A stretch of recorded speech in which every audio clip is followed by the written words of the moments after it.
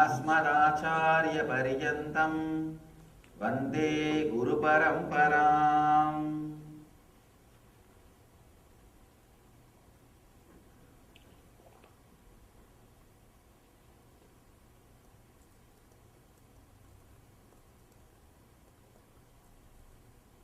I welcome you all with my love and respects.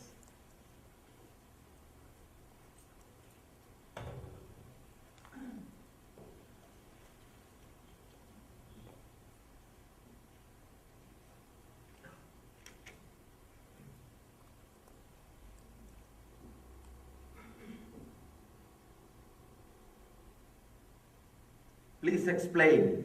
When I become thoughtless, I'll be unable to function in society and work to make a living. These are called hypothetical questions. And I can say hypocritical questions. Understand? Before you start practicing itself, you have started planning for you already started planning about its after effect. What will happen if this happens? What will happen if that happens? First thing, the moment you say, when I became thoughtless, after that, you can write anything after you became thoughtless, that's all. Not before that. When you start imagining and creating problems, nobody can find solutions. This is an imaginary problem.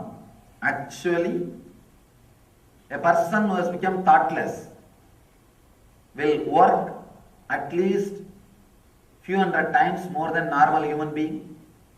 He will be productive to the society. He will be productive to the whole world. Only one thing will be missing. The constant irritation and suffering you are carrying now will not be there. That's all. Except that there won't be any other difference. There will not be any other difference. You may miss just your irritation and your suffering. That's all, nothing else.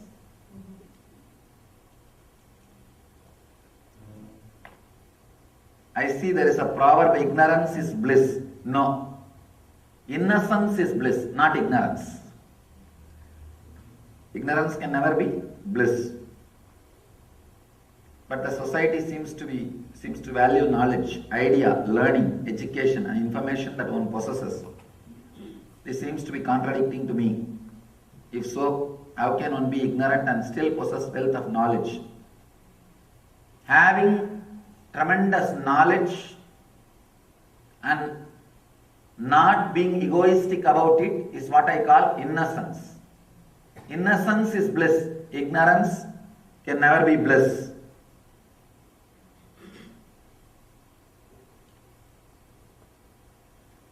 Just this one clarity, one click is enough.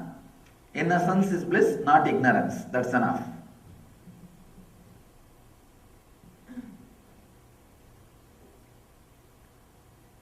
Here is somebody is asking, could you please explain with examples to drop the ego, the thinking ego? There's a very beautiful story from Ramakrishna. One person comes to Ramakrishna and says, Master, my husband is threatening me continuously that he will become a sannyasi.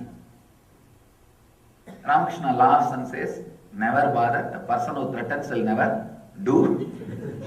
The dog which barks will never bite. So don't bother, he will never do. He tells a beautiful story, how a person will become Swami, sannyasi. One couple was fighting with each other, and that guy was threatening, I will become a sannyasi. She said, she was crying, what you are threatening me that you will become a sannyasi. The brother, younger brother of that person, he comes and says, please don't don't bother, don't worry. This fellow, he says about his elder brother, this fellow may talk, but he will never become Swami. The person who talks continuously will never become Swami. She asks, then who will become Swami? He says, if you want to see how person becomes Swami, just see now. He threw all his clothes and took one towel and tied it around his hip and became a Swami. Left everything and went away. He says, the sannyas happens only in this way. One moment, a clear, strong decision, that's all. Understand? That's a proverb. Think before you jump. I have never seen anybody jumping by thinking. Thinking means what? Dilemma. As long as you are thinking this, you will never jump. At some point, if you have jumped, that one moment you stop thinking. So I can tell you, new proverb, jump before you think. Otherwise you will never jump. You will never jump. The person who is thinking will never jump. They will drag, but they will never jump.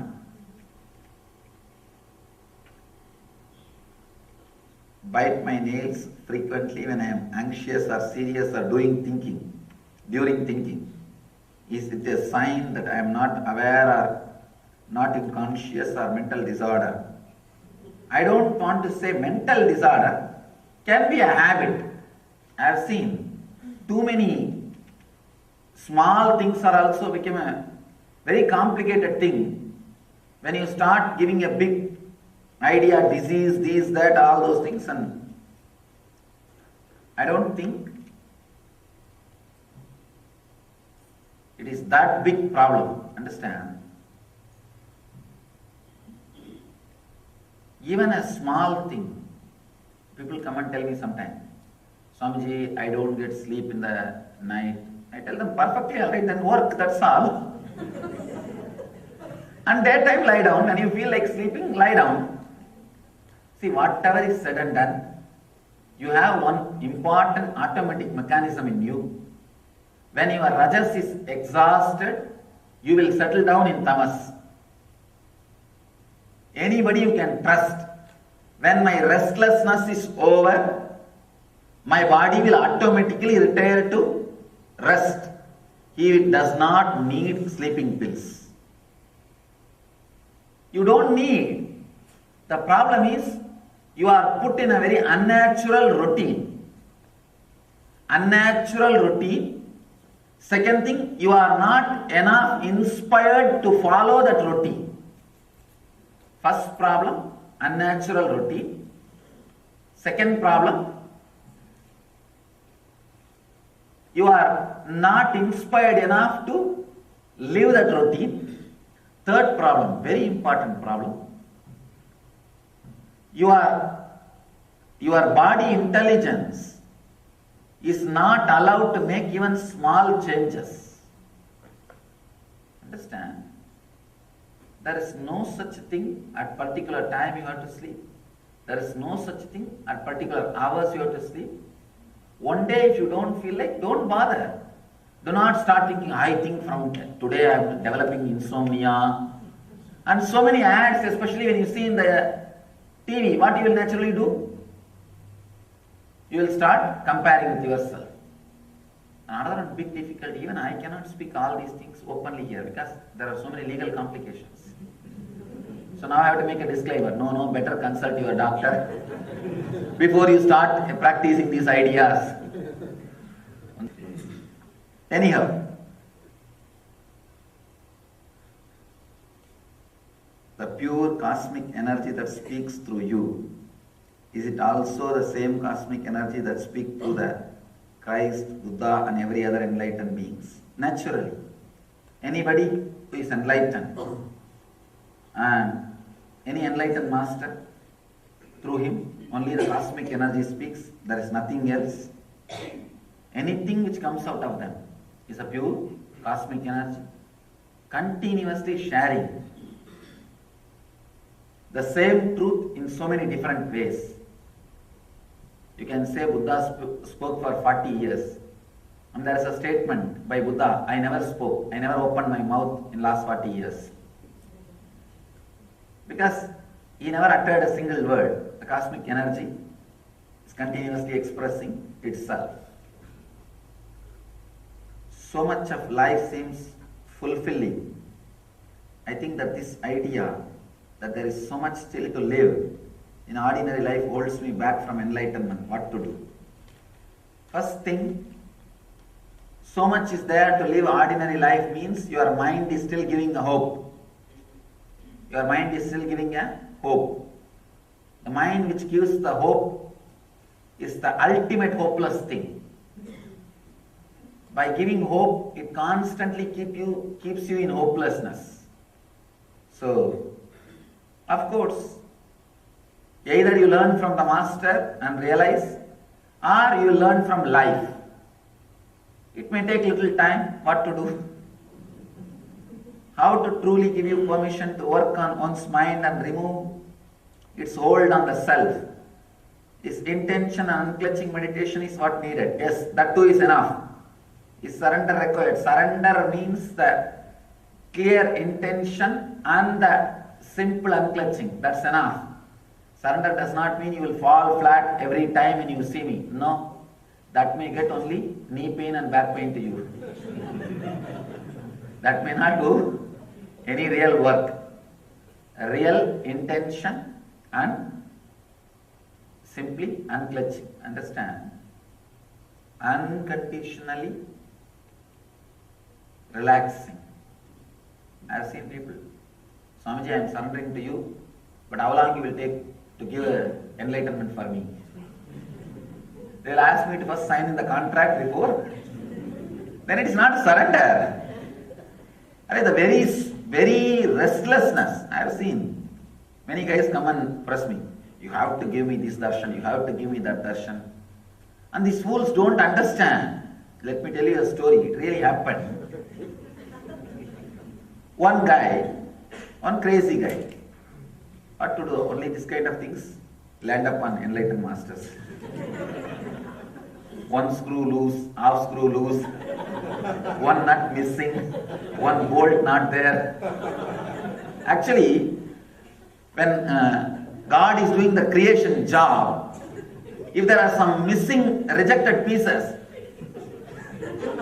customers will sue him. So he is afraid of the suing. He comes down to repair those products, those rejected pieces. So when he comes down, all the rejected pieces gather around him. You will see he will be surrounded by all the one screw missing, two screw missing, half bolt missing, did not get tightened enough. And they all know repairer has come, the plumber has come now, let's go and get repaired. One tube missing, one pipe missing, one screw did not get tightened. Anyhow, and as usual, actually one of our brahmachari told me, Swamiji, I think we have a invisible board outside our ashram. Only half mad are allowed inside. It's like a reflector. See, reflector light means only a vehicle which has light can read that board. Only if this light falls on it, that board will be seen. Like that, there is a unique reflector board. Anyhow, this guy came and he asked me, Swamiji, I wanted to see God. I told, all right, meditate for at least few days, then your body will be ready, then you will be able to have the darshan. Then after 2 days he came and said, no, I think 2 days I meditated, still God has not appeared. I said, don't think that he is just waiting for you to close your eyes and immediately will jump in front of you. Just prepare the body a little bit. Then he said, no, if you want you can show me, do it immediately now. I said, your body won't be able to stand, wait, understand. Then this guy, no, at least show me a ghost. At least show me a ghost, something extraordinary other than the senses. I told him, Arey, you understand. If I can show you the ghost, that same time only it will take for me to show God. It's more easy. But both will create a nervous shaking in you. You need to expand, understand. You are asked to sit and listen to all the teachings before the energy darshan, so that your nerves will be ready to receive the energy. Understand? The real work, the real essence is the one touch which you don't even feel sometime. Oh, I don't see much happening in me. Just he blesses, I also have little faith on him. I go and sit, kneel in front of him. What happens in that 1 second is the essence. Understand? For that only you are sitting. For that only I am sitting. This talking is just preparing you, expanding your nerves so that you can imbibe more. You can receive more. That's all is the truth. I told him, spend little time, have little sadhana. Sadhana means having a psychological revolution will prepare your physiology for enlightenment. Understand? Psychological revolution will awaken the non-mechanical parts of your brain and will prepare you for physiological enlightenment. Your physiology will be prepared for enlightenment, for the conscious explosion. So I told him, Arey, both are going to be same job for me. And it's not a big thing. But you should be ready. He said, no. At least show me a ghost. Anyhow, I just avoided him. And funny thing, he was driving me from the ashram to another one place. During my trip, I was undertaking a trip. This guy said, I will drive you, Swamiji. I said, all right, drive. We were driving. It's something like a 12 hours drive. In India, 12 hours means you will cross only few hundred miles. Don't think 12 hours means thinking like from here to Seattle, not that length and all. 12 hours means at the most per hour you can cross only 40 or 50 kilometers. Means 25 miles. Not because of traffic, just because of road. And if you are pregnant, you don't have to go to hospital. Now, few hours of drive in the Indian road, you will deliver the baby. Anyhow, he was driving me. This crazy guy, I cannot imagine. On the way, there was a burial ground, cremation. So he drew and he stopped the car near the cremation ground. He pulled over the car and he said, I will not drive unless you show the ghost now. No, really understand. Literally it happened. Literally it happened. And there is a big, usually I go with some 10-20 cars.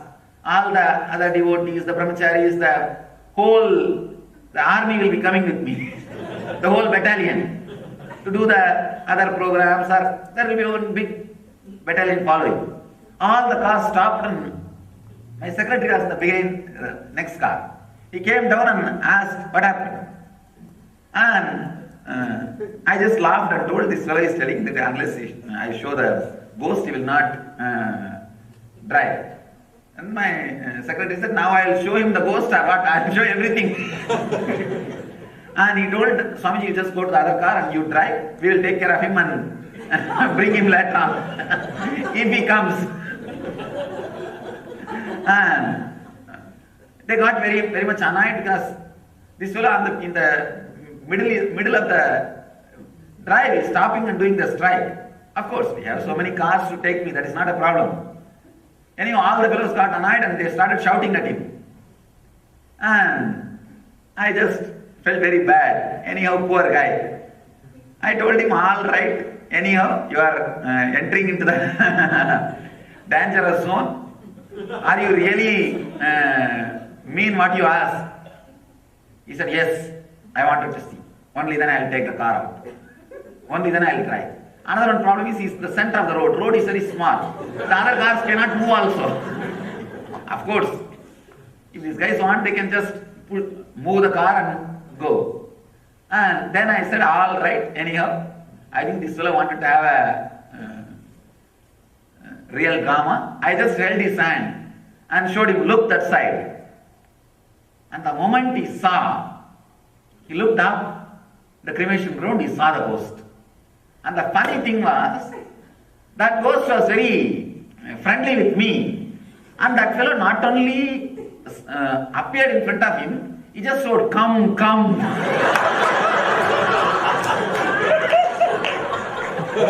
That's all. This fellow, this guy who asked, literally he pissed.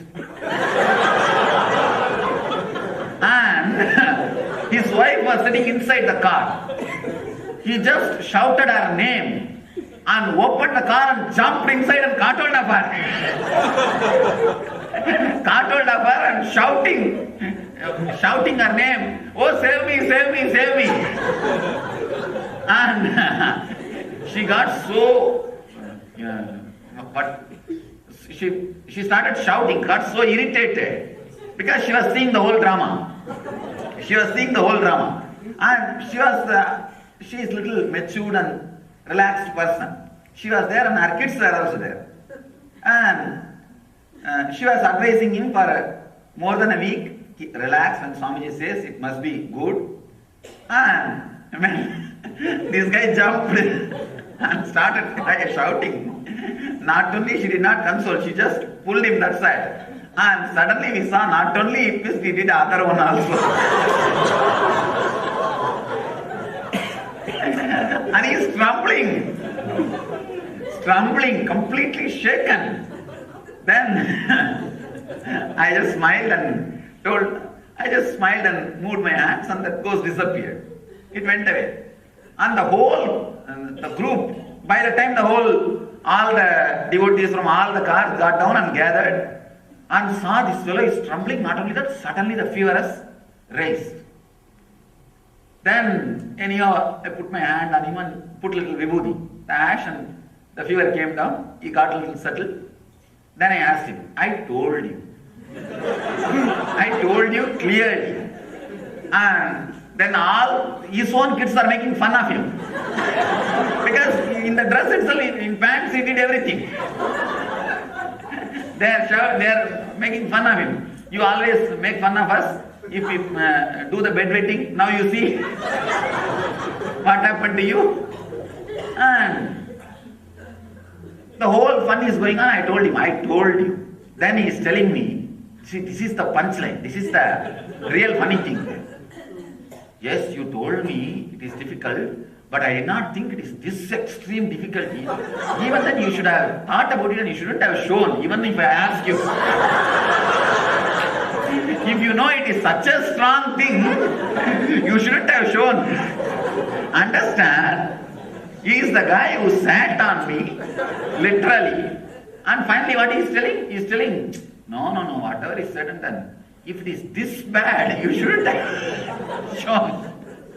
Of course, I also did not think he will do that all, 1, 2 and all in the dress. At the most, I thought he will have some shaking, some crying or shouting. This guy. No, I can still remember and visualize the scene. And it took something like 1 week for him to settle down again. And the poor guy, not only could not drive that night, it took more than 1 week for him to drive again. And even in the night time, his own cloth, if it falls on him, suddenly he comes, gets up and shouts the wife's name and cries, hey, save me. It took literally 1 week, understand?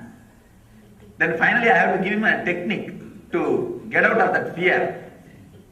Because the fever came down, the physiological effect has come down. But that psychological fear, he is not able to get out of it. And not only that, because he saw that ghost once, he started fantasizing again and again. Even after 2-3 days or a week, he started fantasizing that as if the ghost is appearing and calling him again, come.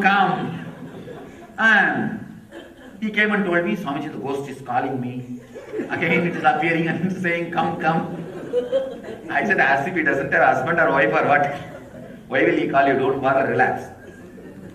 And after a week, I saw the problem has become serious. This guy comes and says, no, that ghost is telling me it is not my fantasy or illusion. He is real ghost.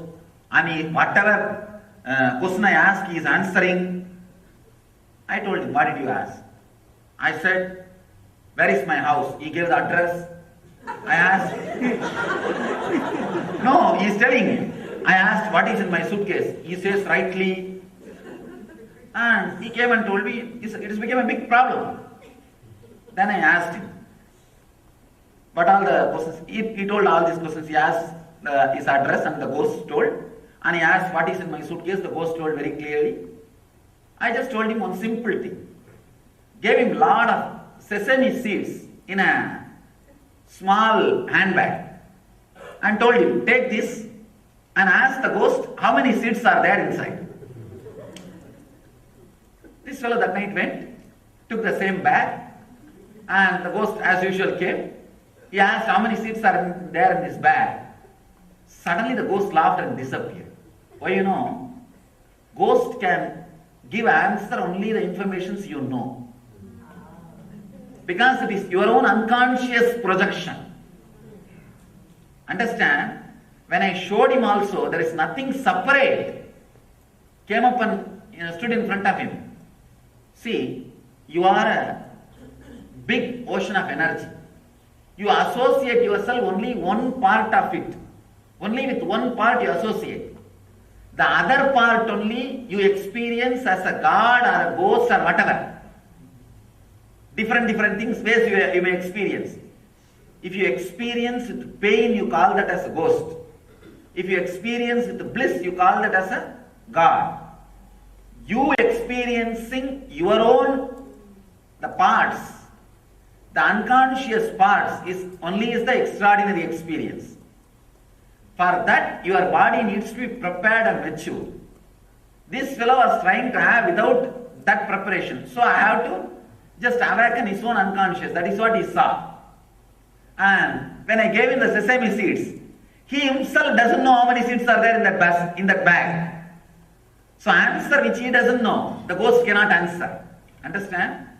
Whenever you see a ghost, if you want to check whether it's a duplicate or original, ask something which you don't know. Take a bag full of sesame seed and ask the answer. He will disappear. Then suddenly you will see it's your own unconscious projection. When it disappeared, the next day when he came, I saw he is completely relaxed. And it never came back again. But at least it took 1 month for me to settle him down. And even now he blames. All he says is, yes, I asked, that is true. But I did not know it is such a serious thing. You know it is such a serious thing. You shouldn't have given. You shouldn't have allowed. So understand, before asking or surrendering, have a complete deep surrender.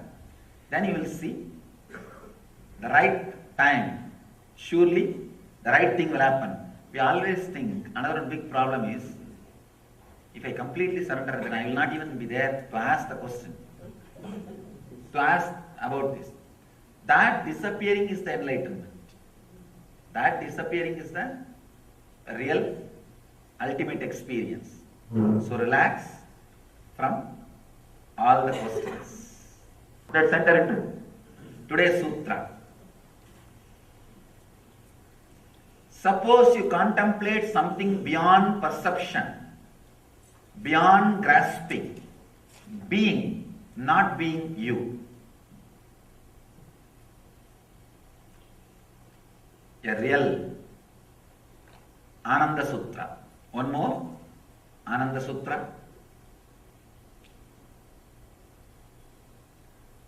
Suppose you contemplate something beyond perception, beyond grasping, being not being you.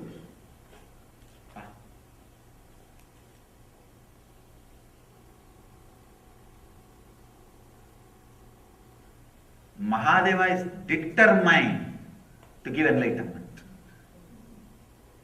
He is stubborn. He has decided any kind of minds, let it happen. I'll see that that mind is liberated or that person experiences the truth. Understand, let me repeat the sutra once more. Suppose you contemplate something beyond perception. Understand? Anything, the moment you perceive it, the moment you are able to think about it, it becomes past. It becomes past. Even you sitting and thinking about enlightenment is past. You sitting and thinking about me is past. You sitting and thinking about some god or deity is past. Understand? Here he is revealing an important secret. Anything you sit and think, if you are able to perceive, it is of past. Even you sitting and thinking about me is about past. The real me is present, but that you cannot think. Here, Mahadeva is giving a wonderful sutra. I can say, nothing can be compared to this sutra. Every sutra gives that feeling. That is another one problem. Every sutra gives that feeling. Understand? He is saying, try to contemplate something beyond perception. Means, try to think of something beyond. The yesterday's sutras, deeper version. Yesterday he said, just think beyond.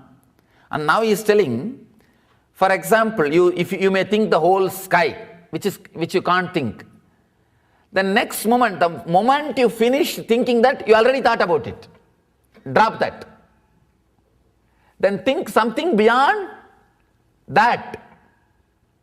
The moment you finish thinking about that, then again now you are able to think about it. For example, the first beginning, when you try to think something beyond thinking, you may think the whole solar family. That itself is too much. But the moment you thought the whole solar family, you already made that also into your thinking.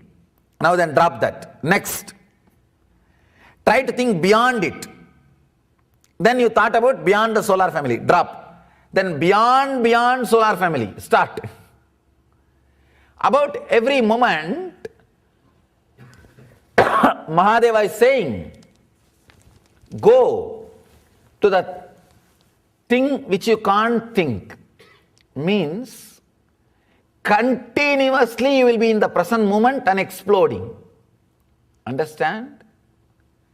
The moment you are able to grasp something, think something, you already made that into past, into your property, your mind can flourish on it. Your mind can flourish on it. If you think God as Devi, your mind will start flourishing on it. If you think God as the sun, your mind will start flourishing on it. If you think God as the whole sky, your mind will start flourishing on it. But continuously, if you drop whatever you thought and go to the further, I can say, this is exactly what is happening inside me. Understand? Mahadeva is exactly verbalized. I want all of you to understand one important thing. Enlightenment is ultimate but not final. The ultimate will happen to you now. The moment you understood the ultimate has happened, that is no more ultimate. Then again one more door will open. The ultimate to that ultimate will happen. It's like your mind can receive 100 information and it just explodes. Now it is able to receive 10,000 information. You think this is ultimate, oh God. from 100 to 10,000, what happened to me? The moment you understand, God, now 10,000 I am able to understand, receive, that will explode and become million information. The moment you say, oh God, million I am able to do, that will explode, become 100. Means continuously the ultimate explosion happening, and expanding. That is what we call Big Bang. Master's body is a constant space where Big Bang is happening. You may think, then where we are going to end? What is going to happen? That is what, there is no end. Intense life happening. Causeless auspiciousness happening. Understand? This can be a great revelation. This is what Upanishadic rishis say, neti, neti. Not this, not this, not this, not this. The moment you are able to grasp something, say not this. Drop it. The moment you are able to grasp something, this moment, drop it. Not this. If you can drop continuously, even from the technique you are practicing, you will see the real experience happening. People ask me, what technique you practice every moment, Swamiji? Nothing. Dropping every moment, whatever is happening is what I am practicing. Understand? A very simple understanding. Always exhale. Inhaling will be done by the life by itself. The life which is inside you will do the inhaling. Just drop. Think further. Which you can't think. The moment you finish thinking that, you can't. Even if you are thinking that you can't think, drop that. It is a very subtle process. I can't even use the word process. It is a real powerful thing to be in enlightenment, to live in enlightenment continuously. When I say, it will be very difficult for mind to grasp, because mind will always try to grasp everything and keep it in the refrigerator and eat slowly. No, your mind is just like bull. How the bull will do, it will grab everything and swallow. Then later on he will find a place in a corner, in quiet corner he will sit, bring everything back to his mouth and slowly he will chew. Your mind is like that only. It will grab everything and put it in the refrigerator. Slowly it will take and start grabbing, start swallowing, start chewing. Understand? The moment bull eats something, what it is?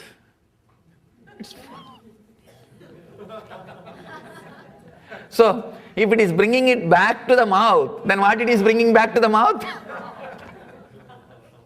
Which is halfway to the... Understand? If you are also bringing the things which is already grasped by you back to the mind, what you are bringing back to mind? You are bringing the same thing back to the mind. Do not do that. Continuously drop. Understand? Person who can continuously drop, he changes the grahas. There is a beautiful astrological sutra. If astrologer says that you are having some negative dosha or negative planetary effects, evil planetary effects on you, sit and do this, or remember to do this process. Cooperate with this meditation. It is not even a meditation, it is just a constant happening, which you need to be constantly just doing, or just remembering. Drop this. Suddenly you will see the planetary effects are not affecting you anymore. Planetary evil effects can happen as long as you are connected to the time shaft. Kala Chakra. Kala Chakra means time shaft. This dropping is like dropping from the Kala Chakra. breaking free from the Kala Chakra. Understand?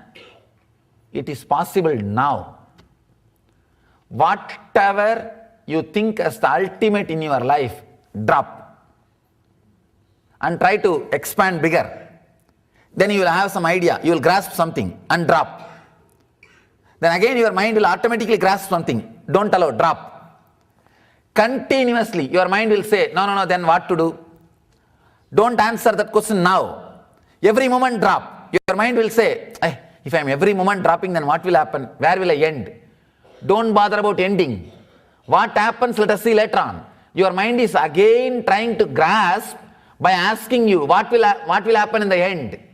If I am continuously dropping, your mind is asking a reason to practice before even starting the practice. Your mind is asking to prove the result before even starting the practice. Do not allow. That is where you get cheated. Understand? Constantly drop. Your mind will say, no. If I am dropping, how am I going to get enlightened? Logically prove me. Then I will start the process. It cannot. Constantly drop. Neti. Not this. One of the great Upanishadic stories speak about this technique. The person is called Svedaketu, great seeker. To him his master gives this technique. Go with the 400 cows and sit in the forest. Just throw away everything. Continuously throw. When the 400 cows become 1000 cows, come back. Very funny technique. If I give this technique to somebody, they will say, no, don't bother Swamiji, I will get you 600 cows, now itself give me enlightenment. Enlightenment is not equated to 600 cows. It was the technique. Throwing everything out. He has to wait with a deep patience and throw out. Suddenly, there is nothing to throw out because everything is thrown out. The person who is throwing out, slowly he is also thrown out. Understand? I cannot actually ask you to lift yourself. I'll just tell you, pull your shoes. Suddenly, the amount of force you put on your shoes to pull yourself and your weight, when these two becomes equal, you will just pull yourself up. You will have a jump. You will be disconnected with the earth. Same thing, understand? It is just like me telling you, pull yourself by your shoes. First time when you try, you won't be able to. Because the effort which you put is less than your weight. Then second time, more effort. Third time, little more. Suddenly, one moment, you will put the equal effort to your weight. Your weight and the effort will be equal. You will just jump. You will just pull yourself up. Exactly the same process will happen. Throw away. Just anything you can grasp, take this one clarity. Try to meditate on real me. Or really, whatever is the cosmos, meditate on that. Maybe you can take the idea of God or Guru or cosmos, anything. Try to meditate real cosmos on real Guru, real God. You will come up with some idea. The moment you come up with some idea, naturally you spoiled it with your mind. Now that cannot be true. Drop. Then go ahead. Again you will make a frame. The moment you made the frame, oh God, drop. Continuously drop. Continuously try to grasp the exact ultimate truth. Suddenly you will see, by throwing, understand, when you throw a particular idea from your mind, not only you throw that idea, you actually pick up one part of flesh from your mind also. Every time you pick up some thoughts from your mind and throw them out, not only the thoughts, one part of the bone structure of your mind is also thrown away. So few times when you throw, after that there will not be any bone structure left. Suddenly you will see your whole mind is thrown out. Understand? The whole essence I can say in one word. Try to meditate on real master's form, or real God's form, or real cosmos inside you. What can you do? You will try to grasp the whole sky in your mind. The moment you are grasped, that is no more God. Because your mind cannot grasp. If your mind can grasp, then your mind is greater than God. The moment it is grasped, no, it is not God. Then drop. Then try again. Grasp something bigger than that. Understand? This is such a powerful expansion. This is exactly what is happening every moment inside me.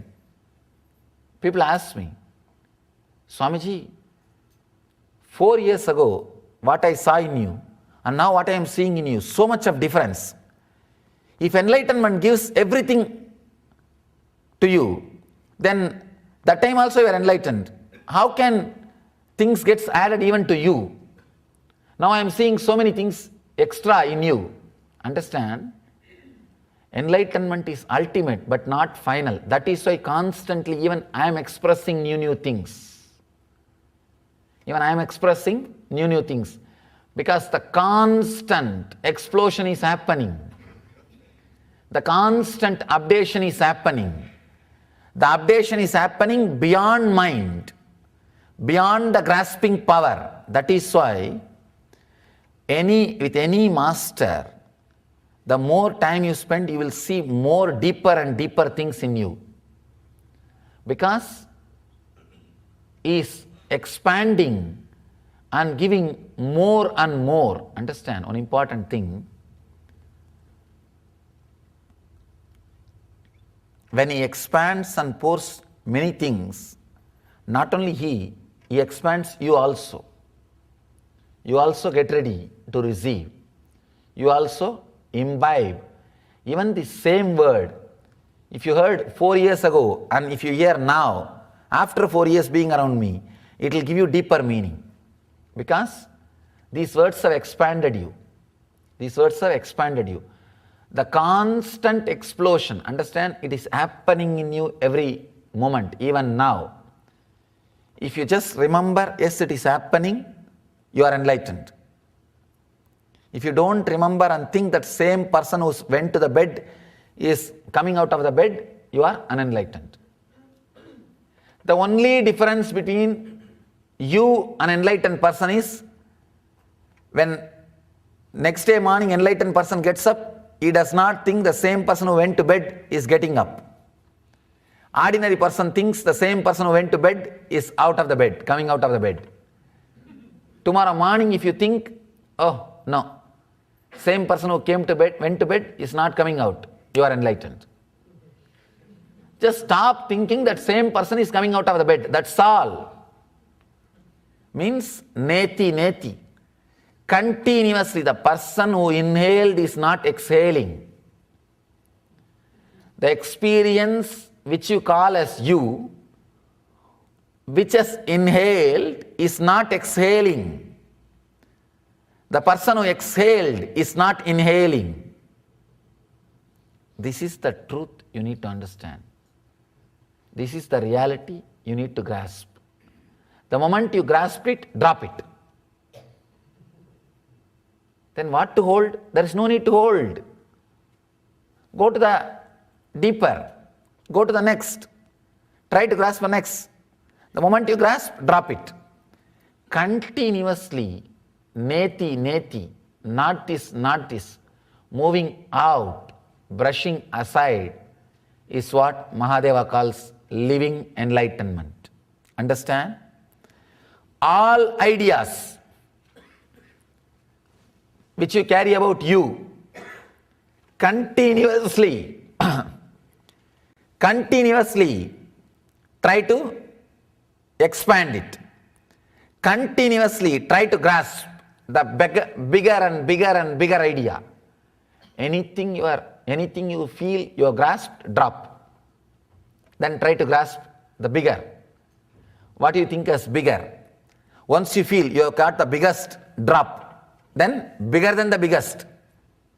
Then bigger than the biggest. Continuously, in this way, you will be centered in the present moment. I understand this is a one and only powerful, foolproof technique to nail you in the present moment. Anything else, the moment you think you are in the present moment, you are not in the present moment. Already you are in the past.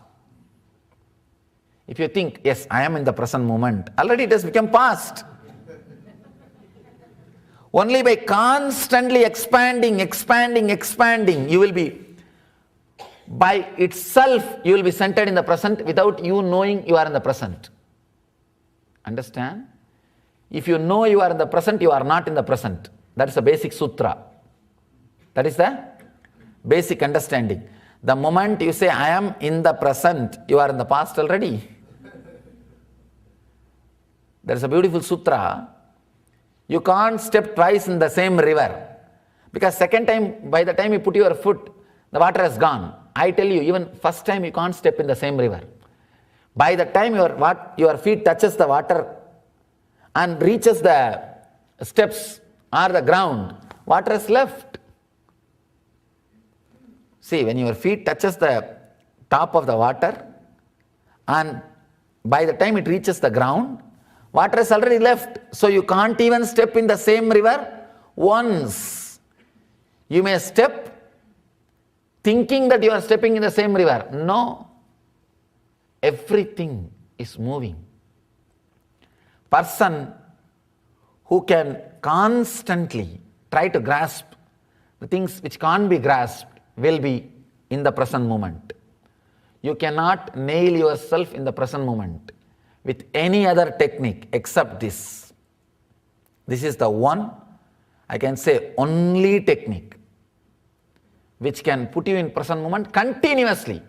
Because any other technique you can get cheated. At one point you may stop. But here, continuously dropping, neti, no.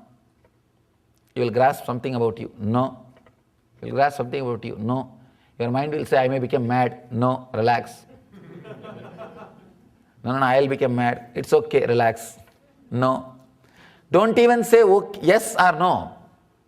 Even saying yes becomes a negative visualization. I have seen people tell me, sometimes I get the fear that I may have a particular disease, Swamiji. If I say yes, it's okay, I'll manage, then again it becomes negative visualization. What to do? Neither say yes nor say no. Just drop. Who cares? Do not try to logically end the thoughts which are happening in you. You are thinking. Logically, if you end your thoughts, the thinking will drop. No. That is where the big mistake. I have seen people thinking, let my son get married, I will become Swami then. Let my brother get settled, then I will take Vanaprastha. Never be able to do. Either you jump now or never. Never. That's all. Whoever thinks, let this happen, then I will, no, it will never happen. That is what is mind. The moment you think, I'll finish this thought, then the thinking will be, I can drop. No. Because the moment you finish one thought, you already now become efficient in completing thoughts. Naturally, you will start having more thoughts. You become master of completing thoughts. Same way, the moment you think, I'll finish this responsibility, then take up. The moment you finish that responsibility, now you have become professional in finishing responsibilities. Naturally, you will take up more responsibility and more commitment. It never happens. Do not think by completing a thought, a logical reason, I'll drop thinking. No. Your mind may be crying, what is this? You are trying to grasp something impossible. Drop. If you go on doing this, you think you'll become enlightened, your mind will say, drop. And your mind will say, by doing this, Will I become enlightened? First logically prove. Drop. Continuously trying to grasp which is beyond grasping. Which is beyond grasping. It will practically put you straight on the present moment. It's like a constantly you'll be running. It's practically like a treadmill running. You will be thinking you are running, but you are in the same place. But your energy is just exploding. With this technique, the same thing will happen. You will be thinking that you are grasping. You will be in the present moment. Suddenly the energy will explode. Energy will explode. Understand? Very powerful, very strong method. With this method, you will never be caught in between. I tell you, any technique, any method, one dangerous thing is at one point you will be caught in the technique. You will be caught with the method. Killing the technique is the worst thing. Killing the method is the big problem. Sometimes I really feel J. Krishnamurti is the greatest master because he never accepted any technique, any method. But the problem with Krishnamurti's way is starting is very difficult. You can't start. All the techniques which does not need to be dropped, starting is difficult. All the techniques, starting is easy, but dropping will be difficult. Here Mahadeva is answering that problem. Understand? First and last solution. I can say this technique is first and last freedom. This is the first freedom for you and last freedom for you. When you start, easy. Same way, you don't have to kill this technique. This technique is suicidal by itself. It will die. It will disappear. This technique will just die by itself. You don't have to do anything. I can say this one technique independently, without changing its form, can change your form. Any other technique, by the time it changes your form, that will also change its form, and it will reveal deeper and deeper understandings to you and lift you to the other level. With this technique, you don't have to bother about the deeper understandings revealing. No need. No need. Even if there is an idea, the deeper understanding will be revealed to me as I progress. When the deeper understanding comes in front of you, you do not know whether it is understanding or your own mind playing the game. You will not know. Ramakrishna had the clarity, it is Kali telling me to cut herself. But if it is you, you will think whether Kali is telling me to cut herself or my own mind is telling. You will not know. You will have difficulty, you will have illusions, you will have problems. Then you need somebody to support. I can say this technique is a complete idiot's guide. You don't need any explanator. You don't need any commentator. You don't need any other help in the halfway. No. Just initiation is enough. Initiation is enough. Just live it. That's enough. Actually, living and leaving is one and the same in this. Just by the very pressure of leaving, the living will be happening in you. Understand? Where the living and leaving meets. This is the technique where living and leaving meets. Here you are just leaving everything continuously and living is overflowing in you. The moment you think living is overflowing in me, leave that also. Anything which you hold is already become old stock. Understand? For any medicine, any medication, you will see an expiry date in the bottle itself. For any meditation, expiry time is 1 kshana. 1 second is the expiry time. Second moment, if you are trying to do, it's expired. You are trying to play with the dead body. You are trying to play with the corpse. Only this technique. Even in this technique, one great thing about this technique is, Here you are given a clear idea, expiry date, 1 second. In this meditation technique, we have to put expiration date, 1 second. Do not do it more than 1 second. Means what? In the medicine bottles I have seen the date of the production and date of expiry. Some places I have seen, after you purchase this, do not use after more than 3 months. After you open the seal, do not use more than 3 months. We have to put on this meditation technique. After you understood, do not use more than 1 second. Very, very important understanding. Very, very important revelation. Anything, I can say, anything, when you don't know the expiration date, when you don't know the expiry date, the same medicine can become poison. All techniques at some point, because you don't know the expiry date, will become poison. Only this technique comes with a clear expiry date, which can never become poison inside you. Even if you try to swallow after the expiry date, just by its own virtue, that will not go inside. That will not go inside. The meditation technique with expiry time. So it will not become poison in you forever. Understand? Let me read again. Suppose you contemplate something beyond perception, beyond grasping. Try to grasp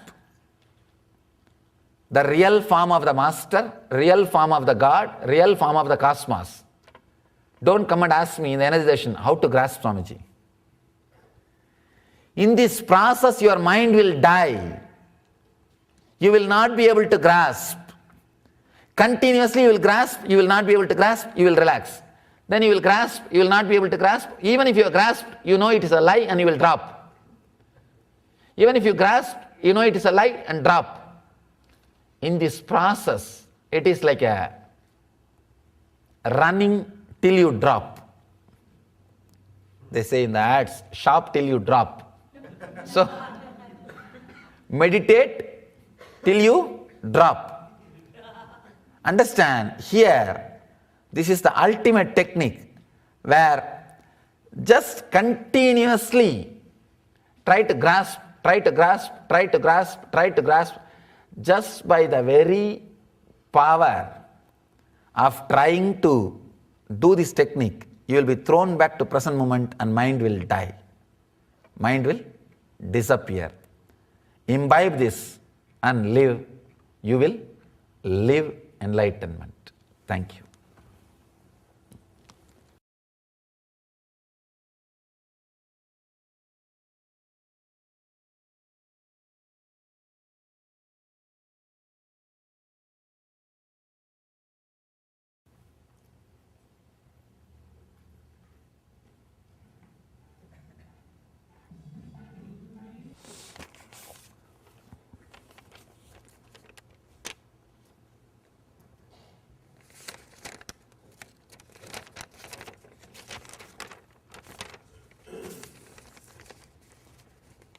Thank you for all the gifts you keep showering. Just when I embrace the last gift, you send another and many more.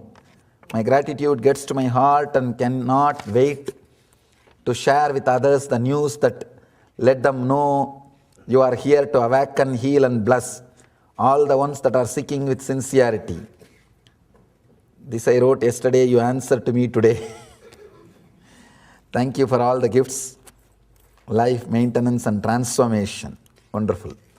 Only with this gratitude, when the sharing the message is done, it brings the result of adding more joy to it, joy to you.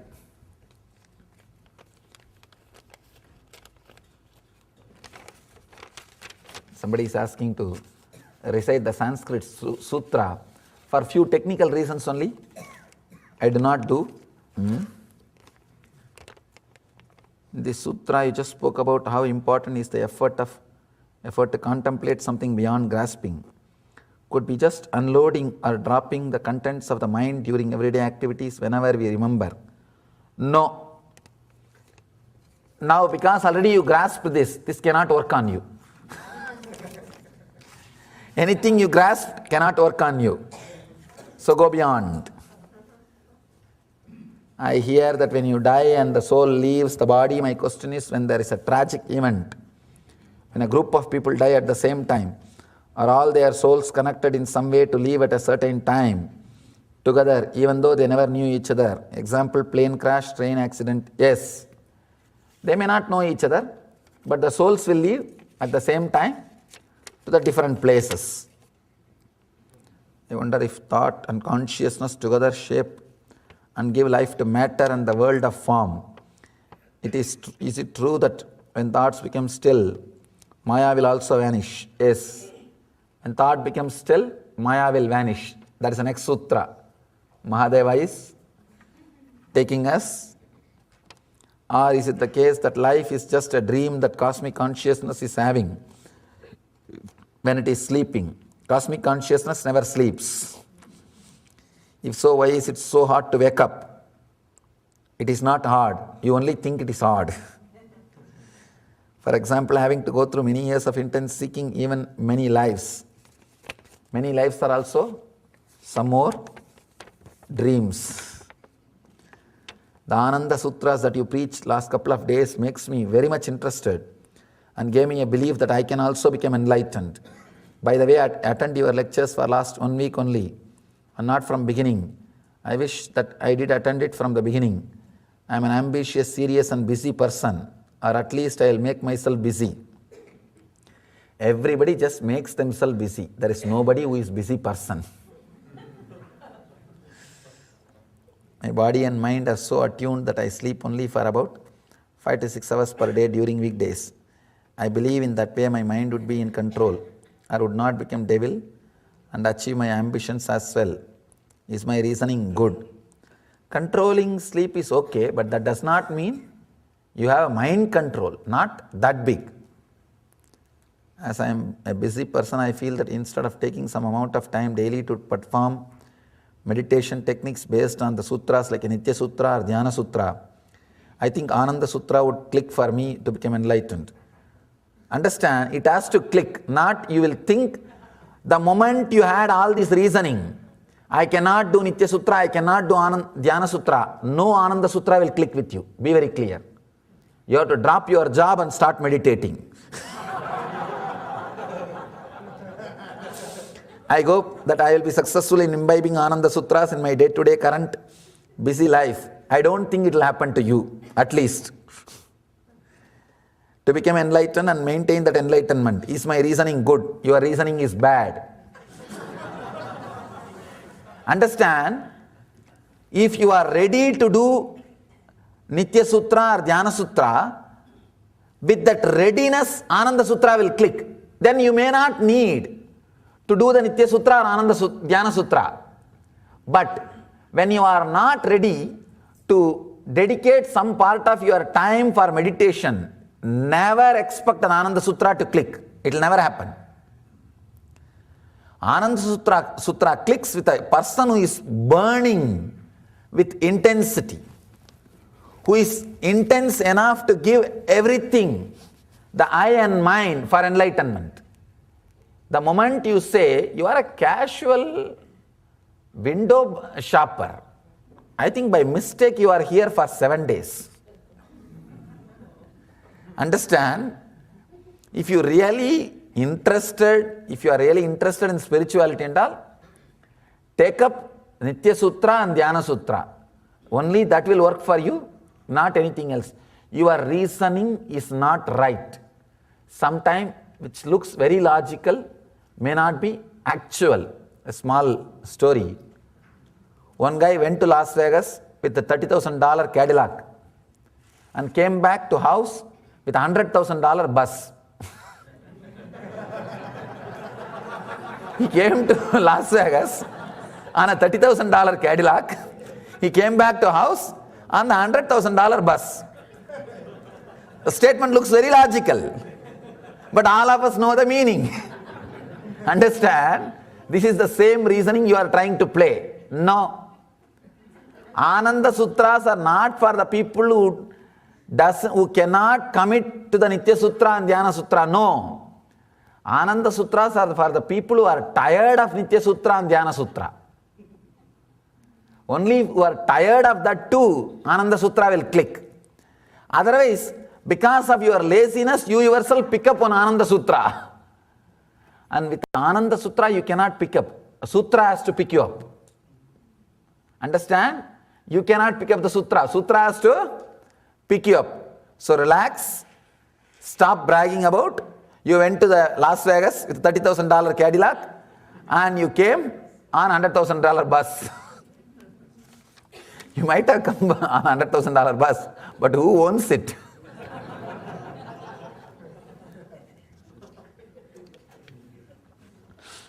Wrong reasoning. Let's enter into the next sutra. I am existing. This is mine. This is this. Oh beloved, even in such no illimitability, God. Last sutra Mahadeva said, Neti Neti, Na Iti, Na Iti. This is not, this is not. That can lead you to enlightenment. Means just expanding you, becoming Mahat, cosmos, and disappearing into it. Now Mahadeva is just taking the other side, opposite direction to enlightenment. Iti, iti, iti. This is Nitya Sutra. Understand? This is Nitya Sutra. He is telling, come back, iti, iti, iti. Understand? This is a Nitya Sutra. Now he is telling, he is showing the way for enlightenment completely other way. Iti, iti, iti. Means this, this, this. Becoming microcosm. Understand?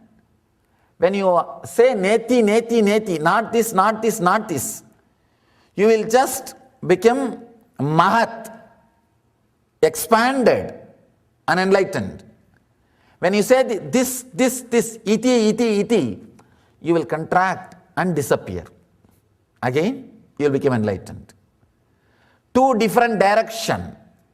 The second technique is Anoraniyam. How to become atom inside the atom. The first technique which I spoke is Mahato Mahiyan. How to become cosmos, then cosmos. How to become a cosmos and many cosmos is there. How to become infinite where many infinities are there. Mahadeva is giving two techniques. One to become Mahato Mahiyan, now this one to become Anoraniyan. One to become bigger than the biggest. This one to become smaller than the smallest. The problem with Sanskrit word is, I'll become so connected to it. Many times I forget to translate. And unfortunately, you guys also, any word you don't understand, you just skip. I wanted all of you to know an important secret. Whenever you skip one word without understanding, the education will be stopped. You may be accumulating words, but digesting will be stopped. You may be collecting the buzzwords, but the experience, internalizing will stop. Do not pass through even one word. If I start using the Sanskrit sutras many times, people start skipping. People start skipping. That is the reason I try maximum use only English word. Even if I use some Sanskrit word, immediately try to translate. So that the education or getting educated does not stop. Internalizing does not stop. Even if you feel bored or disconnected with one or two words, again to feel connected it will take 5 minutes. and 4-5 concepts which I expressed would have gone above your head. And you will be sitting, all right, I can neither ask, anyhow he is talking, all right, whatever I understand, let me understand. Understand? I am sitting in your place and seeing. I am also enjoying. That is why I am so concerned about exactly expressing the language you understand. I am existing. This is mine. This is this. Oh beloved, even in such no illimitability. Again, I don't think this word is used regularly. I picked it up from Paul Reps, translated the Zen Flesh and Zen Bones, who wrote that book.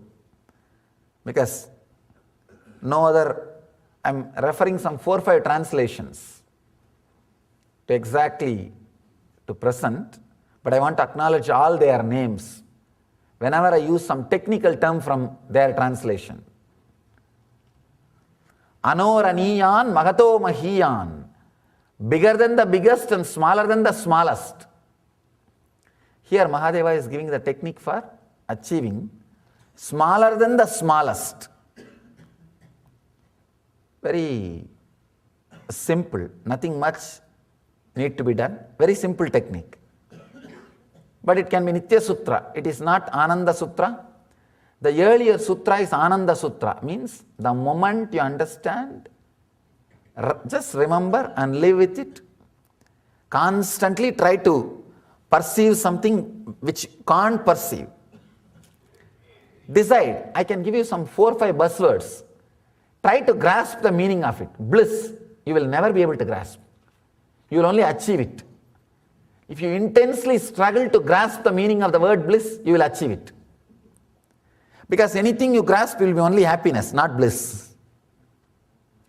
Then drop, try to grasp. You will not be able to grasp. Try to grasp. You will see that continuous intensity. This is what I call turning the intensity into seeking. Restlessness becoming seeking. Seeking becoming enlightened. Just how the Kala Chakra, the time shaft, the present eats the future and makes it past, again the past comes back as future. It's like a shaft, chakra. Past only comes back as future.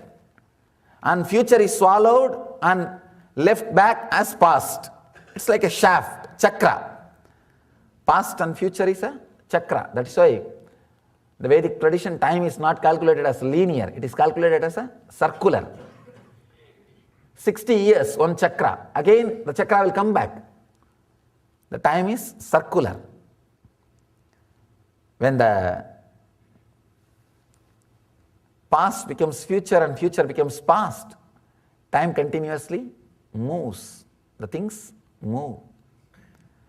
Anoraniyan Mahato Mahiyan, bigger than the biggest. When you are trying continuously to capture the bigger than the biggest, bliss, try to capture the idea of bliss, what it is, what it is, what it is. Try to grasp. Suddenly you will see you are centered to present without even your knowledge. If you have an idea you are in the present moment, you are not in the present moment, you are already lost.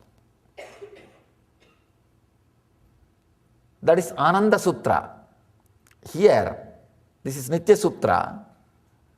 Understand, this is a very simple technique. Every moment, remember, is this. I am this. I am this. Remember that you exist every moment, means bringing you back to present moment. Both same thing, entering through two doors. This exit or that exit, that's all. Entering through two different doors. But with the early techniques, it is a lot more easy because the door was kept open. With this, you may have to open it. Little, nothing else. Coming back. I tell you one thing. With Ananda Sutra, one important thing is it has to click with you. You should really feel, yes, this is mine. I know this is happening in me. Even if you have a single doubt, that is not for you. then come back to Nitya Sutra. Start the practice. Out of laziness, people who choose Ananda Sutras are only, I call, Zen junkies. The junkies who doesn't want to do anything in real sense, just read few Zen books here and there and use all drugs, and they call themselves seekers and they claim they are in ecstasy. That's the problem. And they don't know in which ecstasy they are. No, really, in the modern world, this has become a big spirituality called Zen junkies. In the name of Zen, hiding the junk which we are carrying. No, that will not work. That's a big mistake happened. That's the worst calamity happened to seekers. Thinking that they are already in the level of the Ananda Sutra when they have not even started the Nitya Sutra. Not traveling through the proper steps. See, if you are really in the higher level, you don't have to travel through the proper steps. If you can really do the high jump. If you neither you can do high jump nor you want to walk through the steps, then what to do? Then nothing else can be done. You can be there where you are sitting, but you can be shouting, oh, I am in the highest place, I am in the highest place. You can just hypnotize yourself. No, that will not work. Then they wanted to go to the high. Then they decide some other techniques to raise themselves to high. And it does not work out. That's the problem. I am existing. This is mine. This is this. Oh beloved, even in such no illimitability, come back and say, I am, I exist. Understand? Do not say your mind exists. When you exist, when you are clear, you know your mind is your property. If you are aware of the difference between you and your mind, which is your property, that distinction, if you can maintain every moment, again, if you are thinking, you will not be able to maintain the distinction. Because thinking is your mind. You cannot be thinking. You have to be clear. This is me and this is mine. This clarity also will liberate and make you illimitable, make you expanded superconsciousness. Understand? Very simple technique to come back to the center, to the present moment again and again. It's a Nitya Sutra. Try. If the Ananda Sutra is not clicking, then click, try this Nitya Sutra. This is the path. Surely, when you are centered on you, the world will disappear. It's like when you remember about you, your identity, you wake up from the dream. Same way, when you remember about your strong, true identity, who you are, you wake up from this dream. You wake up from this dream of the world, the Bhavaroga or the Samsara Sagara or Jagat Swapna, the world dream. So come back to the center and wake up. Let you achieve and radiate the eternal bliss, Nithyananda. Thank you.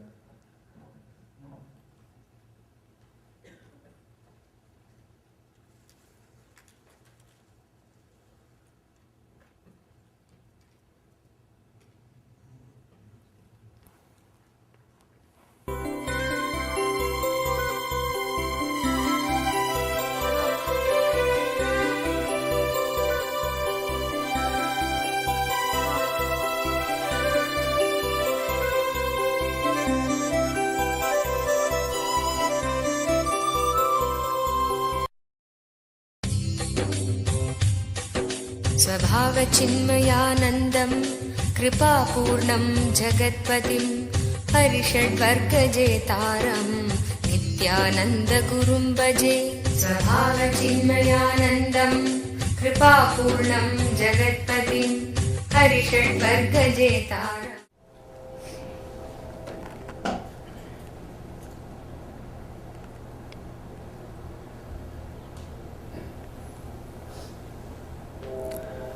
सदाशिवसमारम्भां शङ्कराचार्यमध्यमाम् अस्मदाचार्यपर्यन्तं वन्दे गुरुपरम्पराम्.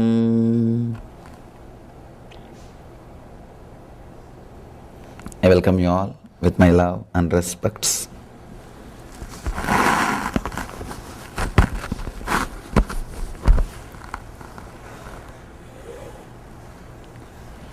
Today, before entering into the subject, I'll answer all the questions. All questions have disappeared.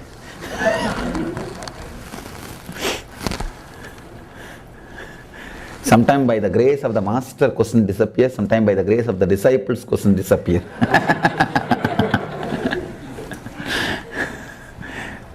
Same act but wrong reason. Small story about this. Same act but wrong reason. The lunatic asylum, 3 people were asking to relieve them, to go back to the house.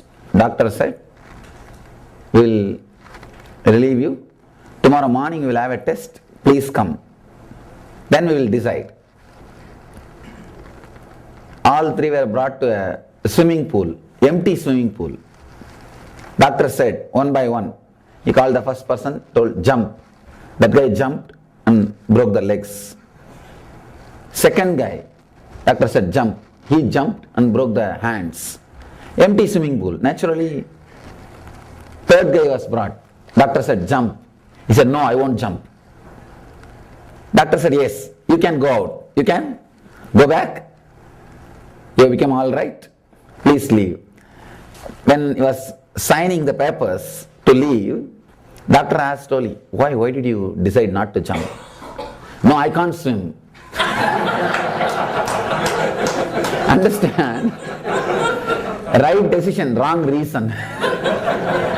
So this news question is disappearing also. It should disappear by master answering. Not the disciples' forgiveness. Disciples forgetting. Right act, wrong reason. There are so many questions. Here is a question in Tamil. I'll first translate in English the question and then answer.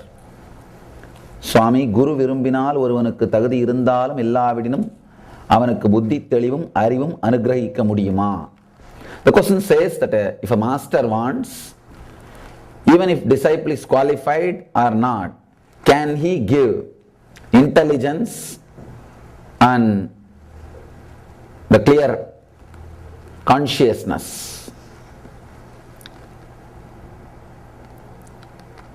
Please understand one story from Buddha's life. Beautiful story. Somebody asked Buddha, you know enlightenment is the ultimate thing. Why don't you give it to everybody? And you can give. Traditionally it is believed, not only it is believed, I know for sure, enlightened master, if he wants, he can enlighten anybody just by one touch. Not even a touch. Just a thought is enough. Nothing else is necessary. He can just liberate anybody, give enlightenment to anybody. Buddha was asked, why don't you give enlightenment to everybody? Buddha said, please go around all over the village, bring people, whoever wants enlightenment, bring them tomorrow. That guy goes around from morning till evening, from house to house. Do you want enlightenment? Do you want enlightenment? Comes back in the evening, empty-handed. Buddha asked, what? Nobody wants. He said, no, 2 people wanted. Buddha asked, then at least bring them. I'll give them the enlightenment. So nice, the 2 people wanted. This guy said, no, they are not interested in coming all the way from there to here and all. If you send by post, it's okay. If you send from here itself, nobody wants. Second thing, even if they want, it's like one more item to be kept in their showcase. Not for transformation, just for some utility. Buddha makes a beautiful statement. God gives you the freedom to be in bondage. Only enlightenment He can't force on you. If it can be forced, even freedom will be a bondage. Understand? You are asking, can freedom be given to a disciple even if he does not want, even if he is not qualified? Now, two things, qualification and wanting. Understand? Even if you are not qualified, it's okay. There is no qualification actually. There is no qualification. But the deep wanting it, feeling that I need it, that should be there. There is no need for any qualification. People ask me, Swamiji, what all you did to achieve this enlightenment? I promise, I had all problems which you are having. When I say all, I mean capital letter ALL. I am not having my own meaning. Don't think that if you inquire about that all, then I will hide some portion. No. When I said all, I didn't mean it like that, like this. No. I am very clear. I had all, ALL. All problems which you have. Not able to trust the existence or not able to trust yourself. These are the few problems. The major problems. I had everything. All I can say, there is no qualification for enlightenment. See, I can tell you from my experience, enlightenment does not need any qualification because I did not have. I did not have any qualification. For somebody to win a lottery, there is no qualification required. All you need to do, buy a lottery, that's all. That is the only qualification. Can anybody say, no, I worked, went all the way to the market and paid $1 and bought a lottery, that is why I won $100 million? No. The work which you did is too small for the result which you got. So enlightenment is always a lottery. It is always a lottery. Understand? Never. Once that experience happens, you will understand. You will really know the truth. It is just a blessing. Whatever you do will be nothing more than buying lottery ticket. Person who bought a lottery ticket cannot say, it came to me because of my hard work. But the fools, we always brag. Once it happens, we always find some reason to connect. No, I was also qualified. I was also qualified. But the enlightenment does not need any qualification. It does not need any qualifications. Great Master Ramana Maharshi says in one of his stotra to Arunachala, Tandadu, Yendanai, Kondadu, Undanai, Sadurar Yargolo, Arunachala. Let me translate. I gave me and got you. Who is the winner? Who is intelligent guy? He says, I gave me and got you. Who is intelligent guy? So enlightenment, you can have enlightenment by giving you. See, giving you is not equal thing for what you received. Even if you have given your whole life, it is nothing more than buying a lottery ticket. Buying a lottery ticket does not mean you have done everything to achieve the result, to win the lottery. To win the lottery. After it happens, you will understand it's just a pure grace and blessing. The result or the effect will be so big, the transformation will be so great, you can't think why you have been chosen.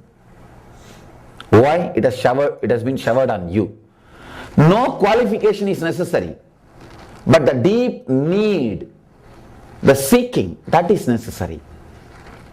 Here, you are asking, if a master wants, even if somebody does not have qualification, Can he give the intelligence and the pure consciousness?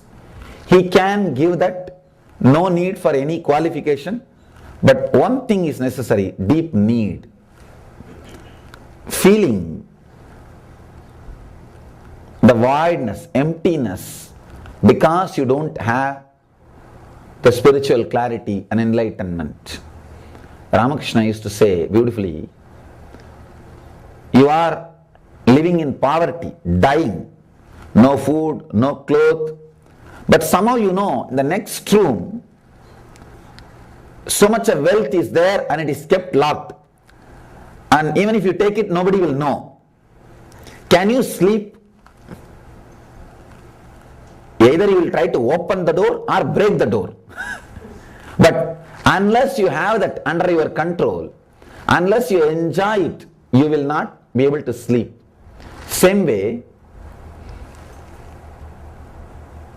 you should know that you are in spiritual poverty, and you should know inside you there is a room in which the whole thing is kept under lock and key, and you will not be able to sleep. That mood, that attitude, that intensity is a basic necessity. Seeking transforms your whole life. Seeking is, I think yesterday I defined seeking. Seeking means unable to feel comfortable just being inside that 5 points, and bored, tired of experiencing excitement just through that 5 points. It happens in 2 ways. Sometime in course of time when all those 5 points have lost sensitivity, Ramakrishna used to say, like a brush which is used too much. If the brush is used too much, all the bristles will just bend and it can't be used anymore. Like that, when all the sensitivity is lost, that time also you will get little intelligence. Oh God, I think I am tired of these 5 senses. I need to go beyond. Sometime, intelligent guys, even from the beginning, they catch, yes, this is what is going to happen in the end. See, in Sanskrit we have 2 words, Anubhava, Anubhuti. Anubhava means in course of time, step by step, when all your senses have lost the ability to excite you, even if they come in contact with the objects. See, even when they come in contact with the same objects which was giving excitement, now there is no excitement. They come in contact with the same object, but there is no excitement inside. That is what we say, that is the time we say honeymoon has ended. See, that word you should understand, honeymoon, not honey sun. How many days the moon will be there? 16 days. The feeling also will be there only for 16 days. That's why it is called a honeymoon. Same object is coming in contact with the same sense, but the excitement does not exist. The excitement is lost. This is called anubhava. Getting the intelligence in course of time is anubhava. Anubhuti means the first experience itself, you know, oh God, I have gone to the peak and fallen to the valley, and this is what going to be. This is not the graph of this one emotion or experience. This is the graph of my life. Just studying one experience, the graph of one experience, the urge and feeling excited, going to the peak experience and suddenly falling to the valley. Studying this one graph and realizing this graph is not just the graph of one day. This is going to be the graph of my whole life. If I live with this formula, this is going to be the graph for my whole life. When I experience that, it is called anubhuti. A simple example, like some people touch all kinds of fires, only then they can realize that all fire will burn. First they will touch the furnace fire, then the cigarette fire, then the matchbox fire. By the time they touch all kinds of fire, all fires, and realize the truth, all fire will burn. Their body will be ready to be burnt. Old. This is anubhava. Anubhuti means when you touch one fire and get burnt, you realize all fire will burn. All fire will burn. This is anubhuti. There's one more state. When you see somebody else touching the fire and getting burnt, you realize, oh God, fire will burn. This is called Paramahamsa state. Anubhava, Anubhuti and Paramahamsa. When you come to the clarity by Anubhava, in course of time, the same objects come in contact with the same sense points, but you feel the same excitement does not happen, then what you realize is called Anubhava. Once you come in contact and you see the peak and the valley, there's one more question I saw. What do I mean by being authentic with emotions? This is what I mean. When I explore that question, we will see a few more points. When you are authentic with your emotion, at least once, whether it is anger or lust, when I say being authentic means going through the whole experience of peak and valley consciously, not justifying. Understand? If you are peak oriented guy, peak oriented means youth, you will forget the valley. If you are valley oriented guy, like negative, you will forget the peak. Understand?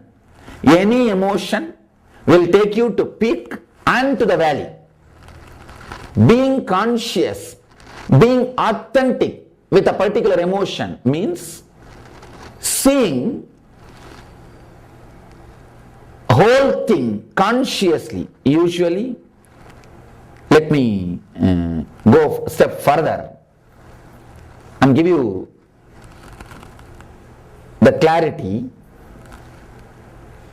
When you are filled with a particular desire, whether it is eating some kind of food or seeing some place or going through a physical pleasure, touch, something. When you are filled with the desire, your whole being is pulsating, vibrating with the desire. Slowly, you get that object. You come in contact with that object, the thing which you want to see or thing which you want to taste or thing which you want to experience the pleasure. You come in contact. Both the object and the sense, when they come in contact, that boiling, the excitement happens. You become just a steam. And suddenly the whole thing cools down. From the peak, you start coming down, slowing down. The person who is too much connected or who is filled with the greed for the peak does not want the valley. He starts cursing the valley, or he starts cursing that low mood, or he creates guilt through that low mood. He tries his best to stop or to postpone the valley. Understand? After every experience of lust or anger, you will see the valley. After every experience, you will see the valley.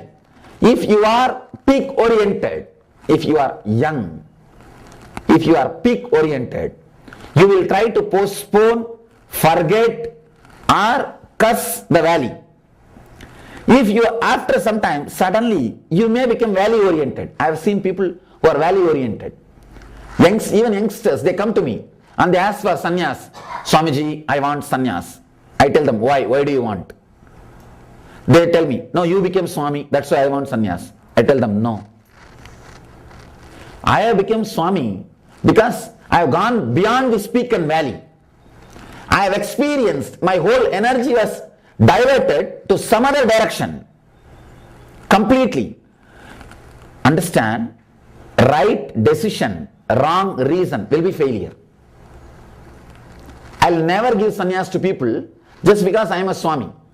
People come and tell me, oh, Vivekananda became Swami.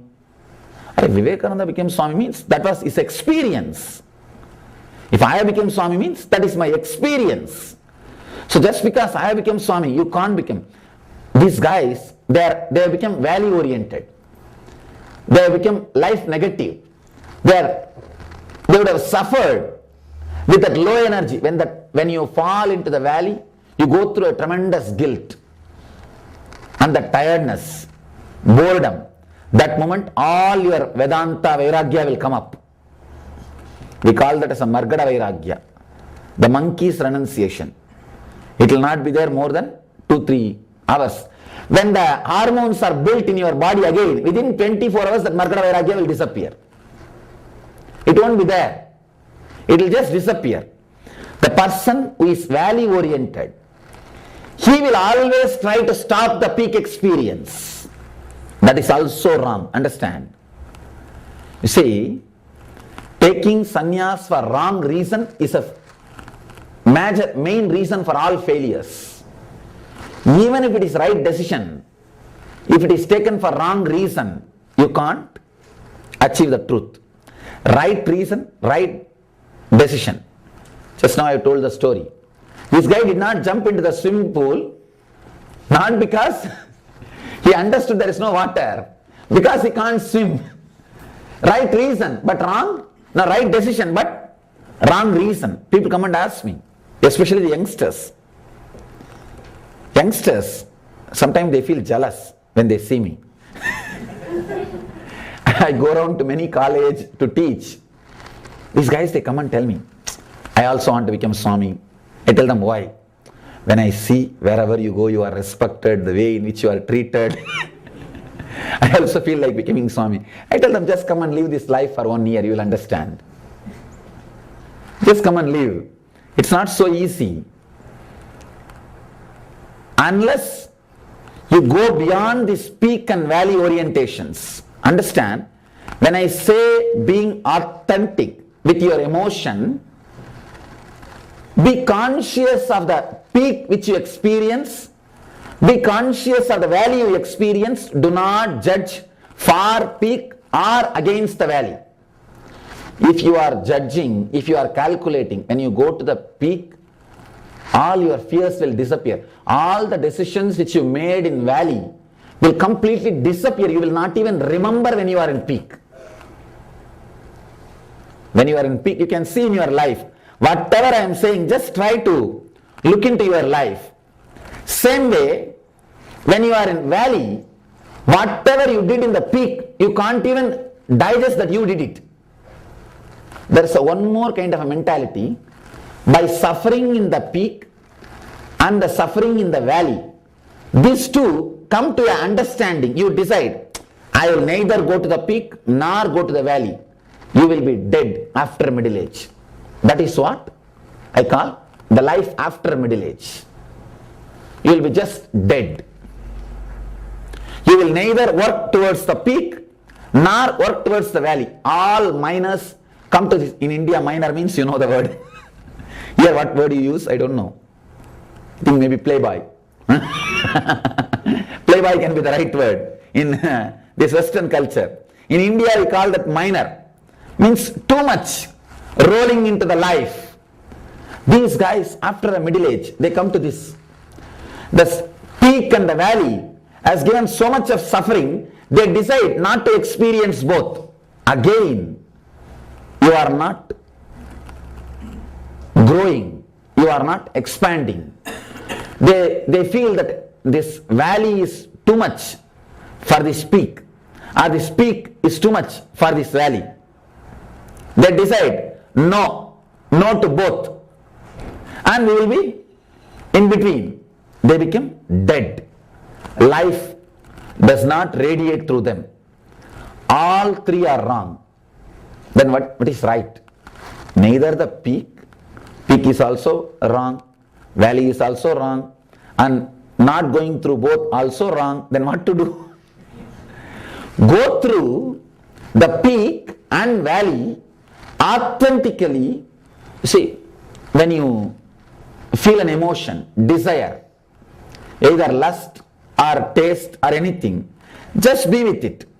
Just be with it and intensely enjoy. Go into it. Intensely go through the whole thing. Understand? Do not allow just other thoughts to mingle up with those emotions. When I say other thoughts to mingle up with those emotions, when you are filled with lust, let you be filled with your lust, not the fantasies which you received from the society. You can see many times when you are getting filled with lust, you will not be filled with your lust. You will be filled with somebody else's lust. I'm going to the deeper levels of the mind. Of course, if I have to teach, sometime I need to open up. I need to go to the deeper levels. If I don't go to the deeper levels, you won't find solution. I may be sitting and talking, but you won't find solution. Many times, when you are filled with anger, you remember some heroes who are expressing the anger, and that body language comes through you. No. Let you be angry as you are. How you will feel anger. Do not throw something just because in some movie you have seen people throwing when they become angry. You can see in your life, you will do the exact things when you become angry. If you are attracted to some hero, what that hero will do when he becomes angry, you will do the same thing when you become angry. No. When you become angry, just do what you want. When you are filled with lust, just express what you want. But you do not go through what you want. You just refer some manuals. What your hero did. You refer the manual. Drop the manual. Go through that experience intensely. Go to the peak. Don't even name that as a peak. Same way, when the valley comes, go through the valley. Don't create guilt. Don't justify. Don't judge. During the valley, all the teachings of all religions will come into your mind. During the peak, all the fantasies which you collected will come into your mind. See, during the peak, all your materialistic heroes are expressing their desires through you. During the valley, all your religious leaders are expressing their ambitions through you. You are no more an authentic person. Whatever you collected, the ideas about materialism, you are experiencing, you are expressing during valley, during peak. And whatever you collected as a religion or renunciation and all those things, you are expressing during the valley. Do not be corrupted, do not be disturbed by peak or by the valley. Just go into it. Let you be just complete animal. See, animal never overeats except if it becomes part of the society, human society. Only your pets overeat because of your training. Wild animals never suffer in obesity. Wild animals never suffer with oversex, with overlust. No, they don't have suffering. They are very authentic with their peak and valley. God saved them. They did not have any religious leaders. Buffaloes do not have any congregation. Now really, one more thing. The so-called renunciation ideas which supports the valley makes the valley more deeper. One important thing we forget. If the valley becomes more deeper, peak also will become more higher. Both are directly connected. Supporting thoughts for valley, supporting thoughts for peak, they only corrupt. They do not let you be authentic with your emotion. When I say be authentic with your emotion, maybe you can understand these two lines. When I say be authentic with your emotion, when you are filled with lust, let you be filled with lust with joy. When you are filled with the guilt, let you be filled with the guilt with joy. Today morning I was filled with lust. Now by evening I am filled with guilt. That's okay. That's okay, perfectly alright. I think this is the way the life energy is moving in me. Suddenly you will see the intelligence awakens. Suddenly in you, an intelligence will be awakened. You will neither be bothered about the peak, nor be bothered about the valley. You will neither try to equate both and be in the middle. If the peak happens to you, you will be in the peak. If the valley happens to you, you will be in the valley.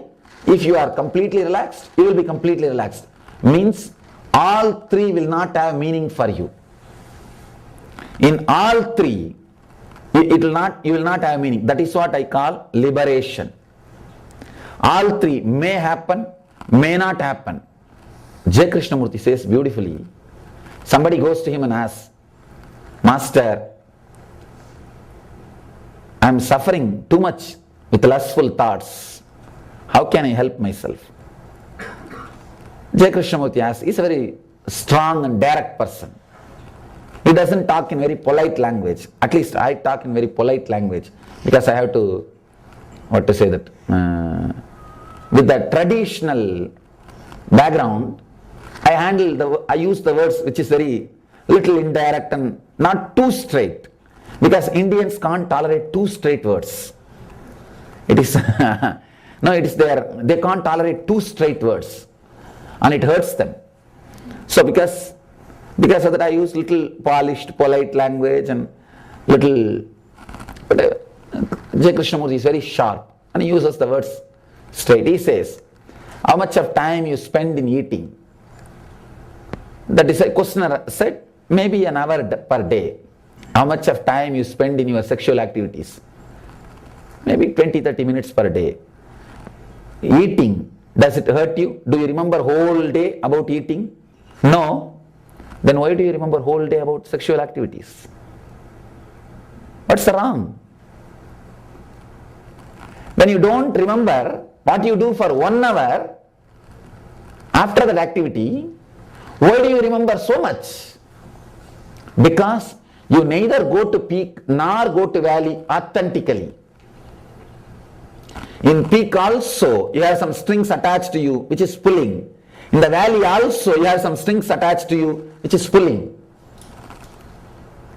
So naturally you are neither in the peak nor in the valley, trying to keep some equanimity, trying to keep some new state with suffering. You see, you are liberated from food if you are not remembering it. When the shoe fits, leg is forgotten. When the chain fits, neck is forgotten. When the belt fits, belly is forgotten. If it does not fit, you will be remembering it. If it does not fit, you will be remembering it. If you have forgotten your head, means you don't have headache. If you are having headache, you will be remembering it. If you don't remember about food, you are liberated. If you don't remember about lust, you are liberated. Not remembering about, see, when I say, when you don't remember about food, you are liberated. I am not saying you don't eat. No. I am not telling you, you don't eat. Sometime actually you stop eating. You don't eat. That's what I call Paramahamsa. Means the person not only is liberated, the liberation is so complete, so full, he is not even aware of his body. He is just living in such a deep inner ecstasy. I am not even asking you to become a Paramahamsa. That is not necessary. The ordinary liberation, just like the questioner asked, questioner eats the food, but he is not bound by it. That can happen when you are authentic with your emotions, with your graph. Even once try. How to try?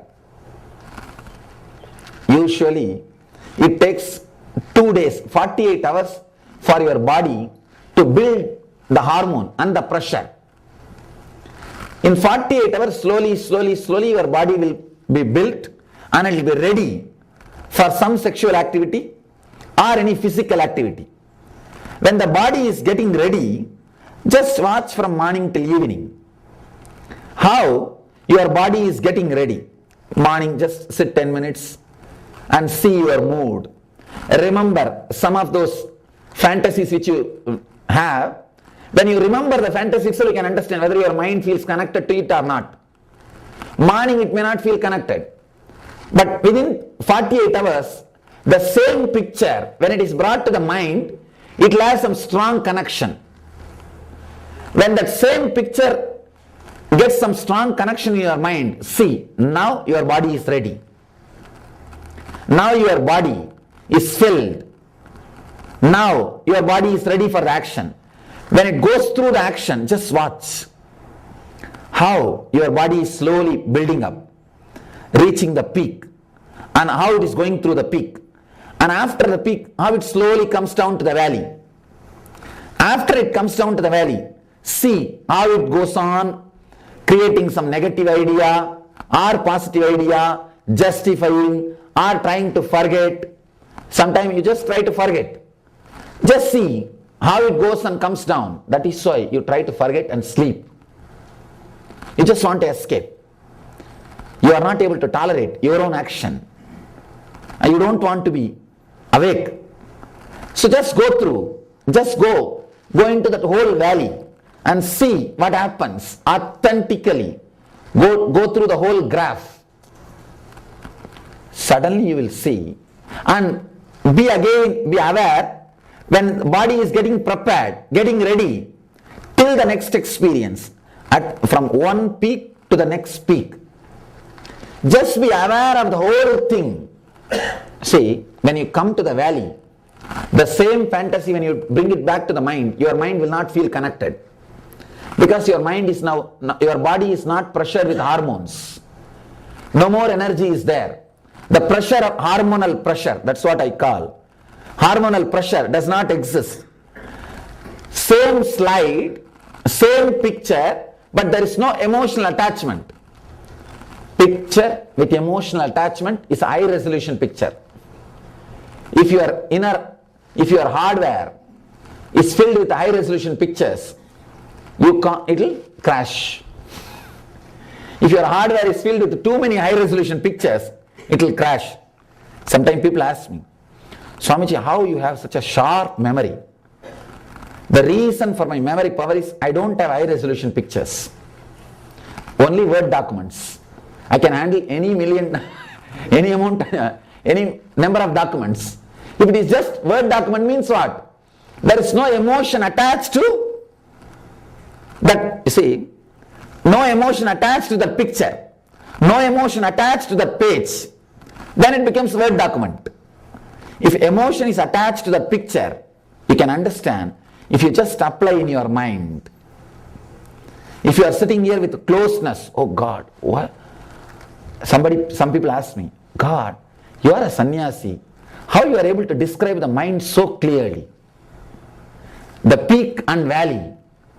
How you are able to tell the whole experience so clearly? I tell them, just because I am a Swami, only I can describe. Only I can describe. A person who never went through the experience can describe the experience much more clearly. Electrician, he doesn't have to switch on and off the switches, but he knows the complete circuit. A normal person who is living in this building, switching on and off every day, may not know the circuit. Person who is living in the Grihastha life, every day he knows how to only switch on and off, he will not know the circuit. But the electrician, he may not have lived at all in this building. He has never switched it on and off, but he knows the circuit. The Kama Sutra, the great scripture on the sexology, is written by a person who is a brahmachari, celibate. Vatsyayana is a celibate. I think it will be shocking revelation for all of you. Vatsyayana is a celibate. And one more thing you should know, the book was taught to his mother. His mother asked him, please teach me the science of the lust, how to achieve enlightenment. for the householders who are living with the body, who are living in the grihastha life, how to achieve the perfection, how to achieve the liberation. Mother is asking a son and son is teaching. That is the Kama Sutra. That's the greatness of our tradition. Anything is used for enlightenment. Every door leads to enlightenment. Every door. They used all possible doors to enlightenment. That is the greatness of our tradition. That's the greatness of our culture. They never wanted to postpone the valleys. They never wanted to postpone the peak. They neither wanted to increase the peaks nor wanted to postpone the valleys. They are ready to go through the life and be liberated. That's the greatness of our culture. Understand, sit with open mind and go through, just see how the mind is playing the game. Be conscious and aware of peak point to peak point. It will not be more than 10 days. In any human being, if you are with a human body, you will experience the gap between one peak point and the other peak point will not be more than 10 days maximum. If you postpone, maybe 14 days. Within 14 days, everybody has to go through at least one peak point, either in the waking state or in the dream state. If you are completely avoiding in the waking state, the experience will happen in dream state. 14 days is the maximum time. You have to go through at least one peak point. Be aware, completely be authentic from one peak point to the other peak point. You will be liberated. It may look too good to be true. I tell you, just see, when the hormones are built in your body, when the hormonal pressure is increased, how the same picture, same fantasy, when it is brought back to your memory, it becomes alive. Your body is ready to respond. Your mind is ready to get excited. But when you are in valley, the same picture does not bring any excitement. It just says, oh, drop it. It's okay, leave it. Go through the peak and valley authentically. Just go in. Do not justify. Do not disrespect. Do not bother. Do not create guilt. Do not have your own judgments. Nothing. Neither fantasy nor vairagya, renunciation. People ask me, Swamiji, should I renounce to get enlightened? I tell them, renounce what you don't have, that's enough. You don't have to renounce what you have. Just renounce what you don't have. You are living with too many fantasies and fears and guilts which is not part of your life. Just renounce those things. That's enough. You will be liberated. If you renounce those things, are you bothered about food? No. Are you bothered about you are feeling hungry every day you have to eat? No. It just becomes life. You don't even remember. Many of you don't even remember what you ate today morning, what you ate yesterday.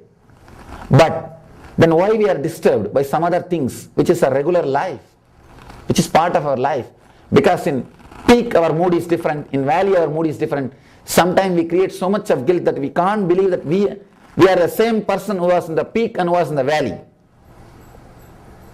So much of misunderstanding, so much of gap. Go through authentically the peak and the valley.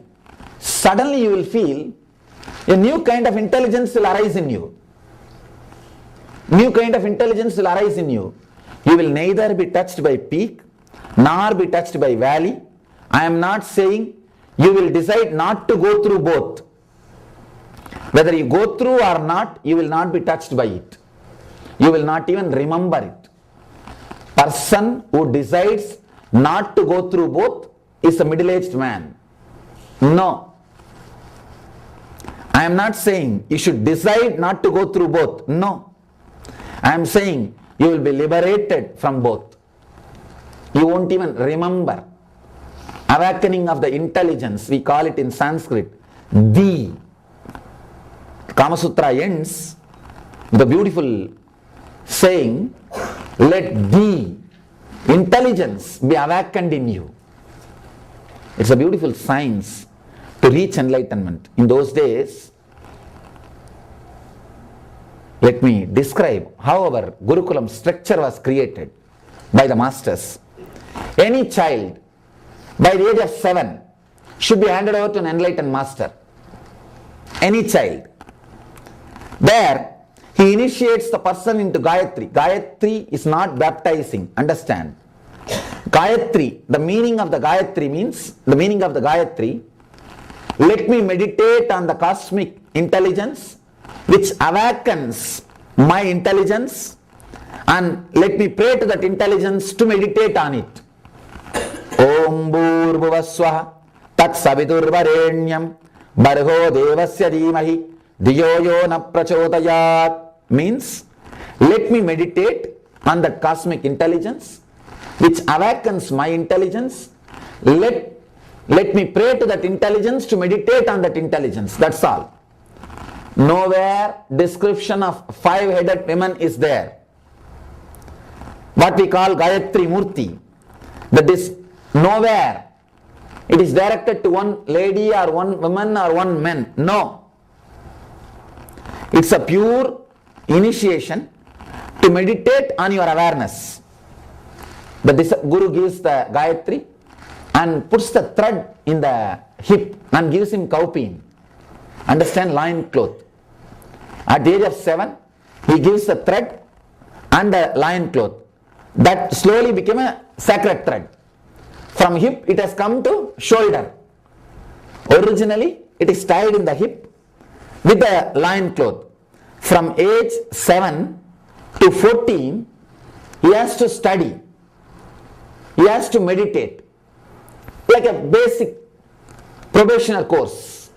Basic things about life. He will learn all the vidyas, like how to be a worker, how to be a businessman, how to be a warrior, kshatriya, and little bit of spirituality. He will learn all 4. In that 7 years, he has to meditate intensely on this Gayatri. By meditation, by the age of 14, if he has achieved the first experience of enlightenment, then his energy will never come down. Means the loin cloth will not have any dirt. Understand? If a master decides, yes, this guy's energy has not come down, his kundalini has not come down, then that boy is chosen to study Brahma Sutra. If somebody is not that matured, yes, his energy is still working towards the lower energy, he attains the physical maturity, then master decides, alright, let you start studying Kama Sutra. Between the age of 7 to 14, the master observes whether he is ready for Kama Sutra or Brahma Sutra. From the age of 14, they start.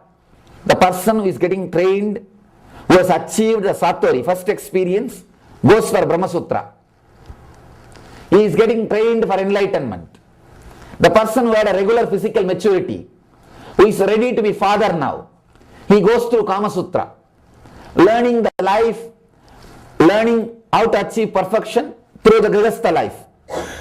From 14 to 21, both of them study Brahma Sutra, and this person studies Brahma Sutra and this person studies Kama Sutra. By 21, the person who achieved the first experience, he will become enlightened.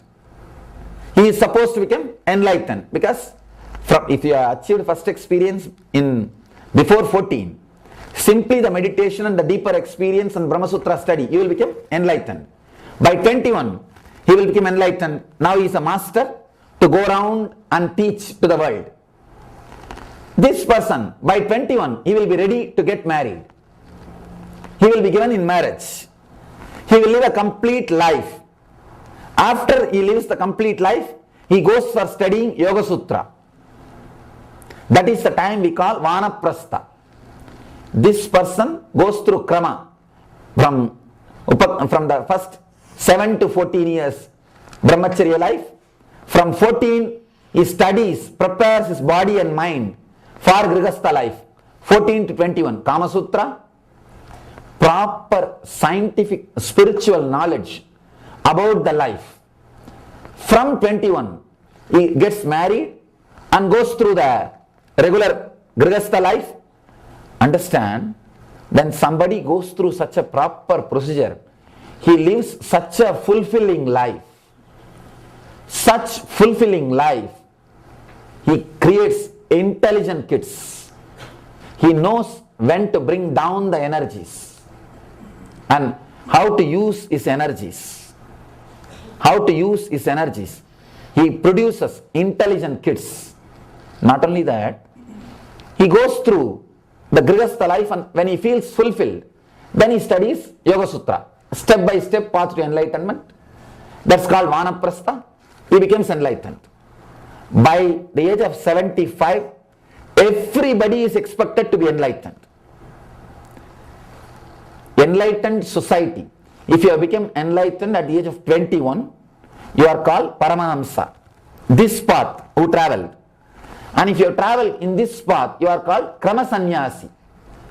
But both the way, either you have become enlightened or you are working towards enlightenment. That is what we call Satya Yuga. Enlightened society. Society which is putting all its energies to enlightenment. This is the way our Gurukulam structure was created. Now you can understand how much of thinking, how much of designing, how much of intelligence, how much of research and development was done to create this system. Nobody is pressured to become Swami. Nobody is pressured to become Grihastha. Each one is given their option. Each one is given their own freedom. It's like a flowering. That is why the system was so successful. Now people are completely in opposite places. Person who is supposed to be a Swami is sitting in the householder life and creating trouble for the women, creating trouble for the wife or the husband or the in-laws, what to do. And person who is supposed to be a householder is sitting in the throne of a Swami and creating all kinds of nuisance, what to do. Now the difficulty is because the system is not followed. Yogo nashta parantapaha. Yoga is lost. Truth is lost.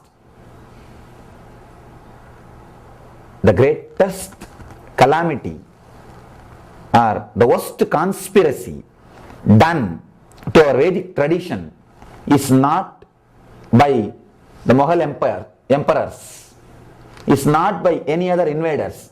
Of course, enough of disturbance is done by them. They have destroyed thousands of our beautiful temples, burnt huge libraries. Dakshashila and Nalanda libraries, we have a record. It took 6 months to burn the libraries for them. Then understand the amount of knowledge you have acquired. All the Mesopotamian culture, whatever we have done the research and development, the whole thing was there in those libraries. Burning that library is greatest loss for the humanity. We had flights, we had surgery, we had all medicines, we had even cosmetic surgeries. There is a record, Shushruta performed cosmetic surgeries. We had everything. It's lost when those libraries are burnt. When those monks were killed. It took 6 months to complete the burning process. Understand how much of knowledge is lost. But I don't think all those things are also able to destroy our culture. The one conspiracy, destroying this Gurukul tradition, has finished.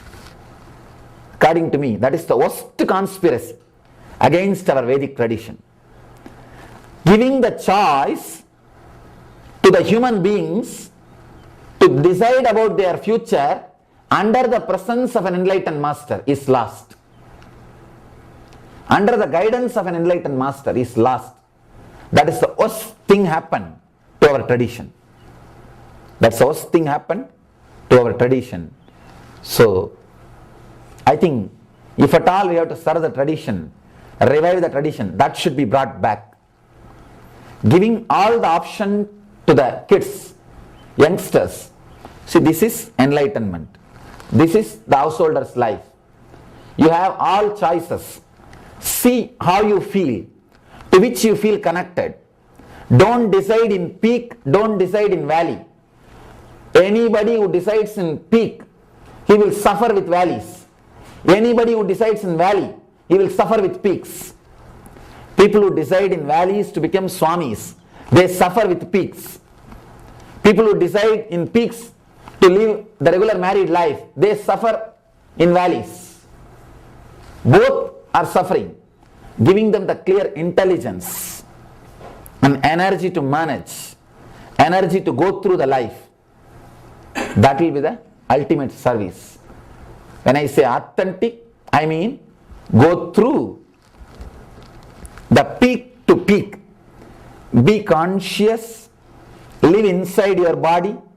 Just see all the chemical process happening in you. How the body chemistry makes you feel connected to one picture and how it repels from the same picture.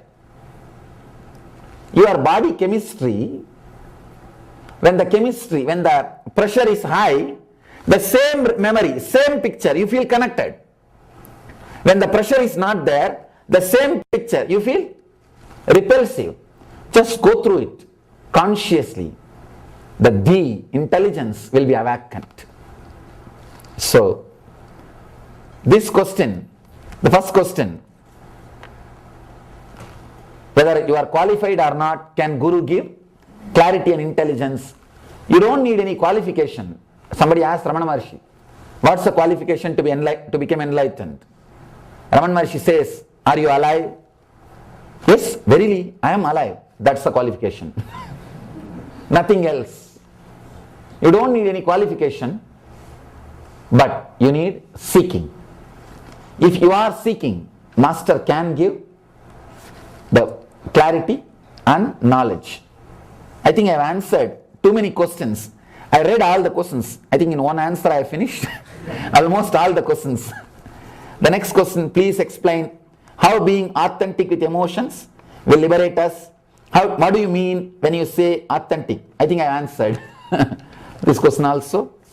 And as we do practice and clear the mental layer of perverted emotion, will violence and madness end? Yes. When you are authentic with the mental layer, when I say be authentic with your anger, you may become mad sometime at one point. With lust also, you may become mad. Going through that madness is what we call tapas. Knowing very clearly that you will be liberated, but you are ready to go through the authentic emotion is what is called tapas. Tapas means burning. Allowing your anger to burn you without justifying. When anger starts burning you, don't bring my teachings into your mind. No. I should not become angry. I should become like a Buddha. Buddha means who is beyond the volcano, not who is sitting on the volcano. If you are suppressing, you will be sitting on the volcano. And you know where you will be burning. If you are sitting on the volcano, where you will be burning, you can visualize. And that is not the way you will achieve the Buddhahood. Go through. When you go through those things authentically, you may be burned. That burning only is called tapas. So, when you go through those emotions, violence and madness will end. It will just disappear. It will just disappear.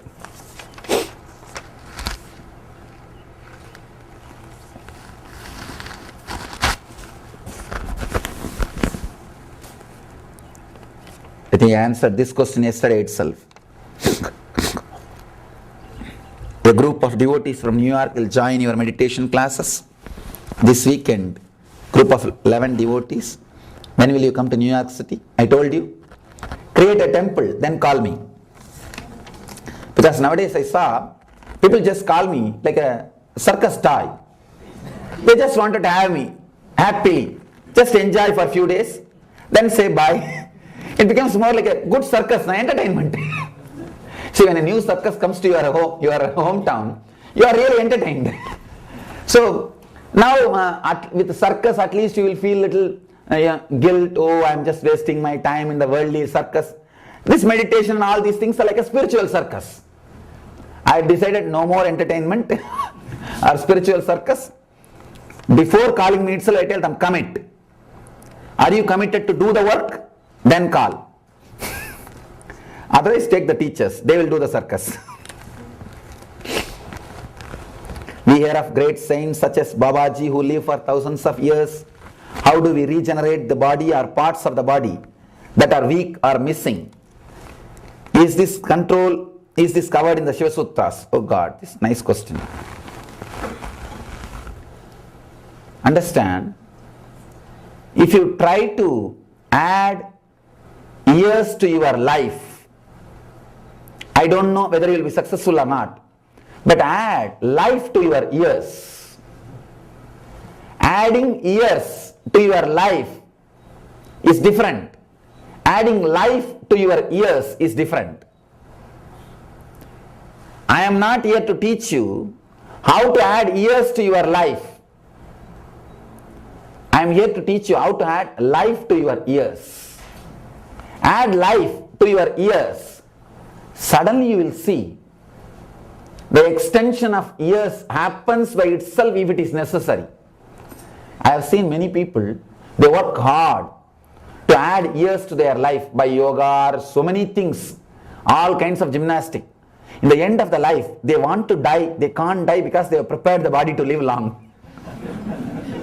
That is the worst situation. Understand, don't get into that. No, really, I have seen people, they want to die. There's a one-liner, very nice one-liner. It seems that married men live long, then single. There's a research survey. Married men live long, then single. But they want to die earlier. What to do? Wanting to die, but unable to die is the worst thing. Please do not get into that. Adding years to your life through yoga, Ayurveda, so many things in the young age they practice so regularly.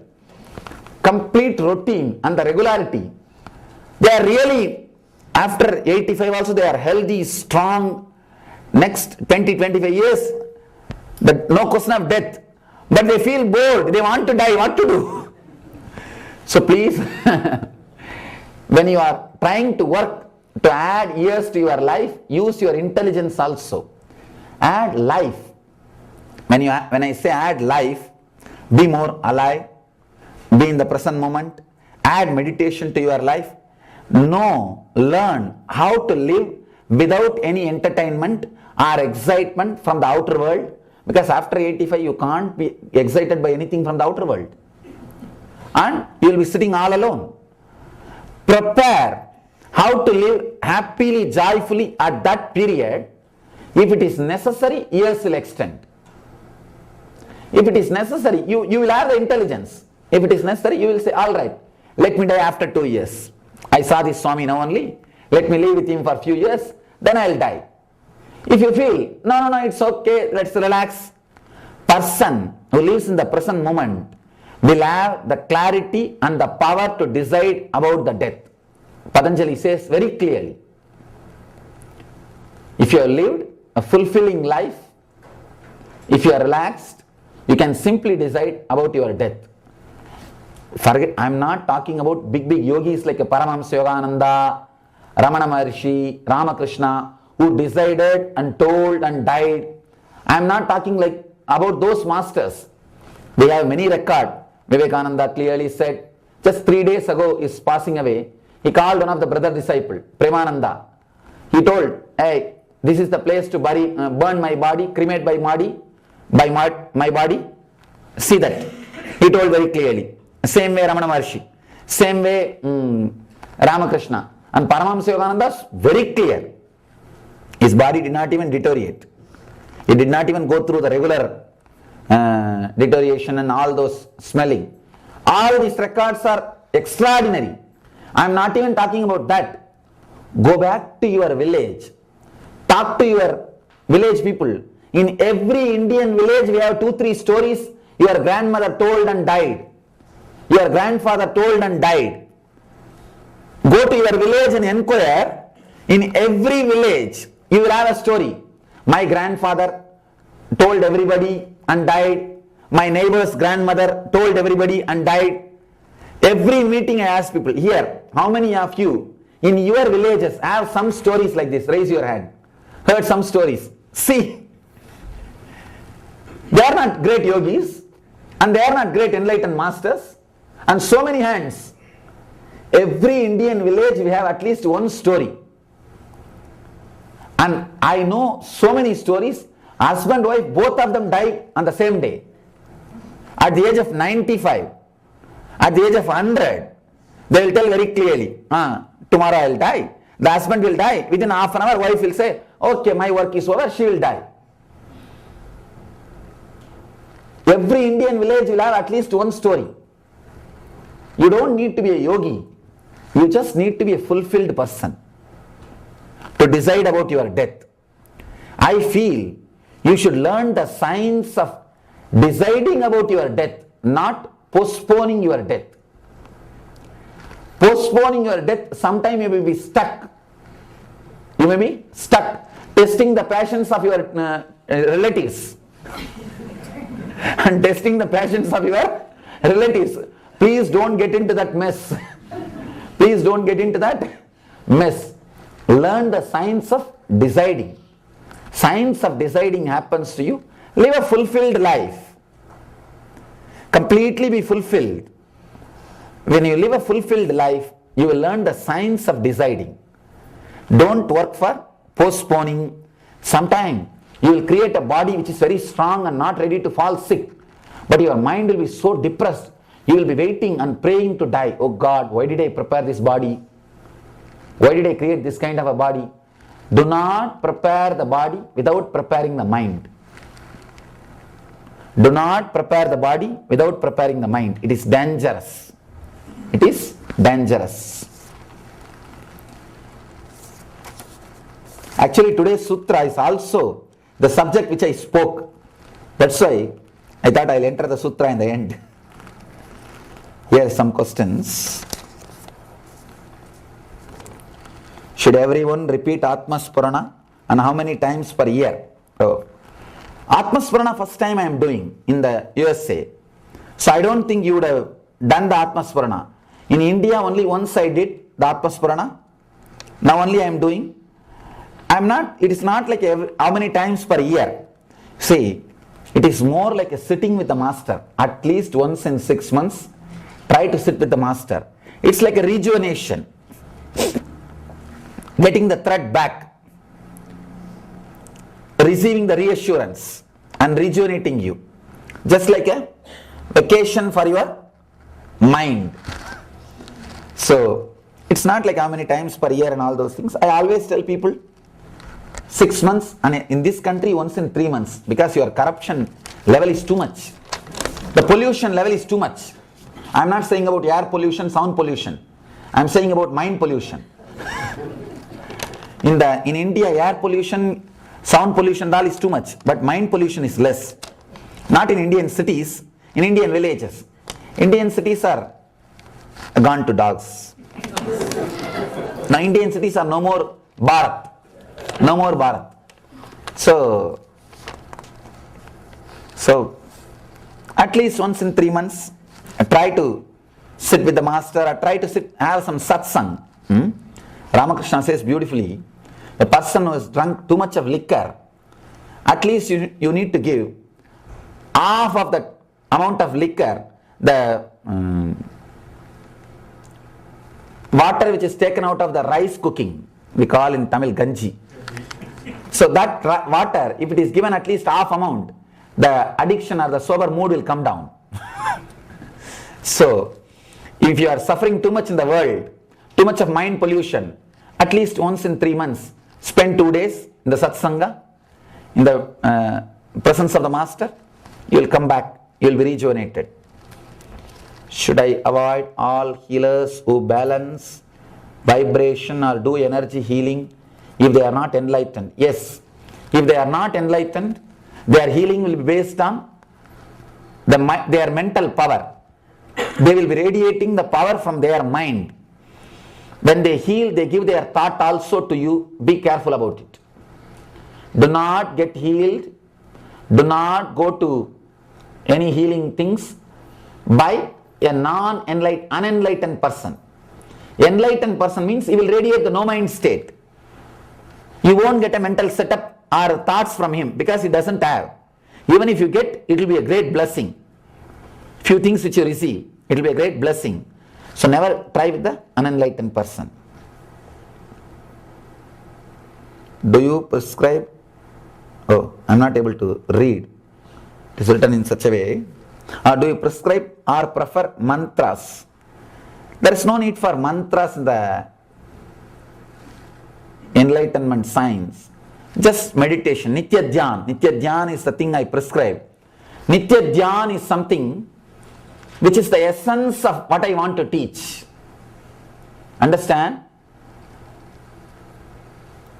12 years I worked inside me to achieve that ultimate consciousness, and 4 years I worked to create a technology to reproduce the same experience which happened in me. The essence of the 12 plus 4, 16 years is Nitya Dhyan. I published CD, book and everything. It is open to all. People asked me, Swamiji, we should copyright it. I said no. No. No copyright. No question of hiding. It is completely available. I have printed in book form. The instructions are not only book form, website is available. If you go to our website, you can download the instructions and practice. People ask me, if you put it in the website and publish as a CD, who will come to the meditation program? I said that's okay. Just because you are not able to come to the meditation workshop, it is not that you should not meditate. There may be so many reasons. One, you may not be able to pay the money. You may not be able to spend 2 days, or you may belong to some other religion. The society may not allow you to come and sit in my program. So there can be so many reasons. But that is not the thing. You should not meditate. And from our side, we also won't be able to run everything all the time without any commitment. See, sometimes, even if you give free of cost, people don't respect. People don't respect. And not only that, in the society, you have to run. See the practical side of it. So I tell people, even if I get little money from people to conduct meditation workshops, again that money is going to be spent to spread more people. That's all. To reach more people. Then why not directly do that? It's available in the website. It's available openly. That is the essence of my knowledge. That's the essence of my research and development. Whatever I did in my whole research, that is the essence. You are welcome to practice that. People ask me, if you open the doors like this to everything, to everybody, how can people come to why will they come to the meditation workshop?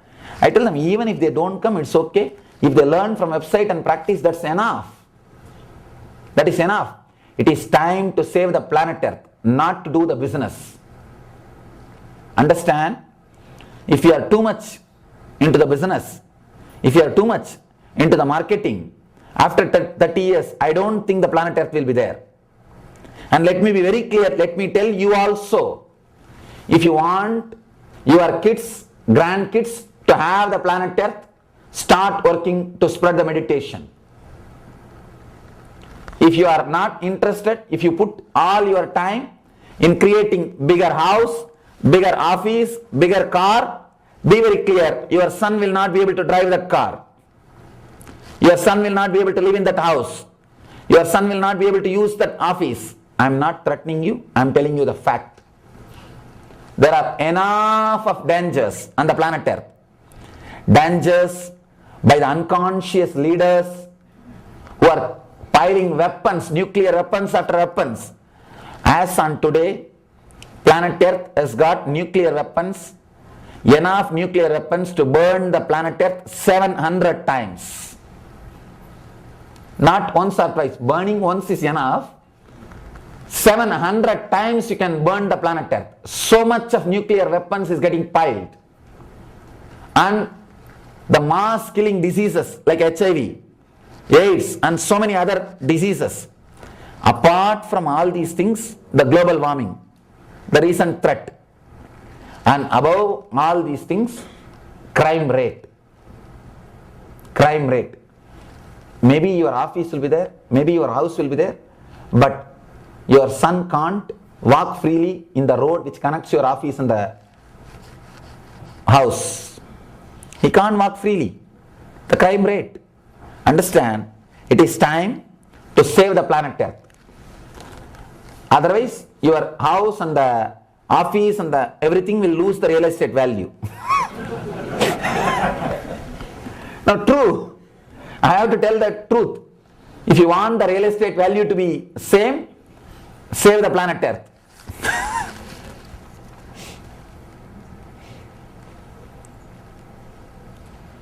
How can the best answers come to us? Best answers can come to you when you know how to listen to yourself.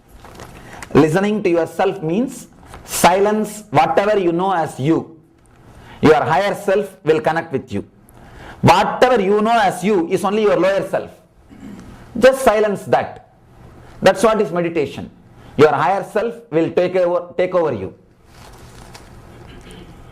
I want to feel more connection to the divine, but usually it comes during practice of some technique.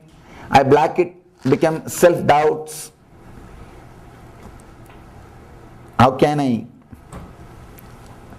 reach God? There are few words I am not able to read. All of my mind thoughts, how can I get over the doubt? Just feel practicing. Just keep practicing. This is a nice question. Whenever you have a doubt, surrender the doubt and your faith at the feet of the master. Tell the master, you see, master is the person who gives you the faith, and he is the same person who gives you the doubt. Tell the master, you see, it is you who gave me the faith in you. It's you who gave doubt also about you. I am surrendering both at your feet. Leave me. I don't want to play this game. I don't want to play this game. I have suffered enough with all your game. I have both. Leave me. When you surrender both at his feet, you will see something called trust will happen in you, which is neither doubt nor faith. Trust. Courage to experiment the truth. Courage to experiment the truth. Whenever you get the doubt, decide, Baba, I had enough fun with you. I know you are the person who gave the faith. You are the person who is giving the doubt. Have both and leave me. And that's the best way to get out of the doubt. Can a person go into a meditative state unless he had learned to control his mind? Controlling his mind and controlling his senses and all is only a words. Only through meditation, control will happen. You will not even be controlling. It will happen. Directly if you try to control, it's like you are trying to pull your shoelace and fly. Can you pull your shoelaces and fly? No. That is what is trying to control your mind with the mind. It is impossible. Control his senses free from attachment and has desire to discover his self. Big words. You must have read in some book. And relax from all these big words. Just meditate. All these things will happen as a side effect. As a side effect. As a byproduct. One young brahmachari, novice, new guy, goes to an elderly monk in a monastery and asks, Sir, how long it takes to control the mind and get rid of the bad thoughts? The monk says, how long? I don't know how long, but not till 90. So, controlling is not going to work till 90. Meditate, transforming will happen. You will not be bothered at all. You will not be touched at all. It will neither come nor go. You will just be you are. Is it our birthright as human beings to be provided for on all levels while we are embodied on earth? Oh, this is a question very contradicting. Is it our birthright as humans to be provided for on all levels while we are embodied on earth? Birth itself is not your right. Where is the question comes birthright? You think taking birth is your right? It's a gift. So I feel anything given to you is a gift. There is nothing called birthright. Birth itself is a gift. The word birthright is wrong. It's self-contradicting. Because taking birth itself is not your right. Did you work somewhere and get it as a salary? I worked in Kailash for 20 years. Now give me 100 years of check in the planet Earth. No. So birth itself is a gift to you. So I can't say something is birthright in our life.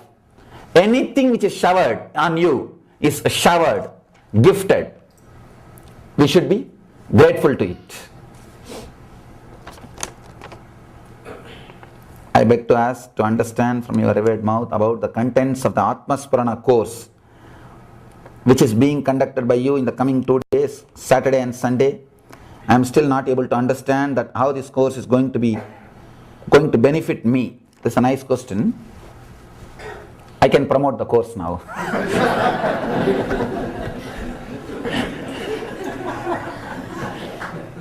Understand two things. The Atmaspurana program is basically designed to sit with the master. It is from Taittiriya Upanishad. See, when a meditation technique is done with a master, it becomes alchemy, process. If you do it alone in your home, it is called meditation. When you do it along with the master, in the presence of the master, guided by the master, it becomes alchemy. It's like a boiling you. It's like a boiling you. The process becomes so alive, intense. In 2 days, so much can happen. It's like two things, meditation and the presence of the master. See, a small story. One young lady did not learn cooking before marriage. Usually, those days, women used to learn cooking before marriage. Nowadays, jumping in the college or so many these, that things, cooking is unnecessary. But after marriage, they have to cook. What to do? They get some all cooking books and experiment on their husband. That poor guy, guinea pig, has to go through the whole experiment. Like this one girl, got hold of some book after marriage, trying to make kesari, one South Indian sweet. She was keeping the book in the one hand, put the vessel on the furnace, she put the vessel, and put half a kg rava, she put that, add water, half a liter, add little sugar, and go on, be mixing it for 20 minutes. Now the kesari is ready. She did everything. But kesari did not happen after 20 minutes. Because the book did not say, light the furnace. Put fire. The book did not say, put fire. Same way, when you are doing meditation on your own, sometime you may forget to put fire. Master's presence is fire. It will ensure the product, the alchemy happens. It will ensure the alchemy happens. That is why we call Upanishad. Upanishad means sitting with the master. The very Upanishad can do a big job, can transform you. This program is based on Taittiriya Upanishad. You will go through 5 meditation, 5 layers. See, you bring so many samskaras from the animal body. Whether you believe it or not, you go through the reincarnation. You go through many births. You bring many samskaras and engrams from many bodies. So unless you release all of them, you can't elevate your presence. You can't elevate your existence to a different plane. So this course will help you to release those engrams and samskaras and to transform you to the next level. And we work on all 5 layers. 5 layer means first Annamaya Kosha, physical layer, which you are having in your, the body with flesh and bones. This is called physical layer. Second, Pranamaya, all the breathing, air process happening, prana process in your being, inhaling, exhaling, and the process of receiving the energy from the breathing or cleaning. We call that as a 5 prana. Prana, apana, vyana, udana, samana. Inhaling, staying, spreading all over your skin, exhaling and cleaning. All these 5 prana. We will be working on that 5 prana. This is the second layer, air. And the third layer is your inner chattering. Your being has got 5 parts. First part is the physical body with flesh and bone. Second part is air process, the inhaling and exhaling which is happening in you.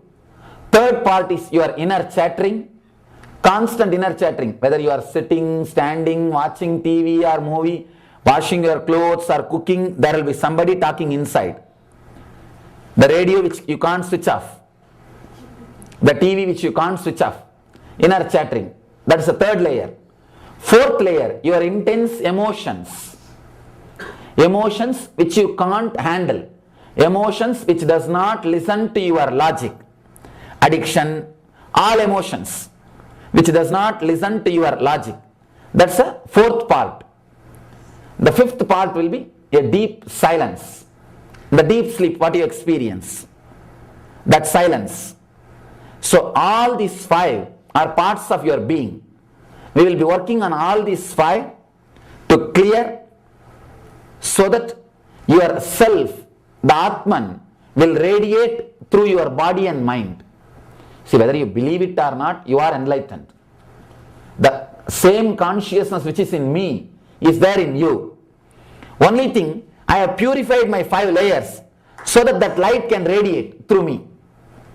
I have become like a glass so that the light can penetrate. You are like a wall. That light is not able to come out.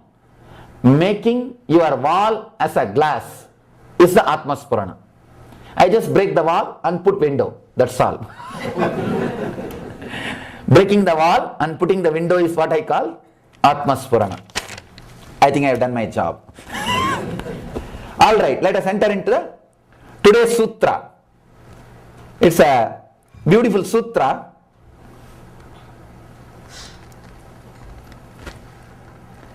Tantriyadivadhyasa deshu dirgeshu krama samstite ananyascheta pratyante paravyoma baburbavet. Tantriyadivadhyas deshu dirgeshu krama samstite ananyascheda pratyante paravyoma vapurbhavet. Beautiful sloka. Tantriyativa dhyase deshu. If one listens, while listening, one listens to the stringed instruments, hear their composed central sound, thus achieve the ultimate consciousness, the nature of Bhairava. Understand? The same thing. Going authentically into the peak and valley. Not being split when you travel through the peak or valley. That is the same essence of this technique. While listening to the stringed instruments, while listening to some sound, music, just sit with the backbone. You see, like your backbone is holding your body together, all parts of the body together. Behind every music, there is one line, one thread. Don't bother about the notes, the peaks and valleys. There is something which is a thread of the music, backbone of the music. Just try to dig, go to that backbone, depth of that music. Especially Indian music is created for meditation. One more thing, understand, anything which comes out of enlightenment will take you to the enlightenment. Expression, if you imbibe the expression, it will lead to the same experience.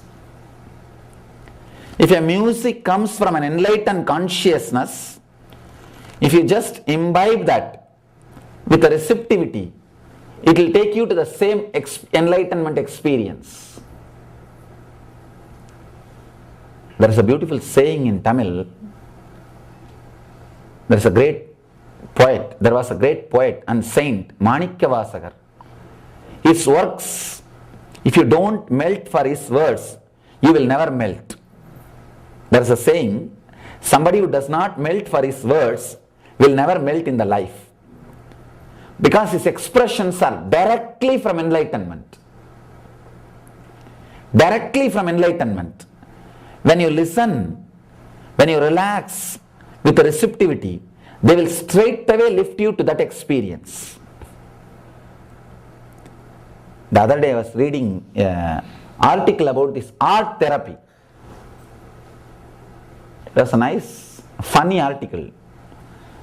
They say that mad people, if they are asked to paint, they paint wildly. They pour the paint on the canvas and do all kinds of things. More than the painting which they do on the canvas, they paint on their body. So wildly. But if they are allowed to do this for 1 week or 30 days, a week or 1 month, every day, slowly the madness comes down and they get healed. You will be surprised. I was also surprised. Like a catharsis. They throw everything away.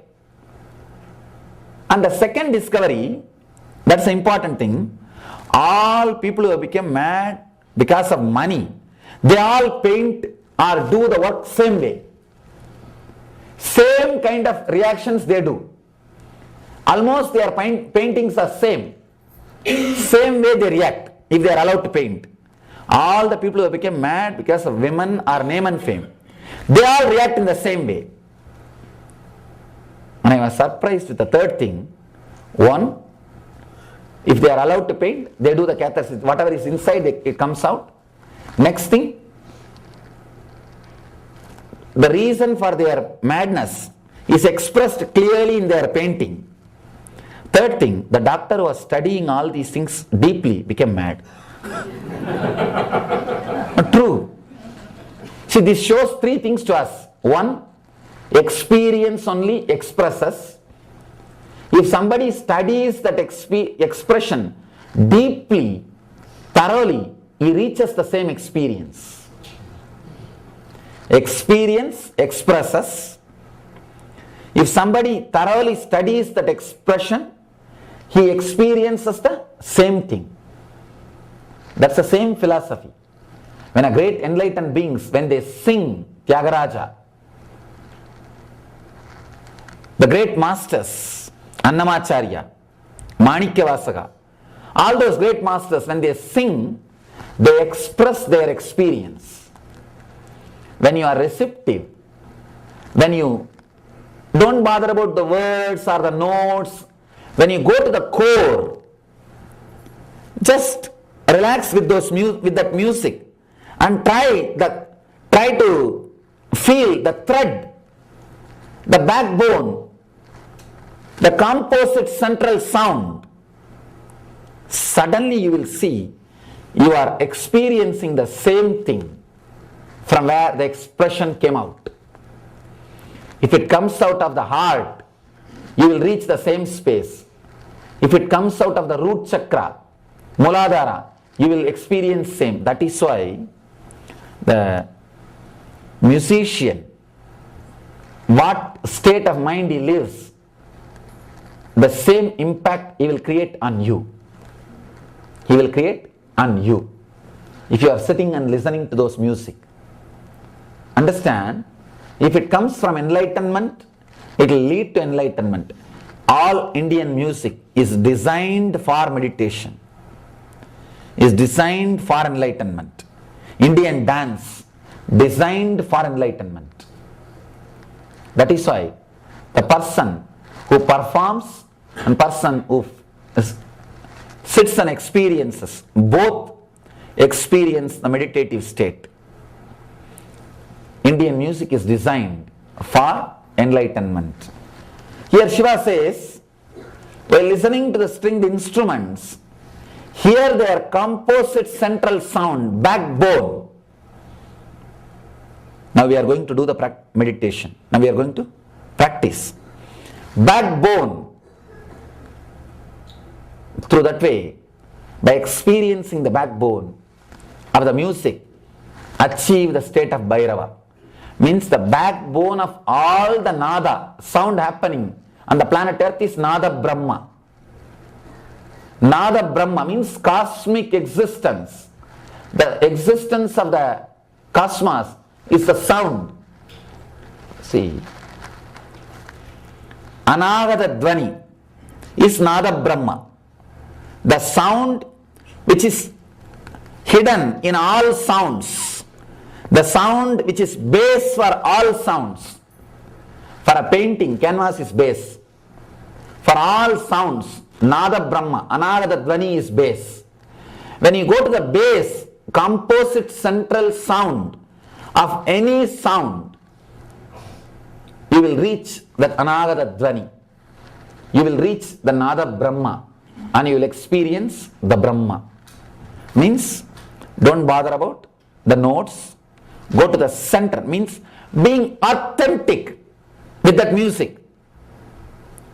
Not sitting and thinking, what will I do next? Or some people, actually, when you sit and listen to music and all, you remember the life and incidents of your own life and you react to it.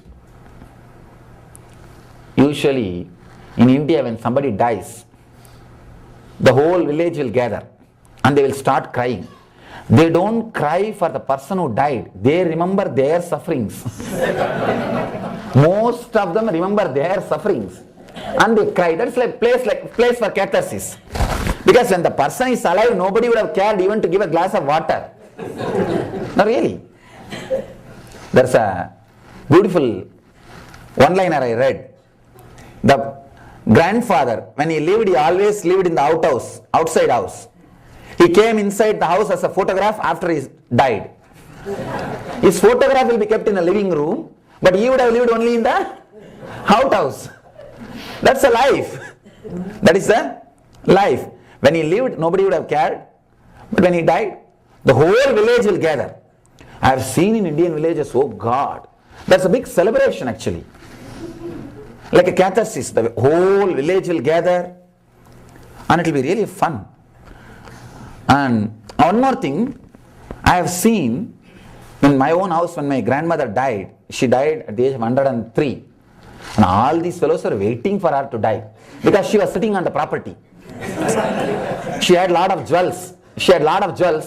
The sharing is supposed to be done. It can be done only after she dies. Actually, that death was turning point in my life. I understood the hypocrisy of the society. I had a tremendous respect for the elders, but that death took away all my respect for my elders. I was liberated from social conditioning. I understood the social hypocrisy because that lady, that grandmother who passed away, she's not even my grandmother. My grandfather's elder brother's wife, 103. And that lady, in the old age, this lady, they will chew the tobacco.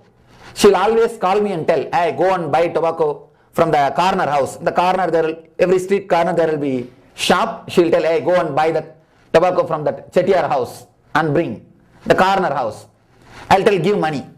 She'll tell, no, take from your father. Then I have to go to my father, and father will say, all right, I'll give money. He will give money, and I'll go and buy the tobacco, and there will be 1 or 2 paisa remaining. That I can buy some toffee for me. So I'll bring, because that is and who cares about our tobacco? I'll tell that shop wala, first give my toffee, then if the money, if you have little remaining money, then give little tobacco for her. And I'll be chewing my toffee, and I'll bring the tobacco for her, and she'll be sitting and chewing. On the day when she died, the first thing I saw, let me describe the whole scene, then you will understand. And one more thing, in our house we had a big well. The house is like a 80,000 square feet house, old traditional house with all the teak wood and that stone, that kind of a construction. 80,000 square feet house, and so many families were living together. Nobody knows whose wife, whose husband, whose daughter, and it's like each one will have one room, and that's all. It will be like always a big kitchen. Whoever comes will be eating, and the center of the house there was a big well, and the opposite to the house one doctor was there, MBBS doctor. During some water drought, this lady is not even ready to give water to that doctor. The opposite house means usually in India you will go and fetch water from somebody's neighbor's well and all those things. Those days there was no corporation water. City does not provide water. You have to manage your own. So she's not even ready to give water for that doctor. Whenever they come, this lady will hide that vessel which is used for fetching the water. She will take it and hide it in her room, and she will say, no water. I used to think, why, after all the well is there and so much water is there, it's not going to get emptied, but she will not give water. But the last water she drank was given by the doctor. The doctor only came and took care of her. When she was about to die, the doctor only came and took care. I thought throughout the life, this lady is not even ready to give water to him, and now she is leaving the tank and leaving that well and dying. That's a big well. She is leaving that well and dying, and that guy who has refused water, he is only taking care of her and pouring water. That's the first lesson. Second thing, this lady will always tell me that whenever she sends me for tobacco, I have to take money from my father. She will not give. But after she died, they pulled that big iron box under her bed, the traditional iron thing in which they keep the money and jewels and all those things. When they pulled that out, at least 2-3 kg silver coins, and I don't know how much of gold was there, and diamonds, gold and diamond. The whole box was filled with jewelries. Those days silver coins. Those days the coin was silver, the pre-independence time. Those coins, kgs of coins, and the gold jewelries, and the diamond, all those pavalam and all those things. I thought, oh God, if she would have given a little bit to that Chettiar, whole life I would have had my toffees. Whole life I would have had my toffees, and she could have had her tobacco. Now she left everything and died. Neither she had her tobacco nor I had my toffees. And so much jewels and money was there inside, just under her bed. And this lady was such a miser, and she was not ready to share when she was alive. She was telling, if I give now itself, nobody will take care of me. And she was sitting on it. And the sari, still I remember, the saris which she used, they melted and got kgs of silver and gold out of that sari. Those silk saris, they used the original silver and gold. So much of silver and gold they got just from her saris. So much she had, but never lived. And the next one, this is the important thing, when doctor declared that she is dead, we don't, usually in India they don't take to hospital and all. The doctor will come to the house and he will declare, people will be waiting for that. Once doctor declares, these guys will pour little Ganges water. That's another one technique. The Ganges, if you keep it in your house for years, naturally it will be half poison now. When they are pulling and pushing, if you pour this, what will happen? It is just saying, get ready, quick, quick. And I saw these guys pouring that Ganges water like a ritual. Oh, I understood the drama, what drama going on. And when doctor declared that she is dead, I was there, and all relatives were there. My mother was there, my father's elder brother's wife, and my father's sister. All relatives were there. Nobody cried. All of them went to their room to change the sari to a simple sari and to change all the diamond jewels to a simple jewelry. All of them went, and usually whatever they wear, they will be wearing costly things and costly sari. They went and changed that normal simple sari and simple jewelry till they did all those decorations, makeup, and came back to that same room. Nobody cried. When they did all those things, got ready to appear in the public to show that they are now mourning. They are expressing their sadness. Only when they came back, suddenly they started shouting, "Oh, Pati, you left us and went away." I thought, oh God, you should have died, you should have cried when doctor declared she is dead. See, immediately the suffering should have come, the emotion should have come. But I was not a single fellow was crying, and there was no tears when doctor declared she is dead. And I was just an 11-year-old boy, 11 or 12-year-old boy. I was just watching, what is this? Till you change the story, you won't feel the suffering. You won't feel the sorrow. And these fellows, all of them went to the room and changed the jewels and everything to their rooms, came back, and the main hall, the body is there, and all these fellows are sitting and crying, shouting, "Oh, she left us and went away," as if she has called these guys to have gone together, gone with them. And they were crying. And after 2 minutes, they just they finished the cleaning the nose and all those things, and they sat and they're asking, "How are you? What happened?" And just they are relaxed and sitting, and they are having coffee also. And suddenly some relative, one uncle or aunt, or if somebody comes, immediately they start, "Oh, uncle, she left us and went away." I thought, what is there? Either you are crying continuously or you don't cry. At the moment some relatives come, they start. And that guy also just put, yes. I think he is hiding his laughter. And actually that is what happens. Sometimes they can't express that they are laughing. So he hides his face and he acts as if he is also suffering, or he is also in sadness. And these guys, that guy also sits, and all of them 5-6 times they do like this and cry, "Oh, she left us and went away," and again cleaning the nose. And the next moment they are okay. "How is your mother-in-law? How is your daughter-in-law? What happened to that jewelry? And did you buy that new house? Everything is okay." That body is there. And after a few minutes, if some other relative come, again the whole drama starts. I was actually shocked. What is going on? It means what? 2-3 lessons. First thing, if you live as a miser life without you enjoying or sharing, you will leave everything once for all and go away. First thing.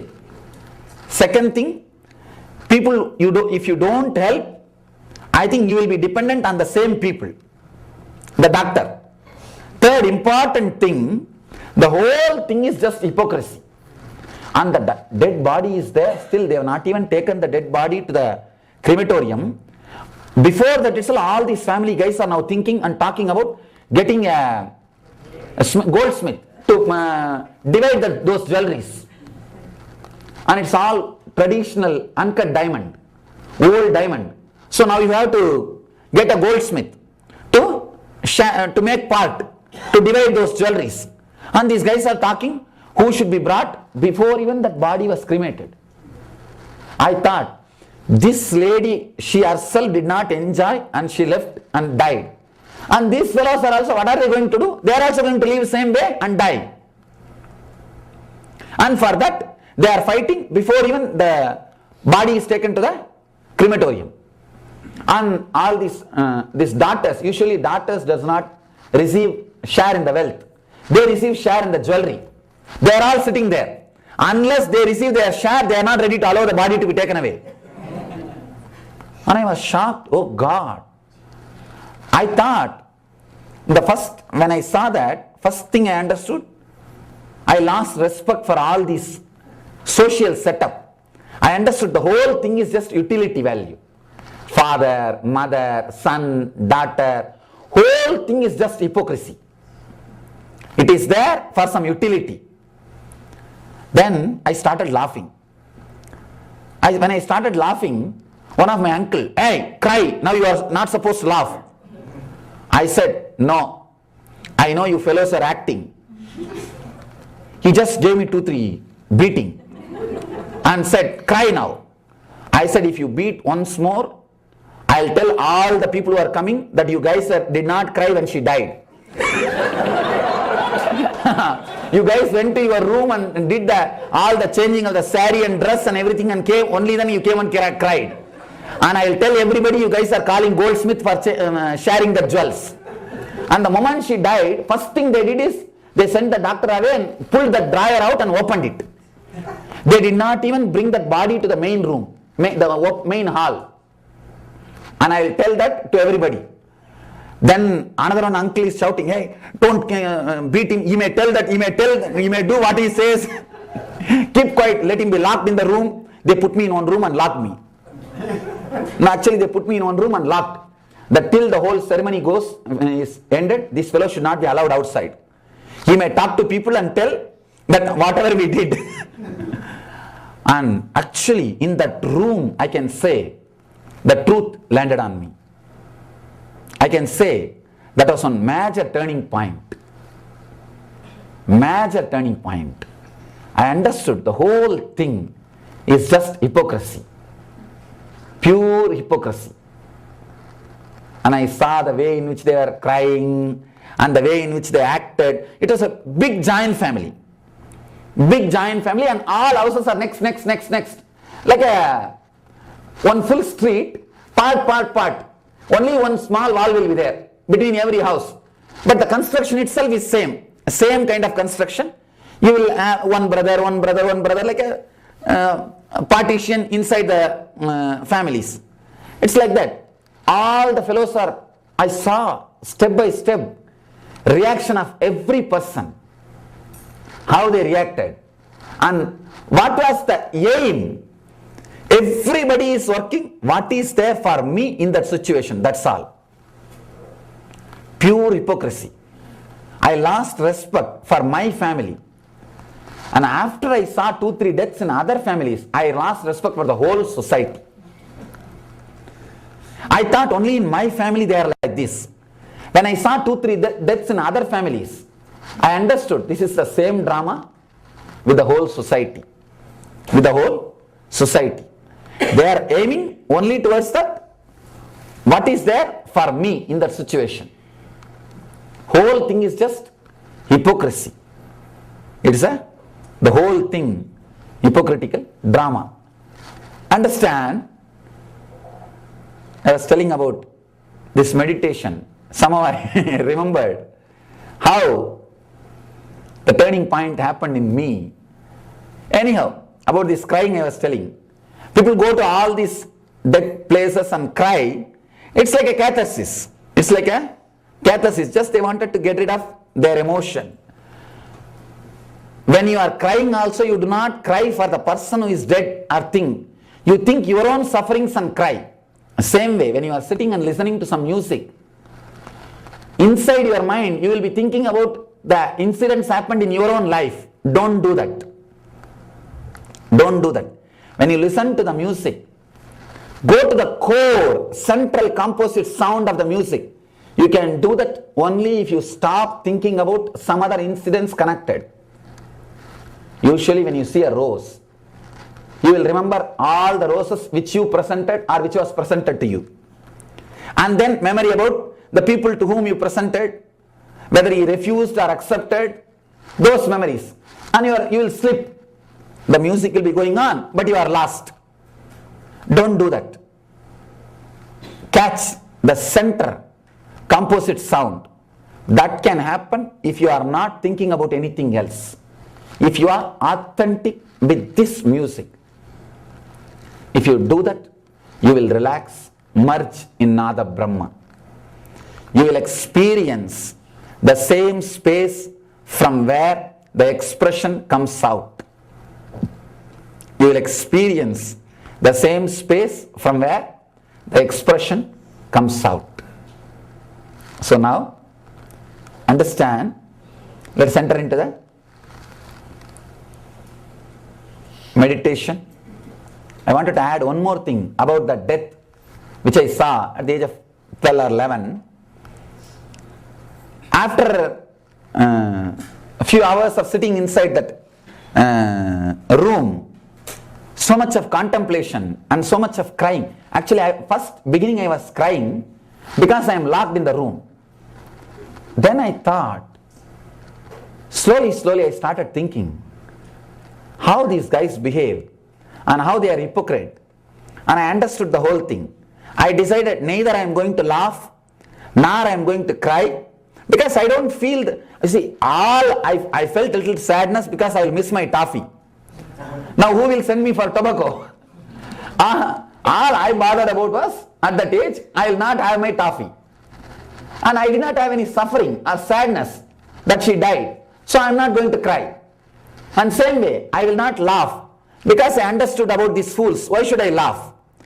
Third thing, if at all I can do something, what can I do to help that soul? I heard from my elders, from the local swamis with whom I used to have a lot of relationship, with the spiritual masters, you should chant Gita when somebody dies. I started doing that. I just knocked the room. They came and said, why do you want to come out? I said, I will not disturb anybody, just open the door. When they opened the door, I went and I had a Gita book I brought and I read the Gita book. I still remember clearly the whole 18th chapter. I was sitting in one corner, read, I feel that I helped that soul. First soul which was helped by me after death. Still I remember, and it was such a wonderful experience. I don't know how much that soul has been helped, but at least I have been helped by that experience. Still the whole thing is there, the mind as a vivid memory, because that was the turning point. That was the turning point. Recently we traced some of the photographs taken on that, and at that time, the photograph we were able to trace that me sitting in one corner with that small boy with that Bhagavad Gita book and reading. And I remembered the whole thing. Oh God. Nice understanding about the life and hypocrisy of life. Okay. So, let's enter into the meditation.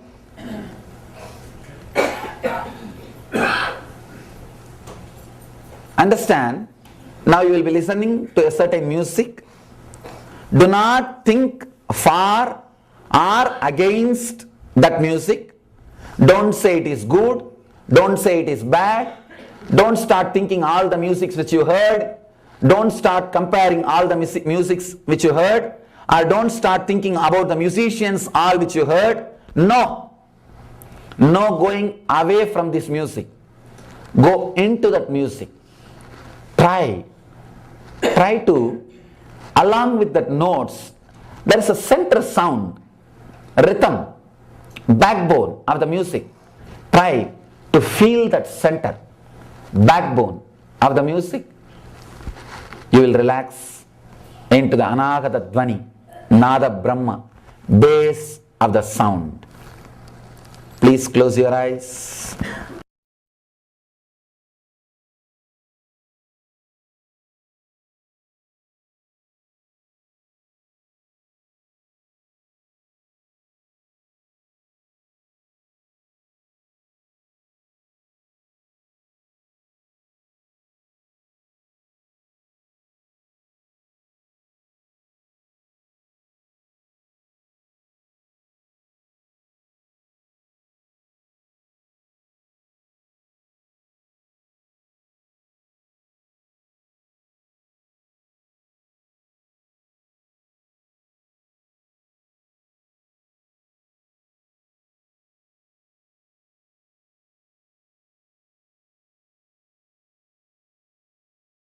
Please close your eyes.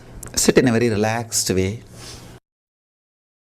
Again, concentrate on the spot inside your head where you experience sound. Understand, sound may be created outside your head, but you experience it only inside your head. The listening, hearing happens only inside your head. Remember that spot. Remember that space where you experience music. Completely concentrate on that space. Feel that spot where you listen, hear the music, sound.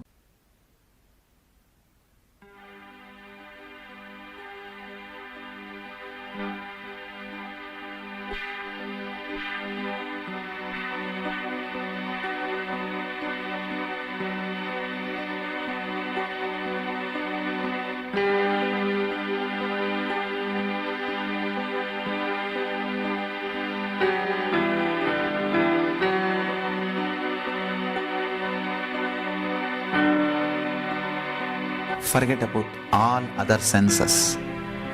Forget about seeing. Forget about touching. Forget about tasting. Forget about smelling. Forget everything. Just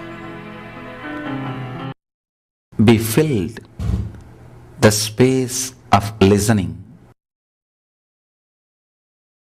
Feel the space where you experience sound inside your head.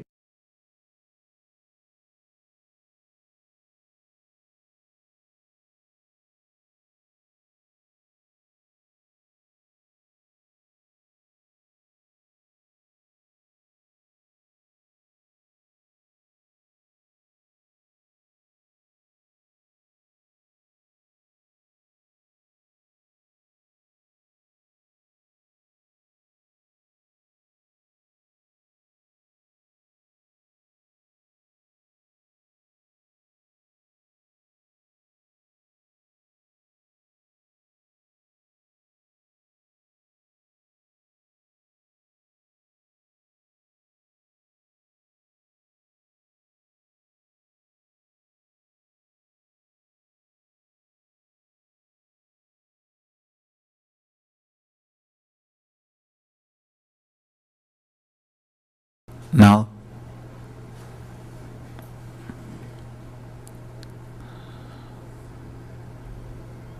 listen to this music not from outside,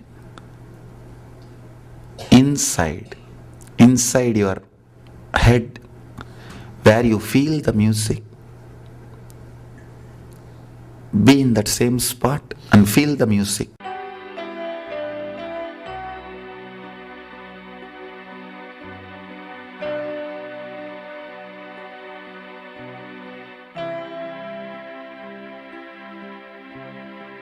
Music is not coming from outside your head. You are listening inside your head. Be in that space where you are listening this music, where hearing is experienced.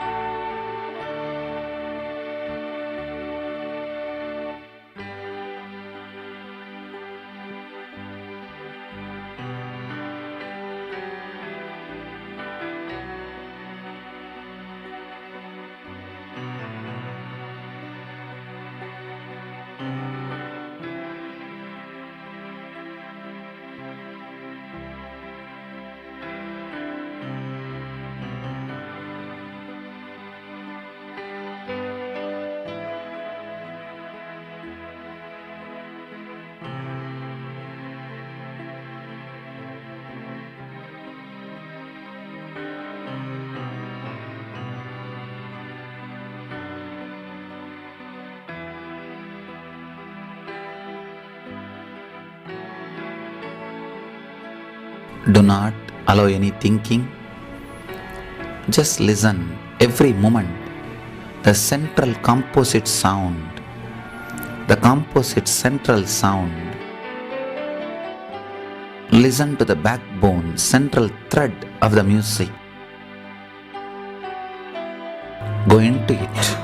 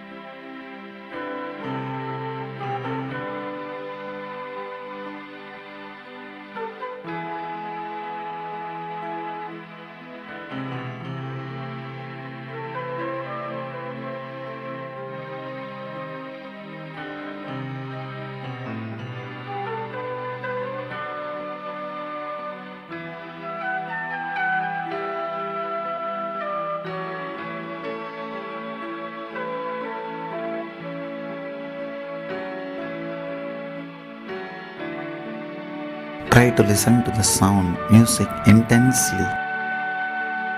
Feel the vibration, sound inside your head. Don't allow any thinking. Don't move away from the present moment. Just be in the present moment. Be in that music.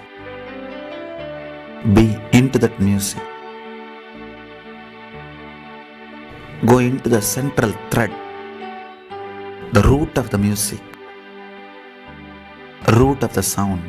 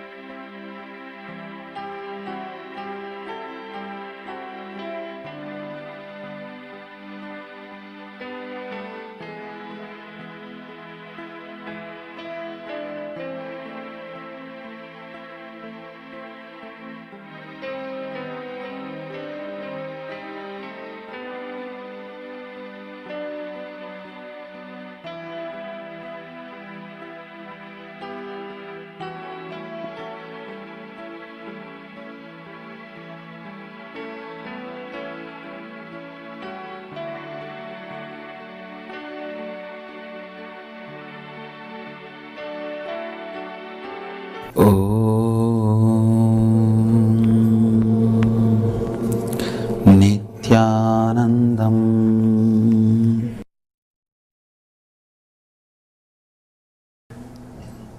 Relax. You can open your eyes. Play with this technique. When you find time in the house, play some music and go into that music. Don't start thinking. Now you can understand the difference between listening to the regular music, listening meditatively. There will be a big difference. So much will be happening in you. Just play with this technique. At least a month. When you are in the office or in the house, when you find time, try. It will do powerful transformations in you. It can do so much in you. Because today I took too much time. We have to end the meditation quickly. It's okay. Just I wanted to give you the glimpse so that you can start practicing in the home, in your place, So, let you all achieve an experience through these great teachings and techniques the eternal bliss, Nithyananda. Thank you.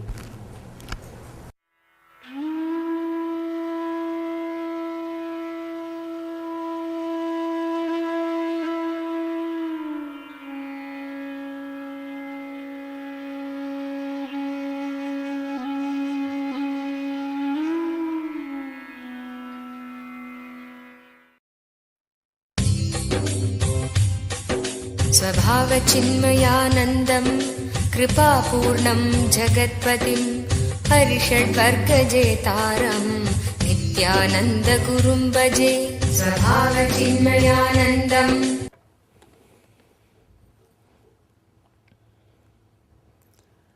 सदाशिवसमारम्भां शङ्कराचार्यमध्यमाम् अस्मदाचार्यपर्यन्तं वन्दे गुरुपरम्पराम्.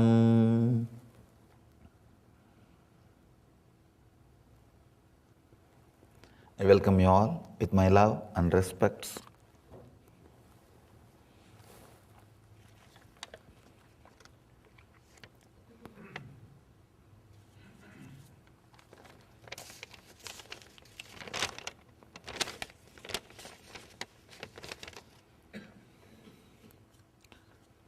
After your talk on Vishwamitra's enlightenment, it seems that Rajasic energy is not all that bad. Maybe that is why you are serving us such spicy hot foods to rise our Rajas. Of course, I am joking. I know that the Indian diet as we know it today is more the influence of Portuguese and British than Ayurveda. Surely our diet is not the Portuguese or British influence, it is Ayurvedic diet. In the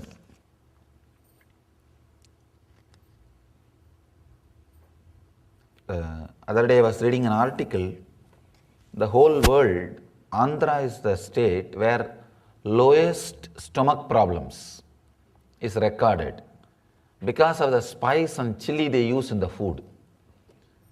So, understand, it's surely Ayurvedic, not the influence of. They might have come and gone, but our masters are so intelligent. They created a system with such a strong understanding. Again and again, the understanding stood back, prevailed.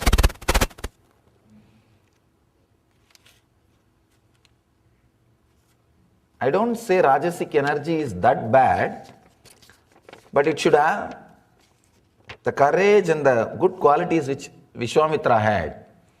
Even though Vishwamitra had so many bad qualities, he had one thing, the courage and the intensity. God, there's a big question. Could you please prioritize the following to lead a happy Ananda life for a normal human being? Health, family, wealth, human relationships, friendship, job, profession, spirituality, religion, charity, compassion, intelligence. Oh. First thing, if I have to prioritize, I'll put all of them in a horizontal line. Means all this has to be given priority and much more. Understand this priority concept, putting one in front of the other. A small story, little dirty, it's okay.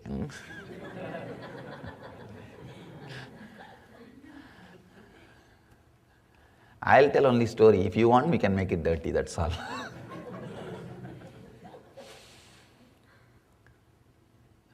Two elderly persons traveling in the British train along with their pet. One young gentleman entered, sat just opposite to their seat. This elderly pair was taking care of their pet. Suddenly, I don't know what that pet thought, it jumped on him, on that young guy, young passenger, and pissed. Now it is very embarrassing. But this lady did not bother to say sorry or please excuse me, nothing. Straight away, she picked up her pet bag and started saying, oh, I think you have some problem, stomach problem, I should take care of you. Did not even look at that young man. Anyhow, that guy just had little patience. He kept quiet. Again, after 1 hour, this dog jumped on him and vomited. Again, this lady took the pet. Oh, I think you have stomach problem also. I thought you have only bladder problem. Now you have stomach problem also. I should give you some medication. She's again pampering the pet. Did not bother to tell a sorry or even a smile. Did not even had a courage or respect to give the eye contact. Anyhow, he thought, all right. Somehow he managed. After 1 hour, again, the dog jumped on him. And now what he would have done, you know. I don't have to tell. Now it is too much. That guy thought, now it is too much. He just picked up that pet and threw out of the window. All this time, the old man was keeping quiet. Now he got up and said, you fool, you threw the wrong person out of the window. Understand? Whenever you pick up and throw out of the window, you always throw wrong person out of the window. Choosing is suffering. Don't think you are choosing suffering. Choosing is suffering. Whenever you prioritize, be very clear, you are choosing suffering. I've always seen people who choose something and put their life towards it, they ended up in always invariably suffering. Even if you choose enlightenment and put that in priority, push everything out, you will be ending up in suffering. Understand? Life as such is flowing in all dimension. Continuously it is flowing in all dimension. Enlightenment means allowing that natural flow through your body without creating conflicts. The moment you start planning for this prioritizing, you already created conflict. You already created conflict. Enlightenment never happens to a person who chooses enlightenment. It happens to a person who decides, who chooses choicelessness. Understand, there is a important understanding. Thousands of years, lakhs of, I can say even millions of seekers are struggling. Only few achieve. The reason is, again, you have some idea about enlightenment and try to work for that. Unfortunately, the side effect of enlightenment is not enlightenment. You always see only the side effect of enlightenment, byproduct of enlightenment, when you see the living masters. Your idea or greed about enlightenment is built seeing the enlightened master's lifestyle and the quality and the energy, and you do not understand the secret. It is only a side effect or byproduct. That is not exactly enlightenment. Just the same mistake Vishwamitra did. Same mistake Vishwamitra did. Vishwamitra, what he did? He saw Vasishtha being respected everywhere. He thought enlightenment will bring that. And he wants to have that. He started working for it. He missed it. he should have decided to have the exact state which Vasishtha had, not the status. One more small understanding, but very important understanding. Whenever you feel ecstasy or bliss, if you look little deep, those few moments you are in choicelessness. You are just relaxed, at ease with whatever is happening. The moment you choose to be in that same ecstasy, you have chosen suffering. If you don't choose anything, the choicelessness, continuously bliss flows through you. But the moment any choice is made, you are choosing only suffering. Do not choose. Do not prioritize. This prayer, sometime I will also tell you, because there is no other word, I will tell, let the enlightenment be your first priority. It means, now itself let me give you the meaning. It means allow all the energy expression which is happening in you without blocking or disturbing. I have seen people who chose enlightenment or their concept of enlightenment and renounce the wealth or something else, forever they will be missing that. For enlightenment, all you need to do is renounce what you don't have. You are living with so many illusory things, visualizations, fantasies, and greed, and fear, worry. Many things which are not part of your life, they are hurting. They are being inside your mental plane and hurting. Taking those things out or renouncing them is enlightenment. I want all of you to understand, you are like a different layer. The physical body is your physical layer, first layer. The mental layer, your dreams, visualizations, desires, greed, passion, fear, and the spiritual layer, the idea which you think or remember as you. Like this, you are there as layer by layer. All you need to do, that center spiritual layer, which you think as you, should be allowed to touch the physical layer without the disturbance of this mental layer.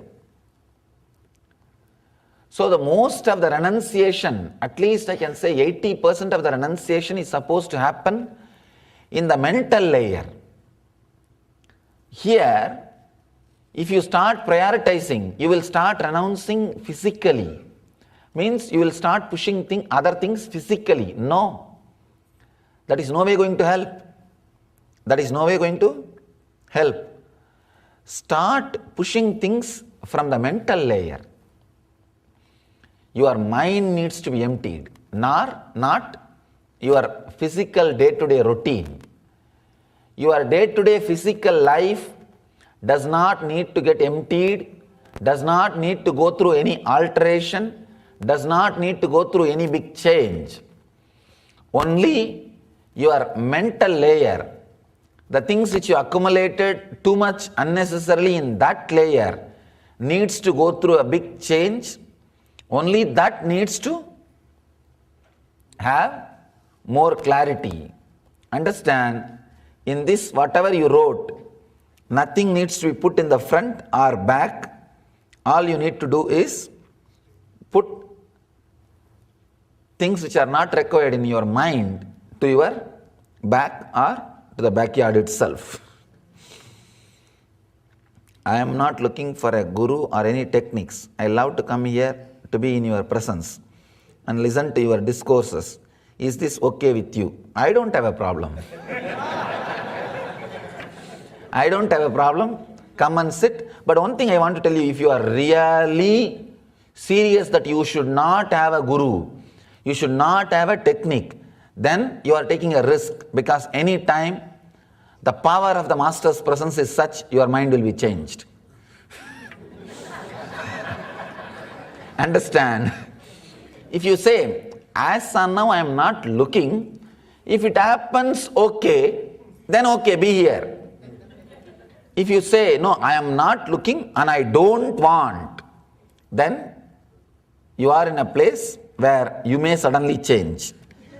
Suddenly you may see one day yourself with mala and bracelet and kumkum, and your car will have be unclutched lifeplease.org. That is the mala for car. I went to the gallery and asked, what is this? That was the first thing I also saw on the number plate thing. It says, be unclutched, www.lifeplease.org. I said, what is this? They said, no, it's a mala for car, Swamiji. To initiate car. I said, all right. Understand? So, who you think entered inside thinking that they need a guru or a technique? When people came inside, they thought only, oh, it feels very good, it feels really wonderful, let's go and sit. That is the way they came and sat. Suddenly, when they opened their eyes and saw, they are sitting with mala and doing,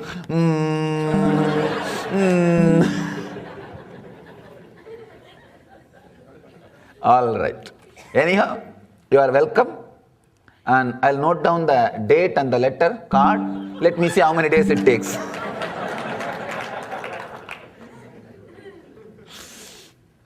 If you are really serious that you don't want a guru or don't want any technique, then better you should not even go to YouTube. Means I've seen many people to come and sit here. There may be so many other reasons, but they'll go into the YouTube and start seeing the discourse and clippings. So even they can start inspiring you. Beware of. Okay. Usually your talks address just the issues on my mind, not just on your mind, on every mind. It also appears that others' interests and issues get addressed too. Is it pure consciousness expressing the message through you? Or do you happen to know who the message is for and what each person's concern are?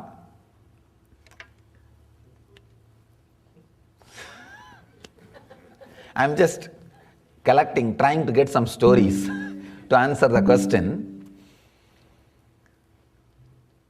Wonderful question. You say that, is it pure consciousness expressing through you? Yes. Exactly, you expressed the right word. Pure consciousness, just expressing. Understand? When a cold object is kept near a hot object, naturally the heat penetrates the cold object. Same way, when you come and sit in front of the Master's presence straight away penetrates you. My words are nothing but the heat which is entering into your being. Understand? The heat from the hot object is such, it does not bother, it does not think, it does not know what it is doing, but the exact process which is supposed to be done will start happening. I mean, I do not know exactly whose problem I am addressing, whose question I am answering.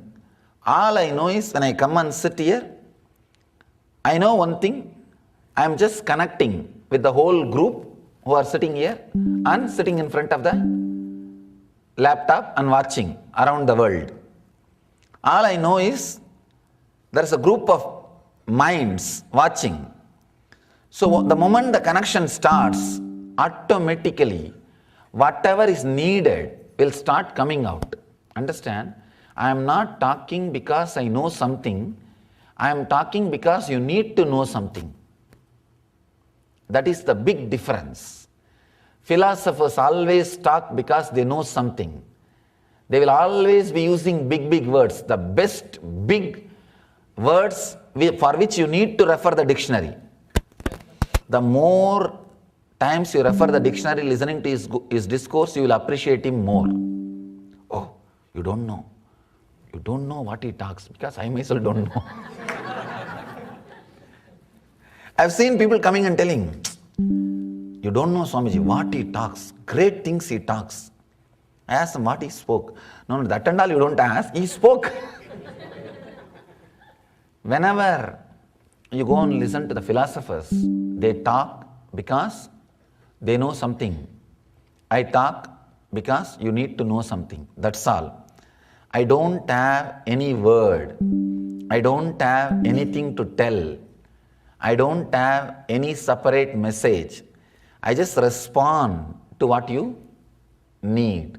That is why, from the time immemorial, this is the same story in front of every master. Everybody felt either their questions dissolve when you are in tune, in love, the questions dissolve. When you are getting in tune, falling in tune, your questions get solved. In the beginning level, as the other questioner said, I am not looking for a guru or any techniques. When you are in that level, your questions will get solved. After suddenly you find yourself with a mala and bracelet, your questions will get dissolved. Understand, that's all. Before initiation, your questions will start getting solved. After initiation, your questions will get dissolved. There is no other thing happening here. The thing which is happening here is a process, not learning. It is not somebody throwing some words and somebody catching some words. No. We are not doing verbal game here. Learning is not happening here. Process is happening. To tell you honestly, you will be losing respect for the many things which you learnt. You will be dropping the many things which you learnt. You will be actually going through intense cleaning process. It is a cleaning process.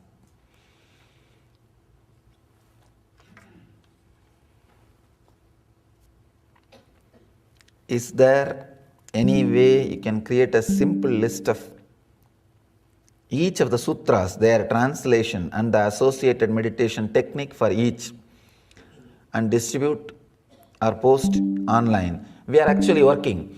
Still, I have not finished talking on all the sutras. Once we finish talking on all the sutras, you will see sutras, just translation and the technique. It will be surely a reference tool for all of you. Surely we will do that.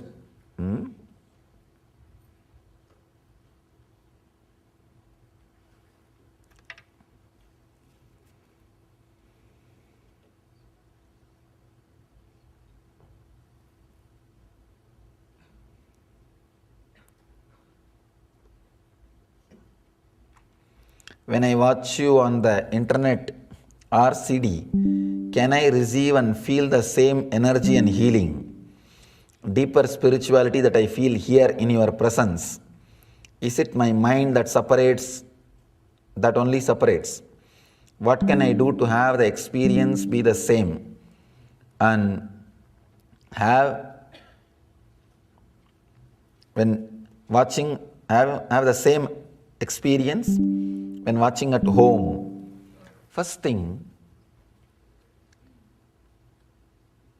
in the home also, when you watch, only first 5-10 minutes till your mind has started settling, you will have the difference.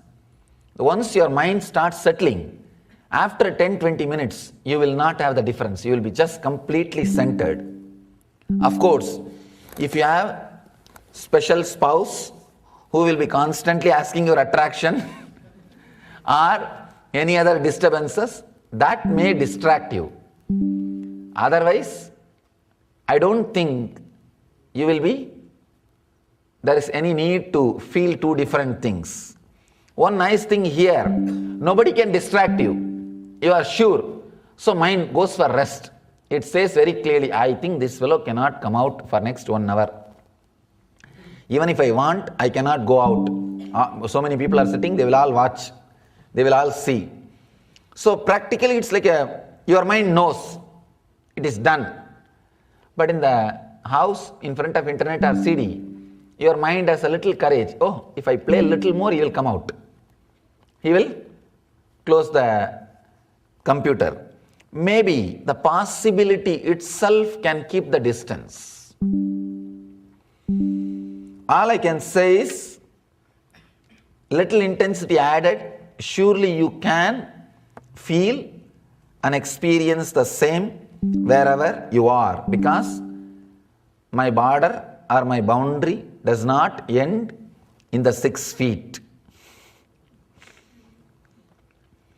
My intention is to be enlightened being, and that is the reason why I meditate. During last 12 months, as I surrendered my life to the higher purpose, my finances became completely unbalanced and source of great frustration and pain. Any advice? You would have prioritized. You would have done the same mistake of the other person, prioritizing. Understand? Why we prioritize, so that you don't have to be spontaneous and alive, answering and responding every problem which you face every day. If you prioritize and throw away the economical part or family part or relationship part, suddenly you think, oh, all these problems are not going to come every day. Understand? Throwing things out of your fear does not mean your intensity towards enlightenment has become strong. Emptying your inner space does not mean the right furnitures have come inside. No. Many times, just emptying happens, but in the process of emptying, you put all the other junk things inside. I have seen, in the process of emptying, you burn the whole thing. And you forget, when you burn, furnitures may disappear from your inner space, but that black smoke will settle down. The dark black smoke will settle down in your inner space. Do not choose. Choosing is because you need to. Why choosing? You are not courageous enough or intelligent enough to spontaneously respond to every situation which comes up. So, before the situations come, you sit and plan now itself and prioritize, throw off things, keep off things. Understand? Exactly, enlightenment is opposite to it. Enlightenment is preparing all the tools, all the weapons for wonderful life, keeping it ready and waiting for any situation to come and inviting more and more situations to come to express your courage and face it. Having shastras, knowledge weapons, and ready to face the life spontaneously is enlightenment. When you do the other way, dropping many situations which brings challenges to you and try to think you are working for enlightenment is cheating you and others. Do not prioritize. Do not try to avoid situations. Have more and more clarity, more and more understanding, more and more knowledge weapons, shastras. Spontaneously decide. Why do you think people decide early itself? I have seen people deciding. Swamiji, I have decided to say no to money. Means you are just deciding. You are not going to face the problems related to that. No, that's not going to work. That is not going to help. Get ready. Have more and more knowledge weapon, clarity. Create and face every situation with this knowledge, with this clarity. and be balanced, then the enlightenment will start happening in you. Then you are living enlightenment. Live all your dimensions without disturbing you and others with knowledge weapons is living enlightenment.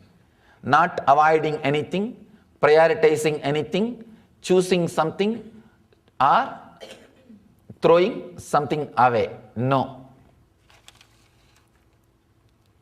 Let's enter into today's sutra. Meditate on the make-believe world. Oh, this is the sutra I addressed yesterday, but there is a continuity of this sutra. I should have spoken on it yesterday, did not speak. So we will start from this and go to the continuity. Meditate on the make-believe world as burning to ashes and being above human. The continuity of this sutra is next sutra. Both techniques are connected to each other. Of course, they are independently, they can lead you to enlightenment. You don't need the help of the other technique, but both techniques are for almost same kind of a human beings. So you can pick up this one or the other one. As subjectively letters flow into words and words into sentences, and as objectively circles flow into words and words into principles, find at last these converging in our being. Before interpreting or explaining this sutra, I just want to tell you one experience. I read volumes and volumes, sometimes 5-6 volumes in 24 hours, one day. The disciples, they asked me, how do you read, Swamiji? This is the technique. This is the technique. Whenever I pick up, read those lines, within few minutes, I can clearly feel the inner space gets connected to the person out of whose inner chattering those words came out. The author's mind, the author's inner space gets hooked up, connected, and straight away downloading starts happening. And you don't have to read line by line. You know the essence, what he wants to convey. Sometimes you know there is no essence and he has nothing to convey. Whatever, the whole thing will be revealed. Exactly, this is the sutra responsible for that experience. Let me read the sutra once more. As subjectively letters flow into words and words into sentences, and as objectively circles flow into words and words into principles, find at last these converging in our being. J. Krishnamurti became enlightened through this technique. That is why constantly you will see his teachings, his writings, his poetry, his books always will be expressing the present moment, having him as a center. Understand? One important truth you need to understand, whether you want or not, believe it or not, you are self-centered by existence. By your very nature, you understand everything, keeping you as a center. Now, do that same thing with understanding. Actually, when I tell people that you are self-centered, they have the shock and they feel, what? How can you say I am selfish? I am self-centered. Understand, I am not trying to hurt you or disrespect you by saying you are self-centered. Whatever you understand, you keep self only as the reference. a small story.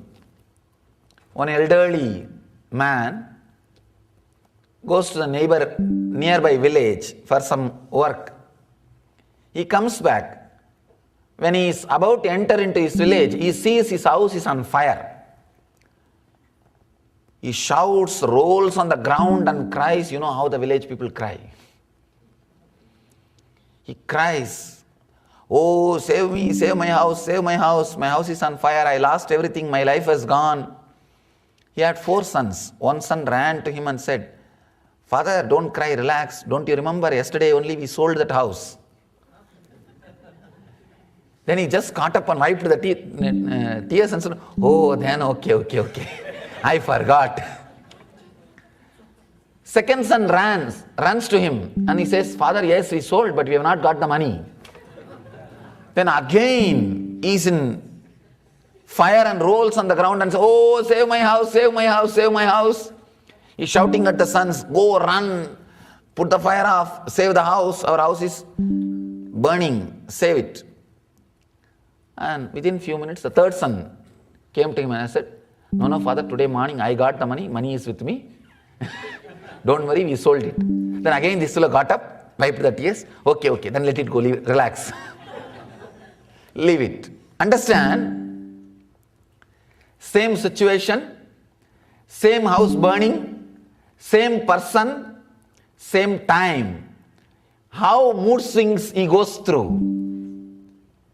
One moment he is in joy, he is relaxed, he is not touched, he is not bothered. It's okay, let it burn. The other moment, he is in the same fire. Not only house, he is also burning. He is running, he is crying. How? The mood swing. Same situation, same person, same time, within few seconds. How the human mind can go to this end to that end? Because of self. When he thought it is directly related to his self, his reaction is different. When he thought it is not directly related to his self, his reaction is different. That is why I tell you, your whole life, whether you understand or not, is self-centered. Your joy, your suffering, your everything, whatever you know is self-centered.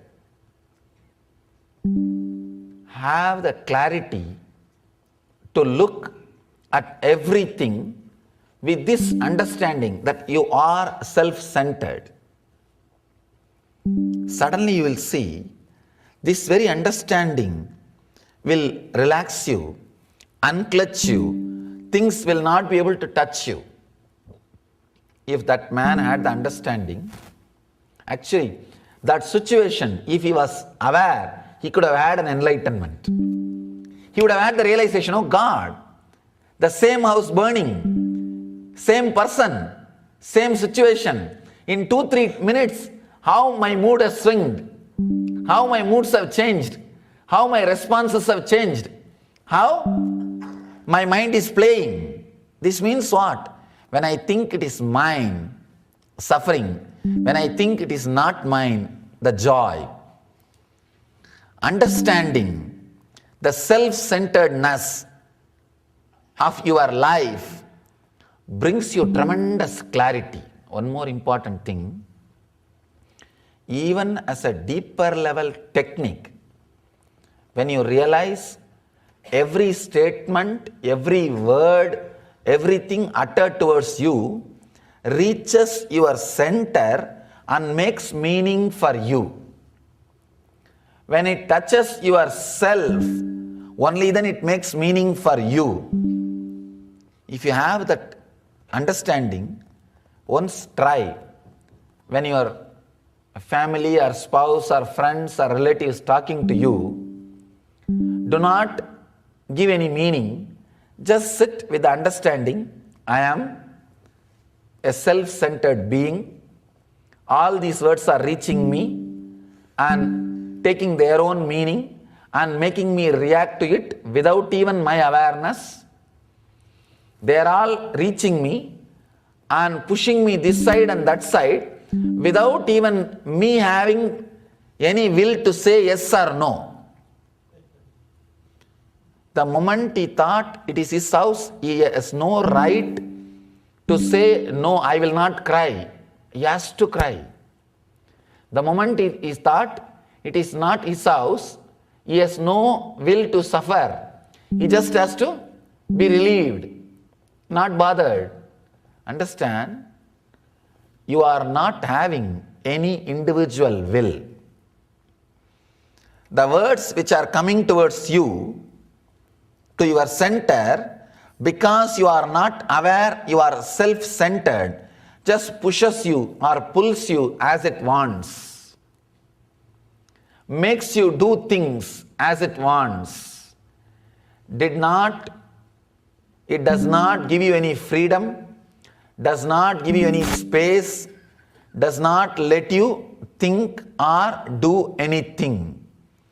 Just you are like a robot. Commands are given and you are working. If you can have the understanding, you are self-centered, suddenly you will see the quality of your response totally changes. The quality of your response plays a major role in creating a lifestyle. When I say living enlightenment, just changing the quality of response with the clarity of self-centered consciousness. Understand, you are self-centered. The moment you understand you are self-centered, you will not act self-centered. Now, you act self-centered, but you don't understand you are self-centered. Acting self-centered is wrong, but being clear you are self-centered is not wrong. Because you are not being clear, you are not clear, you are self-centered, you are acting self-centered. You do so many foolish things. Not so many, practically everything. Foolish, because we don't understand we are self-centered. This one story can give you the clarity.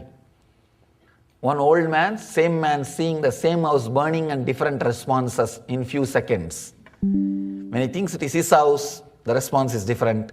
When he thinks it is somebody else's house, the response is different. Mahadeva says, letters flow into words and words into sentences. Means the letters and words are flowing towards you.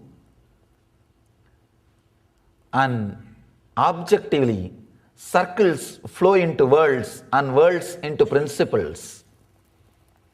All your principles, your ideas, your world, the inner software you created, the inner programming which you did from the young age, Mahadeva is saying, just add little awareness to that inner programming. Many times, your inner programming brings disease to you. You are programmed continuously from the young age. This will bring disease, that will bring uncomfort, that will bring problem. When those incidents happen, even if you don't have problem, you will be meditating and waiting for it. You will be waiting for it. Understand? Life solution is path for enlightenment. Here, when I talk, it may look like a life solution. It is not just a life solution. People ask me, Swamiji, your discourses are great. It carries a lot of life solutions. But what about techniques for enlightenment? Fools do not understand. Life solutions are techniques for enlightenment. I am not a psychiatric counselor. I am not giving you psychoanalysis or psychiatric counseling or some advice. No. All I am talking is healing your deepest self. Mahadeva, what he talks here, if it is practice in the beginning, it will be a life solution. In the deeper level, it will be the solution for the whole life itself. It will be the technique for enlightenment itself. He says, the worlds into principles, find at last these converging in our being. It's like a layer by layer, how things come towards you, how it gets processed, and how you respond. Any message comes to your eyes first. The energy behind the eyes, the indriya, that starts converting that file into the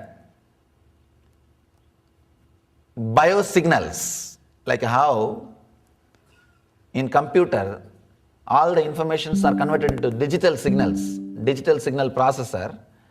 The indriya behind the eyes, if you are getting signals through the ears, there is an indriya behind the ears. The same way, behind the eyes there is an indriya. They are called panchendriyas. Eye is not indriya, please understand. It is only a sense. Through eye something is seeing, that is indriya. Chakshu is indriya. Chakshu is the energy which is seeing through eyes. Eyes are just doors, openings. So that converts all the signals into biosignals. Then the file starts getting processed. It goes to chitta, where the no process is done. Then manas, where yes identification is done. Then that file is submitted to ego. Ego decides what is there for me in this file. That process only I call self-centeredness. For example, if you are sitting here, first the picture of me will be taken by your eyes. It will get converted as a biosignal by your indriya chakshu. It will go to chitta. Chitta will first analyze and say, oh, this is not an animal, this is not wood, this is not tree, this is not plant, this is not this, the neti, not this, process will be done. Then file will go to the manas. Manas will do the iti, this is it. He is a Swami, he is an enlightened person, he is wearing orange robe, he is sitting on a golden throne, he is sitting, there is a book in front of him. The iti, this. That identification process will be done by manas. Then the whole file will go to ego. Ego will decide what is there for me. Based on your ideas, all which went inside you, you will decide whether sitting here is going to be good for me or bad for me. You will decide. That decision only is going to be an important thing for you to be continuing to sit here or to go out. That decision is what I call self-centered. Self-centered decision, that process. What is there for me in this situation, in this file, in this process? That what is there for me? When you are aware that you are sitting with that self-centeredness, suddenly your response, your reactions, everything will become totally of a different quality. You will not be sitting and listening. Understand? The same work of sitting and listening for different reasons will create different effects. A small story. 3 mad fellows. They wanted that they should be released from the asylum. They go to the doctor and say, all 3 of us feel we are okay, send us out. We want to go back and live a normal life. Doctor says, tomorrow we will have an examination. After that we will decide. All 3 were called next day morning near a swimming pool, empty swimming pool. Doctor says, the first guy, jump. That guy jumps and breaks his leg. Empty swimming pool. The second guy is called. Doctor says, jump.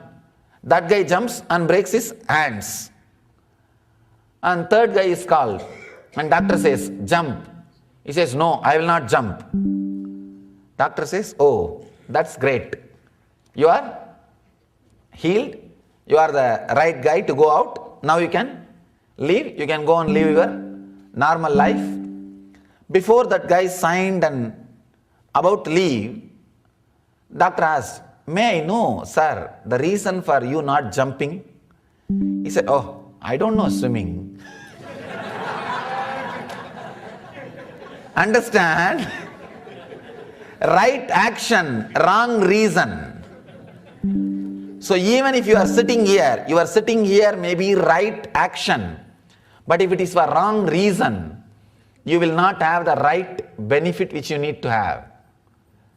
So, if you are sitting with the clarity of the self-centeredness, means that with the clarity of the process which is happening in you, with awareness of all files being brought to you and the process which goes on and which makes the decisions, you will see your quality of response is totally different.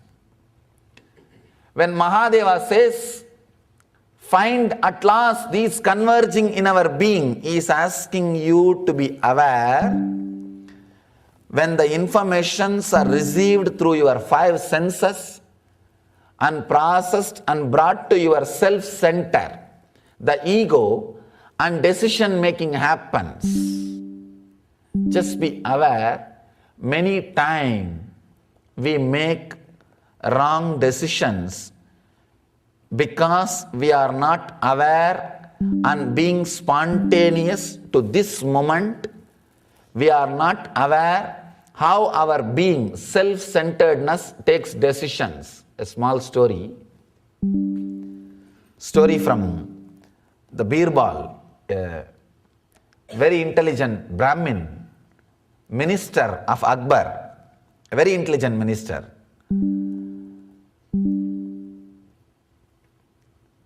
Once the whole country was filled with rats.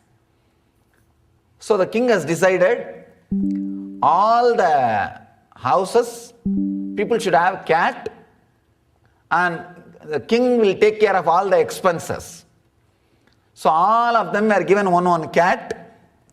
Every day morning, 1 liter milk will be given to each house to take care of the cat. This poor Birbal, he thought, Arey, my kids do not have milk.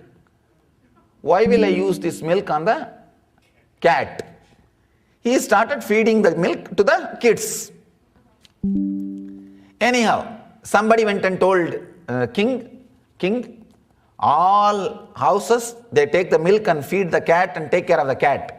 But your minister Birbal, just because he has so much influence over you, he does not feed the cats, he is feeding his kids.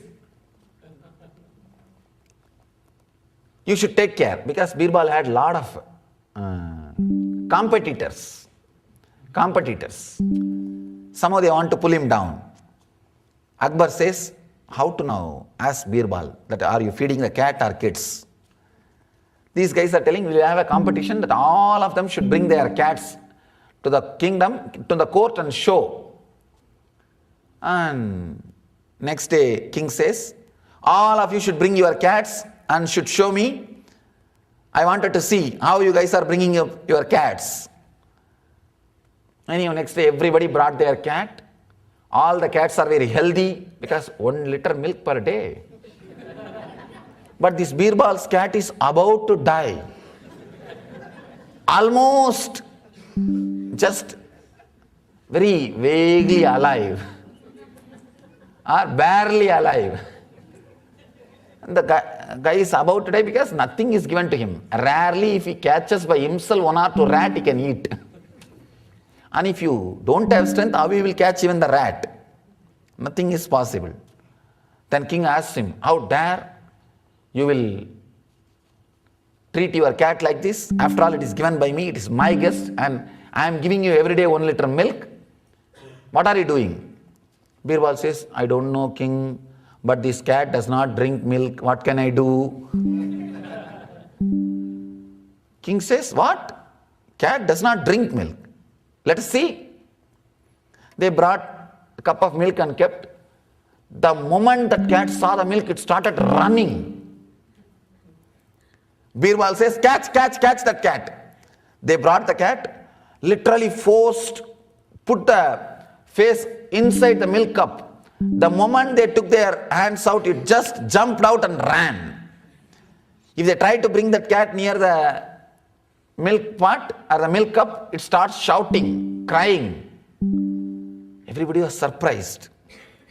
Then Birbal says, King, see, that is why I am not giving milk. It's not that I am cheating you. The cat is like that. King was really surprised. How can a cat escape from milk like this and afraid of milk like this? Anyhow, King said, all right, Birbal, you have not done any mistake.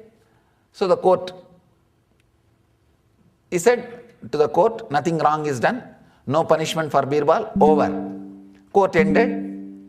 Next day, he slowly asked Birbal, I know for sure you have done something. And I know for sure you want to teach a lesson to me. Tell me exactly what you want. What do you want to tell?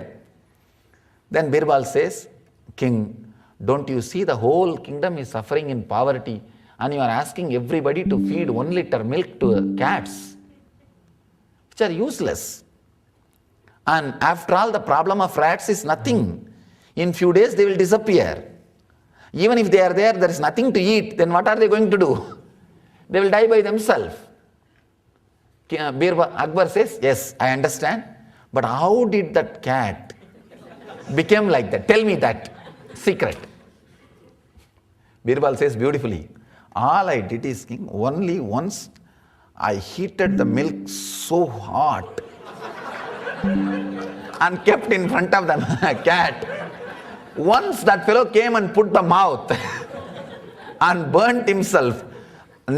From next day, the moment he sees that color, he runs. Understand? When King kept the milk, it was not hot milk. It was cold milk. The cat could have drunk. This guy could have tasted. But because of the earlier experience, the moment he sees that color, he runs. Understand? Not just that cat. We also take so many decisions the same way without awareness. We are also in many places cats running from the milk. Cats escaping from the milk. You are not aware of the decision-making mechanism which is continuously functioning with unconscious, unaware way. How so many experiences which you had with the hot milk is driving you away from the cold milk which is in front of you. When Mahadeva says, be aware, he is asking you to be spontaneous. Do not be cat. Do not be the cat. Do not be making decisions just like that old cat. No. Then you have to be fasting on practically dying. Be aware every moment how the information reaches you, how the chitta is doing the process, manas is doing the process. Because it happens in a very short time, you need a sharp awareness, subtle intelligence to be a witness. Especially important thing you need to be aware is the decision making, that click, that self-centered decision making, when the self decides what is there for me. Understand? A right strategy planning about you and your relationships and your life and business is enlightenment. Right strategy planning will happen, when I say the word right, it will change continuously for you. It will change continuously for you. When Buddha says right listening, right understanding, right talking, right action, he means continuously be aware of that self-centered space where decisions are made. I tell you, many times you come back and repent. I should have told that, especially after having a good fight with your spouse. After having a good fight with your spouse, if you sit alone, the whole thing you will just rewind and see, do the corrections. I should have told this point, I forgot. 3 years ago she did the same thing, I forgot that point. 2 days ago again she made the same mistake. I forgot this point. You will sit and revise. You will be sitting and repenting. You will be sitting and changing all your decisions. You will be sitting and feeling, I did not decide properly, because you lost your balance. You are only bothered about just violently expressing what you feel. You did not bother about convincing, responding properly to the other person. Understand? A person who is aware of that center where decisions are being made will always be successful. Will always be successful. Can never be a failure. After my enlightenment,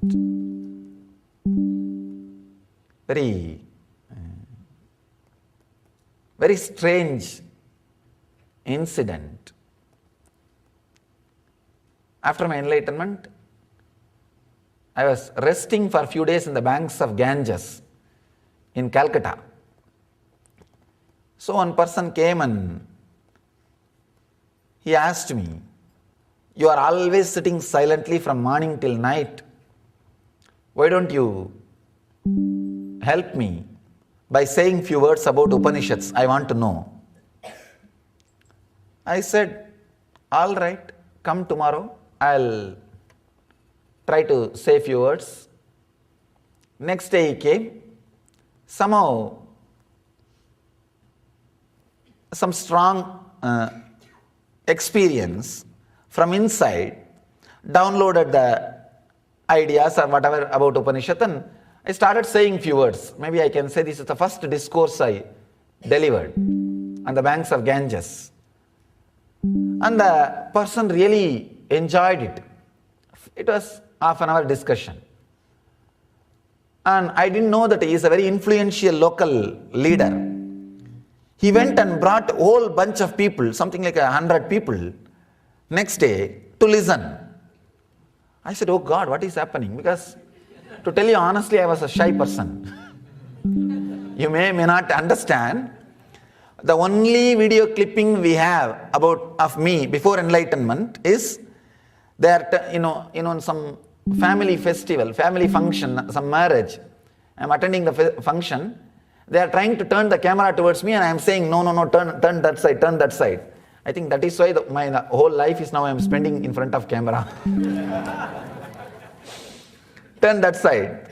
And I myself got surprised when I saw recently the clipping. Oh God, what kind of a person has turned into what kind of a person? When he brought 100 persons, I got shocked. What to talk now? One person, a personal conversation is different. That's why I brought these people. Anyhow, I started telling whatever I feel as a truth. One elderly Pandit, well read. As usual, the only work they have is going and disturbing others. They do not have any other creative work, you see. The Pandits do not have any other creative work. And all they will do is, they will go around and as if God gave them the responsibility of keeping people honest.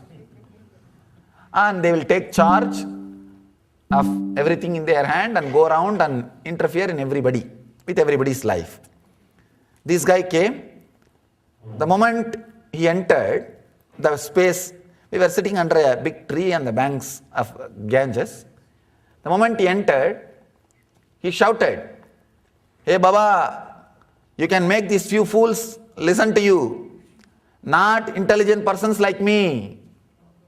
Can you make persons like me to listen to you?" I just said, "Can you come near?" He came near. He thought that I did not listen what he said. I just only moved my head and said, "Can you come this side?" He came near. Then I just said, "Can you come this side?" And I just showed the head this side. And he came near. And when he was about to reach me, I just turned the head this side and he came this side. Then I told him, "Understand, now you already obeyed me 3 times. Sit and listen. You listened to me 3 times. Now please sit and listen. Later on, one important thing, this incident happened. And he was shocked. He was really shocked. I told him, understand, you can cheat or disturb the people who are not aware of the process happening inside. The person who is aware of the process which is happening inside can never be caught, can never be imbalanced, can never be cheated, can never be shaken. This incident happened. Later on, I had the time to read one Zen book. I read exact incident has happened in another enlightened master's life. Some Zen master, few hundred years ago, exactly same way, one Pandit trying to come and disturb his lecture, and he did the same thing of making him go through zigzag and saying, it seems you are a very good person, you listened to me already 3 times, sit and listen. See, a person who is living spontaneously, who is aware of this process which is happening inside, where the decisions are made, will never be a failure, will never fail. A Pandit will always be failure because he may know what all decision to make, but he will not know how the decisions are made. He may execute, he may reproduce, he may obey. Philosophers are intellectual, obedient students. Understand? They are intellectual slaves. They just carry somebody's words in their head and vomit on somebody else. Naturally, when you eat something and vomit it out, the quality will be a little different. Same way, when you put something in your head and vomit, the quality will be a little different. That smell, you can call it as your own unique contribution. Your own unique contribution or your own unique representation. That's all. Nothing else. Understand, philosophers do not know how to take decisions because they are not aware of the zone where decisions are made. Being aware of the zone where the decisions are made is living enlightenment. Here, this is the Nitya Sutra, means you have to understand, internalize and be aware whole day during all your activity. During all your activity. If you are spontaneous, if you are living in the zone where the decisions are being made, if you are aware, the master's presence will be useful to you. Even one moment you get around me, it will be straight away useful. Understand? Whenever you come in front of the master, be aware of the decision making zone. You will feel so deeply connected, and the time which you spend around him will be useful to you. It will be directly useful to you. You will use him properly. I have seen fools coming around me and wasting their time and my time. It's not that they are wrong people, just unawareness. Today, I was sitting in the temple. One devotee came near and asked me, "Can I ask you something?" I said, "Okay." Very rare chance of getting few minutes around me, especially personally, directly. The person could have asked something useful. That person asked, "This is some Meenakshi, where is the parrot?" I just thought. She asked about some goddess, some deity, and where is some parts of the deity. I just thought, oh God, what a mess, what a missing. Understand, when you get a rare chance, be clear, be in the center where decisions are made and use that moment. If that person has something directly useful for her life or his life or their life, I would have surely responded. I would have said, yes, I'll heal you or take care or some counseling or something. The moment would have been useful. What is there in that? That whole thing is just a game to inspire some people. And if you are inspired, get inspired. If you are not inspired, okay, forget about it. When you are not aware of the decision-making zone, even the few beautiful moments which you get near the master, you will waste it. It won't be directly useful to the life. That is why I always take care that I do not waste my time near the people who are not exactly aware of the decision-making center.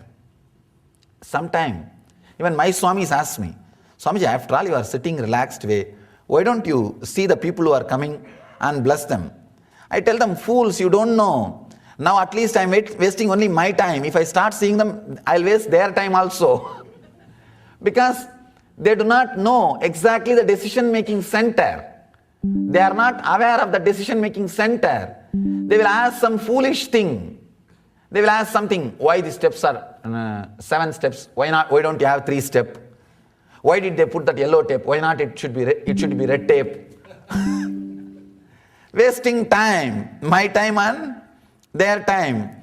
They do not know or they are not aware exactly what to ask or what to do. The awareness on the decision-making center is important thing even to use the opportunities happening in your life. Then I told her, you talk to the priests, all these things, they will answer you. They will answer you. Understand? It's not that she has done something wrong, but she has wasted. She has wasted one moment, which could have been used for so many other better things. Be centered on the place where the decisions are made. Then you will not waste things which are happening around you, which are happening in front of you. It's rare opportunities. Understand, not only the outer world things, even the master's presence is very rare opportunity. When it happens in front of you, be aware of the decision-making center. You will see you are using best. You are taking the maximum advantage out of his presence. Understand this sutra and imbibe it. Let it flow in your life 24 hours and you will see you will be living enlightenment. Let's gather for next session, for next sutra. Thank you. Let's gather for next session. Thank you.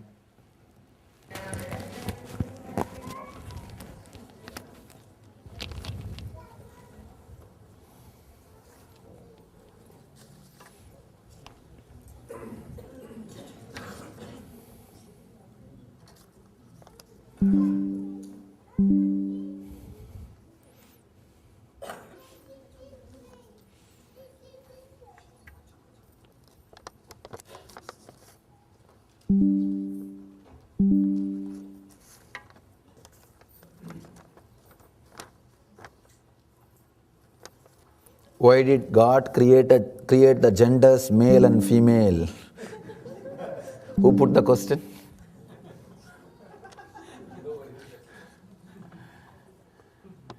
If nobody, then I don't have to answer. Okay. Will you name a few female enlightened masters? There are many female enlightened masters. There were, and there are, and there will be. And you are asking, how did our world become so male-centered? I don't know about it. I wanted you to know an important truth. When somebody becomes enlightened, he is neither male nor female or gay. He is beyond all three. He is beyond all three. So there is no such thing as a male enlightened or female enlightened. Enlightened is male, female, gay, and all put together and something more. So, enlightenment is the space where the male and female energy is balanced. So there is no such thing as male or female enlightened. What you can get from what you think you can get from female enlightened master, that blessing or energy or technique, surely you will be able to get from male enlightened also. I do not think world has ever become male centered or female centered. Maybe your understanding needs to be properly centered. I never think. It is just the, you see, in the inner world, the dharma, constitution of the cosmos wins. In the outer world, the constitution of that country wins. The might is right. That is the most, that's mostly the essence of many different constitutions. So, I don't see something like a male or female. It is just the person who starts expressing particular kind of abilities and energies, that wins. And I don't want to get into more controversy by naming or telling anything else.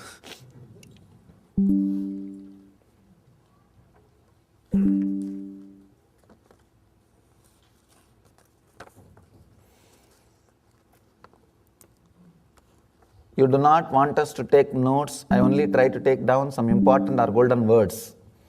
As you said it, so that I can read and reread them, please comment. One thing, I am not against taking notes. I am against missing the words which are being uttered when you are busy in taking notes. That is what I am against. If you can be aware that without missing the words which are continuously expressed, you are free. Usually you will miss. That's the reason I am telling you not to take the notes. Take the notes in the heart. The story about the swan, you said the fish feel that the closer they are to the reflection, the faster they will get enlightened. If only the fish would raise their eyes, they would see the real swan. Does raise their eyes means raising their consciousness? If not, please teach me how to look up and see the swan. Understand? When I say raise the eyes, I mean exactly the last sutra. Be aware of the space where you are taking decision. Means every decision you take, let it be conscious. Let it be aware.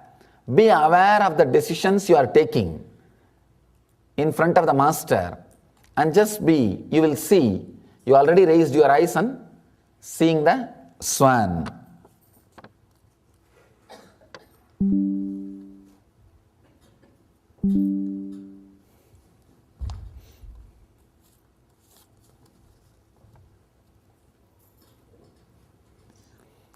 Please tell me, what should I ask?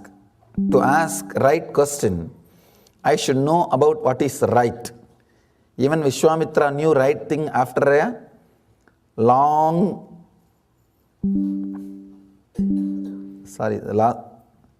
after many, I am not able to read the next word. And only after Vasishta's right explanation, he understood. He got. Oh, actually what this person is trying to ask is, he is asking me to tell what to ask. Understand, it is not that Vasishta did not teach the truth first time itself. He taught. Vishwamitra did not hear. So when you are hearing, hear completely, that is enough. You will understand what to ask. Usually, if you just say, whatever is good, let it be showered. That's the best prayer I have seen or I have done in my life.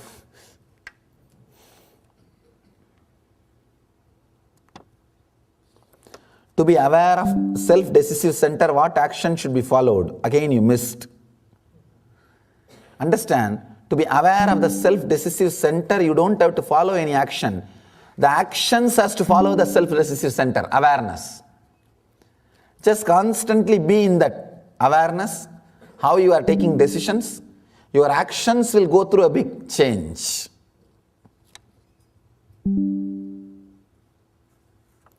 and you are confusing about self and selfishness. Selfishness, selflessness, self, forget about all those things. Don't confuse. Where you are taking decisions, just be aware of that zone. Don't even try to change your decisions. If you are trying to change your decisions, you will be fighting with you. No. Just be aware of the decisions you make.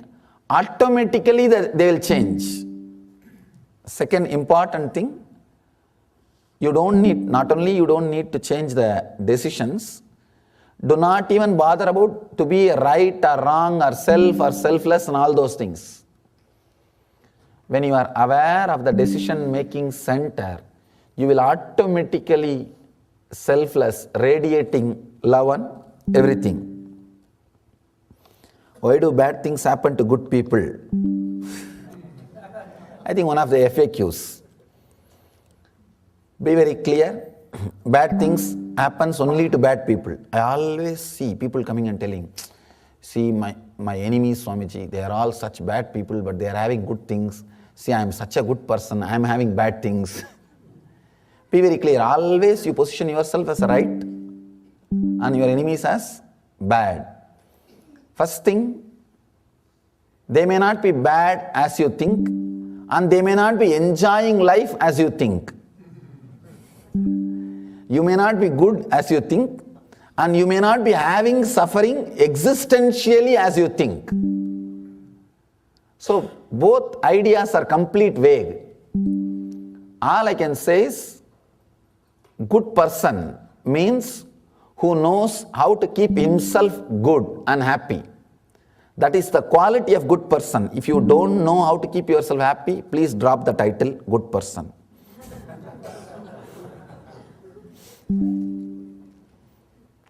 And you are mentioning some particular incident. Somebody's son died, and you are saying that we all have different theories to explain this, but I would really like to know your spiritual perspective. I have to see the person, only then I will be able to give you some idea in whose life this death has happened. Only then I can give an idea. Otherwise, my words also will become one more theory for you. You will say, this is Swamiji's theory. Many times I will never give theories, this kind of situations. I will just hold the hand for a few moments and take that suffering away. That's the best thing. That's the best thing can be done. I feel quite irritated. I have been trying to teach my partner. What else you think you will have if you try to teach? If you try to teach your partner to make priorities in his life, to decide what is really important to do with his limited resources. Now you ask us not to prioritize, but to be ready to do anything spontaneously. Life does not allow us such freedom. No. Life gives so much freedom. You do not take it.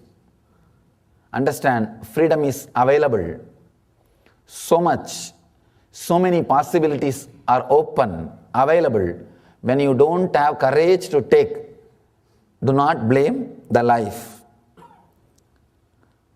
If someone born gay or is being a gay, is choice or born? Oh, you are asking is it by birth or by choice? I can tell you, all the qualities with which you are born, you have chosen them at some point in your life, maybe earlier lives.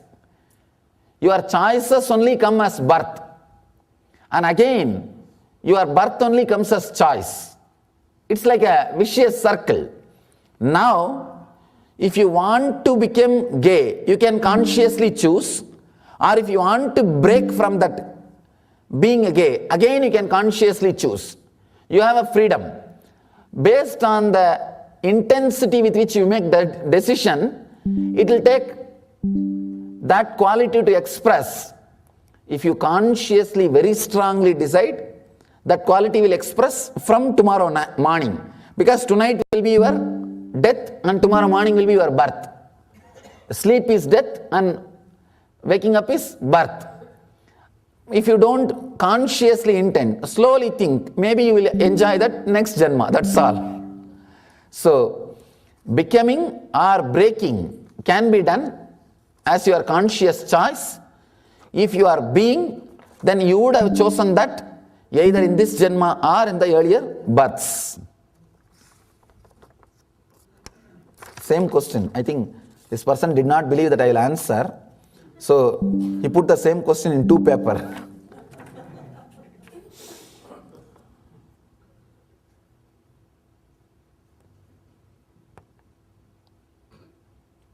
Something, what do you see? There's some transition of 2012, some Mayan calendar, Aztec calendar and all those things. Sorry, I don't know any calendar. I don't know even my calendar. So, I don't want to comment about the mystical things which I don't know. So, apologize. Excuse me, I do not know. That is the answer for the question. Usually, these mystical things lead to more and more confusions than to the clarity. If somebody says by 2012 world is going to die, then intensify your enlightenment thirst seeking. That's all. If somebody says the world is not going to die, then get ready, become enlightened so that you can live long and enjoy the world. That's all. Either way, I have my answer, and I am not interested in any other theories and philosophies and some Nostradamus prophecy and all those things. All these Nostradamus prophecies, funny thing, only after things happen they will connect and interpret. Not before things happening. I did not read any book which can interpret and say before things happening. And even if there are some books, I don't see things come true just as it described in the book. If you just utter something and somebody records, anything can be connected to anything. That's all. And I can give you a few tips how to become a prophet and how to write prophecy. Just write some common words. Anybody should be able to make any meaning out of it. After 2012, all people will have problem in their family. Family means problem. And your wife will not listen to your words. Wife means she will not listen. That is a basic quality. If she listens, how can she be called as wife? Something like that. Come up with some common statement. Students will have problem in studying. Means that is a life.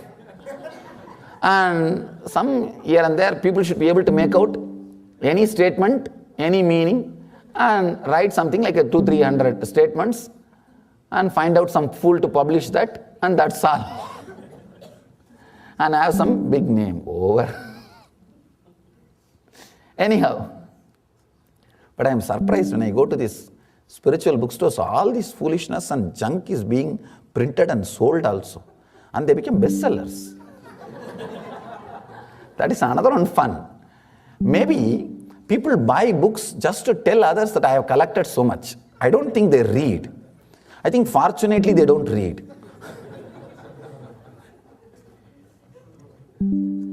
Anyhow, let's enter into the next sutra.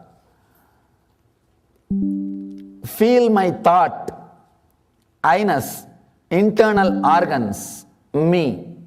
This is another wonderful sutra. You asked what to ask and how to be in the master's presence. This sutra is the answer. To feel the center where the decisions are made continuously. See, if you understood whatever I spoke in the last sutra, start the technique directly. If you have not understood, sometime people who are based on the body cannot understand the intellectual definition of a technique. The last technique is more an intellectual definition. He says, be aware of the inner space where the decisions are made. A body-centered person can never be aware of that. He will be thinking where decisions are made, here or there or where the decisions are being made. Sometime you will understand the decisions are made in the kitchen, not neither here nor there actually decisions are made. You will not be able to understand. The body-centered person needs more grass explanation, more grass understanding. For him, Mahadeva gives this technique. If you are able to understand what I said in last sutra, please do that.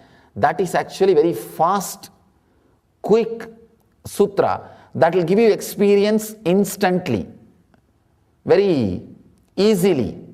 But starting is little difficult. Starting trouble will be there. In this sutra, starting trouble won't be there. Even a villager, person who does not understand anything intellectually, a grass-rooted, physical person who is working from morning till night physically can understand, can start.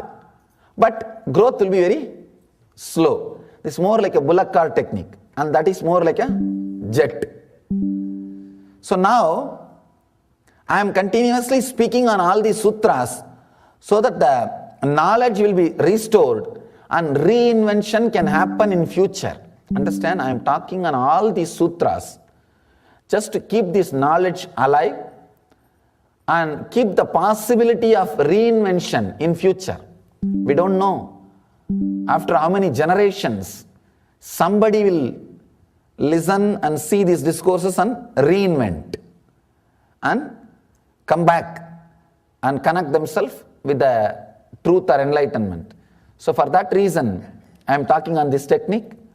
If you understood the earlier technique, better do that than this.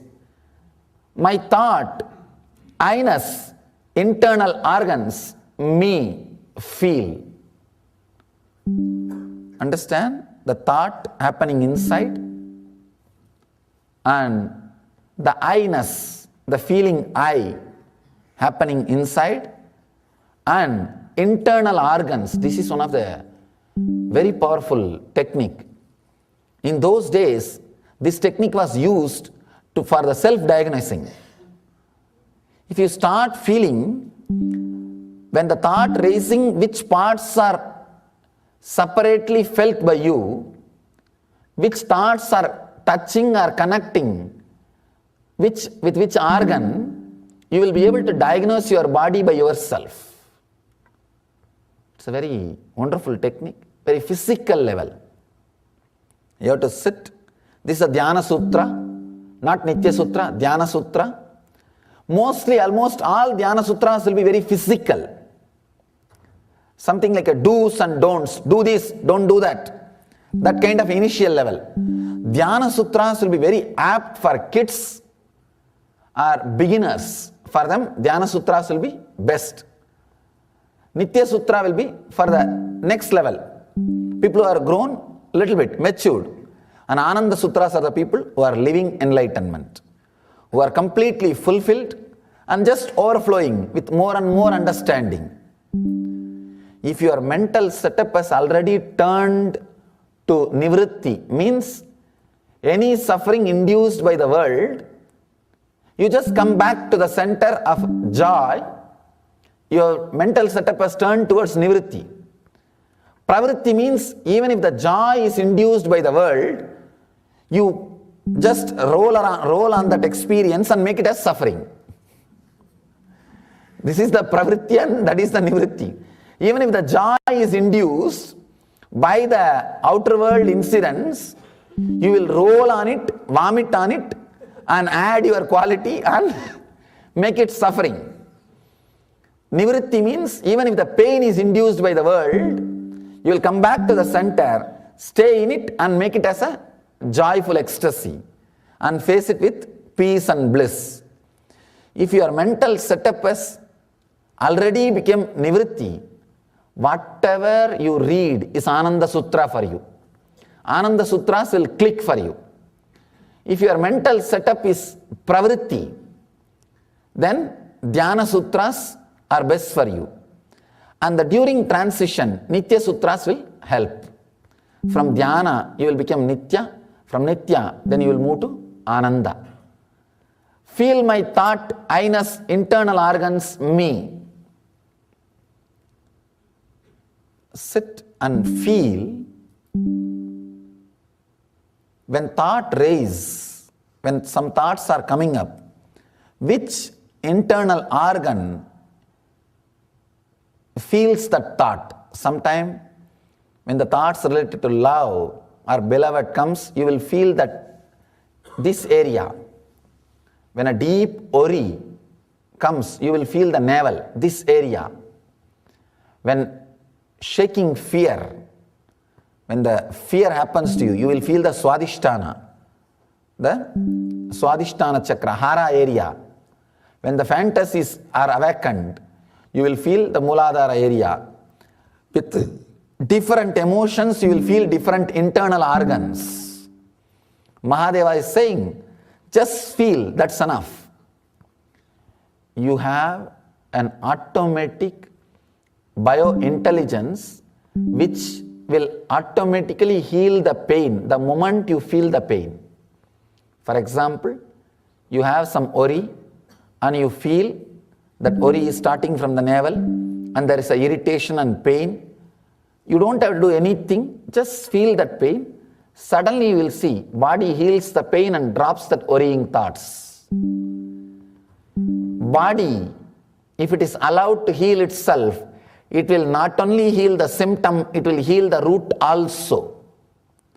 Disease itself, only when you are not allowing the natural healing process, when you don't have patience, time or trust over your body does not heal, and all the things you try to do heals only symptoms. Here, Mahadeva says, allow the body to heal itself by feeling, not doing anything else. You will suddenly see, not only it heals the symptoms, it heals the disease itself. Of course, nowadays our diseases, we start feeling our disease only it has become very strong, a grass level, which cannot be handled by mind. That is why problem. In those days, people are so sensitive. Even a small imbalance, they can find out. They are so sensitive. They can come back and heal themselves. They can heal before the disease starts expressing itself in the physical layer. But now, unfortunately, we lost sensitivity. Only when it becomes very grass, where you need a straight surgery, you even realize. Then, I don't think this technique will work. This will work only if the disease is not yet expressed in the very grass physical way. If it is already expressed in the physical way, Annamaya Kosha, you need to take only allopathy. But the root level diseases, the diseases which are yet to express, which are getting expressed to the pranamaya, from the mind which is moving towards the breath layer, that can be healed by this technique. By this technique. Whenever thought raises, just see which part you are feeling that some movement. Which part is first getting the impact of that thought. Which part is feeling the thought happening. See that? Then you will see suddenly, automatically the healing starts happening in that part. Feel, understand, don't think, feel. My thought, I-ness, internal organs and me.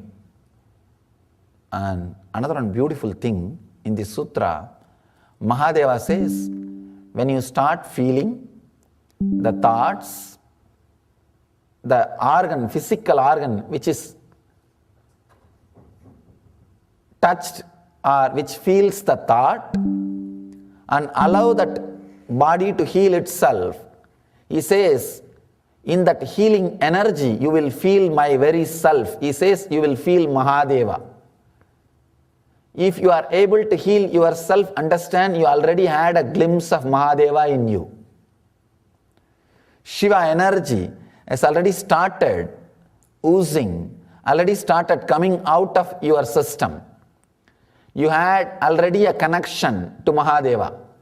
Even if you had one self-healing experience through this technique, Mahadeva says you are initiated. You are initiated. Now, courageously you can say, Shivoham, Shiva is in me. The I consciousness is Shiva. That is why whenever I initiate disciples, the healing initiation, after that, we do in India, here we don't do. In India, after the healing initiation, all the disciples will be made to sit and I'll do puja to them and do namaskar. Means physically saying, giving a statement to them that now you have Shiva in you. You have the Shiva consciousness in you. Here the problem is, the healing initiation is done in a half day. Even if God comes here, he has to come in the weekend. He can't come in weekday. And weekend is always meditation workshop. And Monday morning, by the time I finish the initiation, half the fellows, even before even I say that let you be in eternal bliss, the half of the fellows will be sitting in a flight. They will be rushing. Swami, just hand over the stick quickly, I have to rush. Flight is waiting. Anyhow, we do that to make the person understand the initiation. The moment the initiation happens, now you are carrying Shiva. You are impregnated. You are now filled. Shiva's consciousness, Shiva's energy. You are carrying Mahadeva himself. He says, internal organs and the very me, very myself will be experienced by you. Krishna says, Antaryami.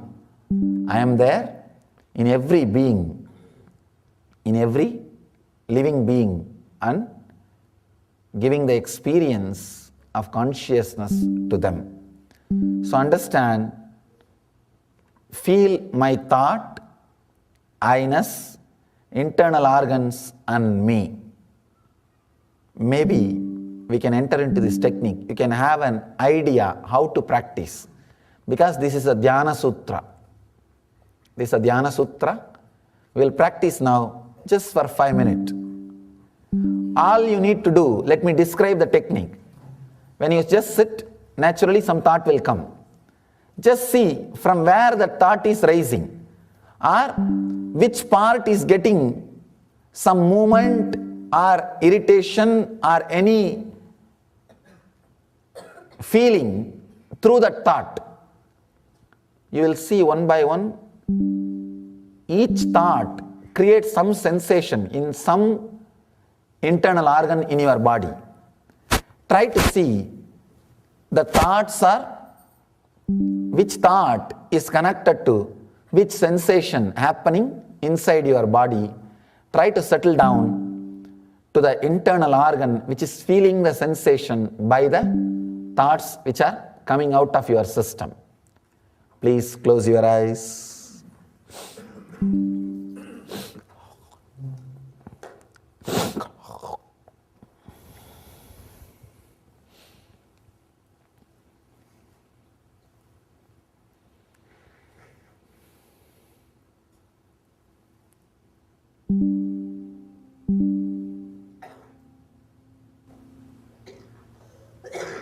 Just see from where thoughts are rising and where you are feeling the sensation because of the thoughts.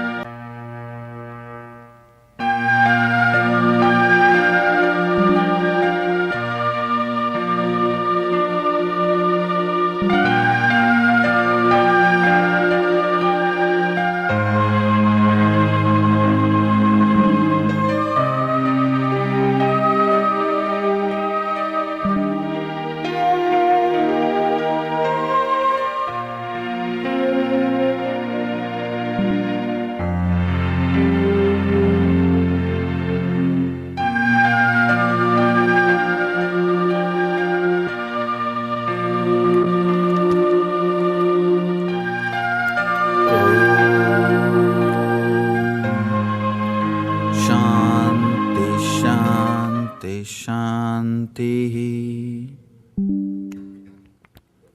Relax. Experiment. Try with this technique. Within 24 hours, if it clicks, this is the technique for you. If not, continue to try other techniques. So let you achieve and radiate the eternal bliss, Nithyananda. Thank you.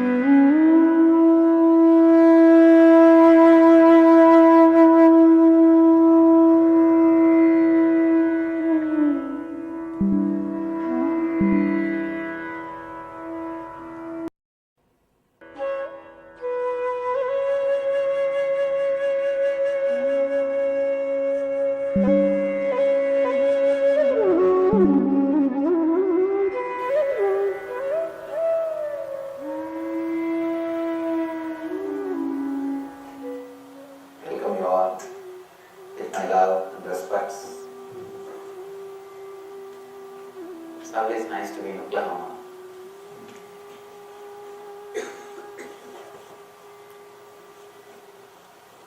Really a hometown. Even though now we have an ashram in Los Angeles, someday Oklahoma is like a hometown. And I have some soft current for Oklahoma. Nice to be here again. Let's enter into that subject. Today's subject is love, the way to your being.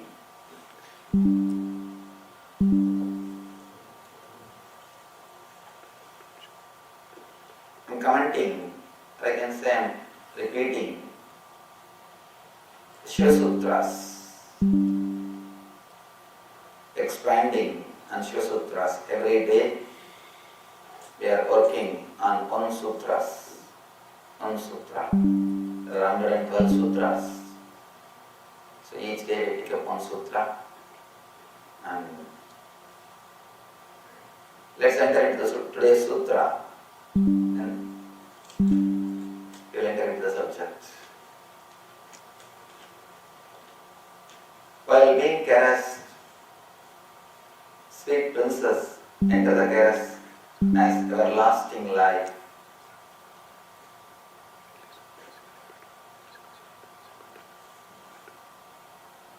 Shiva says, while being caressed, sweet princess enter the caress as everlasting life.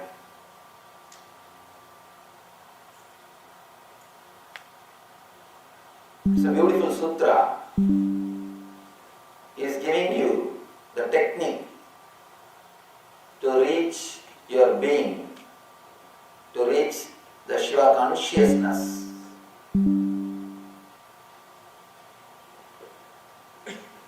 To explore the inner space, to achieve your original being. Every man has being, but we don't live in the being. We are little imbalanced, little eccentric. That is the reason for all the problems, tension, whatever you are carrying in your mind. The reason is you are not living in your center. You are not living in your being. You are not as you are supposed to be. You are not as you are. Constantly you are moving between the center and periphery. From the center you move towards the periphery. And some moment you come back, relax in the center. And you try to have a glimpse of you. You as you are supposed to be. Or you as you are. Your very being, your very core. But somehow you don't stay in that same space always. Again, you run away. You don't stay in that space eternally. You move away from that space. You are moving between your being and the periphery. You are not centered. You are not solid. By and by, slowly, you start staying in a space where you don't have to experience the periphery or the center. You try to avoid your boundary and the center, both. You create an image in which you neither experience your boundary completely nor experience the center. If I can make a small diagram, maybe I'll be able to explain how we are playing with our mind, how we are moving from our boundary to being.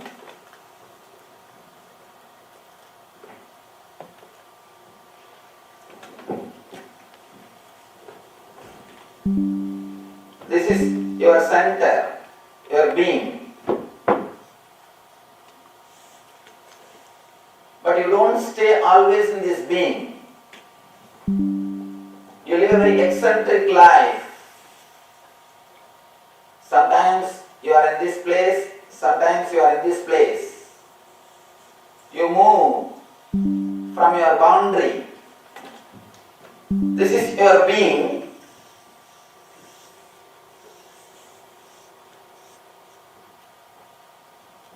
And you don't stay in your being all day. Constantly you are moving. Morning you have some ideas, evening you have different ideas. With every person, every moment, you are behaving, expressing yourself in a different way. You don't have a solid being. You don't stay in your being in a solid way. You have your own ideas. So naturally when you are eccentric, moving between the boundary and the center,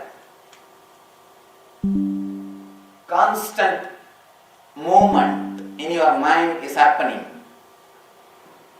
Again, after some time, you don't even want to do this.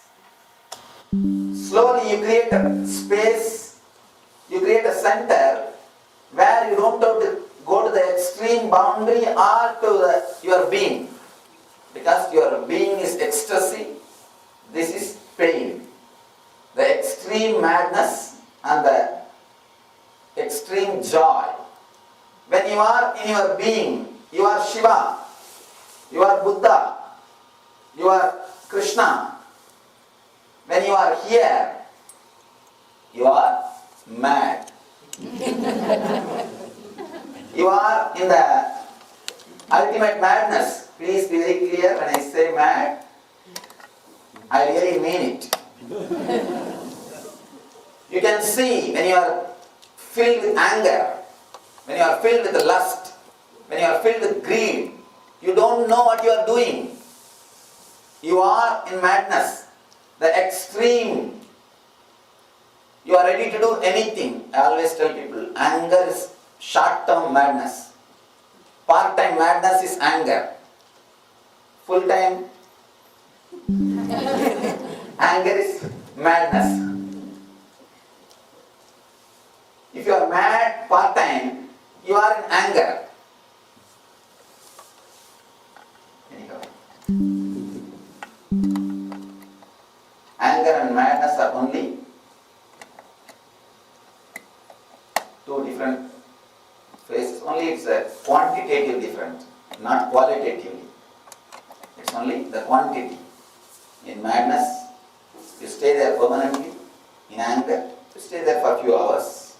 Otherwise, in quality wise, both are one and the same. But by and by, you create a new center in you, what you call human. You neither experience the space of Shiva, nor experience the space of madness. You neither go to this extreme, nor go to this extreme. That is why, after growing, actually as long as you are a child, you try to play both the game. Sometimes you are in high ecstasy, just like Krishna, just like Shiva, just like Buddha. Sometimes you are filled with anger and greed. Slowly, when you grow, society trains you, society cultures you. When you grow, you create another center where you neither experience this madness nor experience this Shiva consciousness. This is what I call the human personality. This is the space where human beings are. You start staying in this space. In this space, you neither experience the extreme madness, you are balanced, nor experience the beautiful freedom, the ultimate freedom of Shiva consciousness.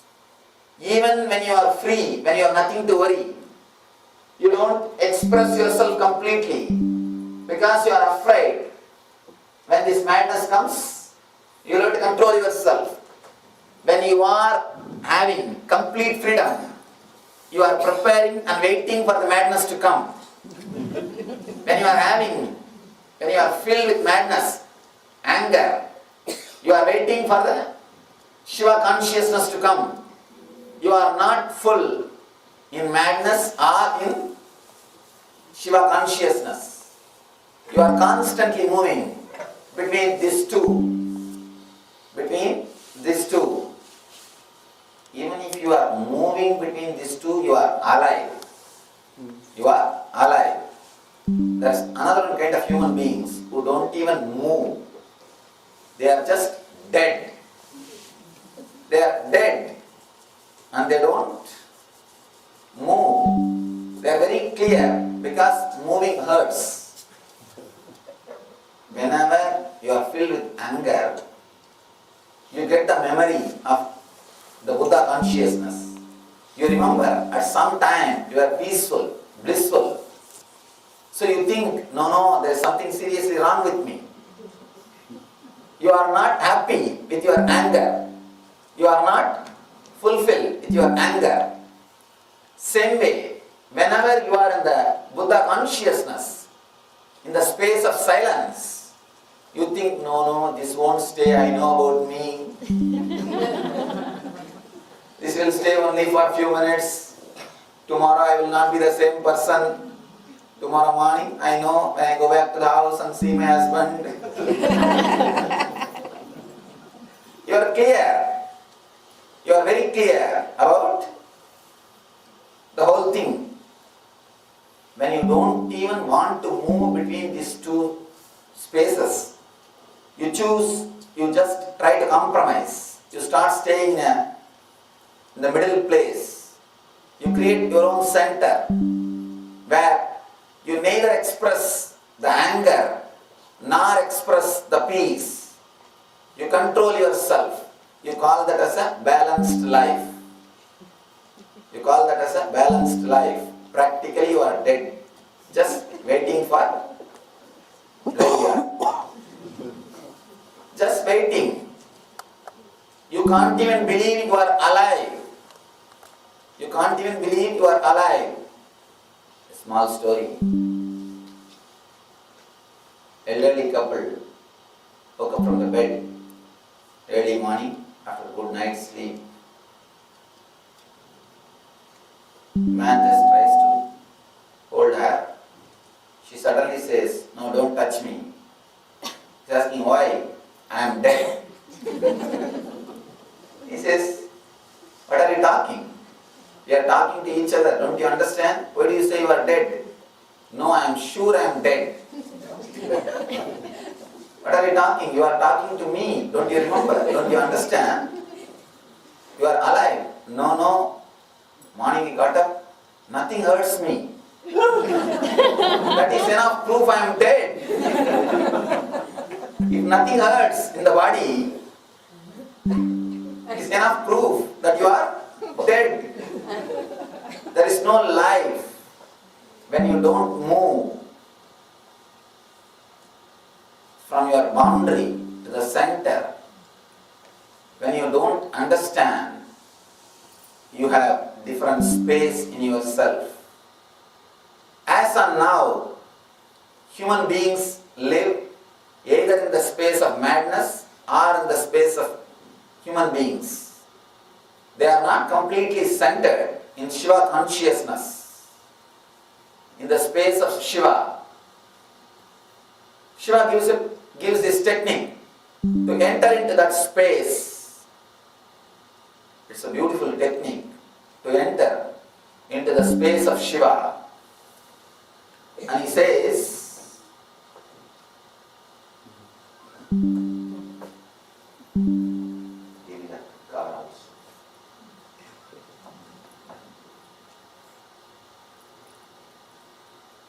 just by entering into a relationship, you can fall or you can come back into the Shiva consciousness. You'll be surprised. Shiva is saying, just when you relax in the relationship, you can come back to the Shiva consciousness. You can straightaway fall into the Shiva consciousness. You can come back to your center. You can come back to your being. You can understand. You can experience the space in which Shiva is staying. Usually, always we understand anything related to the outer world will only give more and more problems, create more and more tension, more and more suffering in our being. But Shiva is saying, while being caressed, sweet princess, enter the caress as everlasting life.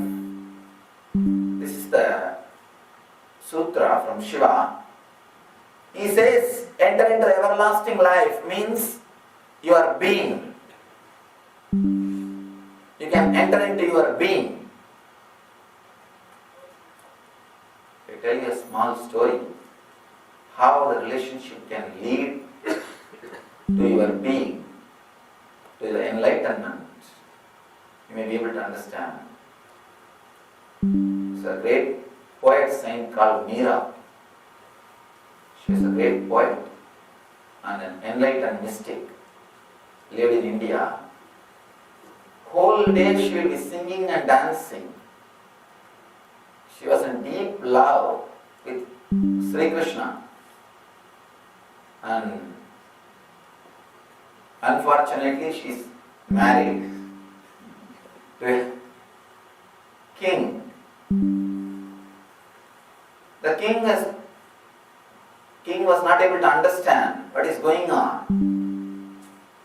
And not only that, when she starts singing about the glory and beauty of Sri Krishna, he became jealous of Krishna. And he wanted to find out who he is and where he is. Maybe he wanted to kill him. But he left his body thousands of years ago. Meera and Krishna, they lived at least a gap of 2,000-3,000 years. And she is continuously singing, dancing, repeating the name of Krishna and enjoying in ecstasy. The big problem is, if you are joyful, ecstatic, independent of him or her, you are in trouble. Your joy should be dependent on him or her. As long as your joy is dependent on him, everything is okay. As long as your joy is dependent on her, everything is okay. If you started living happily on your own, something hurts. You start feeling you are not needed. Now you are not needed. This king also felt the same thing. Now he is not needed for Meera's joy. Unless you are needed, unless her joy is dependent on you, you cannot rule her. You cannot keep anybody as your slave if they are joyful independently, if they are ecstatic by themselves. You cannot keep them slave.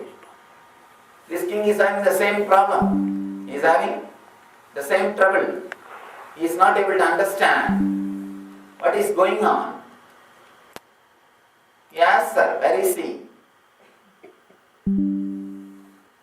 Technically, if you see, he is no more alive. He is dead thousands of years ago. He is not there. But for her, he is very much present. He is here. And she is singing, dancing, ecstatic. You can't even say she is just imagining, because her whole body language is different. Her whole body is expressing the love, radiating the energy. You can't say it is just imagination. This king tried his best to convince her that Krishna is not alive. First they try to convince, but these devotees can never be convinced, because they are not in the plane of logic. They are in a different plane. They are in a different plane. You can't convince them logically. So when he is not able to convince her logically, he started torturing her. He tried other possible methods. But till the end, he was not able to do anything. And he started arguing with her. He said, he is not alive, he is no more. Why are you constantly remembering him? She says, only for you he is not alive. And according to me, he is the only being who is alive. All of of you are going to be only in time. Particular period you will be here, and after that you will not be here. Krishna is the only being who is going to be here forever. He is the only being who is going to be here forever. She says, according to me, he is the only being who is going to be here eternally. When you are completely in love with somebody, when you are completely in tune with somebody, you feel the other person is God. You feel the other person is a blessing happened in your life. You feel the other person is a fulfillment of your being. You feel a totally different energy, totally different connection, totally different space around that person. She says, according to me, he is alive. He is here. He is available to me. If you see from the point of logic, it's a complete madness. We can't understand how Meera can sing and dance, how Meera can play with somebody who is not physically alive and who is no more. But Shiva says, this kind of relationship, a relationship which doesn't have any reason, the causeless relationship, that's the important thing. For the modern mind, civilized mind, it is very difficult to understand the word causeless relationship. Only causeless relationship can lead you to your being. Only that love can be the way to your being. We all know the relationships which is created just for some reason. Maybe money, or name and fame, or social influence, or physical relationship, sex.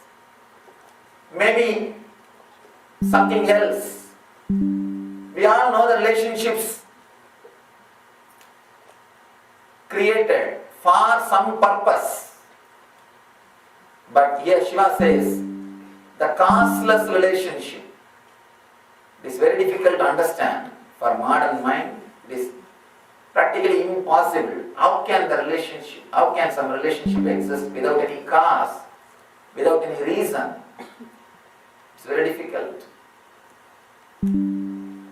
But Shiva says it is possible, and that can directly lead you to the center of your being.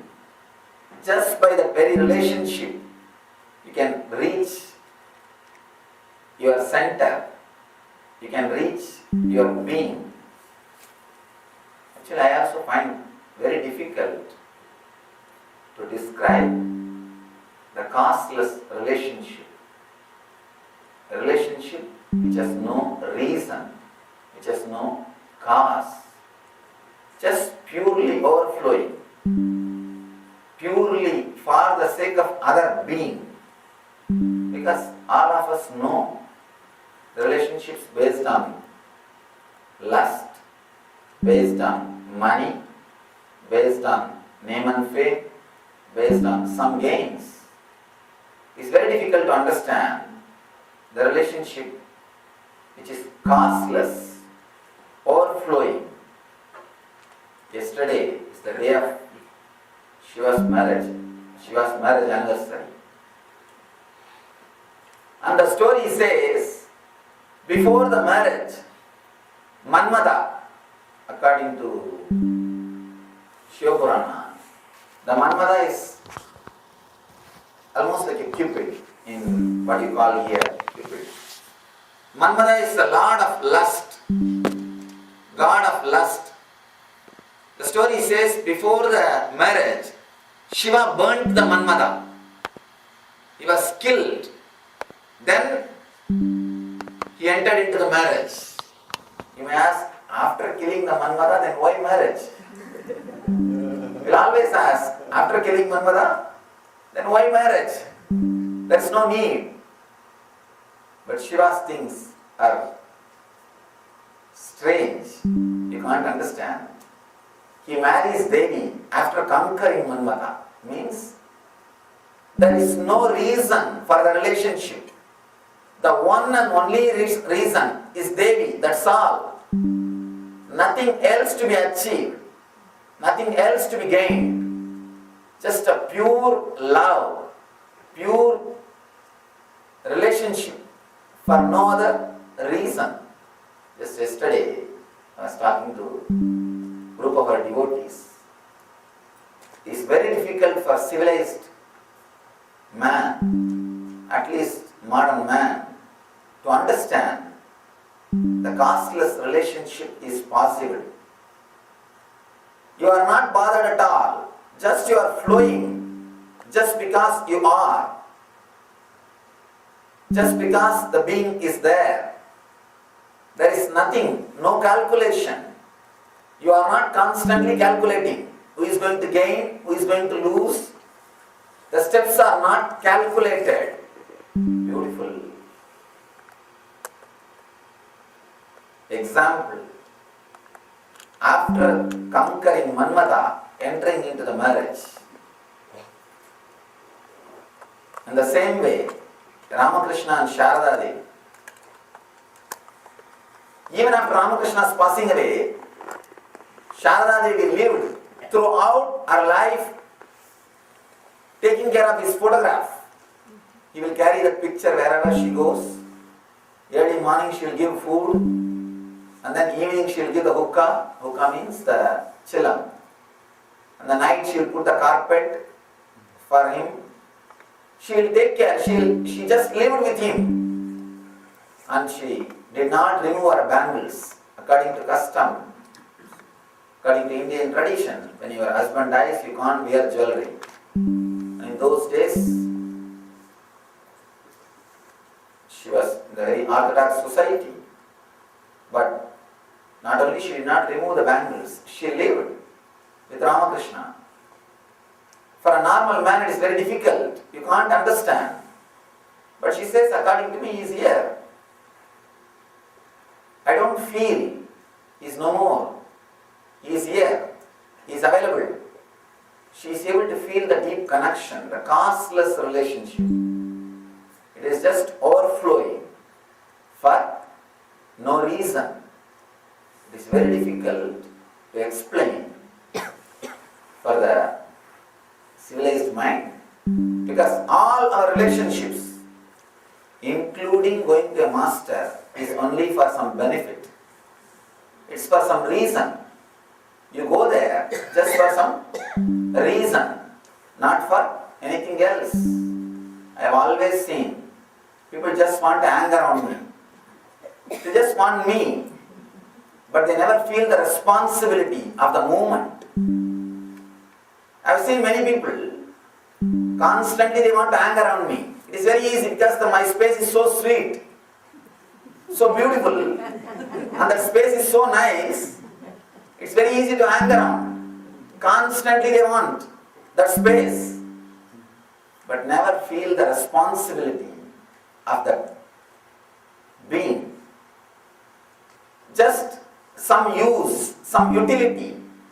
Buddha says beautifully, I live in my Sangha and in my Dhamma. Sangha means the movement, the responsibility which he took, and the Dhamma, the truth which he is expressing. He always says, when you are with Dhamma and Sangha, be very clear, Buddha is around you. I always tell people, when you are trying to be around me, you are around me. When you are trying to be with my Sangha, I will be around you.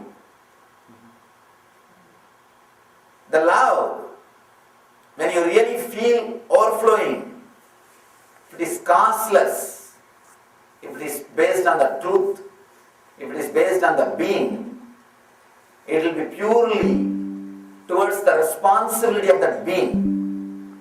You will accept and understand that being as it is. As on now, it is only utility. Just a good entertainment, nothing else. Maybe a spiritual entertainment where you don't have to feel guilty, that's all. With ordinary entertainment, you feel a little guilty. Even when you entertain, when you are enjoying. I always tell people, when you don't feel responsible for this truth, when you don't feel responsible for this message, means the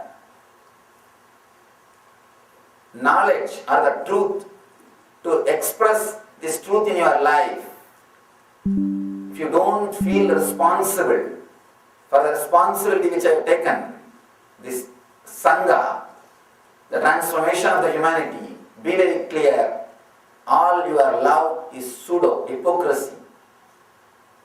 Just trying to play with words, nothing more. It's purely playing with words, and it's pure sentiments. If you dig deep, somewhere you will see some other strings attached to it. Either you don't show that string to others, or you yourself are not courageous enough to dig down and see that strings. But it is not love. The very word Shiva means causeless auspiciousness. Overflowing auspiciousness causelessly. When you overflow causelessly, you suddenly relax into your being. You are centered on your being. You are suddenly, you will feel a different space. He says, while being caressed, sweet princess, enter the caress as everlasting life. One more thing. For the causeless relationship, you don't even need the other person.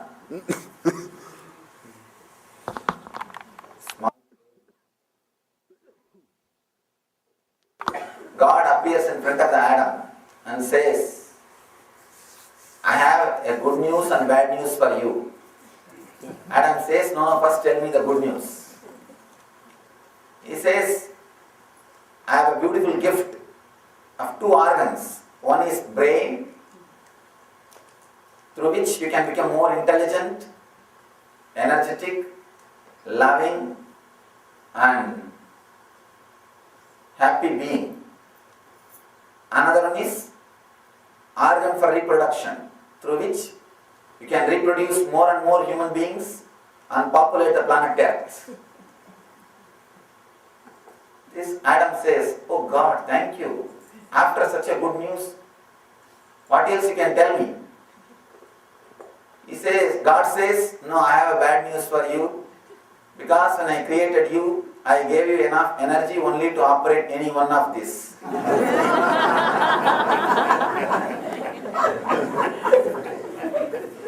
When you are caught with your reasons, you can't be intelligent. When you are caught with your lust, you can't be loving. When you are caught with the form, you can't be spiritual. Be very clear. The relationship to some form should be used as a key to take the quantum jump into the ultimate enlightenment.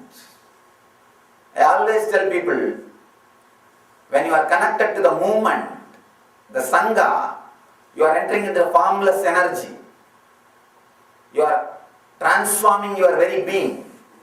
When you are connected just to this form, be very clear, you are entering into a trap where you will create suffering for yourself and for others. Of course, you can't create for me. Even though you try your best, you can't create for me. But you will try to create for others. Whenever somebody enters into the space of the pure love, they feel all others are complimenting us. you will not feel others are competing with us. If you have the feeling that somebody is competing with you, be very clear. You are stuck somewhere seriously. You are standing somewhere seriously. You will feel suddenly the whole world is complimenting you. When you disappear into the formless energy, into the formless being, as long as you have some form, you can never enter into the chaos. Shiva says, when you are in some relationship with God, relationship with Guru, relationship with your son, relationship with your wife, a relationship with your beloved, with whoever it may be, the other person, whether he is there or not, we don't have to care. Here the importance is not towards the other person. Here the importance is towards the experience or the feeling which you are having when you are in that relationship. Shiva says, just be with that feeling. Actually, when you start staying with that feeling constantly, even if the other person is not there, whoever comes near you, you will start showering that same feeling on them. You will start radiating the same feeling on them. As on now, your feeling is directed only towards that one person. And the importance is given to that person, to that other person. Whether he is God, or Guru, or your husband, or your wife, or son, or daughter, or brother. The importance is given to the other person. The only one thing Shiva says, just change the importance, move it. Just have a small cognitive shift. Let the importance be given to the feeling. Actually, you feel so good when you are in deep love, when you are completely connected to somebody, not even to the God or Guru, even if you feel connected to some friend very deeply, you will feel that same love. Same love. The reason is, when you are in love, you come to the present moment. Your mind doesn't think anything more. If you are constantly thinking, be very clear, you are not in love. You are not in love. Suddenly, your mind doesn't move. You are relaxed. Completely feeling relaxed. You have nothing to do. You have nothing to achieve. And you just feel you are centered on yourself. When you are completely centered on yourself, when you are completely relaxed within yourself, you will start radiating the same love with every being. You will not give importance to the form which comes in front of you. You will become like a mirror. Whoever comes in front of you, you will start mirroring. As long as you choose some form, you will always be excluding all other forms.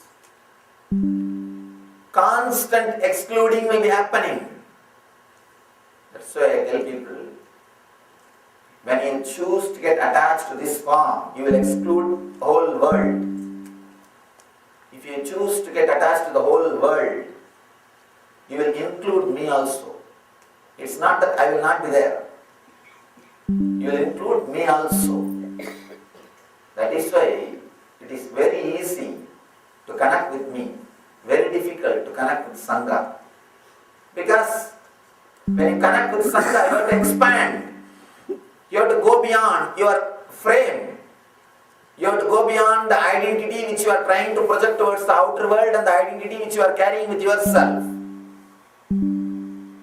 You have to go beyond these two, and that hurts. With me, nothing hurts, because I have so much of space. I attaching to one form doesn't hurt. It doesn't hurt. There is nothing much to be done. But when you go beyond, it hurts. Here Shiva is giving you a beautiful technique to go beyond without hurting yourself and without hurting others. Whenever you start excluding, you become violent.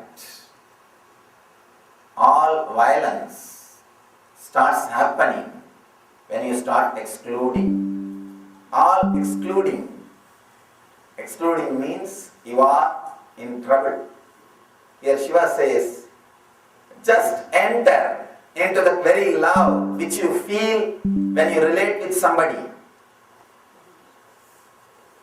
Not only the relationship of husband or wife or a child, even when you sit with the flower, sometimes you sit with the moon. Of course, you sit only with the TV. In the modern civilization, we sit only with the TV. When you sit with moon, when you sit with the tree, when you sit in your garden, whenever you are feeling relaxed, just be with that feeling. Just be with that feeling. Suddenly you will see you are entering into a different space. You are entering into a different space. If you see,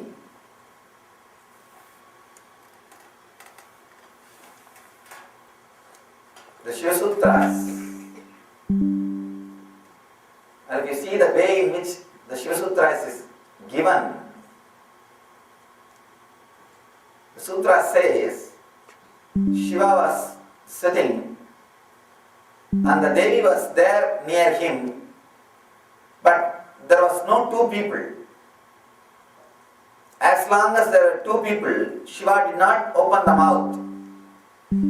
Only when he saw there was only one person, he started speaking.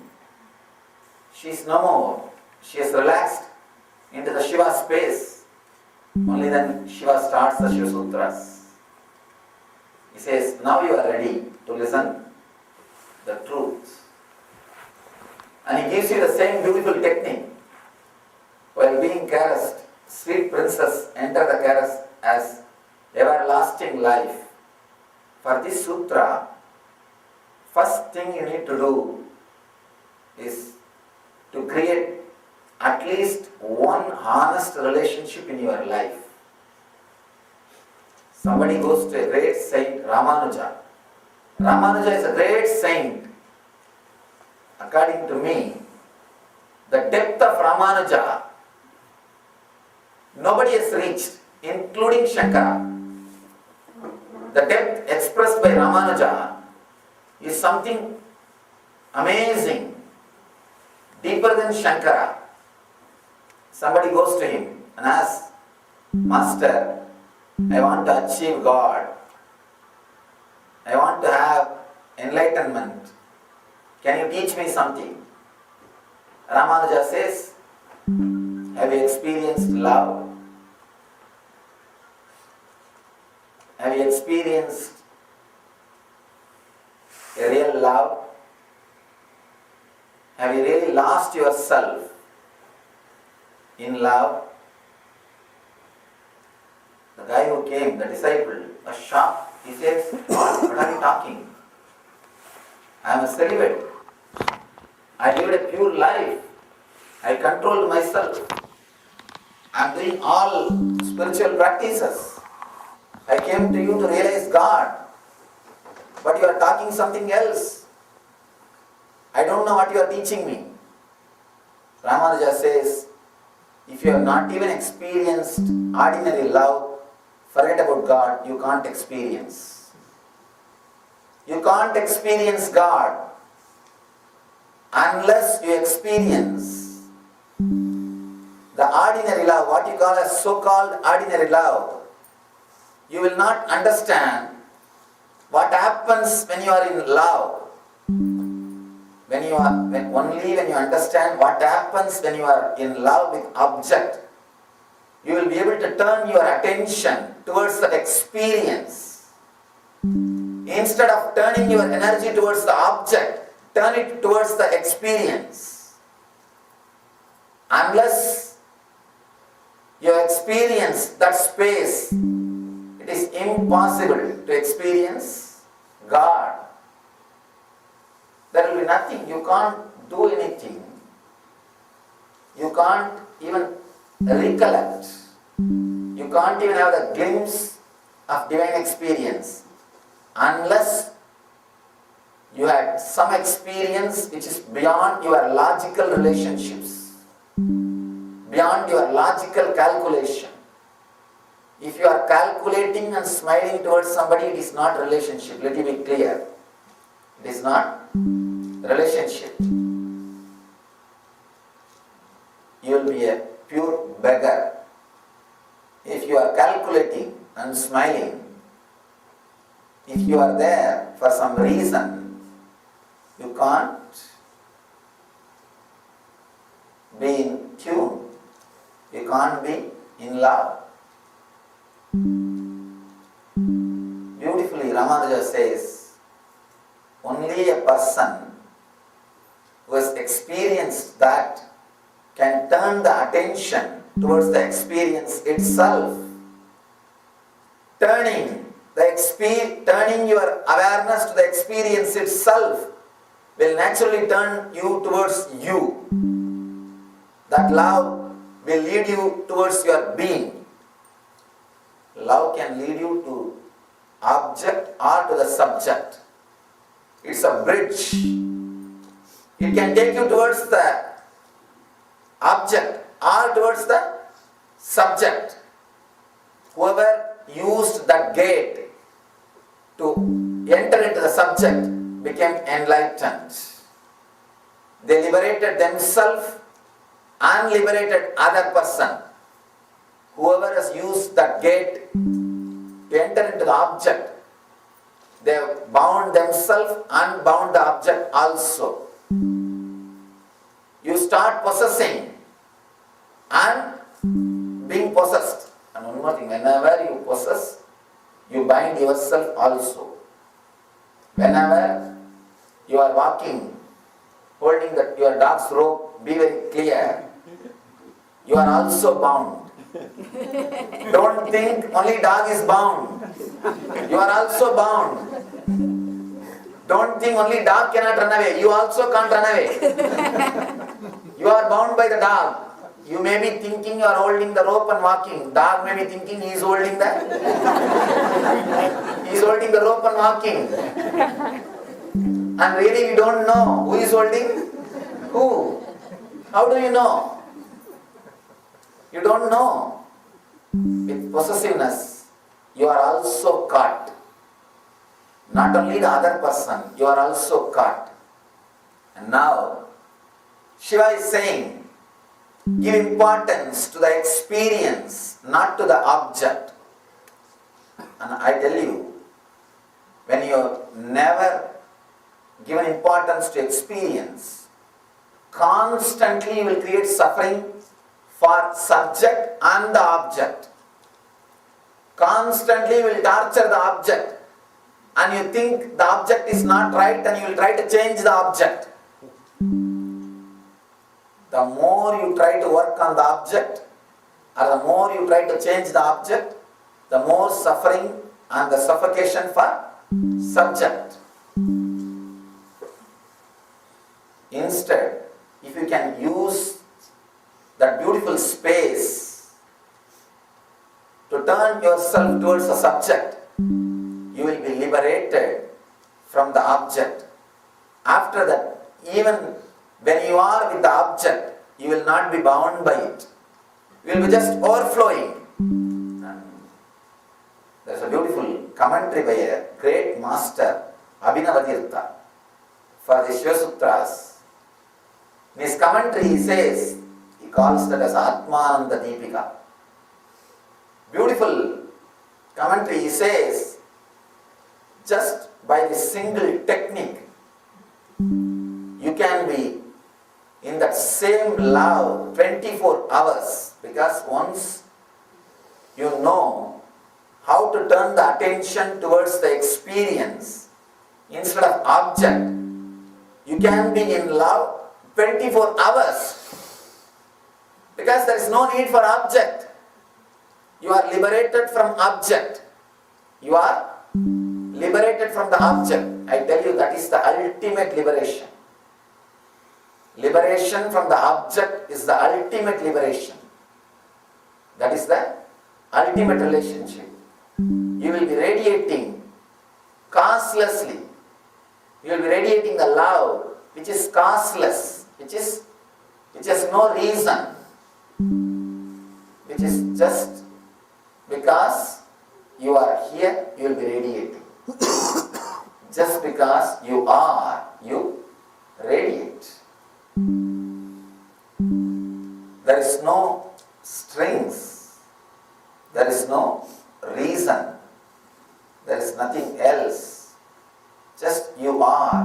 I always tell people, unless you use the love towards me as a gate to enter into your subject, as a gate to take the jump towards the whole humanity, it is not going to help.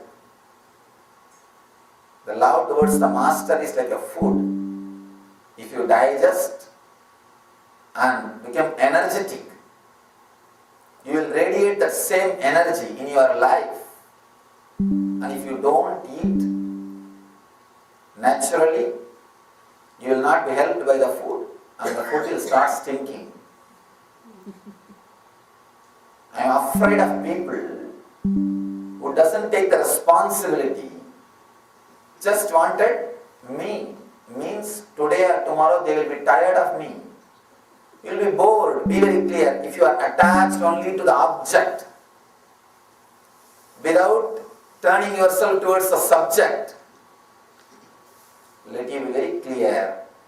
You will feel bored even from the object. You will have boredom. How long you will be entertained? How long you can feel entertained? As long as things are brand new, you are entertained. But by and by, you will start feeling bored. By and by, you will start feeling tired. That is not going to help. I always tell people, whenever you start expressing this truth in your life, I'll be behind you, because I know your love is eternal, which can never be touched. It has become part of your being. You have become love. Love for Krishna should do something in you through which you will just become love. Love for Shiva should do something in you so that you will just become love. It is not just love directed towards one person, to the whole humanity. Buddha says, I live in Sangha. Means, do not direct your attention to me. Direct it towards the subject so that it can spread on the whole world. If the object is removed, the whole world becomes object. You will never enter into suffering. You will never enter into suffering. Yesterday is the day of Radha's enlightenment. Radha became enlightened. Shiva's marriage anniversary, so many celebrations. Even in the Radha's enlightenment, there is a beautiful description of Rasa Leela. Rasa Leela means causeless relationship. Let you understand, now Shiva is describing the same thing which Krishna is expressing through Rasa Leela. Rasa Leela is not for the sake of money. Radha never brings money to Krishna, or Krishna never brings money to Radha, not even present or anything. I don't think the gift shop will be available in those days. Let you all understand. You give presents and gifts because you can't give love.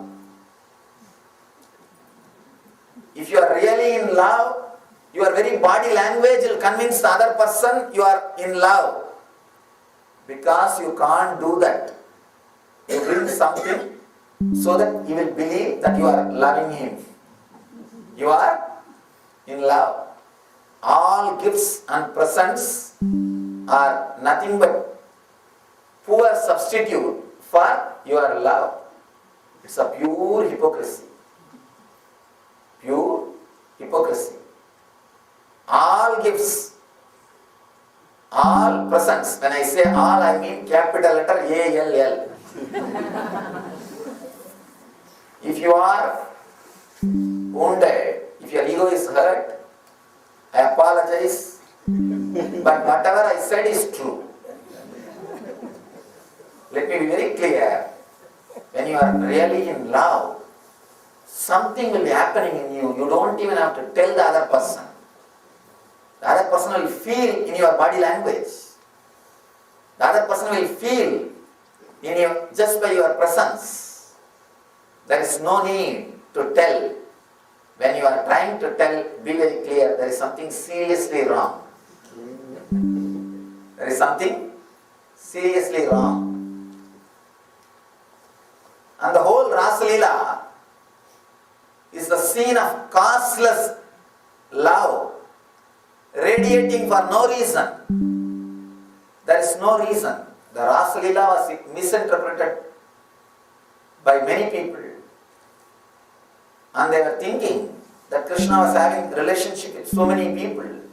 Let me be very clear. Rasalila happened when Krishna was 8-year-old. He was just 8. It is nowhere related to physical relationship. It was a pure spiritual relationship, causeless. When he was 10, he left Vrindavan. He left Vrindavan. So at least 1 or 2 years earlier only Rasalila happened. He was hardly 8-year-old boy. Understand? It was just causeless overflowing.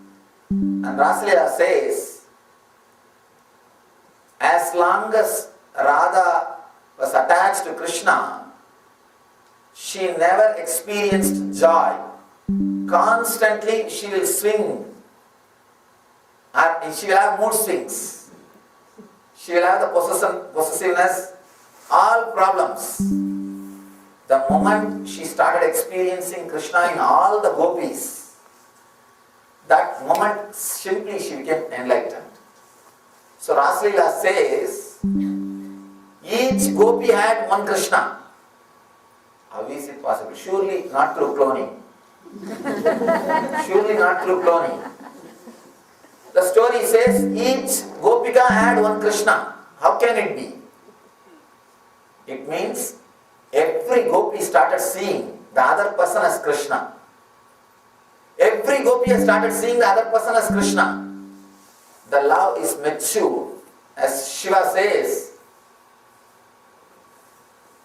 the whole attention was turned towards the experience itself, not towards the object. Not to the object. It was to the subject. When the whole attention is turned towards the subject, use love as the gate, as the door to the divine. Love becomes the way to your being. He describes as a beautiful technique. Shiva describes this as a beautiful technique. In this book, Shiva is trying to use every situation, everything which happens in your life. He is trying to help you to every situation to use as a door to the divine. When you are in love with some person or in God or with some art or painting, if you are a painter, be very clear, you are in love with the painting. If you are a dancer, be very clear, you are in love with the dancing. If you are doing something sincerely, for no reason, if you are painting and thinking about how to do a gallery or where to display your paintings, be very clear, you are not in love with painting. You are in love with money. If you are dancing and calculating what I will get after I finish this dance, or how can I do something else, be very clear, you are not in love with the dancing. You are in love with money. If you are completely in love with dancing, in love with painting, in love with life, try to use that opportunity to enter into the subject. Next time, when you are really in love with somebody, maybe your father, maybe your mother, maybe your husband, may not be. Very difficult. Maybe some God, maybe some Guru. When you are open, when you don't have the calculation, when you don't have the insecure feeling, relax and be yourself. Turn your whole attention to the experience which you are experiencing. Just sit with yourself. Shiva is giving you different techniques to enter into the divine. He is using your whole life, every single situation he is using as the door to jump into the divine. As the door to jump into the subject. As the door to jump into yourself. Constantly you are trying to create more and more and more bondage, more and more difficulty for yourself. That is why even when master happens in your life, somehow you are so professional in creating problems, you create a problem out of him also. I tell people, I am showing the moon. I am a finger pointing to the moon. If you look at the moon, you will experience what I am experiencing. Instead, if you catch my hand and start biting, you will neither see the moon nor relax. Not only that, you will create one more trouble out of me in your life. And the next thing, when you hold and hang on to the finger, you will turn the finger and misdirect the next generation. Misguide the next generation. Ramanuja's life, a beautiful incident. According to me, Ramanuja is highest expression of practical spirituality. Ramanuja is the expression of spirituality. He uses every step towards the enlightenment. When he was initiated, he was given a technique, a mantra by the master, and master says, do not give this to anybody. If you give, you will die. Immediately your head will burst and you will die. And he asks, if people receive, what will happen to them? Master says, if somebody receives, nothing will happen to them. They will go to heaven. Only your head will burst. You will die. You will go to hell. What you would have done? Naturally you would have said, let's keep quiet. Why unnecessarily go for hell? Why unnecessarily go for hell? But Ramanuja straight away goes and stands in front of the temple. He claims the tower and he calls the whole village and shouts, he declares, he openly pronounces that mantra and says, let you all go to heaven. I don't bother about me going to hell. I don't bother. Let you all reach the heaven. See, when you are deeply in love, you feel so responsible for every being. feel so responsible. You just feel your whole being is open. You are ready to go to any extreme. You are ready to go to any boundary. Or there is nothing to protect in your being. There is nothing to be protected. You don't feel insecure.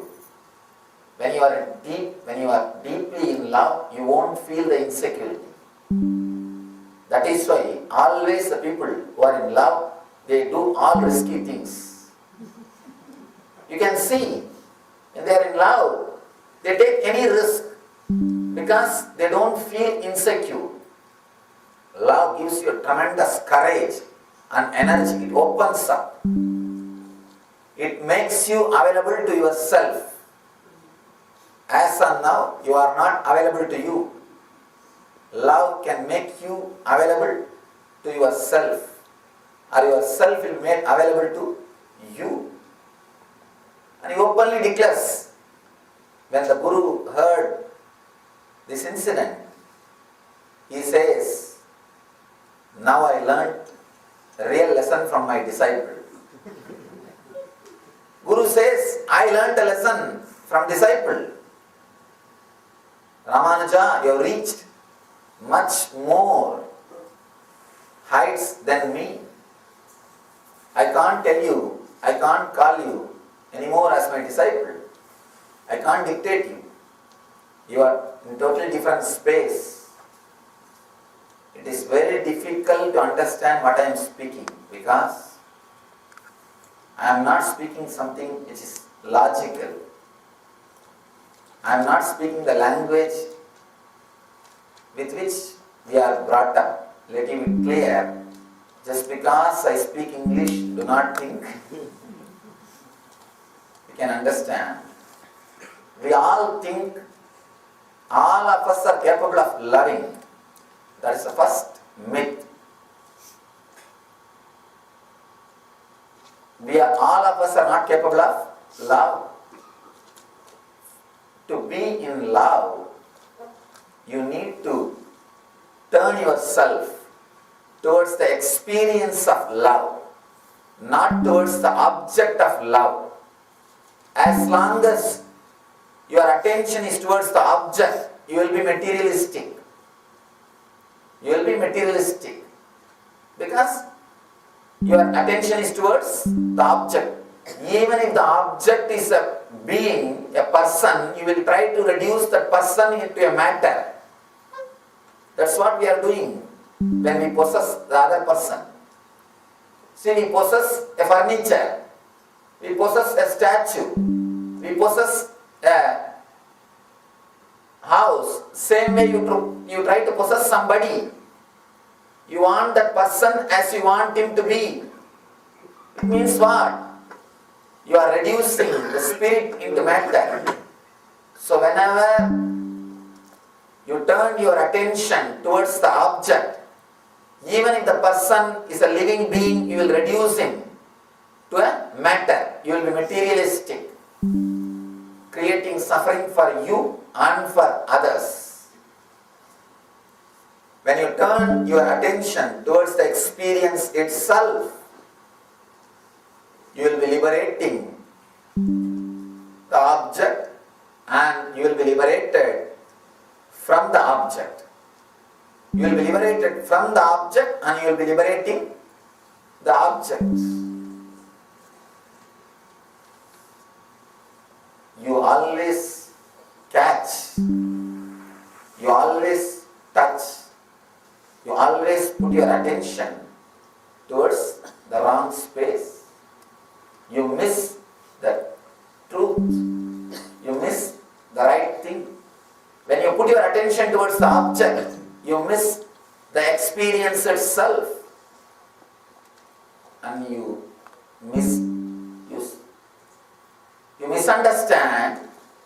The excitement or the joy happens because of the object. You don't understand. The excitement or the joy happens because of the subject, not because of the object. If it is because of the object, Whenever the object comes in contact with you, you should have the same excitement. Do you have the same excitement? No. Temperature comes down. The temperature comes down. Why? It means the excitement or the energy is not related to the object. It is related to the subject. It's related to experience. Small story. Art collector travels in a village. He saw an old saucer, antique piece. A cat was drinking milk from that saucer outside a small tea shop. He realized the value of that saucer. Someone wants to buy it. He goes to the shop owner and asks, "Sir, can I buy this cat for $2? The guy says, no, I don't want to sell.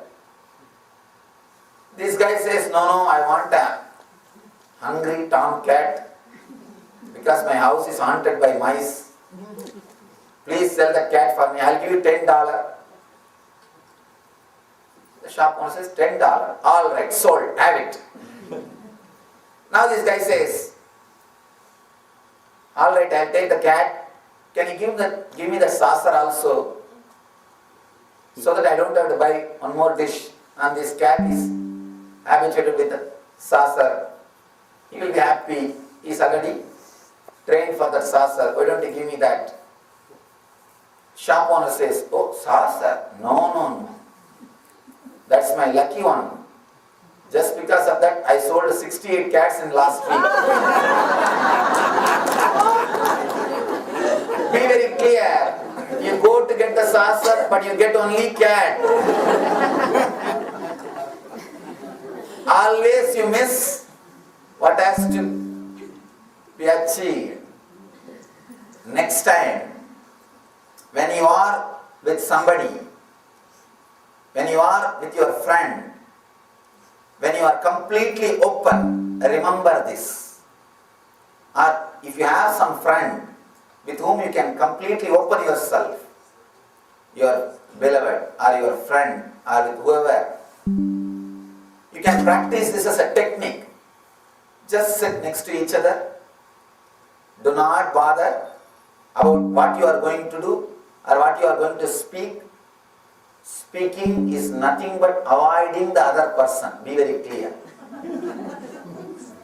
Speaking is nothing but avoiding the other person. Because you can't look into the other person's eyes, you go on speaking. The other person listens so that he can start speaking after 5 minutes. Good listener is a person who is thinking of something else. Or who prepares for his shot. He is just sitting there so that he can start. Now try this technique. It can take you to a different space. When you are with your master, or when you are with your friend or beloved, if you feel deeply connected to some God's photograph or some God's statue, even in front of that you can try. If you are feeling connected to something, if you are feeling secure and completely open in front of something, with somebody, you can try this technique. It will straight away lead you to enlightenment. Be very clear. I am not teaching this technique so that you will have a better relationship. No. I am not teaching this so that you will have self-development. No. All self-development is nothing but B-U-L-L-S-H-I-T. All self-development. Be very clear. Either you become enlightened or you live in madness. That's all. All this self-development is nothing but selling that feel-good feeling. That is not going to work. That is not going to help. Maybe all the self-development is just for a few days, not more than that. I am not giving you this technique so that you will develop yourself, no. So that you will reach yourself, not develop yourself. With whoever you feel comfortable, just sit.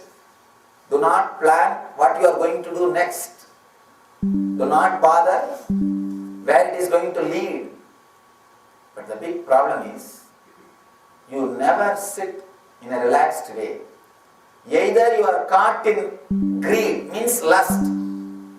So you are in a hurry, you just rush, run. You don't know what you are doing. Or you are caught with fear. You just try to escape. And you finish your job and try to escape. Either you are in greed or you are in fear. Now, try. Do not plan. Do not be in greed or do not be in fear. Just sit in the presence. Just feel the other person's presence. Accept the other person as he is or as she is, as the being is. And feel what is happening inside you. Try just for few days. Suddenly you will see you are experiencing a different space which you never experienced in your life. Which you would have never experienced. Shiva is giving you the technique.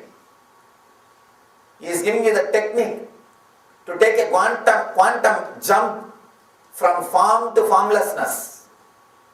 Whatever form you may be attached to your beloved or to your God, to your Guru or to your friend, to whatever form you may be attached, you can take a quantum jump from the form to formlessness. You can take a quantum jump in love. He says, just sit with that feeling which you are having. Just let that feeling overflow. Let that feeling fill you. And it takes you to a different level, to the next level technique. Tomorrow we will work on the technique. He is taking you to a different level technique. Tomorrow. Anyhow, this itself is a wonderful technique. Let's see the technique about which he is speaking today. Just let that feeling overflow in you. Let that feeling of love fill you. Let you be filled with that experience. Let you not plan to do something. Let you not be restless. Actually, if you are not gaining something every moment, you start feeling uncomfortable. Many times, I feel like just sitting with people. But I see that they feel uncomfortable.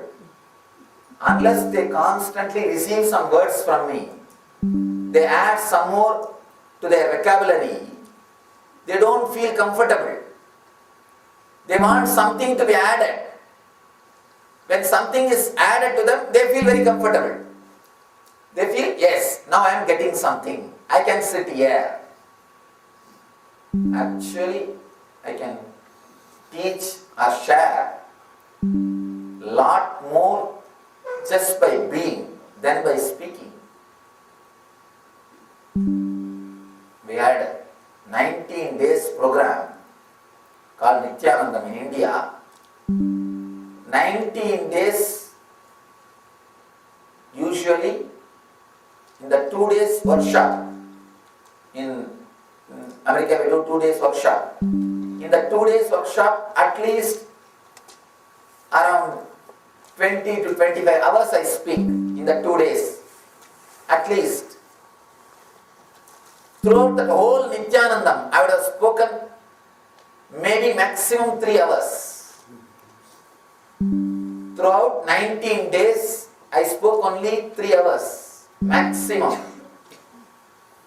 They were sitting with me, I was sitting with them, that's all. But people can never understand it can happen. And I've given them complete freedom. If you feel bored, you can get up and go out. Not only, they have not left the hall. Even after I leave the hall, they were sitting. Even after I left the hall, they were sitting. They were just sitting in ecstasy. It is very difficult to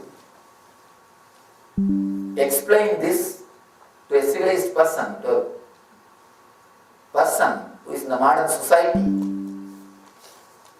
I always feel that difficulty. First thing you need to understand, relationships can happen causelessly, without any reason. Only then you will understand the experience of love is much more important than the object itself. The first understanding which needs to come to us is relationships can happen causelessly for no reason. And you must have at least one relationship in your life for no reason. If you don't have, be very clear, you are a poor guy. You may have millions. You may have millions, but you are just poor guy. You are in utter poverty. Just look back. If you don't have even a single relationship, where you don't have a reason for the relationship, be very clear, you are a pure politician.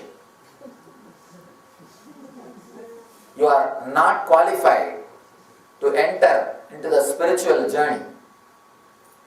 Your life is lacking something seriously. Just today, start the work of relating with somebody for no reason. For no reason. There should not be monetary benefit. There should not be physical benefit. See, once you experience the love, after that, if the money is shared or the body is shared, the quality is totally different. I am not against money, or I am not against marriage. I am not against physical relationship. But if that becomes center of your life, you are missing something seriously. You are missing major dimension of your being. You are missing one of your important center. Be very clear, just because you have a human body, do not ever think you are a human being. Unless, that's why George Gurdjieff says, you have to create your being. When he says this word, he means you have to awaken the center of love. At least one relationship you should have in your life in which you do not expect something beyond that relationship. You do not have any utility through that relationship. Monetary or physical comfort or some other pleasure or name and fame. At least one relationship. Maybe some friend or with master or God. Something with somebody. Maybe with your tree. Maybe with the moon. Maybe with the sun. Maybe with the nature. With something. You should have a relationship which does not have any other benefit. Only then you will understand the word love. Only then the love center in you will be awakened. I always tell people, do some work every day, at least for half an hour, which does not bring you money or name and fame. Just half an hour, go to some temple like this and clean that floor. or just sweep the floor. Just do some little service. Do not plan to become a committee member. Do not plan, if I do this every day, I'll become this person, I'll become that person. I'll have a big batch of volunteers and I'll be the leader. Then finished. Gone. Except God, everything will be there in that kind of temples. Do not plan for that. Just half an hour. Don't look further. Don't plan after that half an hour. Just that half an hour. Wipe something. Clean something. Do some seva. Little bit. This half an hour, in the initial level you may think this half an hour is waste of time. And after a few days, suddenly you will realize, only in that half an hour you are alive. You are not driven by fear or greed. You will learn the knack of how to love, how to be alive without fear or greed driving you. As on now, every moment, even your smile is driven by fear or greed. Be very clear, you forgot how to laugh. You can't smile without calculating. Watch your mind. You can see. Before laughing, you will see the next person. You will judge, you will decide how many inches you can open, how polite you should be, or how you should project yourself.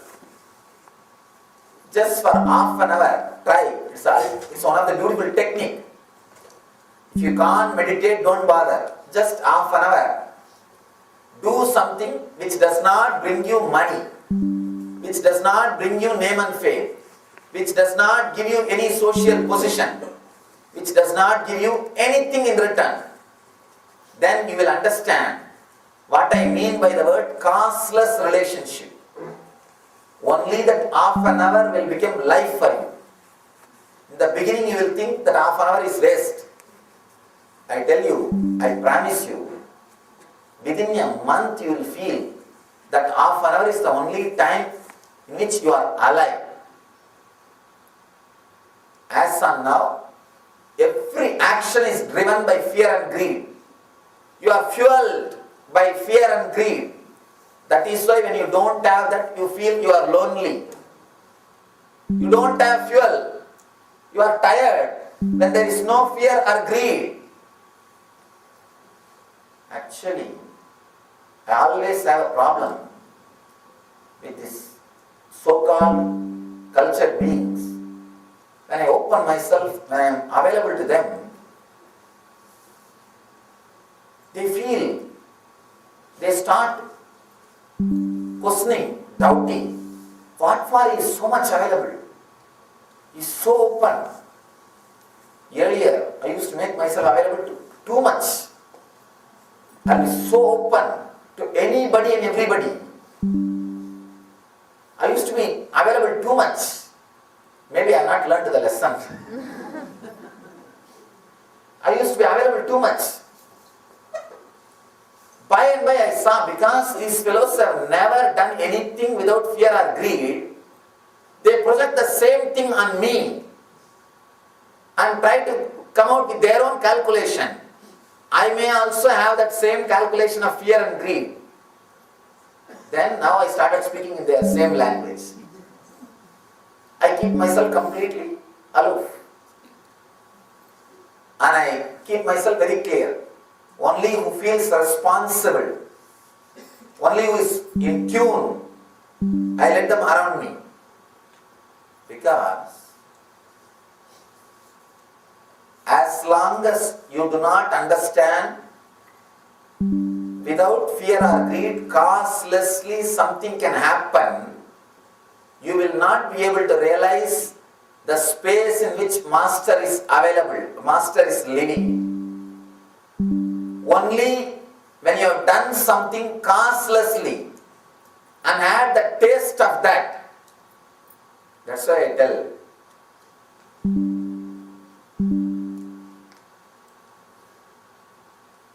flirting without any other goal is what is called Rasa Leela. Be very clear, Krishna doesn't have any ulterior physical relationship motive. There is no ulterior motive. Krishna doesn't have any ulterior motive. And these poor gopis, what they can give for him? And moreover, he is the son of king. He is son of Vasudeva. Only he will be giving to them. He has nothing to gain. He is king by himself. And these guys have nothing to give. And he doesn't have the ulterior motive of physical relationship also. That is why I say it is Rasa Leela, the ultimate play, for no reason. For no reason. If you can just try a simple technique, only half an hour, not more than that, half an hour, go to some place where you don't get monetary benefit and name and fame, where you don't have to show your arrogance and ego, where you don't have to establish yourself as a great person. Do something small, sweep that place, wipe that place, and help something with a few flowers, where you do not have any other benefit, no other ulterior motive. You will see suddenly your body is running, your mind is running without the fuel of fear and greed. Once you learn that simple knack, how to move your body without fear and greed, be very clear, you can enter into love now. Only then you will know what is meant by the word love. A new center will be awakened in you. A new energy will start radiating in you. Just try for 10 days, I tell you. 10 days, go to some place where you don't get any benefit. Try to do something half an hour. You will see a different energy in you. Then you will understand how the causeless relationship is possible. How the causeless relationship is possible. Only then you will be able to enter into this technique. What Shiva says, turn your attention towards the experience itself, not towards the object. Till then, you can't understand what I am speaking. Maybe it will be a good lecture for you. It will be a good theory for you, but not practical. Before entering into this meditation, do these two things. One, sit with somebody with whom you do not have fear or greed, and feel that experience. With some friend, with somebody, feel how you feel in you and just disappear into that feeling. Second, do something for half an hour, at least for next 10 days, which doesn't bring money or name and fame to you. Do not try to create an organization. Do not try to create a volunteer batch. Do not try to become a committee member. Then you are in a different trip. Then God is also one more utility for you. He is also one more utility for you. Do not try to do the just reason to feel the responsibility of acting without fear and greed. Without fear and greed. To feel the responsibility. To feel the space in which you will not be driven by fear or greed. You will be totally understanding the responsibility of what you are doing.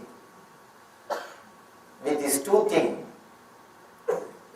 you can simply enter into your inner space where The pure love exists. One more thing. Here Shiva is not giving you this as a teaching. This is not a morality. Be very clear. This is a pure technique. If it doesn't work, you can catch my throat. Because it's a technique. I am not giving you this as a morality. I am not giving you this as a teaching. It is getting video recorded, I know. It's a technique. It can straight away work on you. It's a straight technique. All you need is to jump into the technique.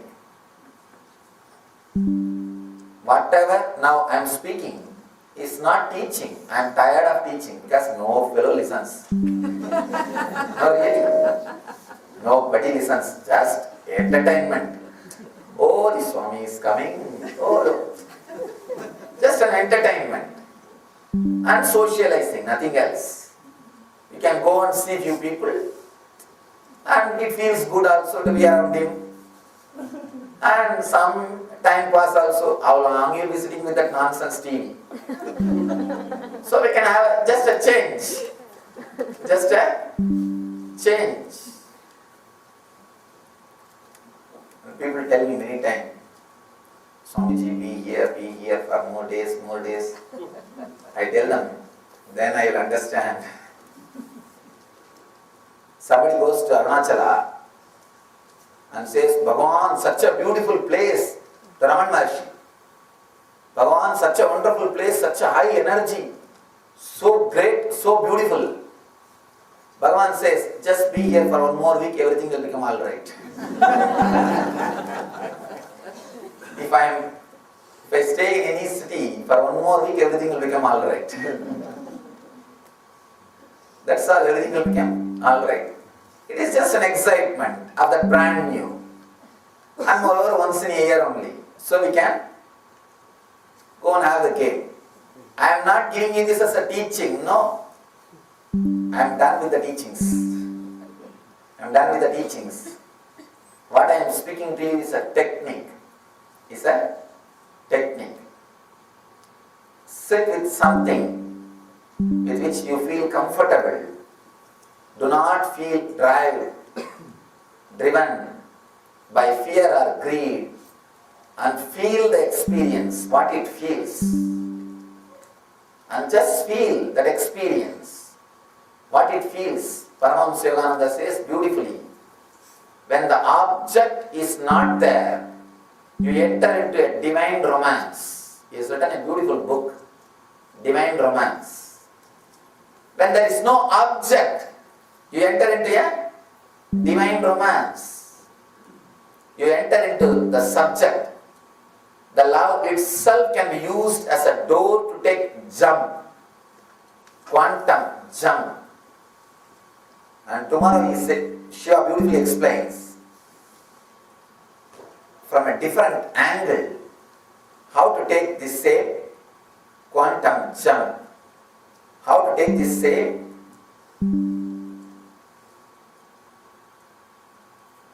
jump into the ultimate space, into the ultimate experience. Let us enter into this meditation technique. Today we will enter into this technique. Of course, now you don't have to sit with somebody, but you can sit with that experience. You can just feel completely open and feel, or you can just bring the memory. When you are in deep connection, when you felt deeply connected to somebody, how you felt, bring that memory back and just be with that experience.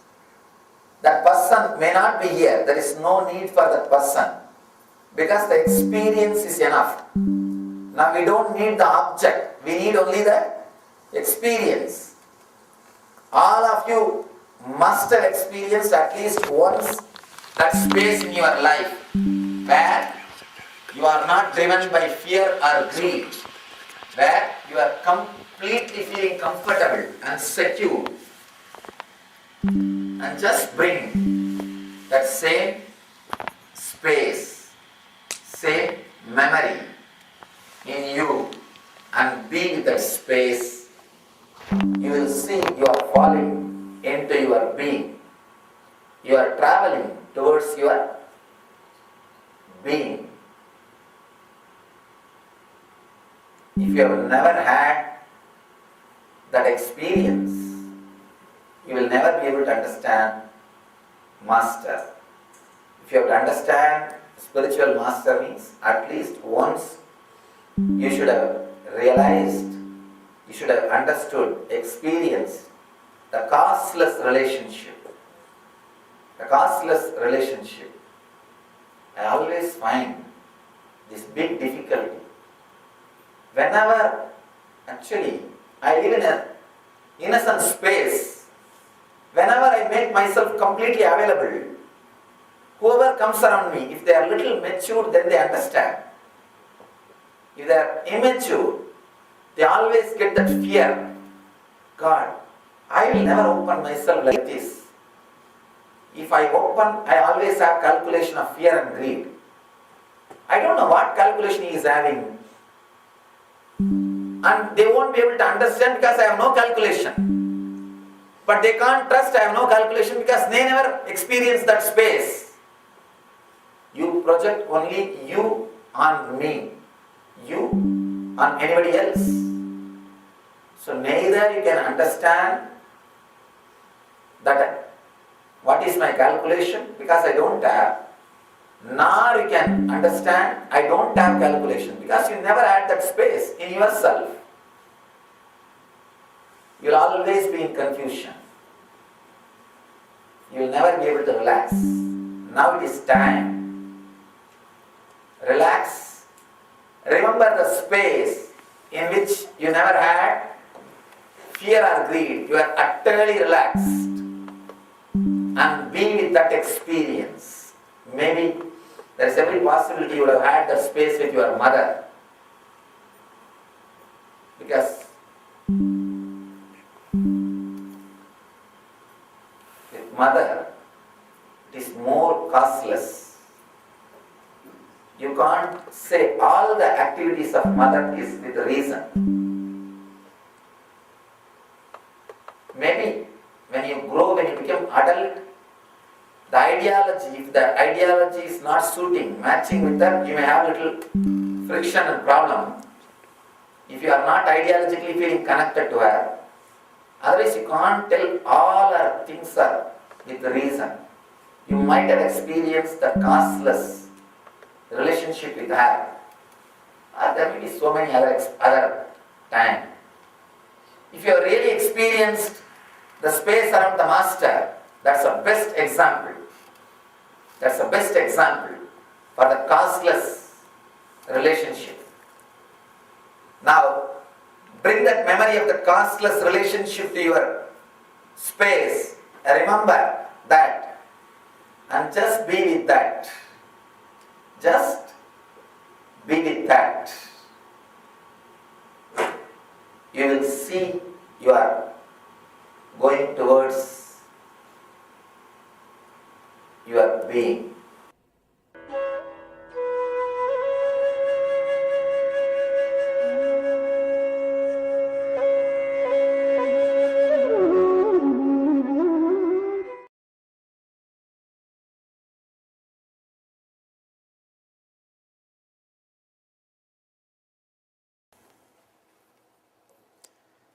Sadashiva Samarambam Shankaracharya Madhyamam Asmadacharya Paryantam Vande Guru Paramparam.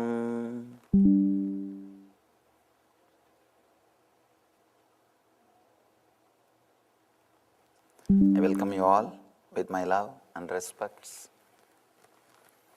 From today, before entering into the sutras, I'll answer your questions related to yesterday's discourse or any other related subject. You can put your questions in writing when you leave the discourse hall, and same way People who are watching through internet can send your questions through email. So, we'll enter into the session. I welcome you all with my love and respects.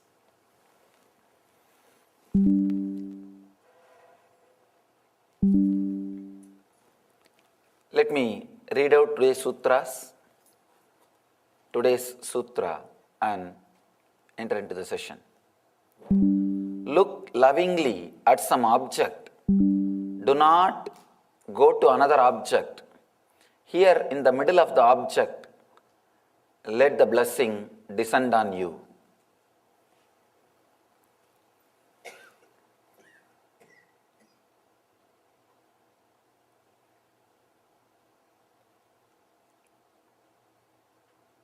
Human body is created specially to achieve 4 major things in the life: dharma, artha, kama, moksha. Dharma means the routine,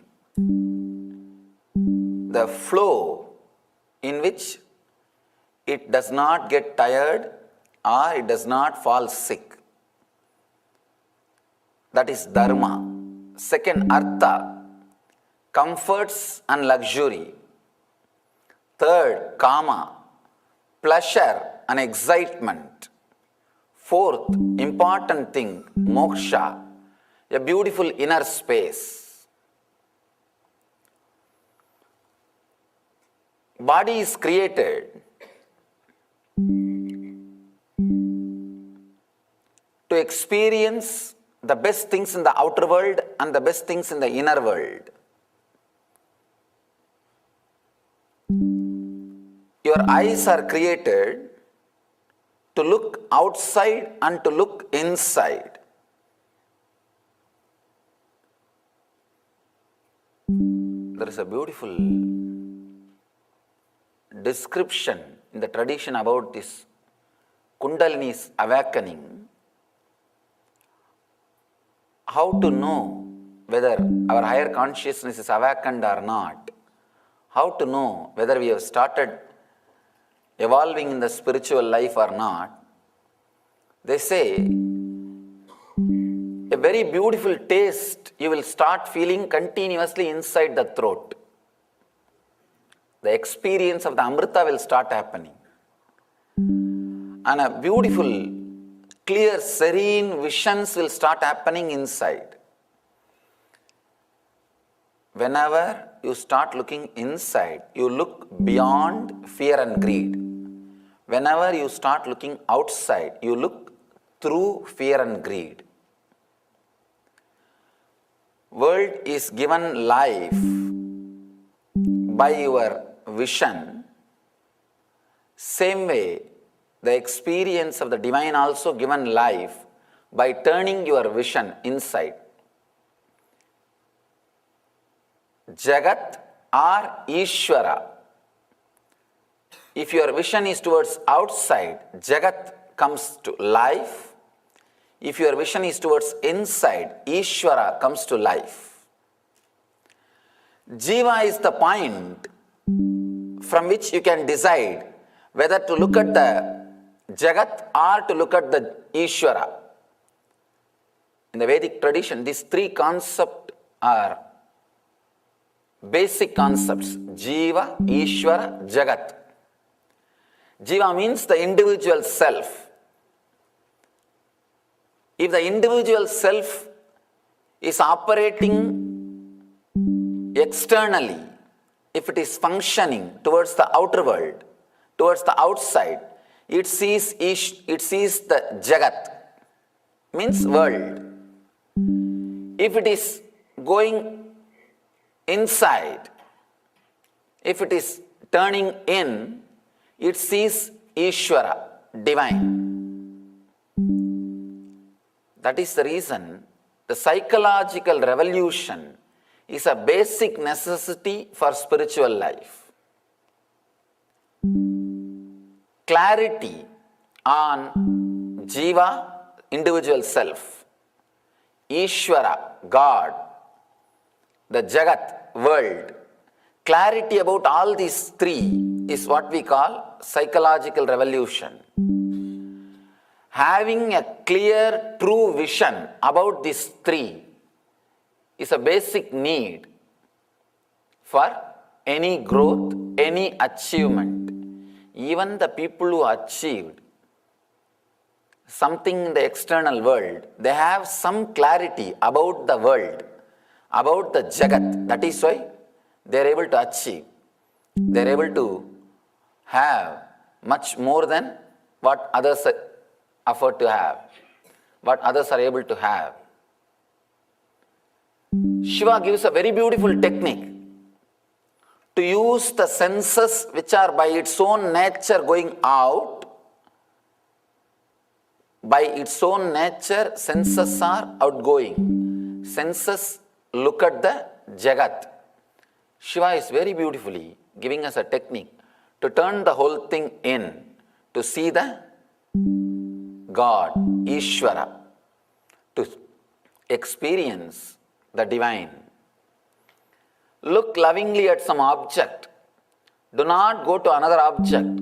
Here in the middle of the object, the blessing. Just yesterday, one of my ashramites was asking me, Nithyananda was asking, Swamiji, in one of your discourses you said, we don't worship idols, we worship through idols.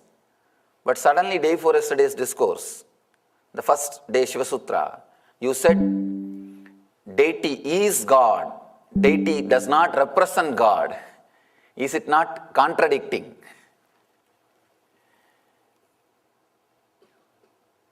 Seemingly contradicting. Understand? Seemingly contradicting.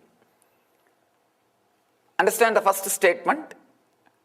We don't worship the idol, we worship through the idol. Second statement, deity does not represent God, deity is God. Worship through idol happens only when you feel deity is God. Not when you feel deity represents God.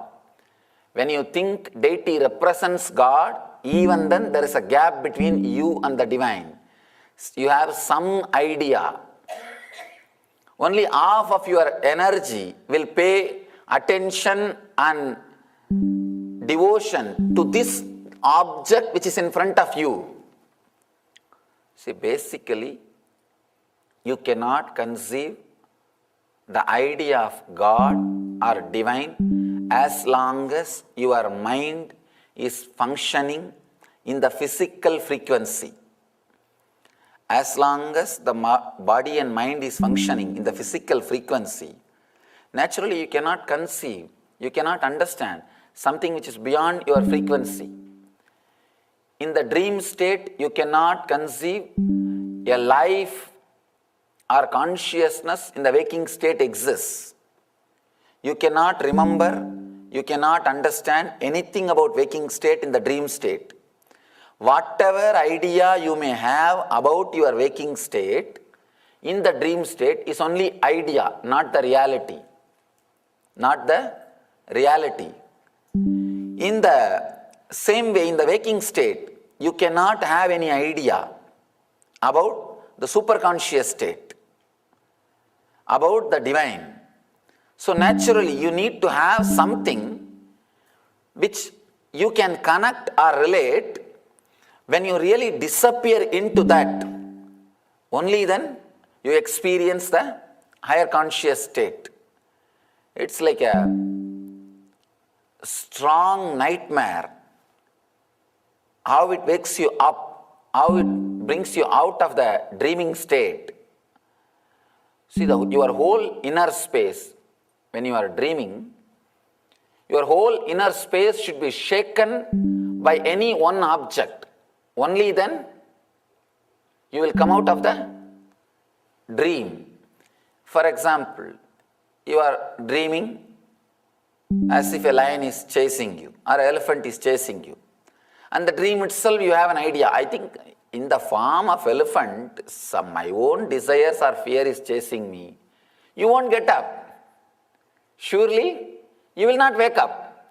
Only if you are sure, yes, elephant is chasing me, lion is chasing me, you will wake up. You will be awakened. You will come to the higher state, to the waking state. Same way, during the worship, only if you feel deity is God, not, oh, I know about God, that energy is represented by this deity. No. Then again, your ego, what you know about God, only you are worshipping, not the God itself. Worship means where you need to lose your ideas. You need to lose your ideas about the divine. Only then the divine will start expressing itself. That is why deity is God. Do not think deity represents God. Only when you understand deity is God, worship through the idol happens. Till then, you will be doing only idol worship. There is a very beautiful sutra. Of course, this is also given by Mahadeva to a rishi, to another one disciple. It's a Tamil verse. Let me repeat that and I'll translate. Marathil maraindadu mamada yanai, marattai maraitadu mamada yanai, parathil maraindadu parmudal bhudam, parattai maraitadu parmudal bhudam. Let me literally translate, then we will understand this sutra. There was a beautiful statue of elephant carved in teak wood. When you see the elephant, the idea of wood disappears. When you see the wooden statue, the idea of elephant disappears. When you see externally, the world hides the God. When you see internally, God hides the world. Very beautiful description. Understand, you can never have an idea, wooden statue and elephant at the same moment. Fortunately, you can have only one thought at a time. You are blessed. One thought at a time. That is why liberation is possible. That is why liberation is possible. Actually, as you think, you do not have a huge army of enemies in front of you. You have only one enemy at any point. At any point, at any time, you have only one enemy. You do not have army of enemies in front of you. We don't understand that. Either this moment you will see that as an elephant or wooden statue. The next moment you may see in the other way, but not both ideas in the same moment. Same way, either you see the world or the God. When you see the whole thing as divine, suddenly the world disappears. Parattai maraittadu parmudal bhudam. All the five elements has hidden, it has covered the divine. Parattil maraindadu parmudal bhudam.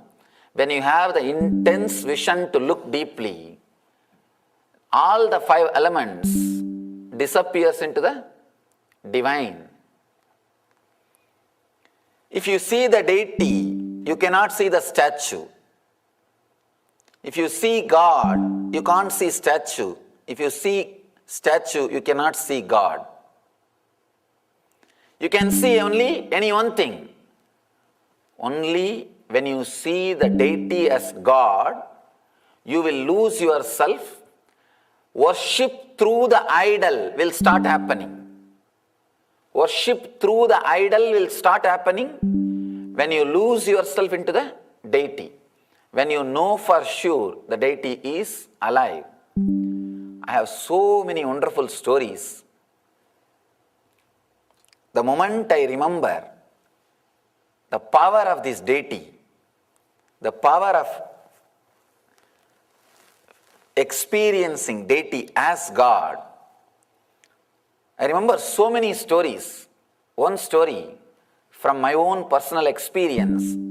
Of course, I would have told this story many times, but it's okay. I love to tell this story.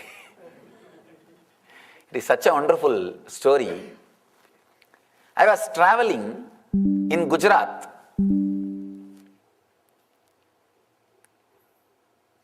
I always remember that elderly lady and respect her. Like how I remembered yesterday, Swami Lakshman Ju. I can say this lady is surely lived in the same consciousness of Gopikas or the Krishna's Anga Devatas, the Krishna's divine companions.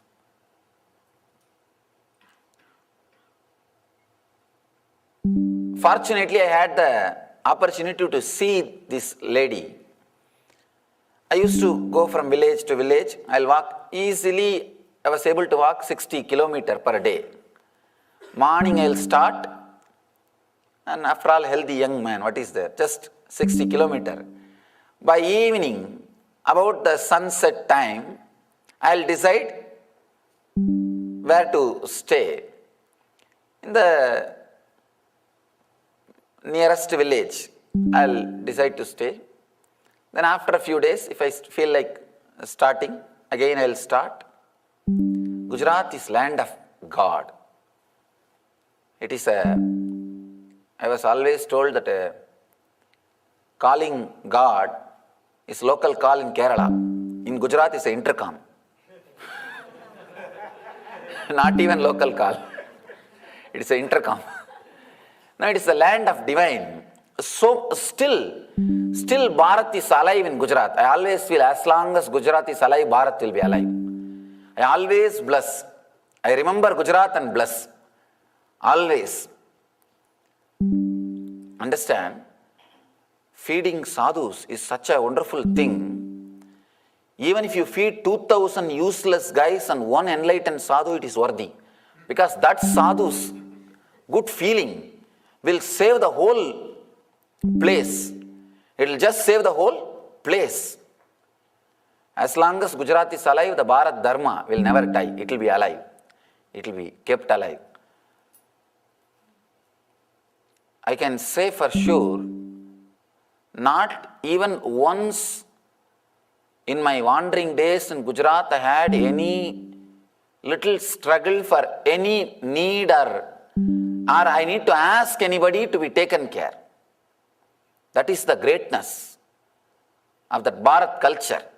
Today we had Maheshwara Puja, giving food to the sadhus, and the tradition is alive with respect in Gujarat. You see, there are many other places, they may give food, but they may make that person stand in queue and give but in Gujarat I have never seen. Unless they give food to the sadhus, they will not eat. They will not give after they eat. If they have eaten, they will cook fresh food and give, or they will give the material to cook for himself to eat. Sadhus are never treated as beggars. Such a wonderful place.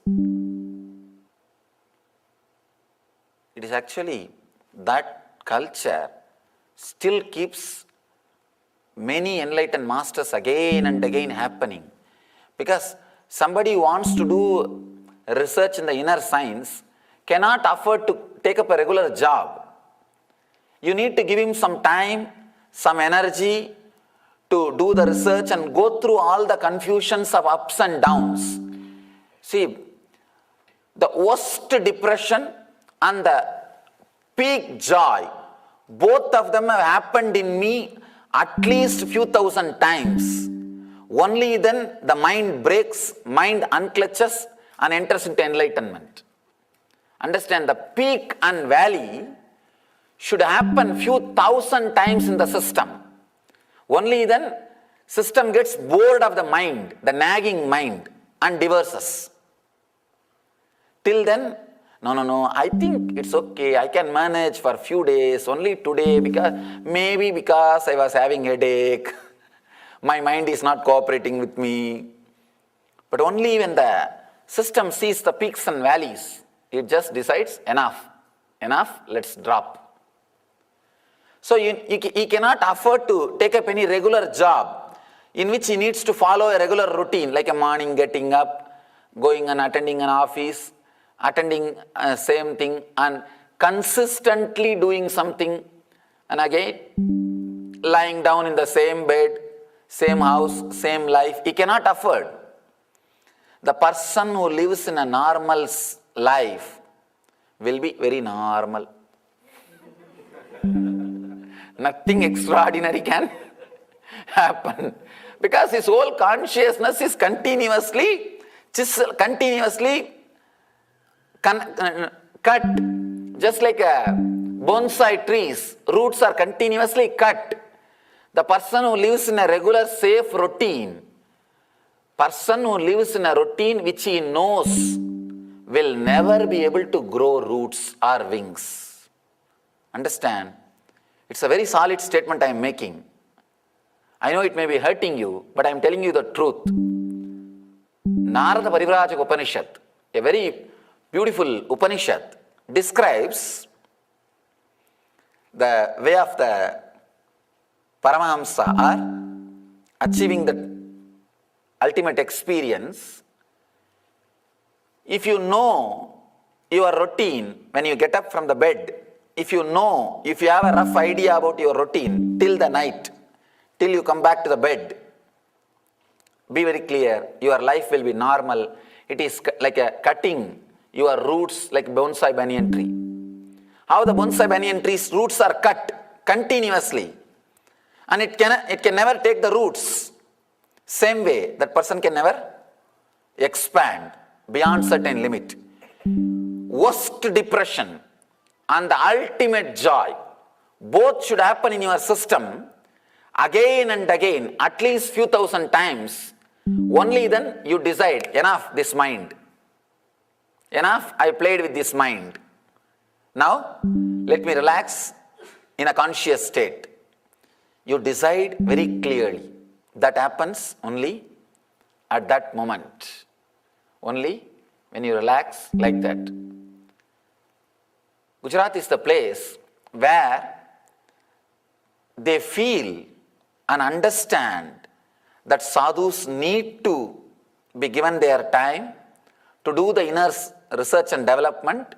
But once they achieve the success, it is just like funding the medical researchers.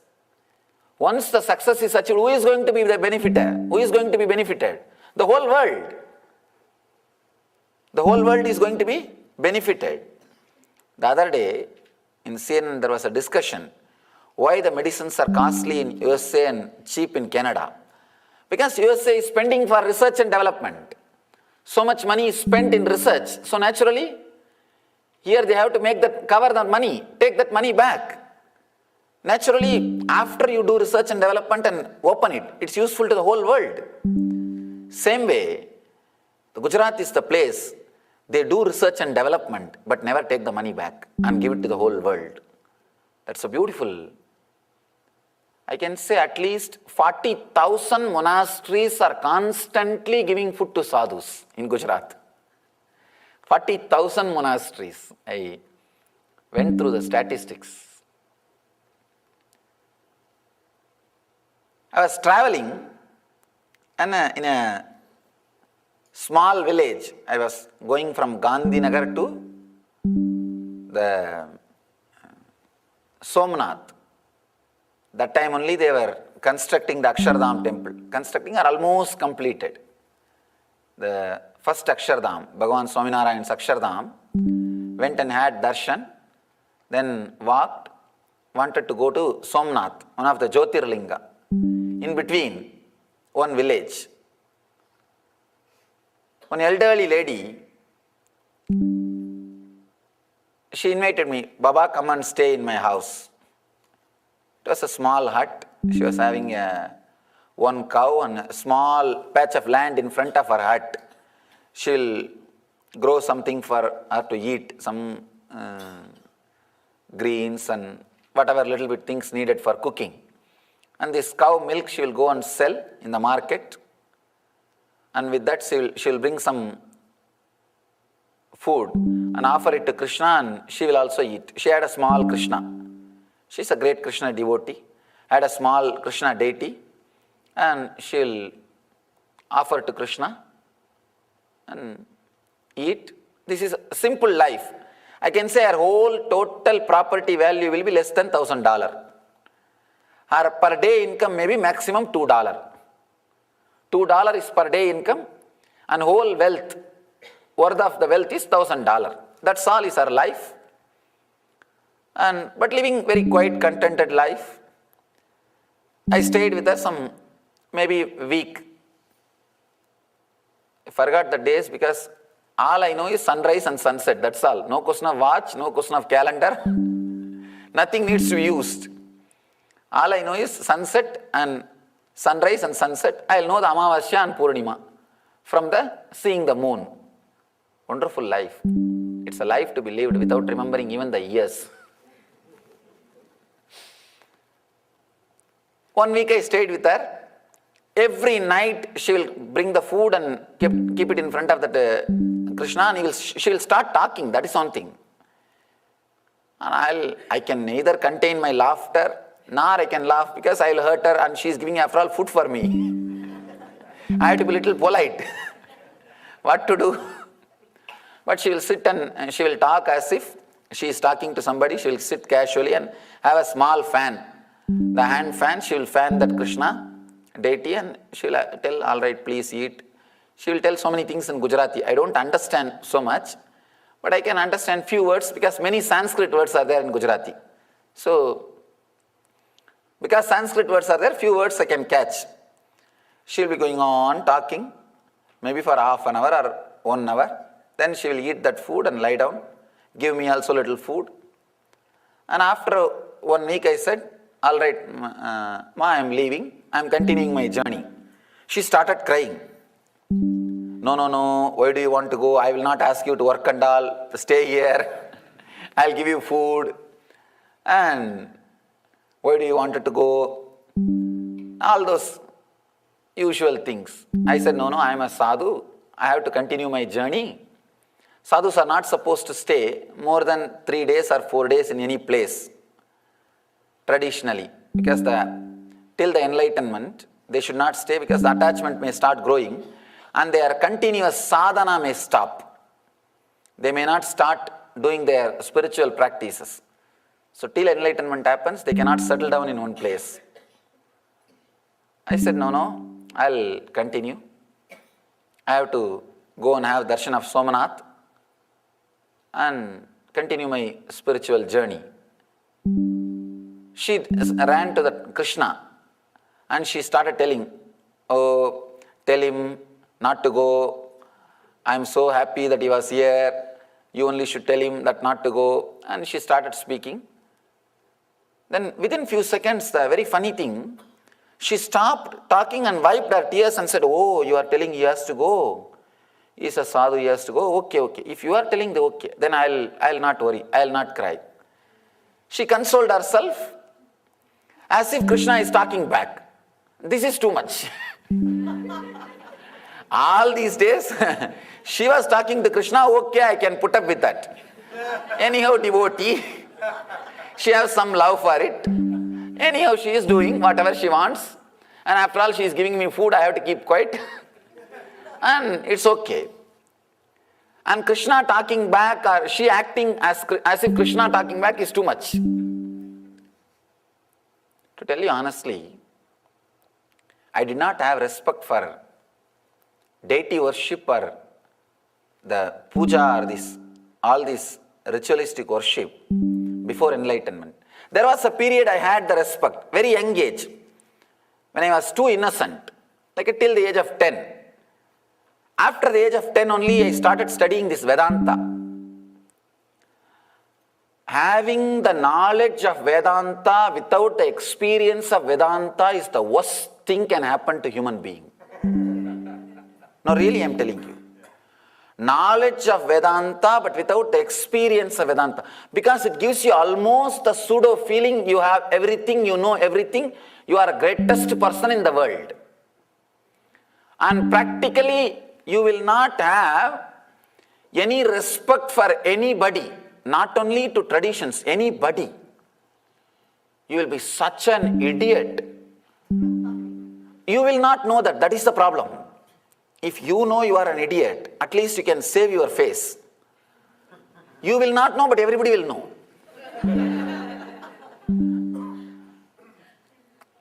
That is the worst thing can happen to human beings. Anyhow, I was in that mood. I had the knowledge, but not the experience. Experience has not happened. But the knowledge was there.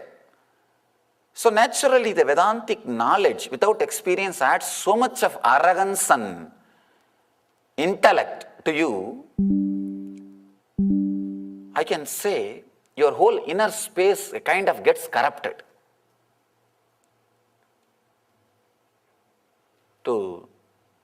If you are feeling hurt, sorry, but I am telling you exact truth. I have seen hundreds of monasteries where people sit and study this Vedanta for 20 years. I really feel sorry for them. If they can spend the time in sadhana, it will be so much fruitful. Actually, half an hour studying and 10 hours digesting that, means doing contemplation or sadhana, will be the perfect, the balancing. That will be the perfect thing. But in some monasteries, studying is very juicy. Understand? You know more and more words. You can play with more and more words and you can show to others. And it brings respect. That's another one problem. Why people respect, you don't know. Actually, they are afraid of listening to you. They say, no, you all right, whatever you say is right. Please just sit, close your eyes. Don't open your mouth. We will do puja to you. We will do whatever you say. We will respect you, worship you, but just do not open your mouth. But this guy thinks he has respect because of his knowledge. What to do? Having the knowledge without having the experience is the worst state. You will not respect anybody. You will not respect anything. You will be so dry within you and without the inside and outside. I have seen in my experience how to find out whether somebody is a strong Vedanti, he will have stomach problem. Really. See, logic is like having teeth in the stomach. You will literally eat you. Having teeth inside the stomach. Constantly you will be chewing yourself. You will carry constant irritation. Compassion or love is like a lubricating you. Intellect, just intellect, is like a continuously turning your nerves and creating more and more stress. You will have stomach problem. Giving your love, even a hug, or just looking at something with a love, is like sending with a high force lubrication into your nervous system. It just heals. Even for a few seconds, look at any one of those deities. We have so many deities.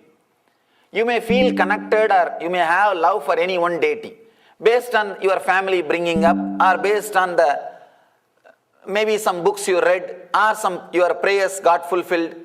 You might have prayed to Shiva and it got fulfilled, or you might have prayed to the Krishna, it got fulfilled, or you might have prayed to the Ganapati and got fulfilled, or you might have, from the very young age, you might have heard about Vishnu more, and you may be feeling connected. Any one deity, just sit there for 2-3 minutes, look at the deity with a very deep love, you will see your whole system will be lubricated. It's as if like a amrita, the nectar is spreading through your whole system. Sit and read some dry books, strong intellectual book. It is like as if your nerves are being turned or churned or the stress getting created inside your nerves.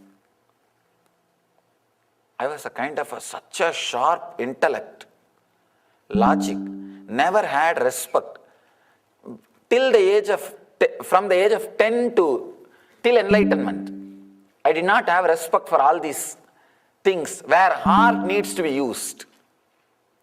Because all my energy and time was spent in intellect, the knowledge.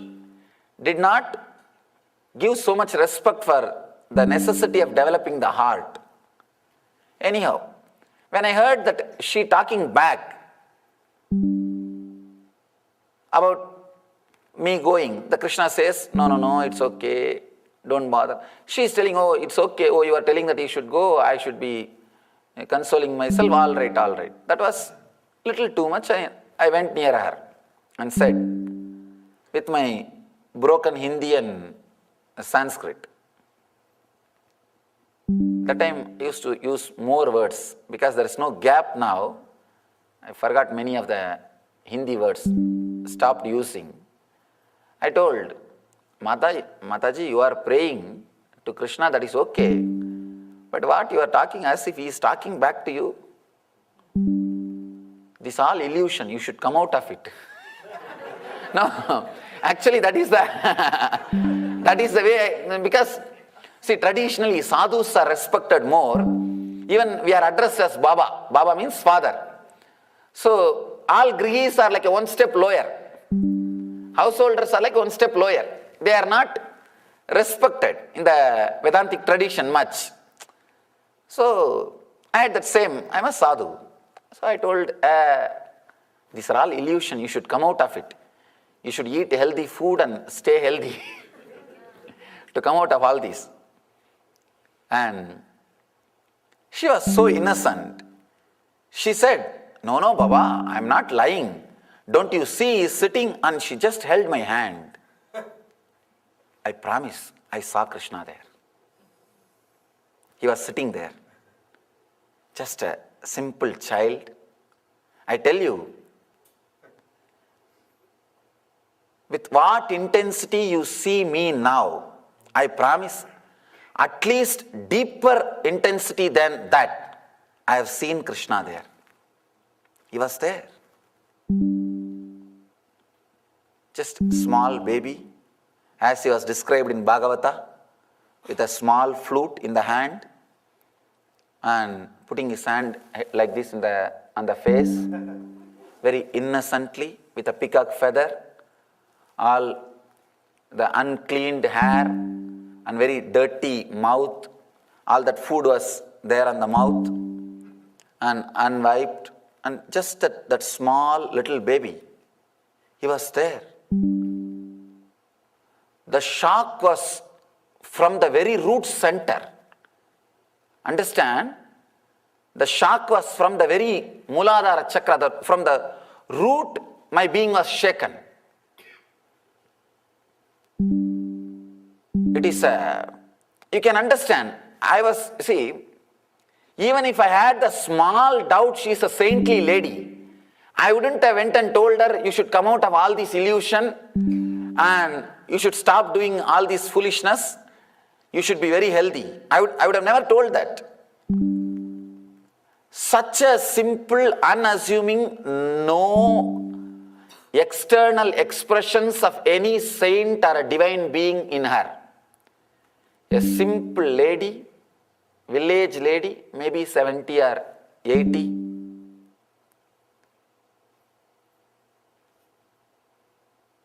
Just by touch, she can give initiation. Understand, this is initiation.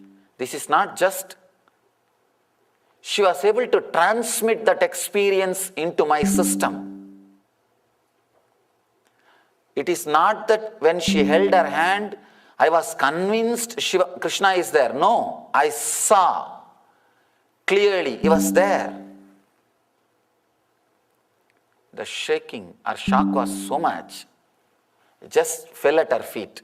I can remember very clearly, after falling at the feet of the Kuppammal, my first inspiration and great teacher, her name is Vibhudananda Devi, the spiritual name, Swami Mata Vibhudananda Puri Devi, after falling at her feet, with that same reverence and respect, second person whom I fell at the feet means only this lady. This lady only received my respect and reverence equivalent to the Kuppammal. I just fell at her feet and said, never ever call me as Baba, you are my Mata. Because as long as she was holding my hand, Krishna was there, I saw. The moment she took her hand out, it disappeared. I was again same old intellectual.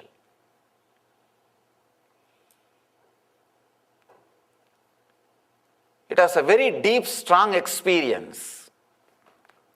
The same respect which I had for my own teacher started having.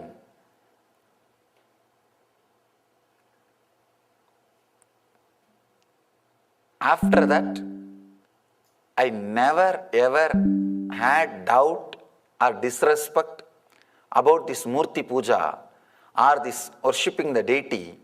Even if I go to somebody's house, I'll go to the puja room first and do the namaskar. Sometime my own photo also will be there. Even then, I'll not bother. First thing I'll do, show the camphor and do namaskar. You do not know in whose house who is staying, in whose house who is residing. You do not know. Never take deities for granted. We take deities for granted because it is available for sale. Never ever take deities for granted. When I fell at her feet, she was not able to understand. She said, Baba, what are you doing? Actually, she stopped me and falling at her feet, and she was so respectful. Afterwards, I had a small little chat with her before leaving. She was so innocent, she was thinking, even if she is living with Krishna, then such a small person like her can have darshan of divine and living with Krishna. She was thinking that all sadhus would have had vision and darshan and they are living divine life. I said, that shows your innocence. I know how many people are meditating for years to have the glimpse of the Lord. And here is a lady, she is living with him from morning till night. I have seen. She will lock that small hut and go for that selling the milk. There is nothing inside the hut to steal. Even if some thief comes, they will drop something out of love and the compassion and drop something inside and go back. There is nothing except 2-3 bricks for head and 2-3 gunny bag for lying down. But she will lock that room carefully and go. And I will ask her, why are you locking? No. If some dog comes and hurts Krishna, what to do? If Krishna, slowly, if he goes out and he gets hurt in the road, what to do? Such a deep feeling connected. I can see in her eyes how she sees the Krishna, how she looks at the Krishna, how the very vision is so beautiful, so clean. I never miss a chance to tell this story. Unfortunately, I tried my best, I was never able to get her photograph. After enlightenment, after the organization was created, I personally, specially sent people, tried to trace. We were able to locate that place, but she passed away. She was no more, and we were never able to get her photograph. I wanted to get her photograph and put in all our temples as the ideal of Murti Puja. Person who lived with God through the deity worship. I wanted all our temples to have her photograph so that people will remember how an innocent village lady lived such a divine life of living with God. But unfortunately, we were not able to get photo because in India the village's photography and all is unknown.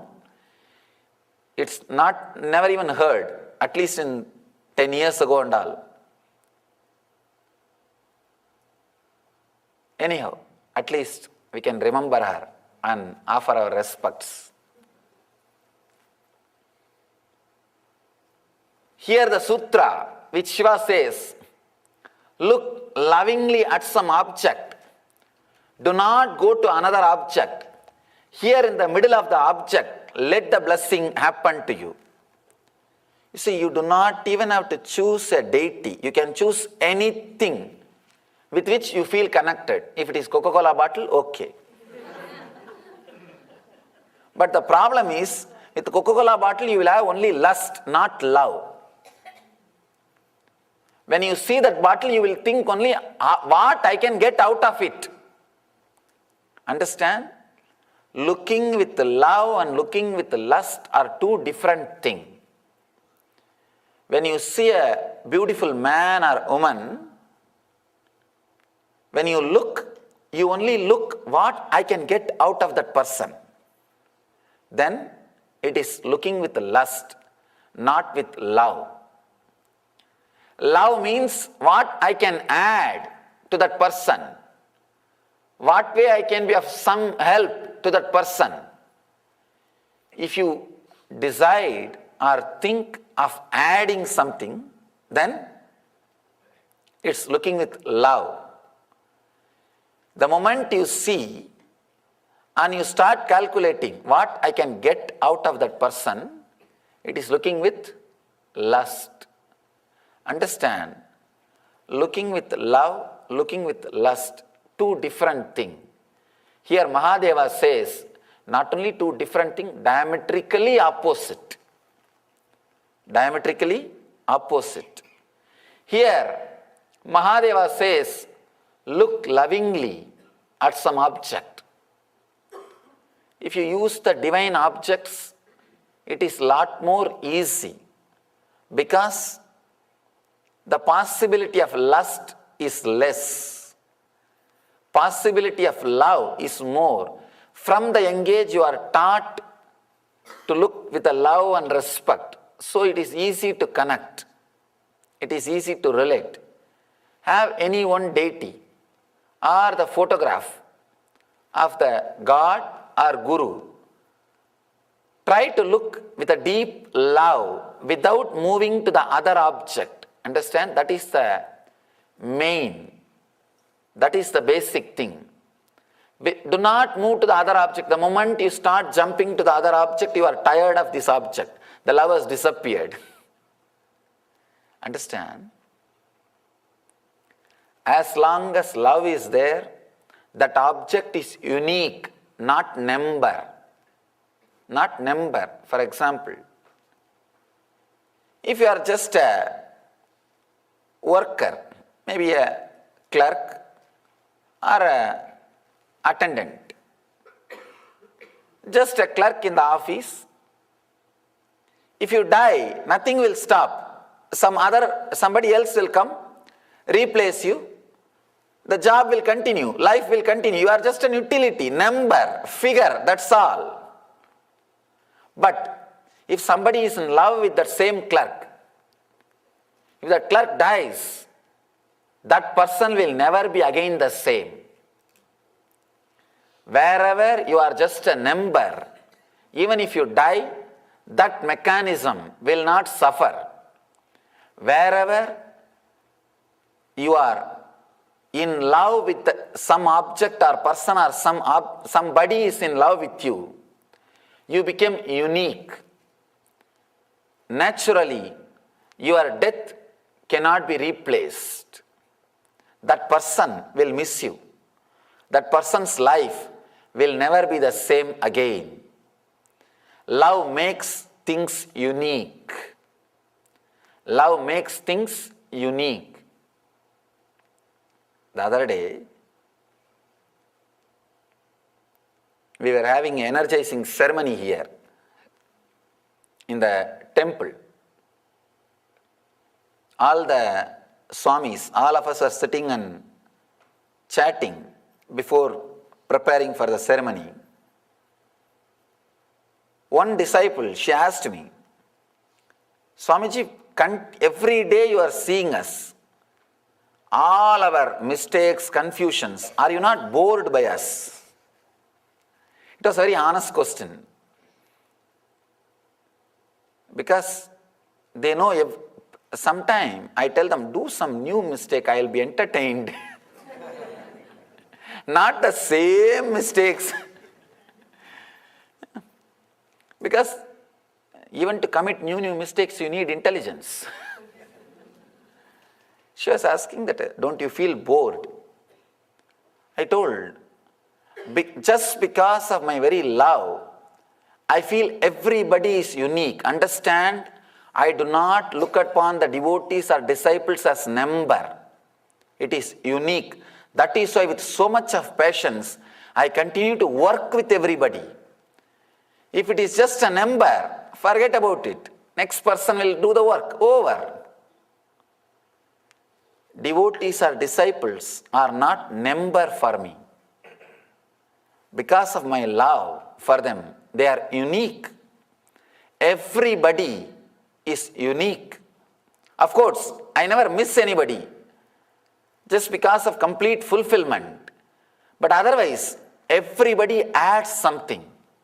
Everybody is welcomed, is expected, is needed, is wanted, is required to be here. Every individual is unique. Same way, when you are in love with the Master, he is needed, he is unique. When that love is not there, one more Swami, we can go to the other Ananda. What is there? If you just type only Nithyananda, at least 200,000 websites are opening. Just Nithyananda. If you type Swami Nithyananda, I don't know how many million websites will open. And if he is not, then some other Swami, that's all. If you are a number, you can be replaced.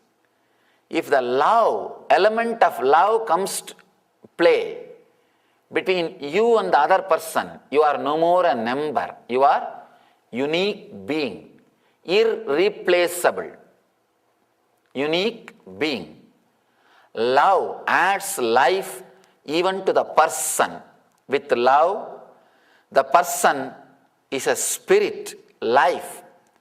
Without love, the person is reduced to a thing, utility. Without love, when you look at somebody, a beautiful man or woman, and planning for what I can get out of that person, you are reducing him to a thing, not as a being, as a spirit. Only when you look at that person with a love, he is a spirit, he is a living being. When that love is not there, he is a thing. That is why whenever people look at you with lustful eyes, you feel repulsive. It looks ugly. You just cover yourself. You just hide yourself. You want to move out of that place. Whenever somebody looks at you with a deep love, you just feel like being around that person continuously. Even if you get only one glimpse, one eye contact with him, you will be waiting for it. You will be just waiting for that one contact. Just waiting for that one glimpse, one look. It's a love which adds value to the uniqueness. Another one incident, at least with that Krishna incident which I said, it was a deity. It was a carved Krishna Murti. That is okay. There is another one small incident happened. I was traveling, I don't know which place, maybe around the area of Madhya Pradesh or Maharashtra. There was one small tree, and under the tree the 3 bricks which is used for construction is kept with turmeric powder applied on it and some puja being done. Usually in the evening time when I rest, I'll search for some brick for the head to keep the head and lie down. I saw that area, nobody was there, just the 3 bricks were there. And I do not know that it was being worshipped by some villager as a deity. And I just picked up that brick and put it for my head and lie down. And really, in 10 minutes, one village guy, elderly person, is running towards me. His house was maybe 1 mile away. He ran towards me, and when he came near me, he understood I am a sadhu. Because I was a sadhu, he did not beat me. He told, do you know, this is Shiva, I worship. He appeared in my dream and told that you are lying on him. Truth, really. Understand? So that's why I came here. And he brought a small pillow. That's another one beautiful thing. He brought a pillow. Lie down on this pillow and leave him there. Put that murti back. From 1 mile, he was lying down in his home. He says, I had a dream. Shiva told me that one sadhu is lying on me. Take that. And he brought the pillow and told me to put the brick that side. We don't know who all are having connection to what all. Just this deep love for that ordinary brick, which is used for construction, can create a telepathy power in him. Understand? I read an article. American Army is trying to develop telepathy power to use during the war times. They are doing some research and development to use this telepathy, sending message through the mind. Understand? Ordinary villager, just his love for a brick. Of course, I'm afraid to use the word brick again now. He may get a... I don't think he is dead. Only that elderly lady was dead. I don't think he is dead because I never tried to trace him also. Anyhow, just simple love to the ordinary looking brick can create such a deep telepathy connection between him and Mahadeva. Then understand, between him and Shiva, this ordinary brick is acting like a cell phone. You can't imagine the way in which that guy ran towards me and the way in which he was shouting at me. Just because I am a sadhu, he left me. Otherwise, I would have had the puja. The puja from him. Just I want all of you to understand the power of love, the power of simple love. It was a simple love, and actually during British time, all the milestones in the Indian highway used to be yellow painted. There was a big problem because from next day all the local villagers started worshipping all the milestones. No, really. Then they changed the color and changed it to green paint. Because for Indian villages, nothing is needed. Just a clear some shape is enough. Everything is God for us. Everything is God for us. Let me describe this incident that may throw a deeper light for you.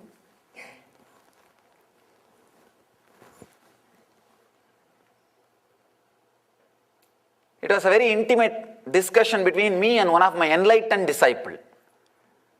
Maybe, if you are new, you should know. Few of my disciples had the fortune and had the enlightenment experience. Not only had, of course, enlightenment once happens, it stays with you.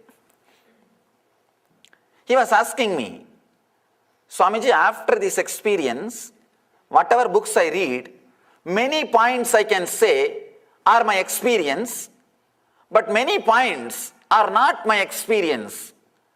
How can I understand whether I am fully enlightened or not? Or how is that points? Are they right or wrong? There is a very beautiful incident in Ramana Maharshi's life. I quoted and gave him the answer. Understand, this one incident can completely open up and give you a new click or new glimpse towards the truth.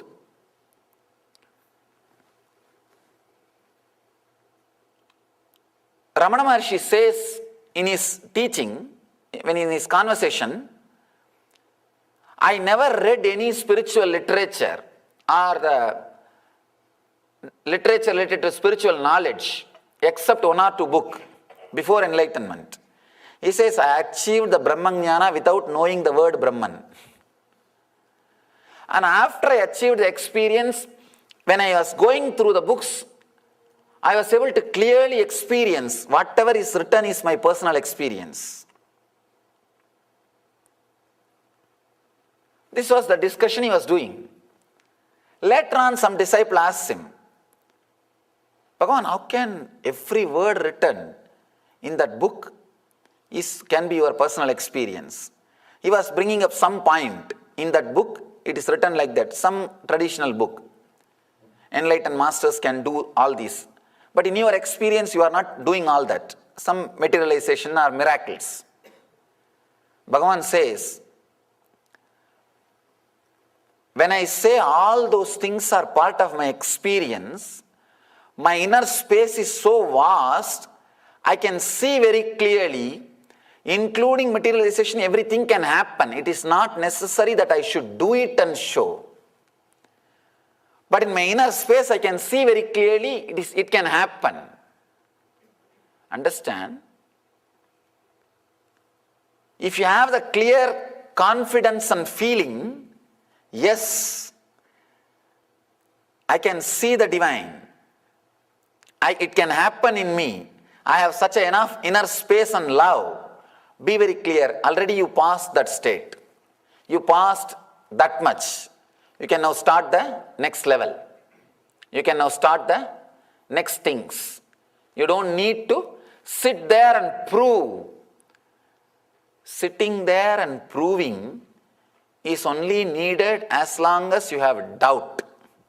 You have doubt. Bhagavan says very beautifully, I am very clear the materialization can happen inside my inner space. I can very clearly do. That is the reason.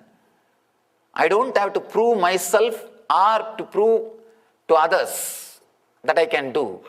I asked him, do you have that clarity? He said, yes. I do. I am very clear. I can do it. Only thing I do not, the feeling is not coming up strongly from the navel center. That any thought has to come from the navel center, only then you will be able to execute. That is not happening. But the possibility is there inside the body. I can feel very clearly. My nerves are saying it is possible in me. See, your nerves will never tell lie to you. Your mind will tell lie to you, but never your body.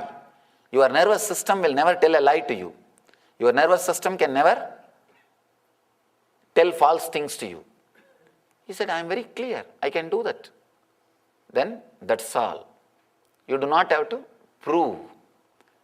Understand, when you have this love, your inner space will become such, there are many things you will not ask to be proved.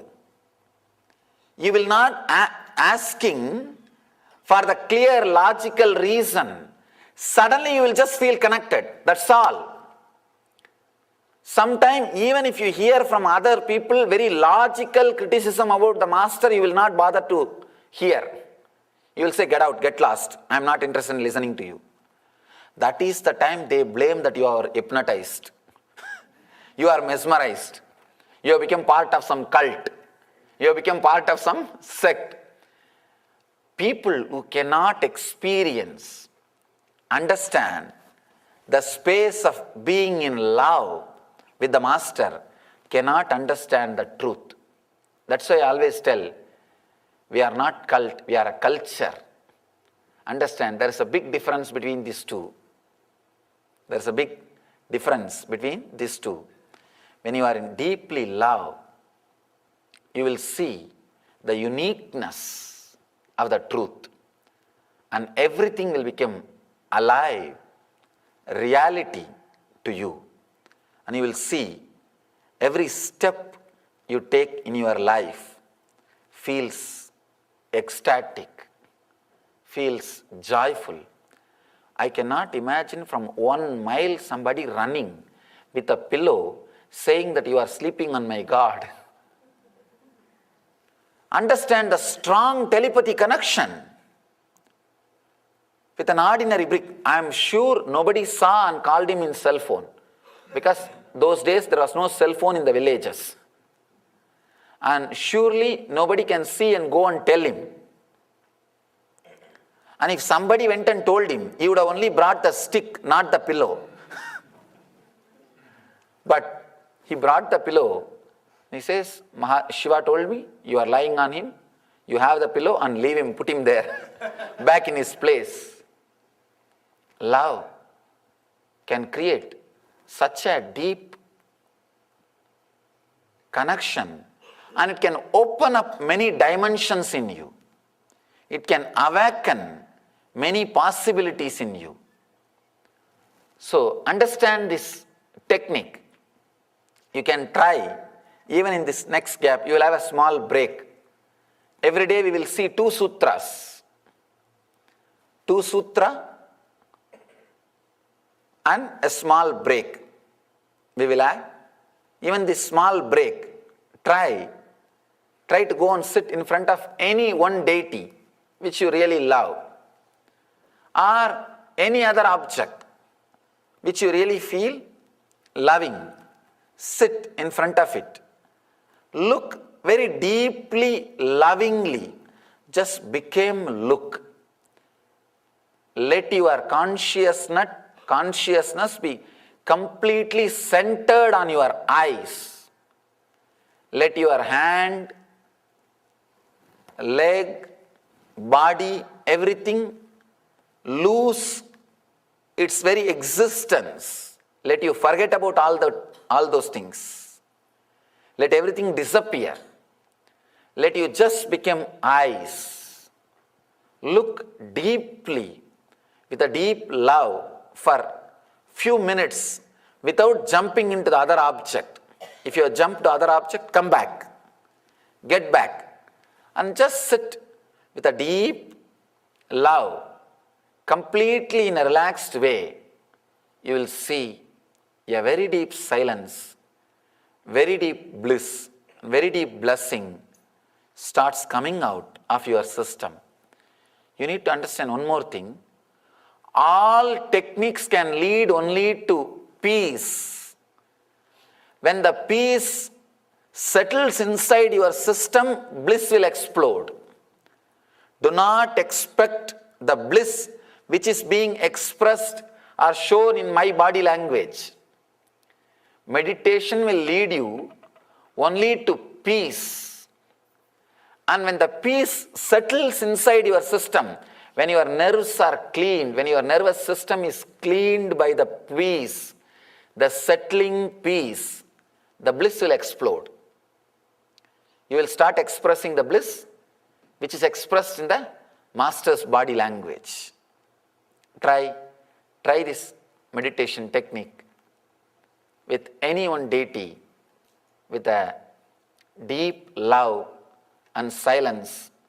Let the blessing happen to you. Let the blessing happen to everyone.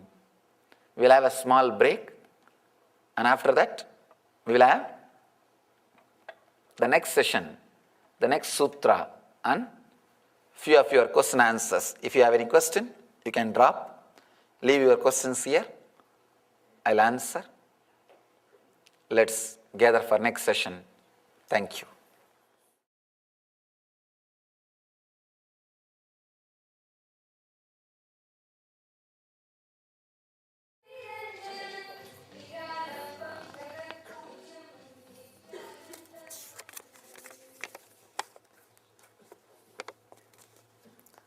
How can a person let go of attachment to enlightenment also?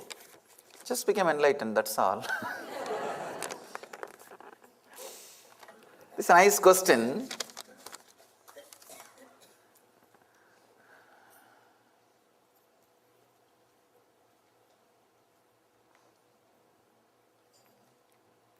One disciple goes to Ramana Maharshi and says, Bhagavan, enlightenment is very difficult. And Bhagavan says, no, it is very easy. Because to achieve something else only you need to work. To achieve enlightenment, if you just keep quiet, that's enough. It will happen. I tell you, it is neither easy nor difficult. It is. It is there. Even if you say easy, you make it little difficult. Even the word easy means easy, but I have to do something. It is neither difficult nor easy. It is. Your question, I understand from where you are asking this question. How can a person let go of attachment to enlightenment also? It may not be attachment to enlightenment. It may be attachment to your idea about enlightenment. You may be thinking the moment you become enlightened, suddenly somebody will give you golden throne. You can only get attached to golden throne, not to the enlightenment. Because only if you know about it, you can get attached. How will you get attached to enlightenment? Whatever idea you have now about enlightenment is not enlightenment. It is about enlightenment. So you may be having some crazy idea that suddenly somebody will give you one golden throne if you become enlightened, or you will grow. I have seen people ask me, if I start meditating or become enlightened, will I have a long hair like you? I tell you, just for long hair, do not try to become enlightened. It is too risky. It is too much big job. Just if you want long hair, use some right shampoo or hair oil. No need for you to become enlightened. Maybe you are attached to your idea about enlightenment, not to the enlightenment itself. You cannot be attached to enlightenment, understand? The more and more your idea about enlightenment gets purified, you will be achieving enlightenment. You will be reaching enlightenment. You can never get attached to it. If you are attached to it, be very clear. Your idea about enlightenment is not pure or not clear. Then now you need to do purifying. Have more clear understanding about enlightenment. If you say you are attached to enlightenment, you do not know about enlightenment, now read the spiritual literature, listen to the master's words and create a clear idea about enlightenment. Clear idea about enlightenment is enlightenment. Because after some time, once you stop fighting with the master, every clarity which he gives you will become solid experience. When you have the inner space of very loving, connecting with the master, every word he expresses will become straight away an experience in you. It will become straight away an experience in you. So, try to create more clear understanding. That will automatically take you to the enlightenment, and attachment will disappear.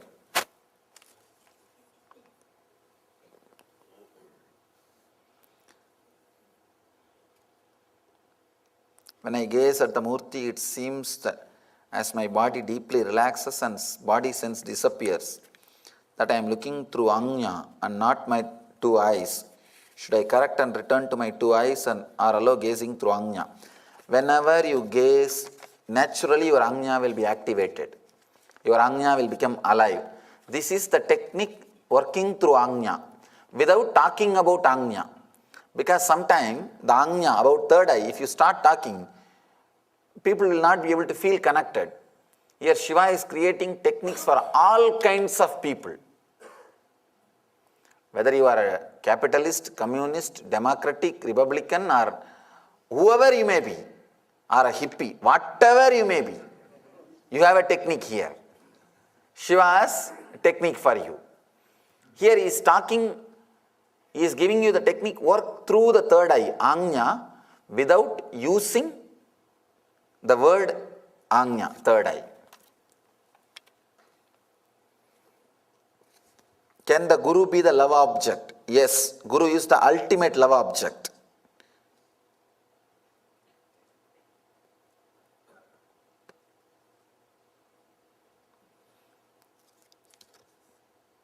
I belong to my Guruji, so much gratitude for beautiful knowledge given, so beautiful. Jai Gurudev. Wonderful. Guru can be the object of love. I can say Guru is the closest form to the enlightened consciousness. By focusing on an external deity, will that lead us to find God within? This is a beautiful question. Understand, when you are looking with a deep love, the boundary external and internal melts away. Love has an intense ability and energy to melt the boundaries. That is why constantly you are seeking, you are asking for it. Whenever you are touched with a deep love by somebody, or whenever you touch somebody with a deep love, the boundary between you and that person merges. It opens. You expand. It is as if you are living with two bodies. You are living inside two bodies. The suffocation disappears. You have more space now. You have deeper enjoyment. You have deeper joy now. So expansion happens when you are really in love, in tune. The deep love takes you to the boundarylessness. So when you are looking at the object with a deep love, you will see the boundary, internal or external, disappears. See, the same thing which is which you see. When you see it with fear and greed, it appears as world. When you see it with a deep love, it will become God. The Ishvara or Jagat, both are same. How the Jiva looks at it is going to decide whether you are going to perceive Jagat, world, or the Ishvara, God.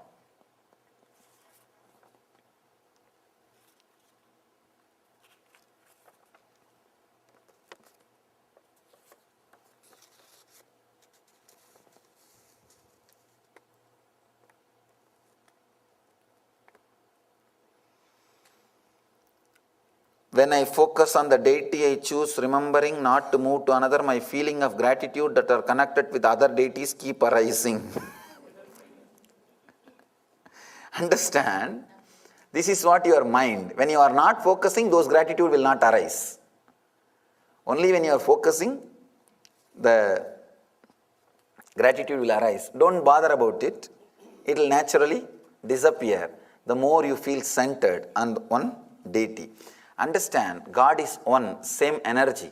We put it in so many different forms for you to feel connected or related, that's all. If you understand that one truth, then you will be able to connect. Yesterday's Shiva Sutra discourse, you taught us about Ajapa Japa mantra to be repeated 24 hours. How can we repeating the Soham mantra during our sleep? Understand, if you are breathing, the breathing sound must be happening. In deep sleep, don't you breathe? I think you are breathing, that's why you are here. If you are not breathing, you should not be here. And as long as the breathing is happening inside your system, the repetition of the Soham mantra happens. In the deep sleep, because you are not aware, you don't hear that mantra. In the waking state, because you are too much filled with noise, sound inside, you are not hearing. If you are silent during waking state, you will hear the mantra. That same silence will penetrate your deep sleep state also as awareness. Then you will be able to see the mantra, ajapa ajapa. Bring silence, that will bring awareness to your life. What is love? How does one love? Wonderful question. At least now you asked.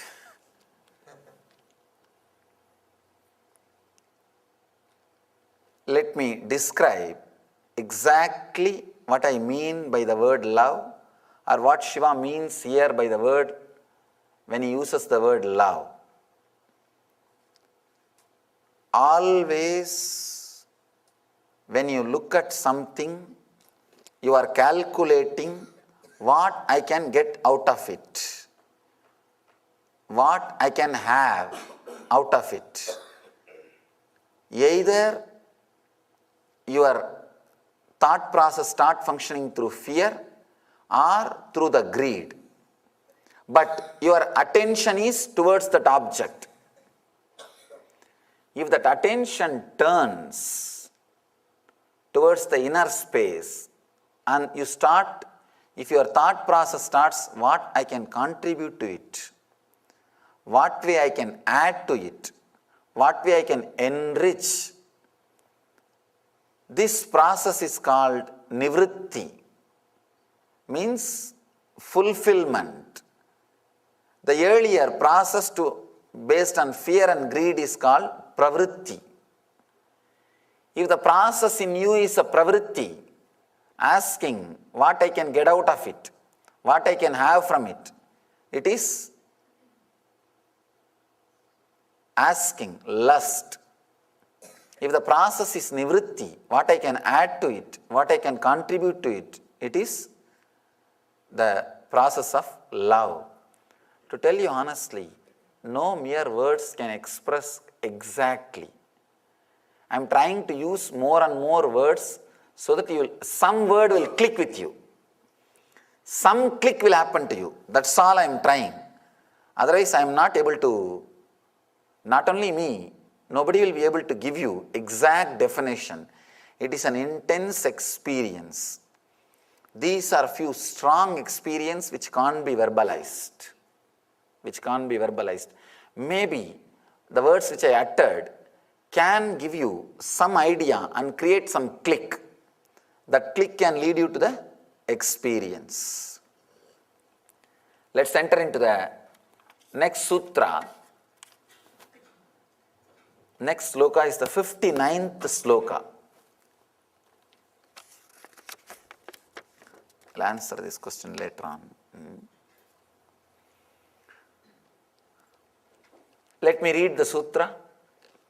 O beloved, put attention neither on pleasure nor on pain, but between this, let you achieve the truth. This is the one more sutra. Does not need to be practiced at particular time. These are Nitya Sutras. Means this should mix inside you as a juice. These should be like understanding. It has to be internalized inside you. It should become part of you. And it should become eternal practice in you. Nitya Sutras. I can classify the Shiva Sutras into 3 categories. Nitya Sutras, once you understand and internalize, then that is enough. Every day it will start practicing itself. Nothing else is required. The second, Dhyana Sutras. You need to understand and practice at a special particular time in your life. Third, Ananda Sutras. Just very understanding, you are liberated. Just very click, you will feel that openness. You are free. This sutra is Nitya Sutra. Just you need to understand, internalize, then it will naturally become part of you. Your very being will start expressing itself. This same understanding. Put attention neither on pleasure or on pain, but between these. Continuously, either you expect pain or pleasure in the next coming moment. You constantly think, what next? And immediately, if I do that, what am I going to get? Whether it is going to bring pleasure or going to bring pain. What is it going to bring? What is it going to do? How am I going to handle it? Either you visualize pain or you visualize pleasure. Mahadeva says, do not visualize pleasure or pain, just be. Again, one more technique to throw you back to the center. Throw you back to the present moment. Actually, to tell you honestly, all 112 technique can be expressed in one word, be unclutched. But we are not so intelligent to listen one word from one master once and then be unclutched. So I have to add the same thing, be unclutched, be unclutchedly unclutched. And unclutching is the ultimate unclutching. The clutching is not the useful thing. These are the 112 sutras, that's all. That is the truth, nothing else. I have to use so many words to remind you constantly, that's all. Actually, it is like driving the teaching into your head. Exactly the same thing which I was speaking yesterday, balancing between rajas and tamas. That same thing Mahadeva is expressing in a different way, in a different expression. Do not put your attention on pain or pleasure. See, yesterday, what the technique which I was talking is, if you can catch the glimpse of that, how your body feels when you are having rajas, if you catch the glimpse, how you feel agitated during rajas, then that technique is for you. If you are not able to catch, there are some people, even if you sit 10 times in roller coaster, you will not be able to catch how the rajas is activated in your system. They will be so dull in the self-diagnosing methods. Even if they say they have stomach pain, it means they have a headache. Now, sometime in Ayurvedic system, doctors will not believe what you say. They will directly diagnose. Just like how the animals are treated. They will directly diagnose. Because you lost connection with the nature. You lost touch with the nature. You lost touch with your own body. So if you are not able to find out the imbalance of rajas or tamas, here, at least you can find out based on your mental emotion. I think that will be a lot more easy. Finding out whether you are caught in the pain visualizations or pleasure visualizations. You are continuously expecting next going to be pain or pleasure. Usually we expect only pain. We don't expect pleasure. Very rarely we may expect the pleasure. Mahadeva says, put your attention between this, means in this moment. You need to understand one important thing. Actually, when you are in this moment, you will have only experiencing. There will not be any title attached to that experience as a pain or pleasure.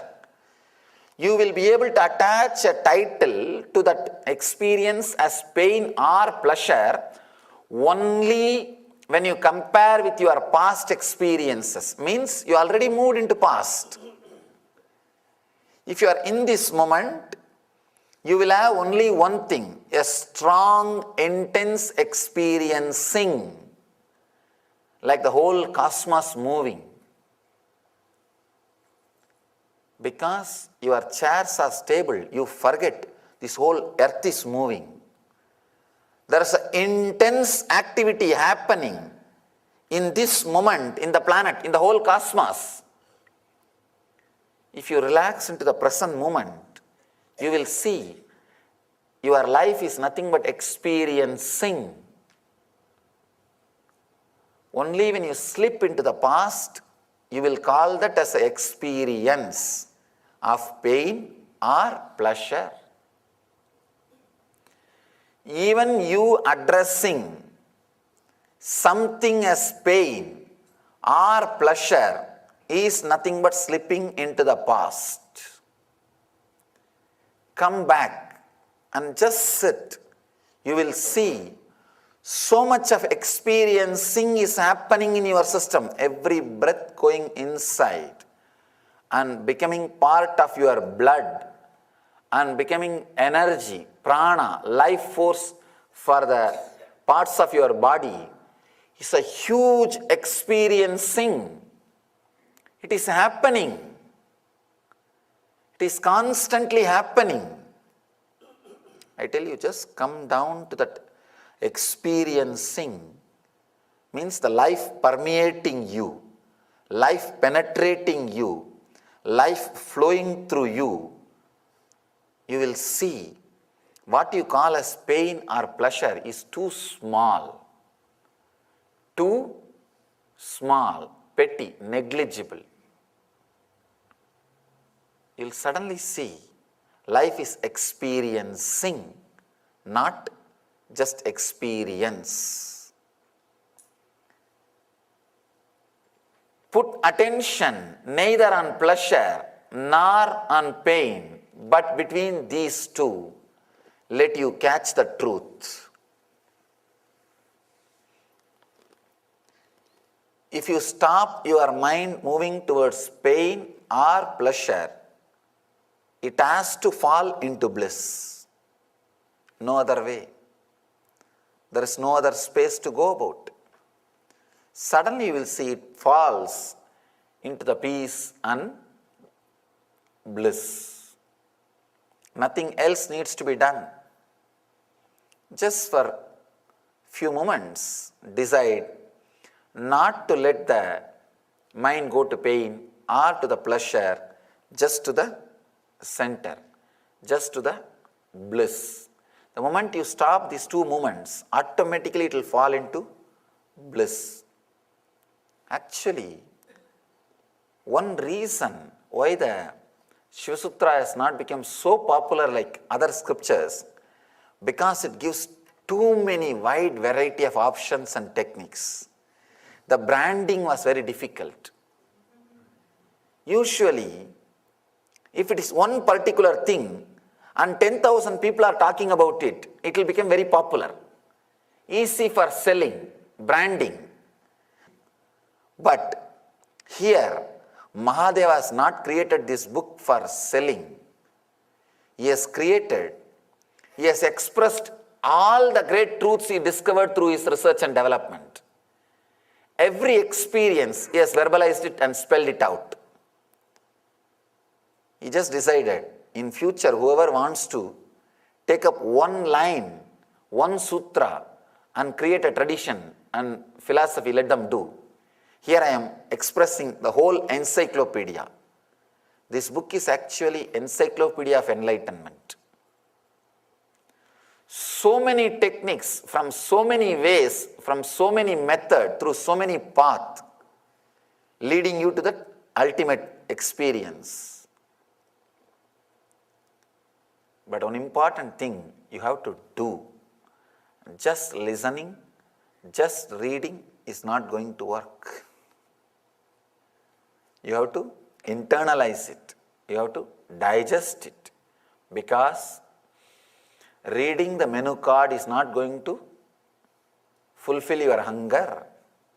Only eating is going to give you the fulfillment. Let us enter into the technique itself. Please close your eyes. Sit in a very relaxed way.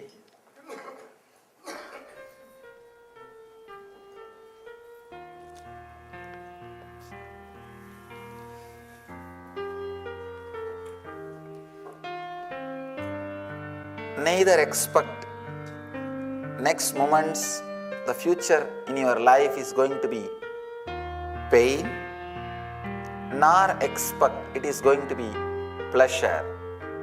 Just be in this moment. Any thought which happens in your mind will only be expectation about pain or pleasure. Relax from both the thoughts and just be in between.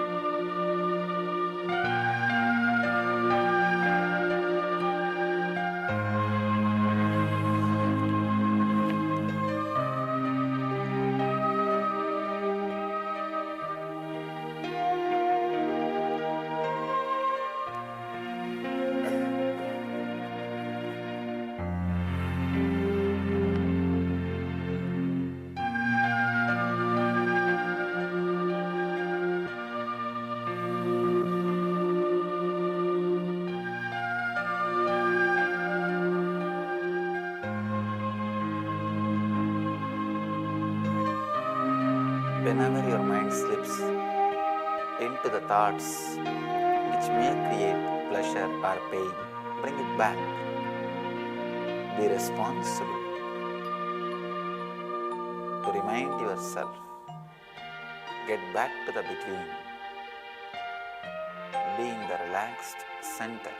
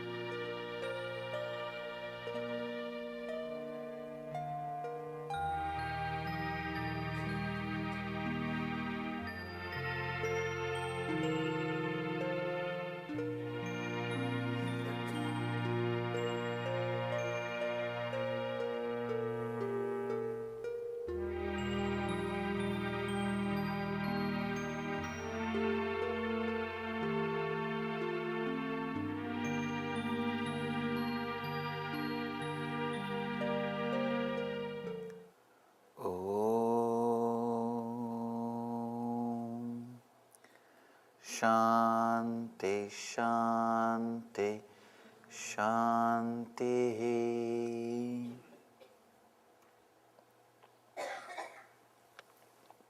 Relax.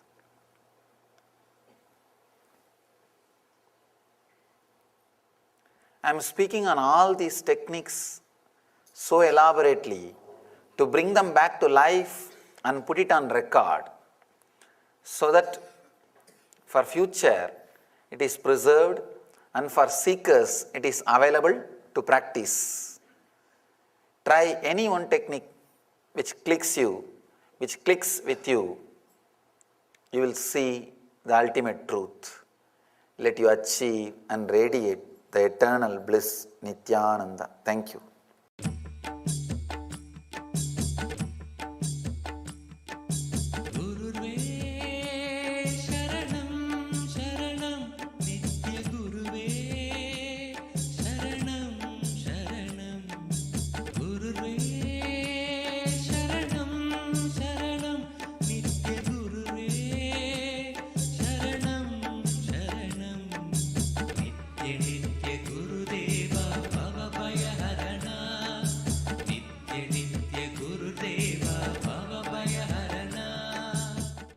Clear vision about purity and let's enter into the sutra. When in worldly activity, keep attention between two breaths and so practicing in a few days be born anew.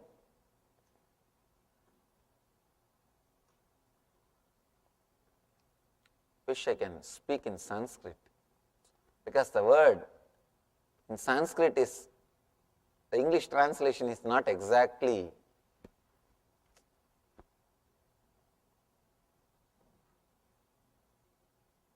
what Sanskrit word means. But what to do, only that much. You can't help. Translation is not, in translation you can't do much. Let me at least give you the rough idea what exactly the sutra means, what exactly Shiva says. Whatever you think as worldly activity, even in those moments, whatever you think as impure thing, for example, anger, lust, greed, even in those moments, if you can practice this meditation, you will be born anew. It's an amazing assurance he gives. New idea about purity, new concept about purity. He addresses one of the important issue, especially the modern men are facing. Modern day people always ask me, Swamiji, I don't have time for meditation. That's one of the important problem, important issue.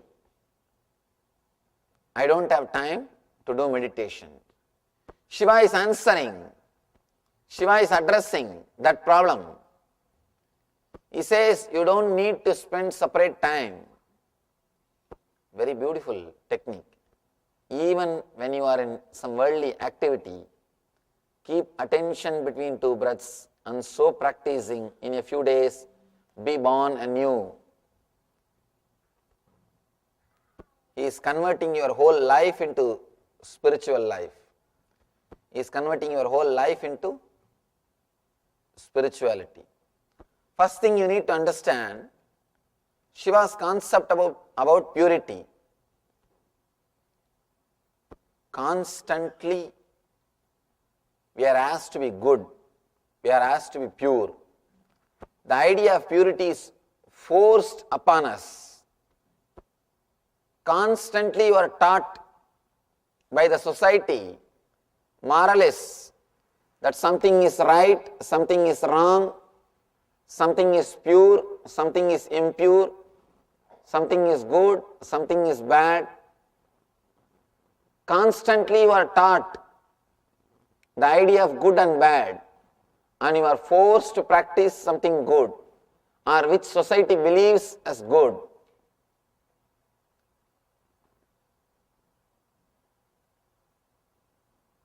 But life is nowhere related to what society believes. Life is totally different. What society believes is a different, but his life is totally different. There is a beautiful saying. When you think in a generalized way, but when you live in a very, with the situations which you can't generalize. You are not living only the situations which can be generalized. In your life there are so many things comes up where generalization is not possible, where you can't decide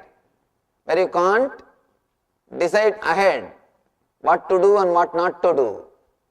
All your ideas about morality, all your ideas about right and wrong will not have any relevance. Somebody asked me, Swamiji, why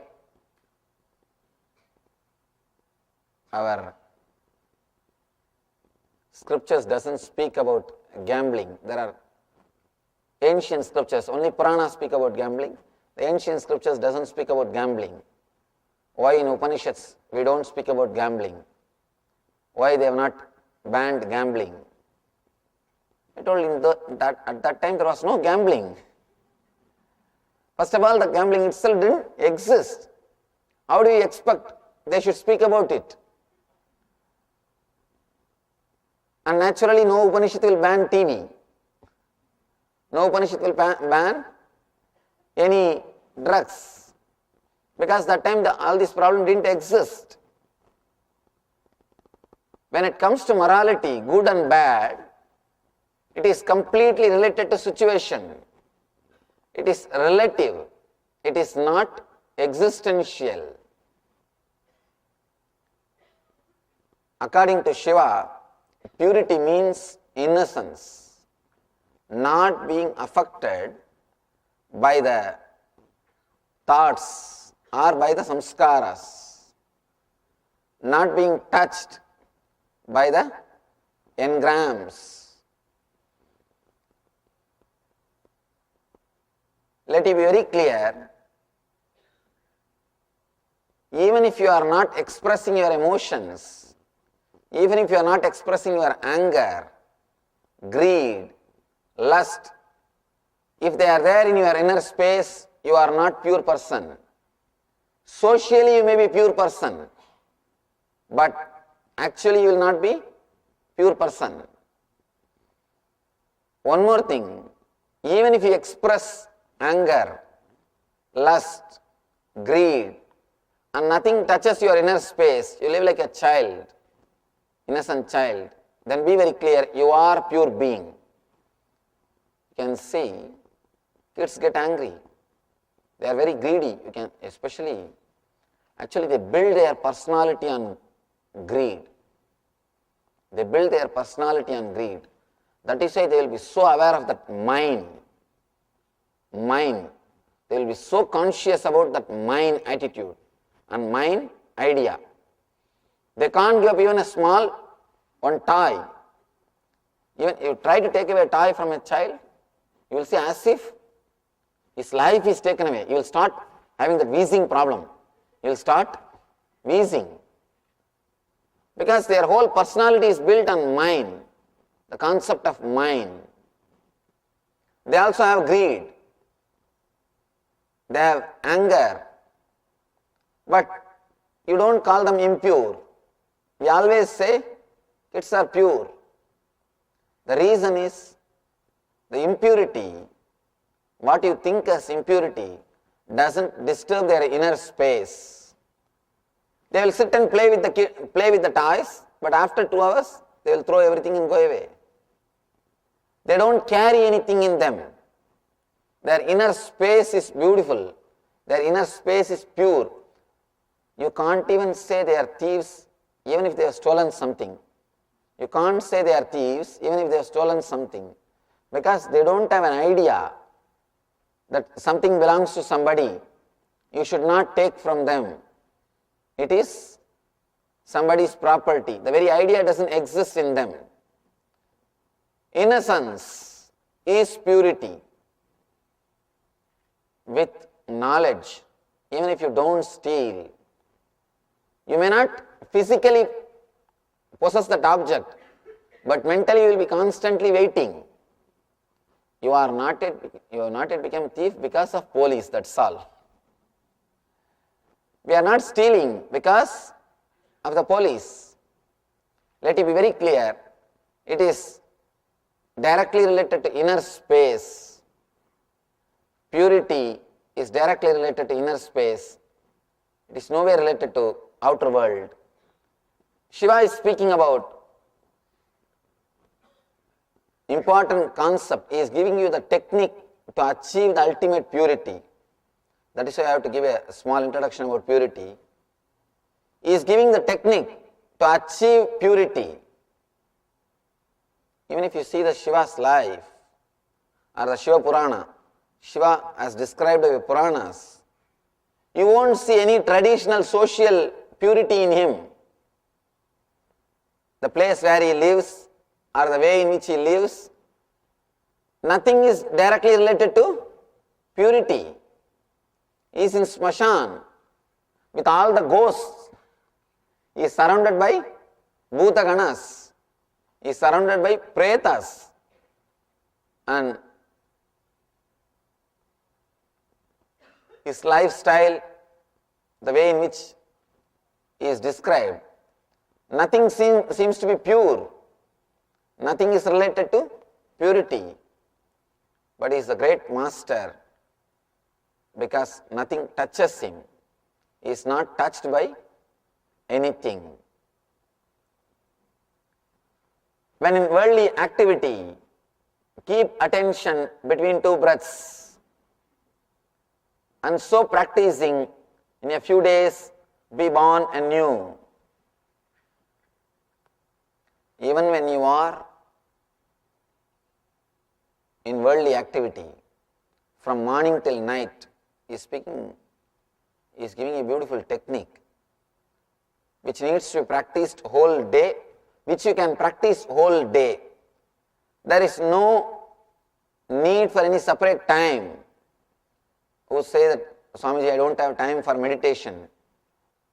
For that kind of human beings, Shiva is giving a technique.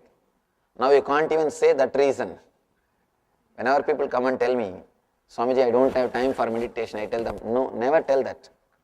Never tell you don't have time for meditation. Then people are meditating, they are all jobless or what? They don't have any other job and they are sitting and meditating. The other day I asked one of our ashramite, why you are not coming to discourse? She said, no, Swamiji, I have work. I said, it means people are coming and sitting, they are jobless or what? I always tell people, don't tell you don't have time for meditation. Tell very clearly that you don't feel meditation is that much important in your life. Or you don't feel it is that much important. You are not able to give that much of importance to meditation. Then I can understand. Let's be at least honest with ourselves. Do not say you don't have time. Let it be very clear. You are not able to understand that is that much important. Or that can help you in your life in some way. Now Shiva is answering this problem. You don't need to have separate time. First thing, Shiva drops all the rituals, all the techniques. Now he is dropping all the other problems which are usually created by the mind. He says, even if you don't have time, no problem. When you are in worldly activity, Start putting your attention, keep your attention between two breaths. Constantly watch the gap. Be aware of the gap. Earlier he was speaking about separate meditation techniques, which you need to practice for half an hour or 1 hour every day. Now he is saying, first he is telling, add meditation into your life. Now he is saying, let your whole life become meditation. Let the whole life become meditation. And there is nothing to avoid in the life. Be very clear, he is not giving you any morality. Throughout this book, he is not speaking about any morality. He is not saying what should be done and what should not be done. He is purely giving you techniques. He is a great master. That is why he straight away gives the torch to you. He gives you the torch. He doesn't just give you the instructions. If you try to follow some instructions, be very clear, you will always miss. All guidance or misguidance. Because the guidance are given for somebody, given to somebody, and it is penned down and presented to you, it's not going to match you and your lifestyle. Instead of giving guidance, Shiva is giving the torch itself so that you can find your own path. I call this book as finding your own path to freedom. He is giving you so much of intelligence, you can find your own path to freedom. You don't have to follow anybody. He is giving you all the routes, all methods, all the techniques. You can pick up any one technique and practice that in your life. You will find your own path to freedom. Actually, this book, starting, walking and ending, in all three levels it gives you freedom. There are some books which give you only in the end freedom. It gives you liberation after you become enlightened. There are some book which gives you freedom at the time of walking. Very rare. I can say this is the only book. Even when you start, you have choice. You don't have to start according to the teacher. You can start as you want. Even in the beginning level, even at the time of starting, you are given complete freedom. Your freedom is respected.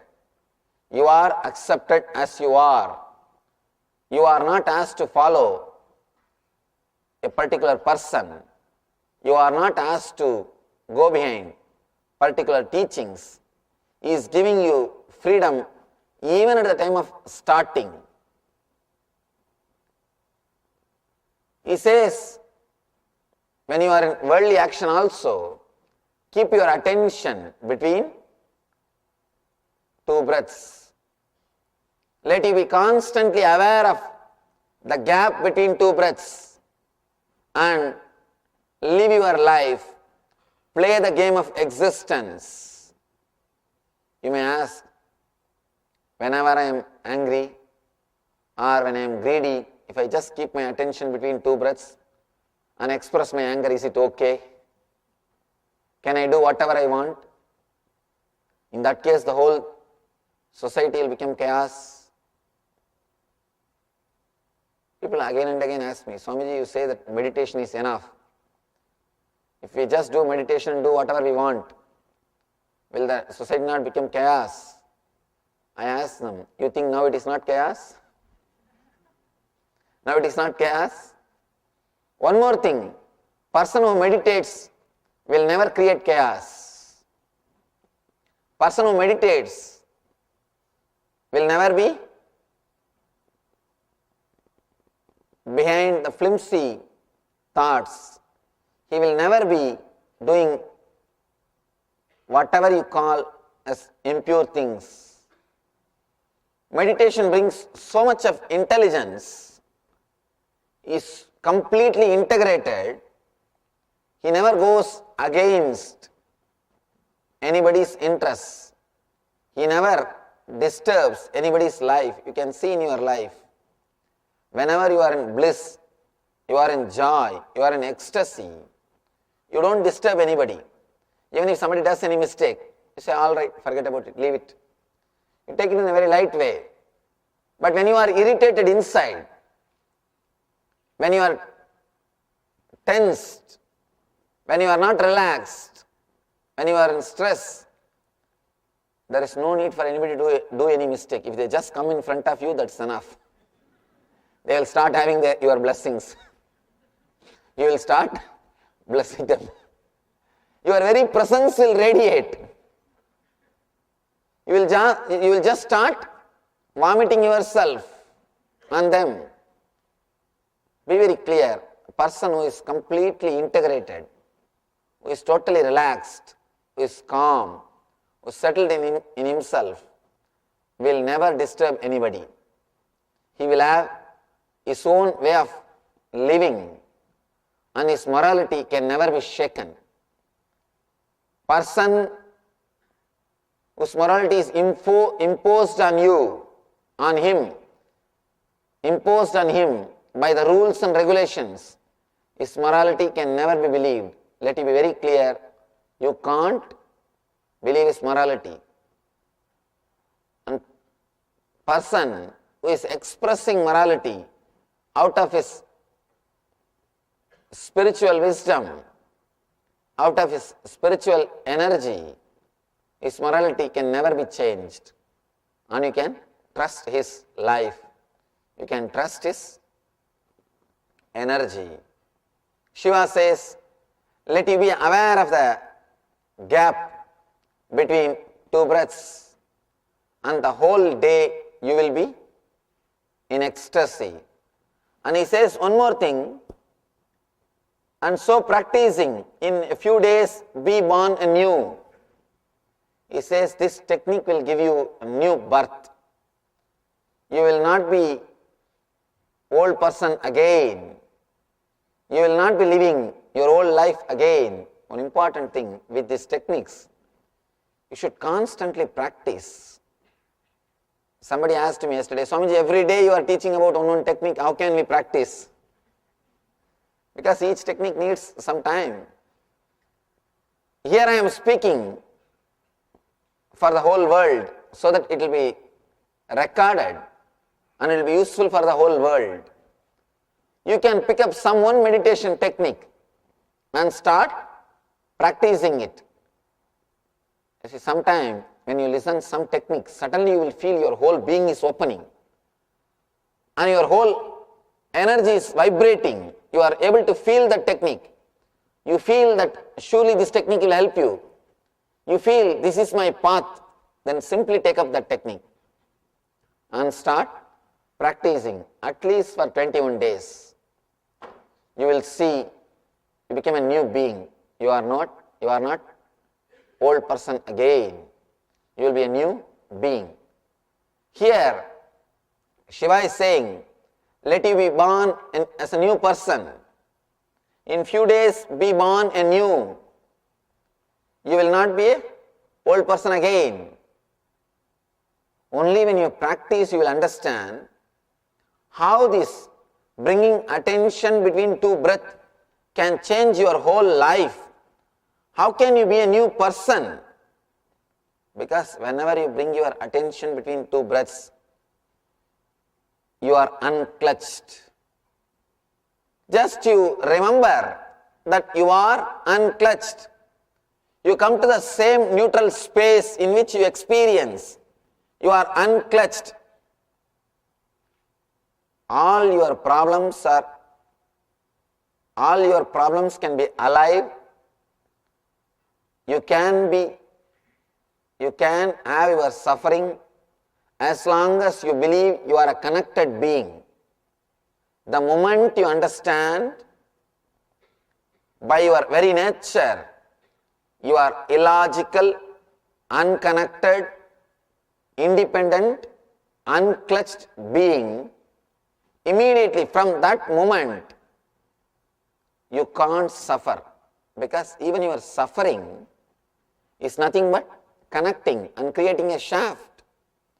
You can suffer only if you create a shaft. You can't continue to suffer.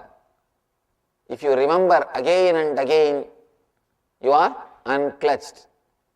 Because the suffering which happened to you 1 year ago, the suffering which happened 9 months ago, the suffering which happened 8 months ago, the suffering which happened yesterday, they are completely unconnected.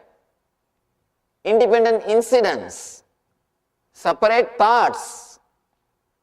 But when you start connecting all of them and start seeing them, create an understanding about them in your life, or create an idea about them in your life, be very clear, you are creating suffering for you. You are creating hell for you. You are creating more and more difficulties for you. These techniques, you need to go into them. When you go into these techniques, you will see the liberation happening in your being.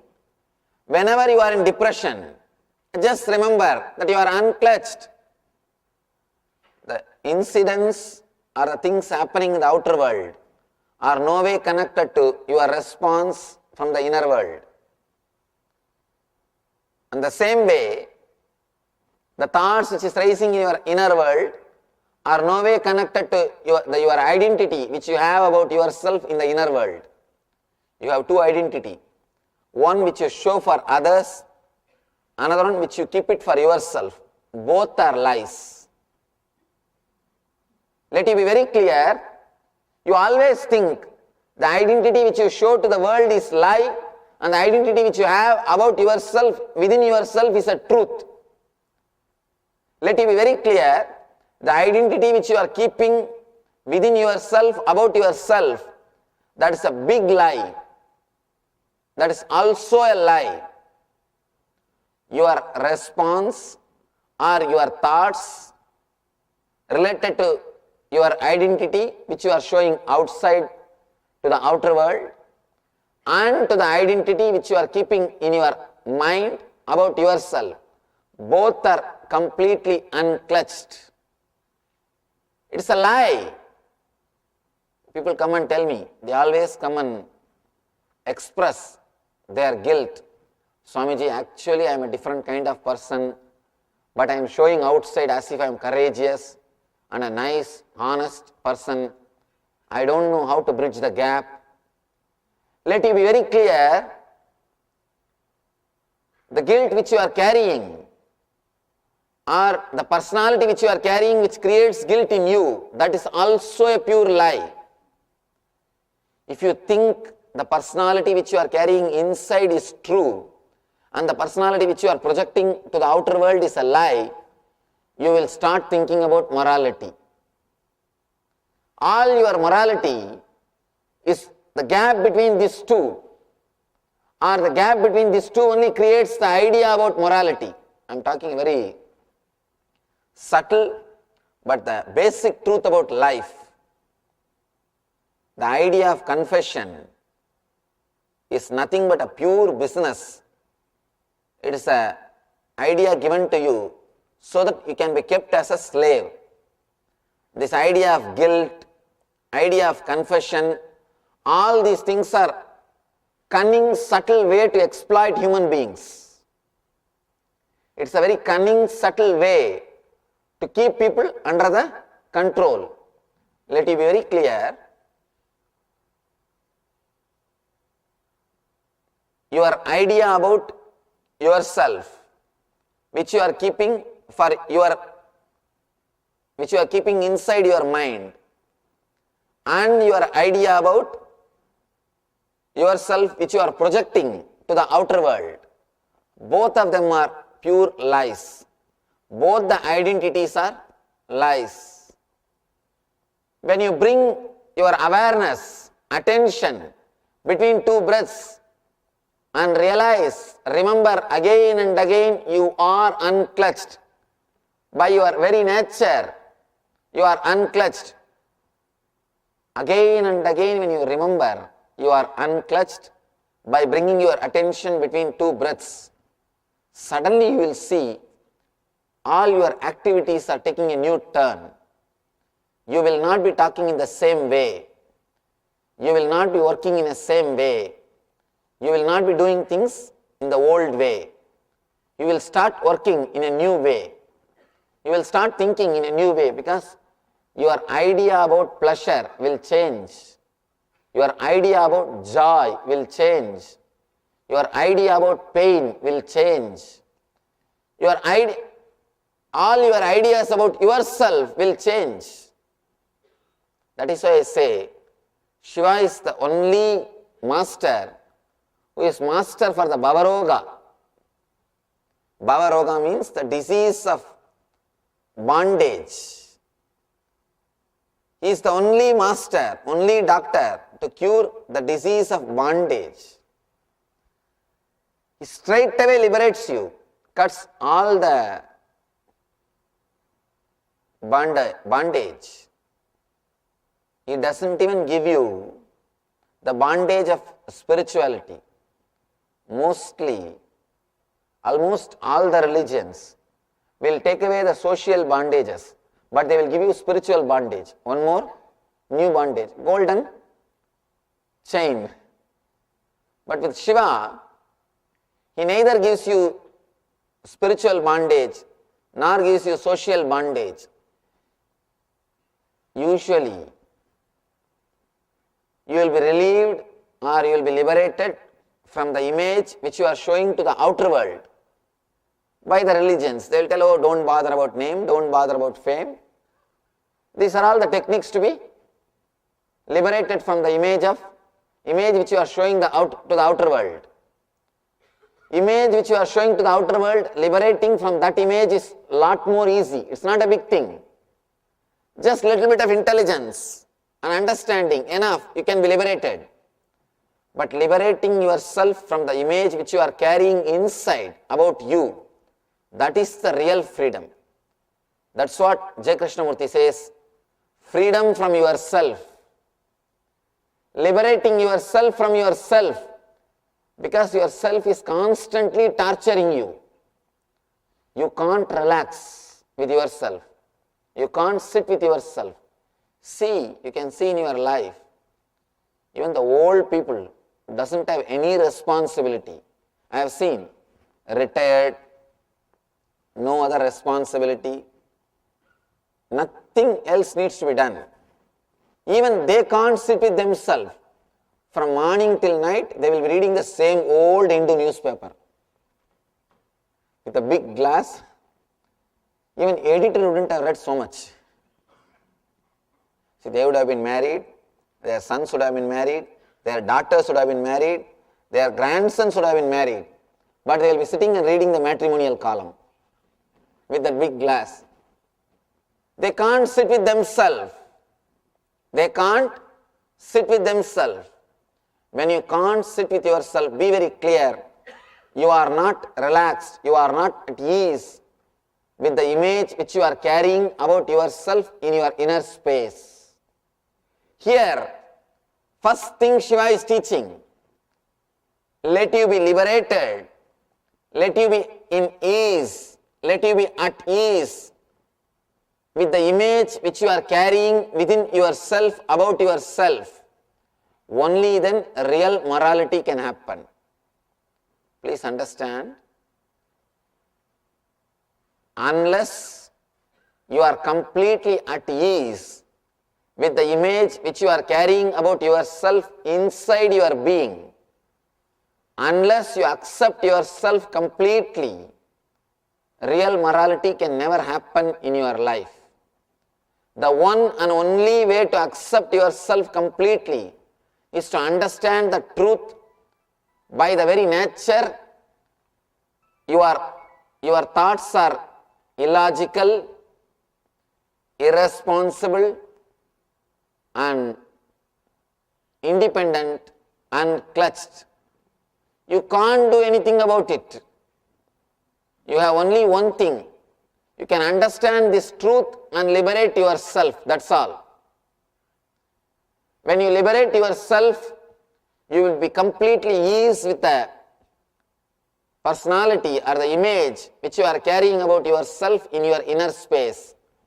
Only when you are eased with your personality, Only when you are integrated, life will be a game. Till then, you will be tortured by life. In Sanskrit, we have a beautiful word, Leela. Person who has integrated his life, person who is completely comfortable with the image which he is carrying within himself, for him life becomes a Leela. It is no more serious thing. It's a game of existence. He is just playing. No question of something is right, something is wrong. No question of getting exploited by somebody. And same way, no question of exploiting somebody. If you have respect for your freedom, your inner space, you will never disrespect others' freedom. Same way, if you are binding somebody, if you are taking away somebody's freedom, let it be very clear, you will be selling your freedom. You can see all these so-called moralists, they will be moral because of their followers, the followers will be moralistic because of the leader. And both are in a big bondage. Both are binding each other. Let it be very clear, the real morality, solid,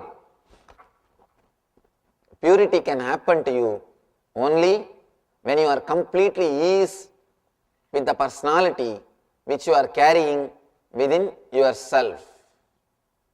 This meditation technique has got two parts. First thing, you are supposed to center your attention between two breaths. Next thing, you must be able to carry that attention throughout your worldly activity. You will be able to put your attention between two breaths. You will be able to be ease with yourself only if you are ease with your neutral space. If you are comfortable in the zone where you don't have any more attachment with your identity, where you are ready to be relaxed from your identity, means where you are ease with the personality which you are carrying in your inner space. This is the first step. Second step, carrying or being aware, centering your attention on the same neutral space even during the worldly activity. This meditation is a two-step. First, let us understand this first step and we will practice it for a few minutes because so many of you are new today. I wanted all of you to do the first step first. Then, in the end, we will do the main meditation technique from this sutra itself. Before that, let us prepare ourselves to enter into the technique, to enter into the main technique. First step is to be aware of the gap between two breaths. Let you be centered. Let you put your attention between the gap between two breaths. Let's take few minutes, few moments to do this meditation. Then we will enter into the main meditation technique. Today the meditation technique will take at least 45 minutes. So now we will do the first step. Then I will explain about the second step. We will go into the main meditation technique itself. Please close your eyes and sit straight.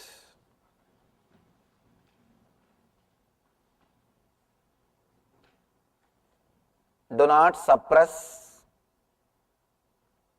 do not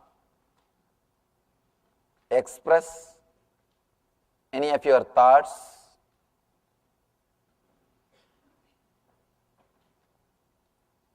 Just be aware of inhaling and exhaling. Just be aware of incoming and outgoing breath.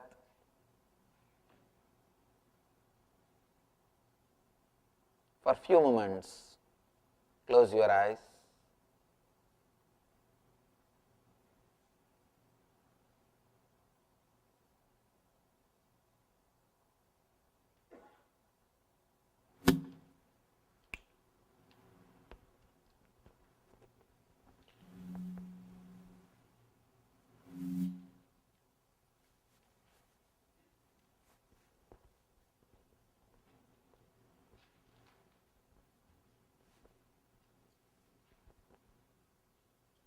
Be aware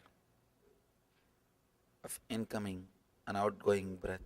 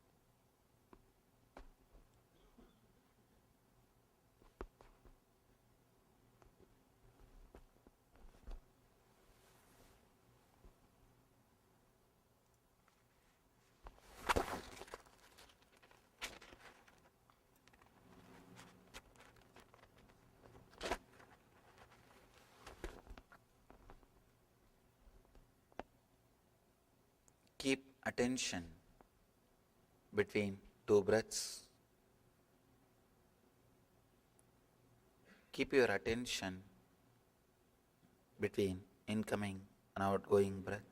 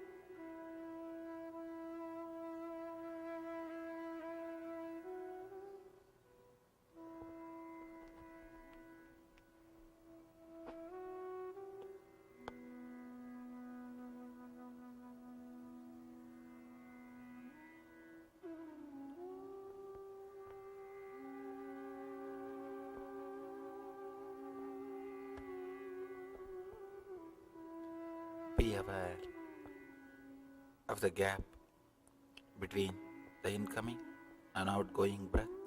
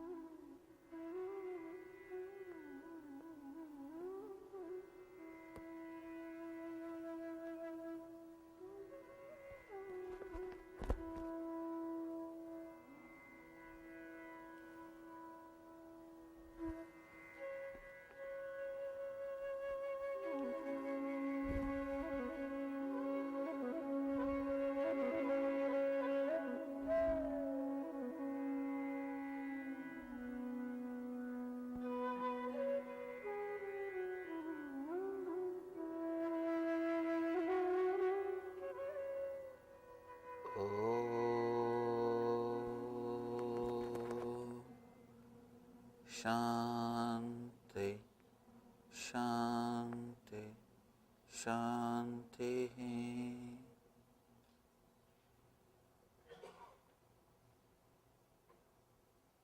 Relax. You can open your eyes.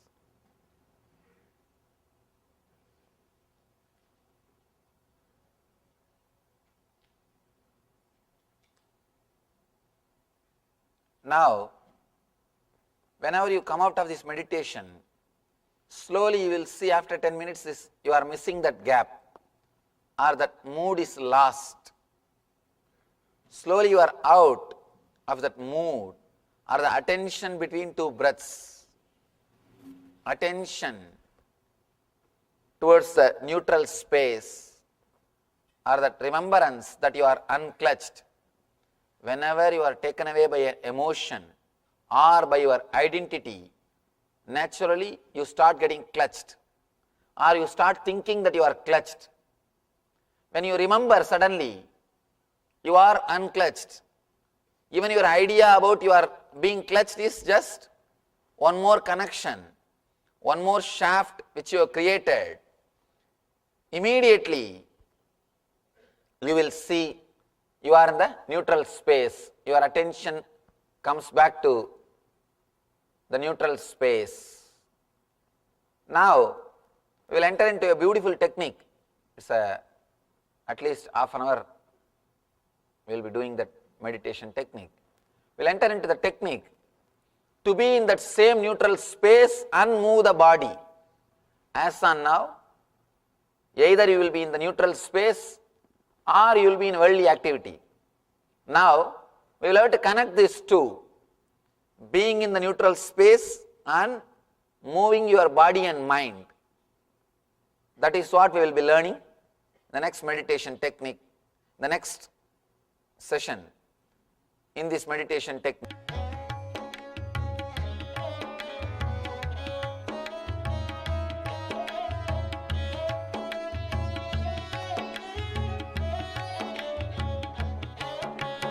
Om Namah Shivaya, Nithyanandam, Nithyanandam. Om Namah Shivaya, Nithyanandam, Nithyanandam. Om Namah Shivaya, Nithyanandam, Nithyanandam. Om Namah Shivaya, Nithyanandam, Nithyanandam.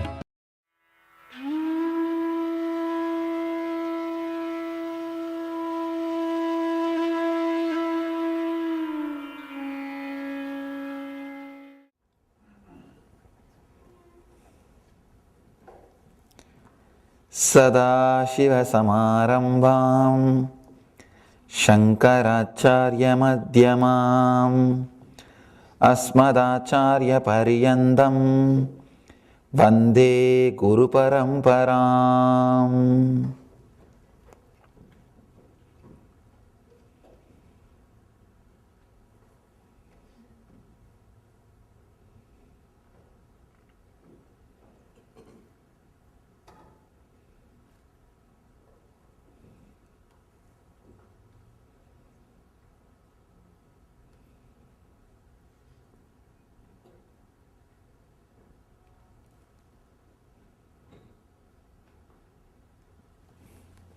I welcome you all with my love and respects.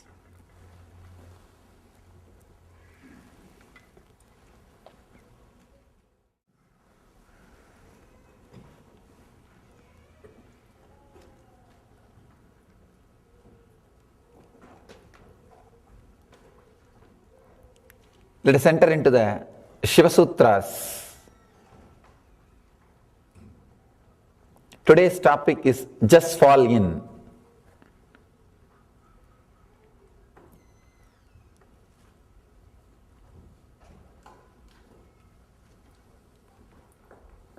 These great sutras delivered by Mahadeva, Shiva to Devi to create the same experience or the consciousness in which he is staying, to reproduce the same state of being in Devi, Shiva has delivered these great sutras.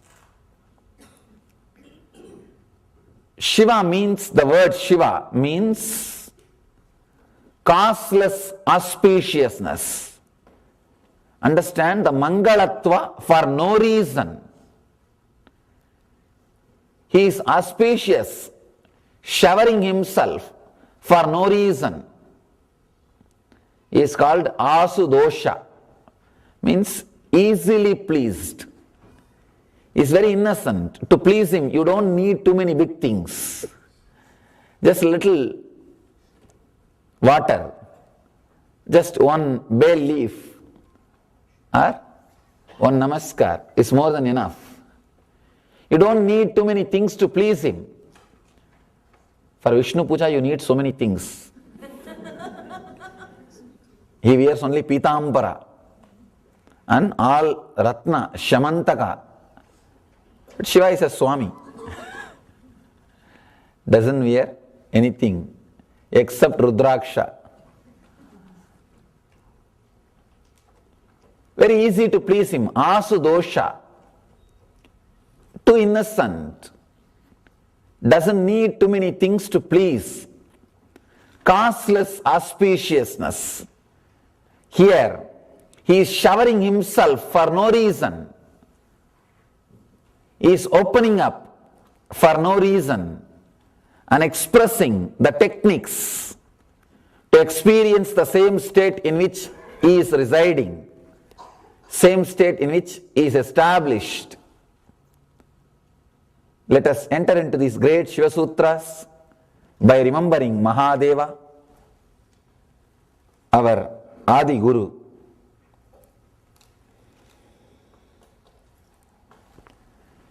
Kararuddhadragastrena Brubedadvararodhanat Drushte bindau kramalline Danmadye paramastitihi. Kararuddhadragastrena Brubedadvararodhanat Drushte bindau kramalline Danmadye paramastitihi. I call this book as Book of Books. See, here Mahadeva is giving sutras, techniques to create enlightened beings. I can say this book only created all spiritual books on the planet Earth.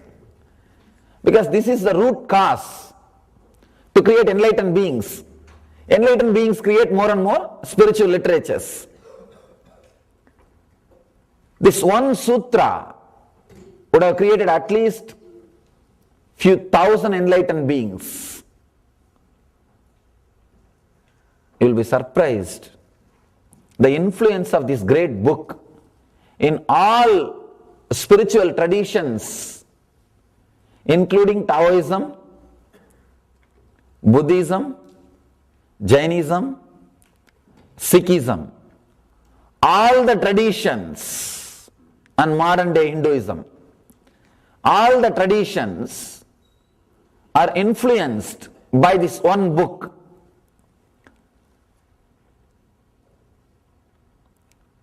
We have clear, solid records to prove that this book is at least 10,000 years old, because the inscriptions, stone inscriptions are available. These original sutras are inscribed in stone near Kashmir. Those inscriptions are at least 10,000 years old. This book has inspired and influenced all traditions which came out of the Vedic tradition. This technique is practiced still now in Taoism. Let us first understand the technique, then we will understand how it is practiced in Taoism and how it is practiced in traditional Tantra, the traditional philosophy for enlightenment. Let me give the translation. By closing the opening of the senses, by hands and by piercing the center between the eyebrows, when the bindu is perceived and there is a gradual merging, then the supreme state is found in the center.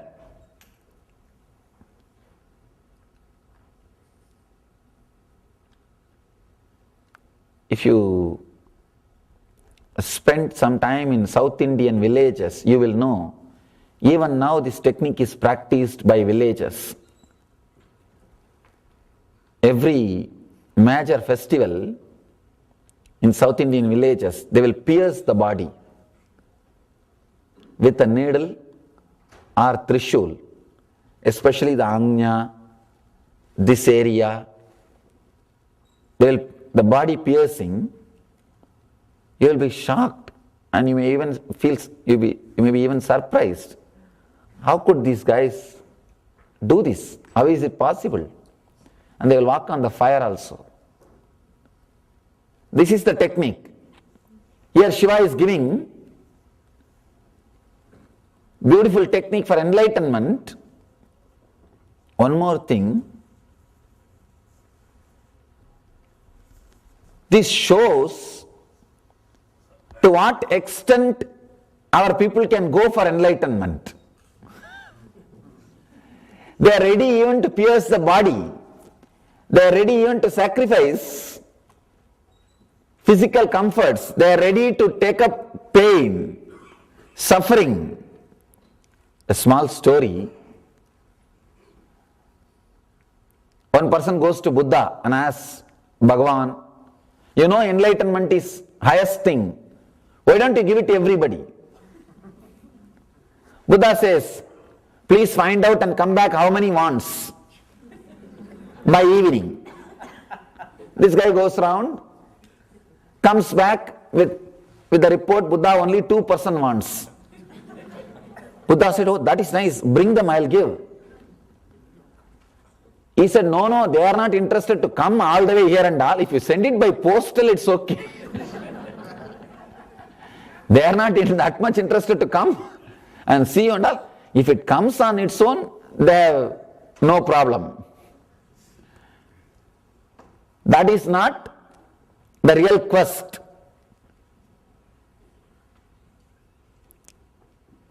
Here,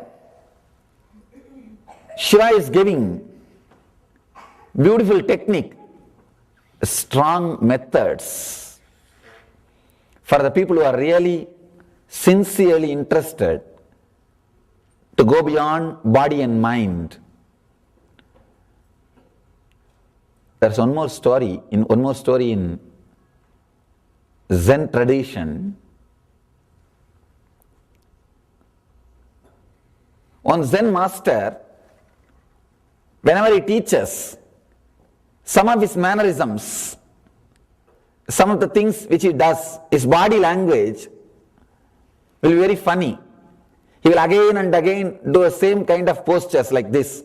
He will constantly show his thumb and say, we will win, we will win.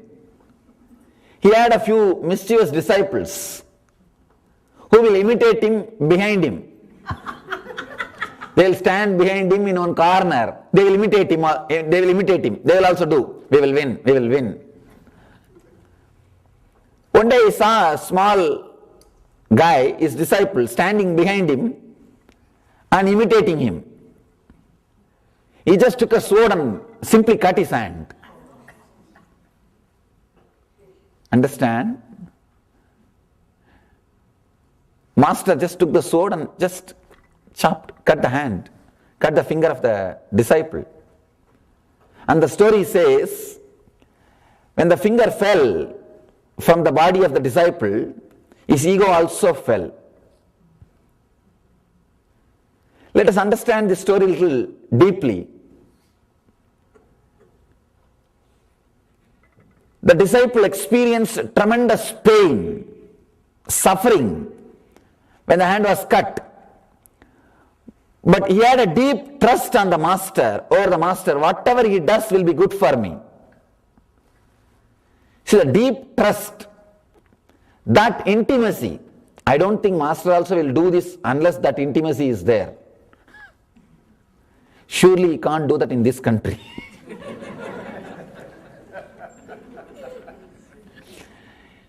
Of course, in the modern day he can't do in any country. Forget about this country, in any country he can't do. That depth of a relationship, the feeling connected, existed between the disciple and the master. Zen masters use all weird methods for enlightenment. They push disciple from third floor through window. They just threw him out of window. But they do it in right time. Understand? Right time and right person. See, the connection between the master and disciple was so deep. When the tremendous suffering and pain started in the body and mind, even at that moment, disciple was very clear. Whatever master does will be good for me. That deep trust, simply that moment he became enlightened. Understand? If you can maintain that deep trust when you go through suffering or pain, a new door will open in your being. That is the essence of this sutra. When you can maintain your center, when you can be centered while you go through a physical torture or mental pain, mental suffering. When you go through a deep physical pain or a mental suffering, you will just go beyond it. A new door will open. Unclutching from the pain and centering your energy into yourself. That is what has happened when that master cut the hand of disciple. Anyhow, disciple became enlightened. All the other disciples took this boy and treated him, and he became all right. Other disciples asked, Master, we know he has become enlightened. Beautiful. But don't you think it is too costly? He lost one hand. Master says, fool, for enlightenment, many people lose millions of lives. It is achieved only by losing so many lives, working and dedicating lives after lives. This great experience is achieved. He lost only one hand. It's okay, worth bargain. It is worthy. It is not that he received something lower than what he lost. Understand two important things. First thing, that much of connection, trust over the master existed. Second thing, the disciple is willing to go through any suffering and pain, any tapas. Tapas means ready to work on the technique at any cost. Ready to work on the technique at any risk. That is what we call tapas. Enlightenment becomes first priority. Of course, this technique is for the people to whom enlightenment has become first priority. See, in our life, spirituality is also there in our washing list. In our list it is there, first cooking, washing, like a laundry list. Everything will be there. In the end, if time permits, little meditation also.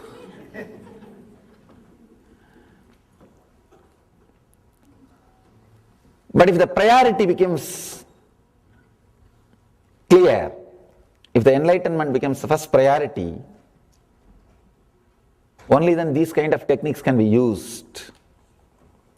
Here, Shiva is giving a very powerful technique. Very powerful technique for enlightenment.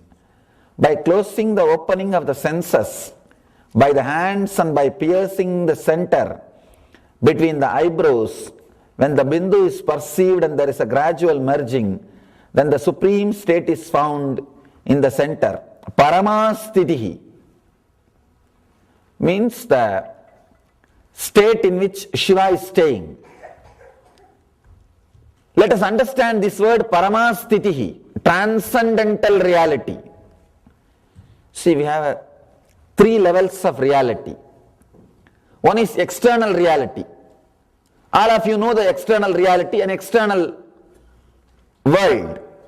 Whatever you call as the law of the country, whatever you understand as the law of the society, the way in which you relate, live with the outer world, this is called external reality. You have to pay your bills. You have to do your job, you have to eat, you have to sleep, you have to carry on with your regular life. The external reality. All of you know about the external reality.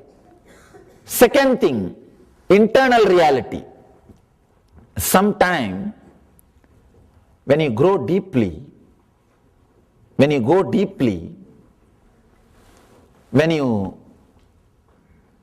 become more aware, more conscious, you realize you are affected, disturbed more by the internal reality. Means the incident or the thing which is happening in the outer world is not directly connected to the experience which is going on in the inner world. Just by doing a small change, the same incident which is supposed to create pain in you may not create. Sometimes, if you just avoid the words which constantly says pain, pain, suffering, suffering, you will escape from the pain which you may go through if you don't use that method. For example, the incident, usually it may create suffering or pain in your inner world, inner space. If you are little intelligent and careful not to allow those words from the beginning, if you are that much aware or conscious to stop the word before it surfaces to conscious layer, you can escape from the suffering. If you become a little aware, you will know how to play with your inner reality. Means you will be more balanced. The outer world things will not be able to affect you. With these few experiences, you will realize the inner reality, the inner world is much more powerful than the outer reality, than the external reality. Only at this point, you start saying, world is Maya, it is illusory, it is unreal. Don't think, when Shankara says the world is unreal, it's not that it does not exist, it is there in front of us. If you go and hit your head on the wall, you will feel the pain. It doesn't mean that it's not there. Internal reality is much more stronger than external reality. That is what he means. When the internal reality is more stronger, when you are able to experience joy or peace or bliss just by altering your mental status, just by altering your mind, the internal reality becomes more stronger than the external reality. You experience the outer things are not creating such a deep impact on your being. You are more centered on your inner being. This is called internal reality. One is external reality, another one is internal reality. Means that the inner space becomes more real to you than the outer world. I have seen a great yogi. He will just sit in one place, and if he wants to call any animal, he will just create a particular kind of a sound. That animal will be there. And not only that, if he wants to break a stone, I have seen with my own eyes, he will just create a sound of hammer. If the hammer hits the stone, what kind of sound will be created? The same sound he will create with a special vibration, and I have seen with my eyes that stone will become two pieces. Just as if that stone has been hit by the hammer. I was shocked. How can this be? Not once or twice, many times I have seen. Same way, he will create a sound of the stone hitting a bird or something. If he wants to kill a bird, if he just creates that sound through the tongue with that vibration, I have seen the bird will fall dead. It will drop dead. Same way, if he wants to get some fruit or anything, he will just create a sound, and as if a stone has hit that fruit will fall from the tree. I asked him, how could this be possible? He told a beautiful truth. The whole world is just vibration. The whole thing is just vibration. If you know how to handle the light particles and sound particles, understand? The light particles and sound particles. Nada and Bindu. Nada is sound particle, Bindu is light particles. You can do anything. For him, the inner world is more real than the outer world. So anything comes out of his inner world directly affects the outer world. It creates an impact on the outer world. For him, world is unreal. Outer world is Maya, illusory, because he can do anything just with the inner world. There is a third kind of reality. So you understand? First is the outer world. The second is inner world. When your inner world is more real than the outer world, you will have siddhi, means powers. Third kind of reality is transcendental reality. In that level, you will have buddhi, intelligence. Even in the second level, there is no guarantee you will have buddhi. You may have siddhi, power, but we don't know you will have buddhi or not. Transcendental reality. Transcendental reality means experiencing nothing dies. Experiencing, you don't need to do anything in the outer world or in the inner world. Understand? You don't need to do anything in the outer world or anything in the inner world, because both are equally nonsense. Both have no meaning, both have lost meaning for you. People who are established in the internal reality, in the inner world, for them only outer world will be unreal, Maya, but the inner world will be real. If you are established in transcendental reality, Paramastitihi, what here Mahadeva says, Paramastitihi, then inner world and the outer world, both are illusory for you. Both are unreal. Anandeshwara, that's why we call Shiva as Anandeshwara, established in Paramastitihi, who is not bothered about the outer world and the inner world.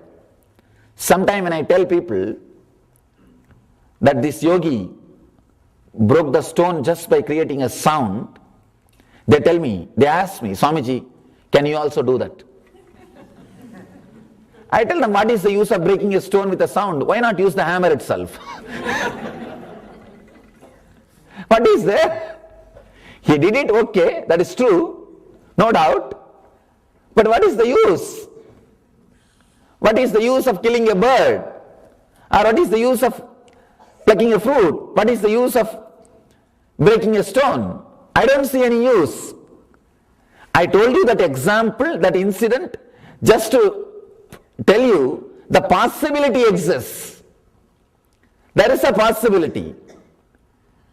For some people, the internal reality is much more real than the external reality. Just to make you understand, I gave that example. But in Paramastiti, in transcendental reality, you are beyond external and internal. You realize the truth, nothing dies, nothing changes. Isha Vashyam Itam Sarvam. Whatever exists is energy, is indestructible. Understand an important truth. There is a part, inside the part, the space is there. Outside the part also there is a space, inside the part also there is a space. The space which is inside the part is called Katakasha. The space which is outside the part is called Mahakasha. Now, if you break the part, the space which is inside the part can't be destroyed. Part may be destroyed, but the space which is inside the part will not be destroyed. It will just disappear into the space which was outside the part. Chidakasha will disappear. The Katakasha will disappear into Mahakasha, that's all.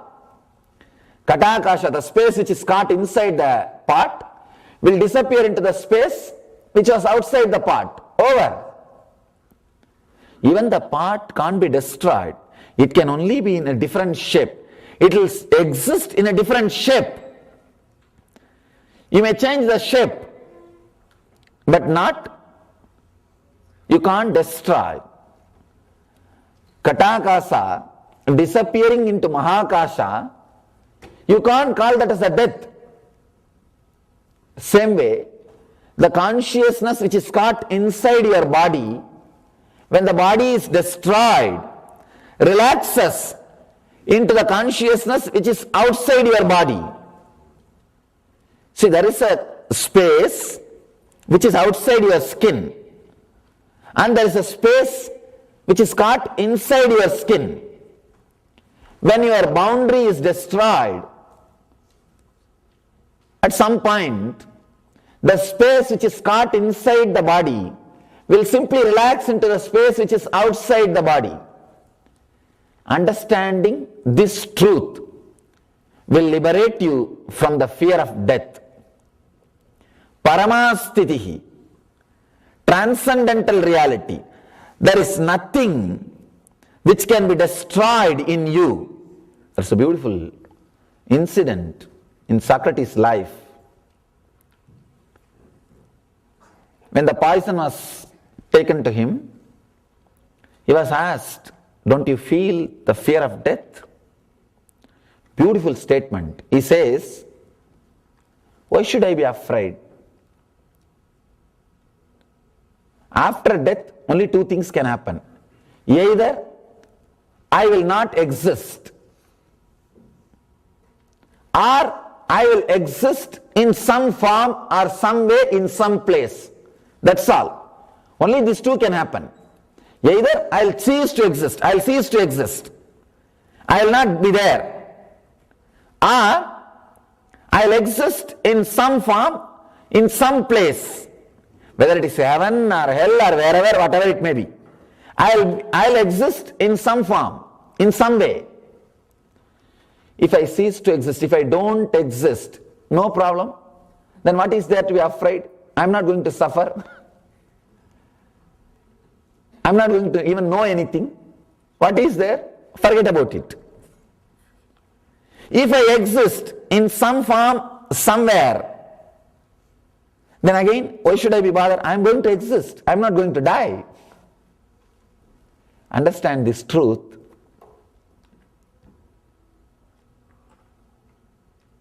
If you just relax and listen to this, suddenly it will click.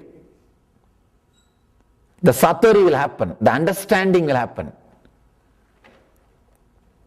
When you sit in a complete relaxed way, suddenly you will see these words directly penetrates and creates that understanding. Many times, people who are tensed, they will listen the jokes, they will understand the meaning, they will understand the grammar, but they won't be able to laugh because the clicking won't happen. After 2 days, when they are taking bath in the bathroom, the click will happen. The tuck, and they will be laughing. Please do not wait till you go to the bathroom. Let the click happen now. If you are relaxed now, because these words can create that satori, that understanding, this moment. See, your kundalini can be raised in so many ways, by pranayama, breath control, by deep devotion, by techniques which creates high energy, but nothing can be compared to the awakening of the kundalini through the jnana, intelligence. That's the safest, straightforward, immediate method. See, through Raja Yoga, means breath control, you can awaken the kundalini. Through Dhyana Yoga, meditations, you can awaken the kundalini. Through Bhakti Yoga, deep devotion and surrender, you can awaken the kundalini. but nothing compared to the Jnana Yoga through intelligence. Because for this, you don't need anything, you will not be dependent on anything. Just the understanding, something clicks and you are unclutched. That moment. All you need to do to awaken your Kundalini means that understanding, intelligence through Jnana Yoga is to be relaxed. Not worrying too much about too many things. Don't even bother if you don't understand, it's okay. Especially in our Vedic tradition, we have lives after lives after lives. If you miss this life, it's okay. But if you sit with that relaxedness, if I miss this life, it's okay. You will not miss this moment. But if you are too much worried, I have to finish now. That very worrying, that very stress will stop the process. Understand these two words of Socrates. It's a great mantra. Only two things can happen. Either I'll cease to exist, I will not be there. Then what is there to be afraid of? Because you see, only if you exist, you will have suffering, pain, something. If you don't exist at all, there is nothing to worry. There is nothing to bother. Or I may exist in some form, in some way, somewhere. Then again there is nothing to worry. Because I am going to exist. I am going to be alive. When you can manage this existence, Socrates says beautifully, I managed to live my life, to run my life in this atmosphere. When I can manage this, can't I manage if I exist somewhere in some form? Just look your life back. If we have to look little back and see, either you may say it is 51% suffering and 49 joy. Surely you will give judgment for suffering or for joy. It can never be 50-50. No mind will say it is 50-50. Maybe to argue with me, you will say 50-50. In the heart, you won't believe that. If I ask, no, just 51-49, please judge, only you will go for some one thing. You may say the life was more joy or more pain. This is the only two possibilities. If you say life was more pain, then why are you afraid of death? You already had enough suffering. Then why don't you try something new?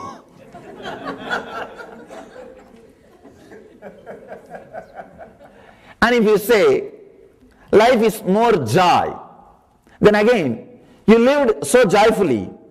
Now you must be ready for the new things. See, if you say that life was joyful, then now you have the fulfillment. You lived the life. You had the joy. Now get ready for the new experiments. If your life was joyful at this level, naturally any further step will lead to more joy. Any further steps will lead to better experience. Because you did not create joy out of your voluntary awareness or decision. Your birth was not your decision. It has happened. Anyhow, you say that you experience joy. Then naturally, the next change also will lead to better state of consciousness, better state of awareness. So, any level, if you argue from this side or that side, your fear has no base. If you stand the side of no more birth, only one birth, I'll cease to exist, I'll disappear after this birth, after this death. Again, there is no need for fear. Or if you say, I am going to exist in some way, somewhere. Reincarnation theory. Again, the fear has no base because you are going to exist. You are going to be here. So there is no need to be afraid. There is no need for fear. Fear is baseless. Understand, whether you stand this side or that side, fear is baseless. Understanding the space caught inside your skin will merge into the space which is outside your skin when your skin is destroyed, when your body is destroyed. Nothing is going to change. You are going to be alive. You are going to be. Even if your body or mind changes, even if that disappears, you won't disappear. This truth is what we call transcendental reality. A person who is established in transcendental reality constantly radiates joy and fearlessness. He radiates so much of bliss, so much of energy. We call that state as Paramastitihi. Shiva is talking here to Devi, giving the technique to achieve that Paramastitihi, to achieve the supreme state. As I was telling you, this technique is very powerful only for the people who are ready to take any risk for enlightenment. If you are really inspired, if you are really putting enlightenment in front of anything else, putting that as a top priority, only for them this technique. Of course, for all kinds of human beings, Shiva is giving techniques, but this is for the people who really need it, who really feel that question has become quest, the urge has become urgent. Whoever feels that, for them, this technique will help. By closing the opening of senses, by the hands and by piercing the center between the eyebrows, when the bindu is perceived and there is a gradual merging, then the supreme state is found in the center. One more thing,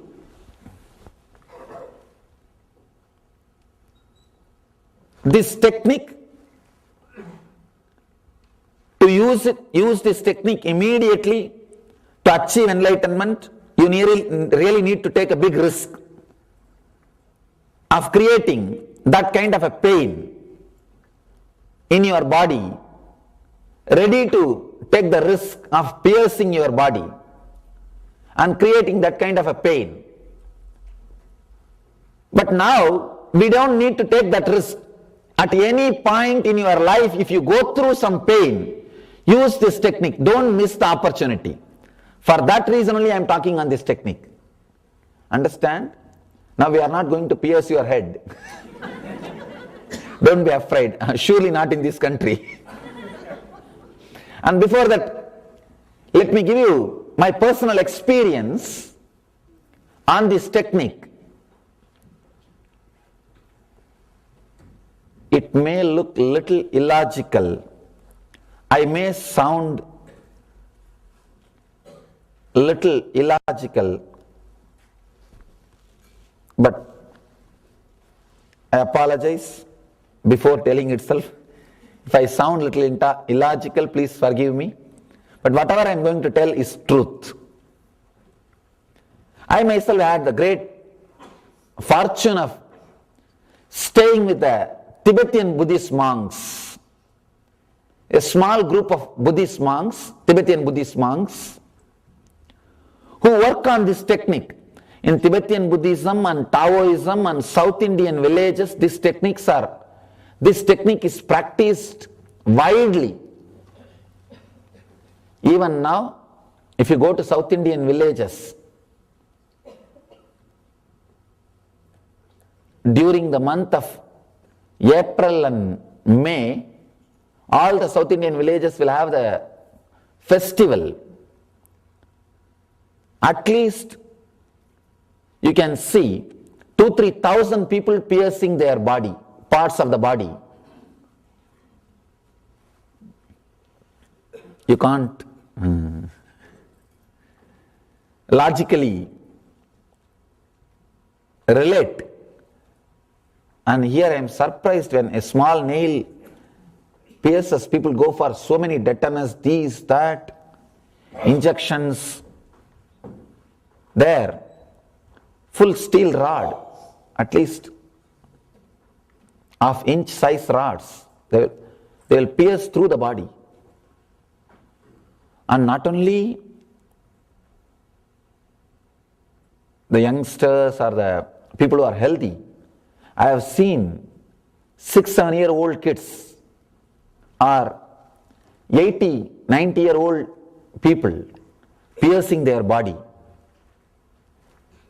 Let me narrate my experience. I was with the Tibetan Buddhist monks. They do this in a very strange way. They just cover your body with a sort of a bell. A metal frame like a bell. They put that on you. There will be a small hole for the air, for breathing. And some 6-7 monks sit around that bell and rub that bell with a wooden stick. They don't beat, they just rub. That rubbing creates a strong vibration and you feel every part of your body is pierced by a needle. When they start, it looks very plush, it's a very pleasant experience because it's like a massaging. It feels like a massaging when they start. And slowly, it's something like a 12 hours process. 12 hours process, between they give you little food also.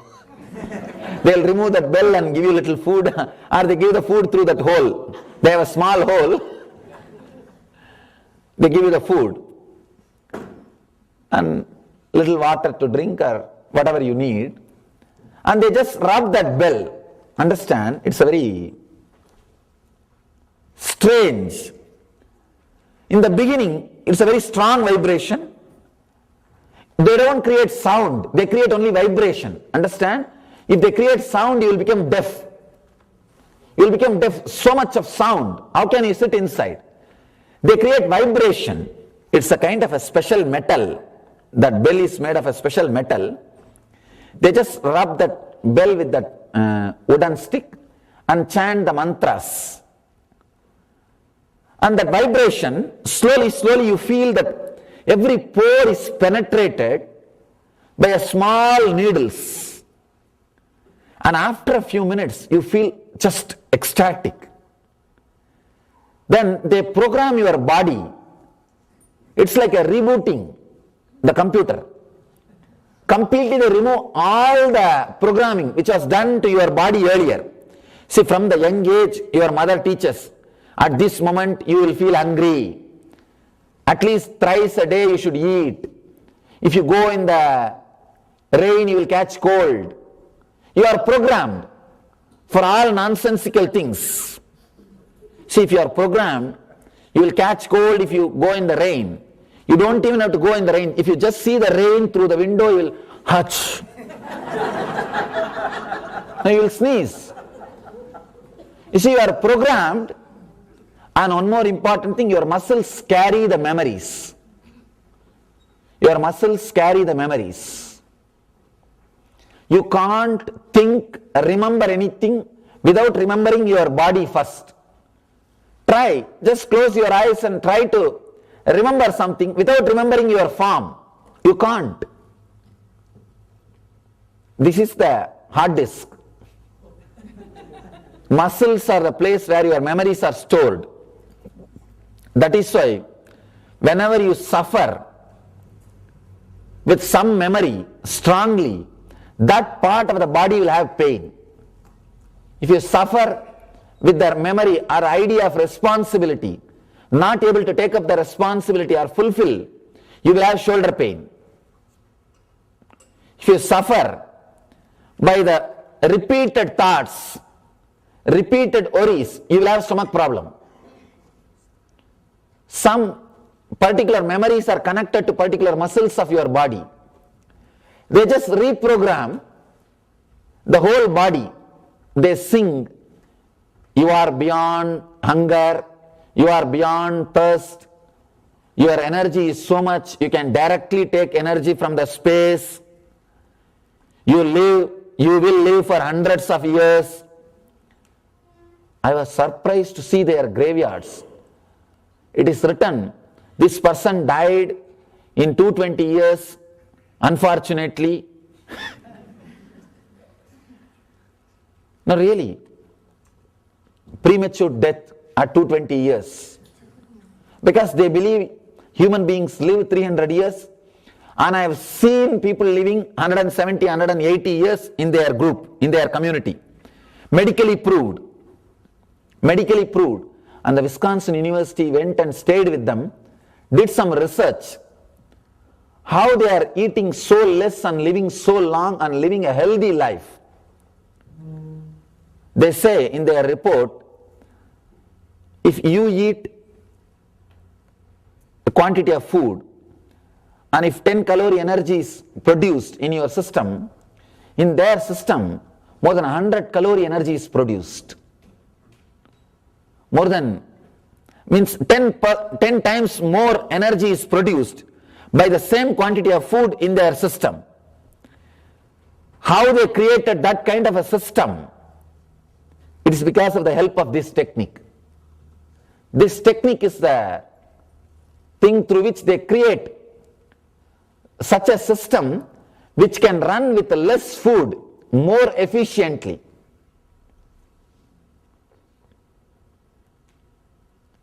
They program you. They constantly sing those words. Even if you logically see what happened in me when they first told you are beyond hunger and thirst, I thought, how can this be? Unless I eat 3 times a day, I feel tired. But slowly my logic lost the strength. I became tired. My logic became tired. Because of the constant vibration, I am not able to argue with them. You see, mentally, I am not arguing verbally.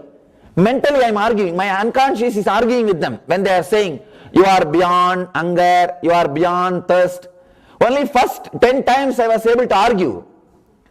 Slowly my mind lost. How many times you will constantly tell, no. How many times? You feel bored.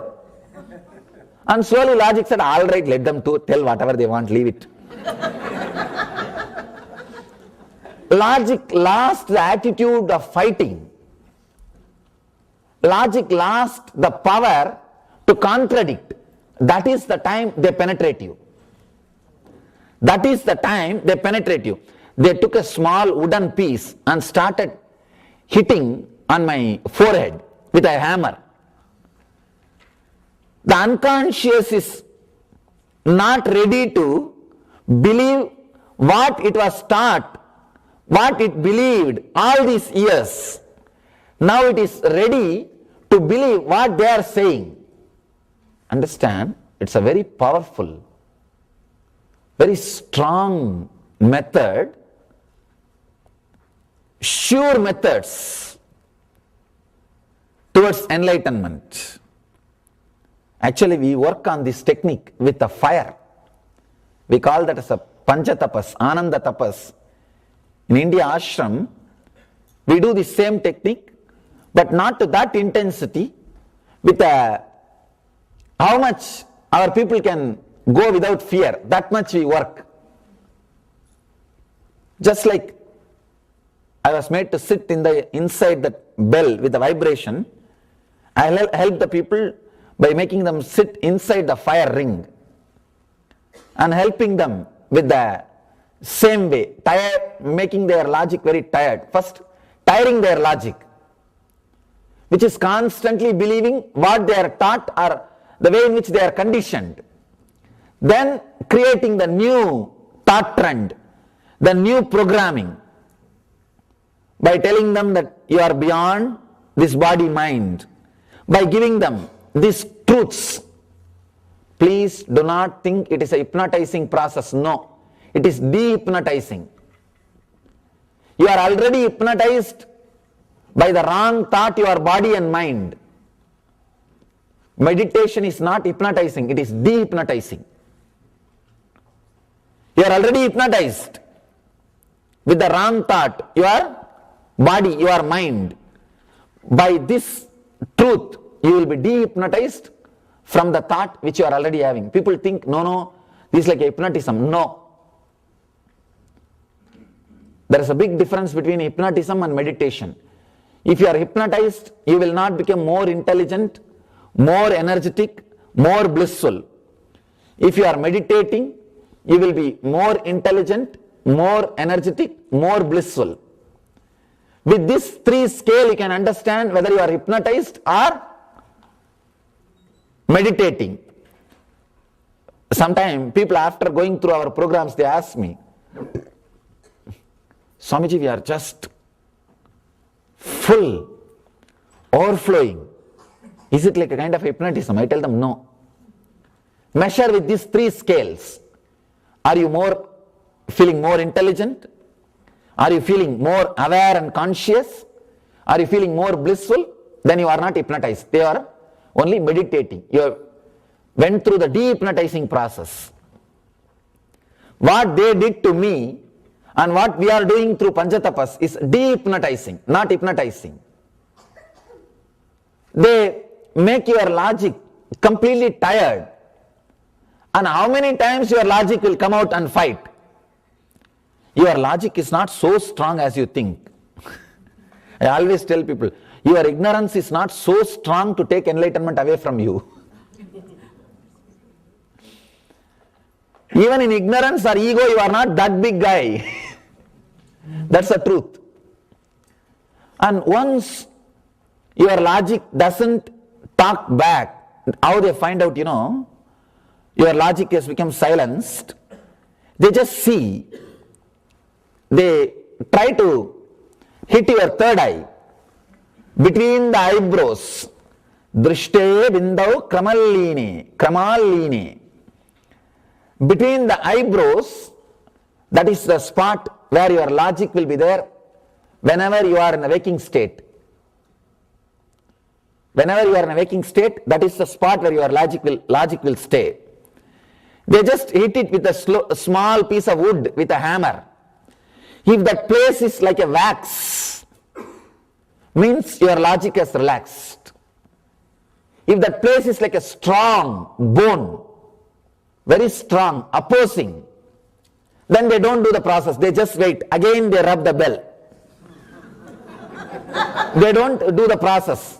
They tell you, eat something, please sit inside the bell. Then again they will rub the bell. Understand? I was shocked. They were able to send at least 3-inch size wooden piece inside my eyebrows, inside my anya, and were able to take it out without bleeding or opening or disturbing any piercing, any pain. Please understand, I can't help it if you feel you can't believe, but I can promise this is a truth. It happened in this very spot, to this very body. They do it so beautifully, they do it very slowly, not immediately or within few minutes. They do it very slowly. A small wooden piece with a hammer. If they feel, the moment they feel that you have little pain, because if you have pain, it will show in the face. They immediately stop it and make you sit again and rub the bell. Understand? It is so beautiful, so powerful. By the time they finish the process of inserting that big piece of wood into your eyebrows and taking it out, you are completely programmed for enlightenment. Your body and mind is programmed to live without pain, without the tiredness, without ordinary things. Whatever you call the quality of the body, ordinary body, everything is taken out. Now you are in the same innocent, beautiful space in which the Shiva, Lord, is staying, Paramastitihi, the transcendental reality. You may think how this is going to help you. I spoke about this just to tell you the possibility. Now let us understand how we can use this sutra in our life. Surely we are not going to now sit and hammer. We are not going to pierce your eyebrows. We are not going to create any pain in your body. But there is a possibility you may experience some pains in your life. At some point, use that time, this technique, to center yourself for enlightenment. Let us see the sutra and understand how we can use this technique in our life. Actually, let me be honest, only after that experiment or the technique, I really felt that body, living inside the body is worthy. Because it feels so light. It just does whatever you say. Otherwise it is just hell to be inside a body which does not obey you. See, really, it is nothing but a hell to be inside a body which doesn't listen to you. Means the closest person to you is not obeying you. How will you feel confident to live? See, if your family completely obeys you and gives you the courage and confidence that you are a leader, you will always be successful in your profession or social life. The right family is really important to be successful in the society, because that only will give you the courage and confidence to take major decisions in your life. Same way, your body only can give you the confidence for you to achieve enlightenment. That is why yoga plays such an important role in the path of enlightenment. That gives you the confidence and courage. You can execute what you think. That technique gave me so much of courage and confidence. Yes, my body is just listening to whatever I am saying. If I say just walk, it walks. If I say relax, it relaxes. If I say heal yourself, it heals. Still now I can't relate to the idea of insomnia. How? Why people will lie down and will not be able to sleep? I can't relate to the idea. Let me be very honest. When people come and tell me, Swamiji, I don't get sleep, even after lying on the bed, I tell, why? It's difficult to relate even to that idea. Thanks to those great masters, I was shocked to see millions of people suffer insomnia in this country. It is just programming. programming of the body. The Eastern tradition we say, sannyas life is when you stretch your hand, food, when you stretch your leg, it's sleep. That's sannyas life. When you stretch your hand, you eat. When you stretch your leg, you sleep. If you live like that, you are a Swami, you are a sannyasi. You are a Paramahamsa. I can't even connect with the idea when people come and tell me, we are not able to sleep. It's because of your programming. Let us understand the sutra. Kararudda drigastrena brubeda dvararodanat drishte bindau kramaline danmadye paramastitihi. The sutra says by closing the opening of the senses by the hands and by piercing the center between the eyebrows, when the bindu is perceived and there is a gradual merging, then the supreme state is found in the center. Let me explain the sutra as it is first, then we will see how we can use it in our life. It says, close all the openings with the Shambhavi Mudra.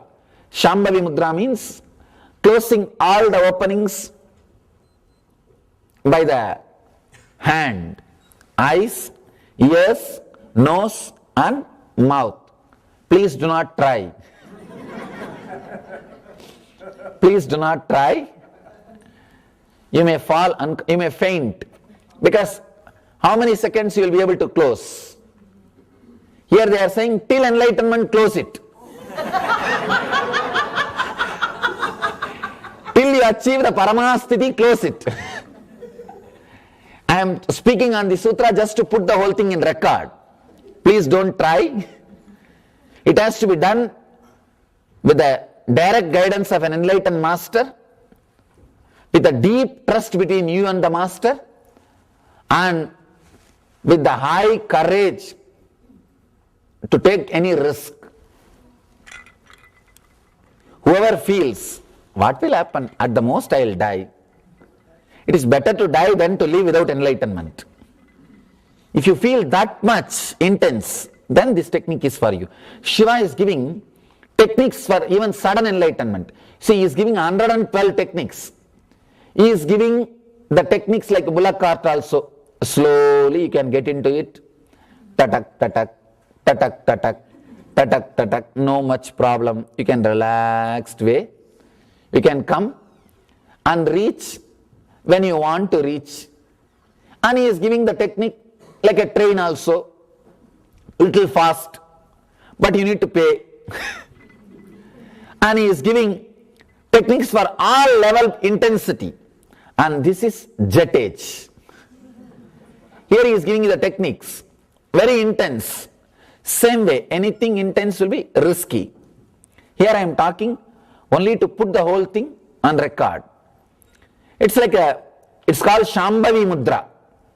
Close all the holes, all the senses, and just put your awareness on the third eye. One more thing, when all your senses are stopped, your whole being will just jump for at least breath. It will just jump.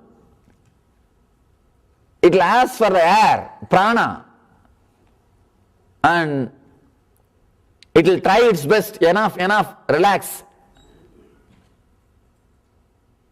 But even after that, if you are completely established, suddenly a new energy will open. You will be able to take the prana, energy, without breathing.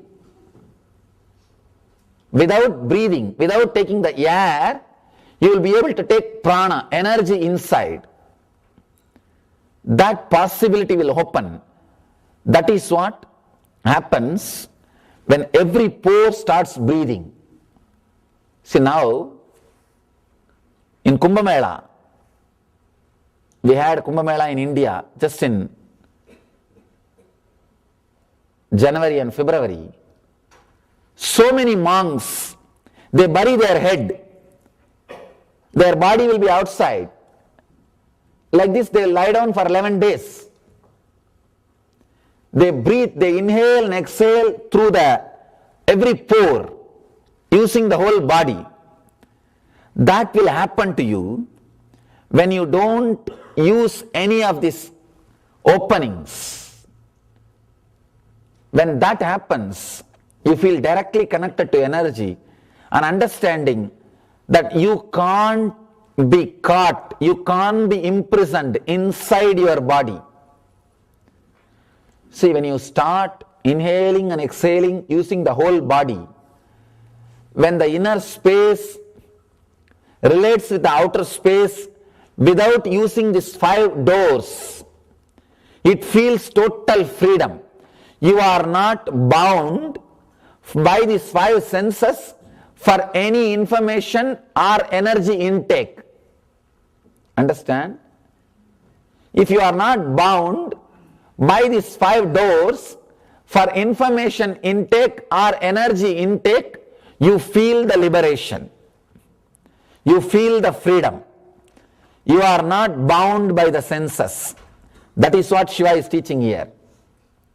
It's a very powerful technique. Let us understand how we can use it. The principle of this technique in our day-to-day life. The principle is, when you are in an intense pain, suffering, or in need of something, if you are centered without being taken away by it, a new space will open in your inner being. You will experience the transcendental reality which is beyond the external and internal reality. Whenever you have some pain or some suffering, pain means which comes from external reality to internal world, internal reality. Suffering means which comes from internal reality to external reality. Pain and suffering. Whenever you experience, pain is more physical, suffering is more emotional. When you go through, just sit and decide that you are not going to allow any process of the pain or suffering to happen in you. You are going to completely stop, arrest all the movement. Visualize you are a stone statue. Just visualize you have become a stone or you are frozen. Please do not try to close the senses. Just visualize that you became a stone, that you are no more a body or a mechanism which can function. Just visualize you become a stone. Automatically the movement will stop. Just be completely centered on one idea. You are stone now. You are completely frozen. Do not be taken away by the pain or the suffering. Suddenly you will see the new space which is called transcendental reality, Paramasthiti, will start happening. You will feel that you are witnessing the pain and suffering. You are just witnessing the pain and the suffering. This technique is very powerful technique. Try it whenever you feel some pain, some suffering. Don't bother, you don't have to wait too long. We have enough.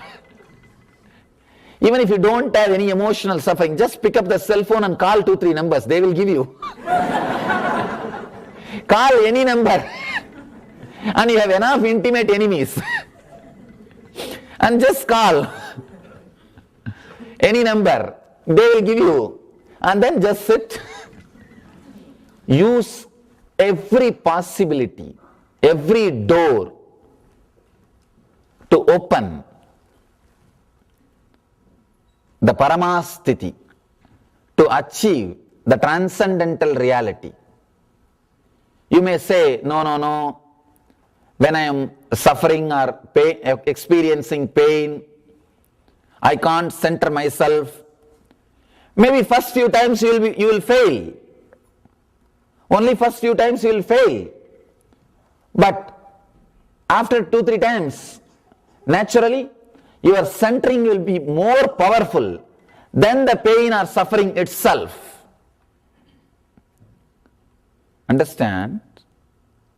Unless you try few times, you can't directly create that center on which you can stand strongly. You can stand steadily. You can stand established, rooted. You need to create that center in you.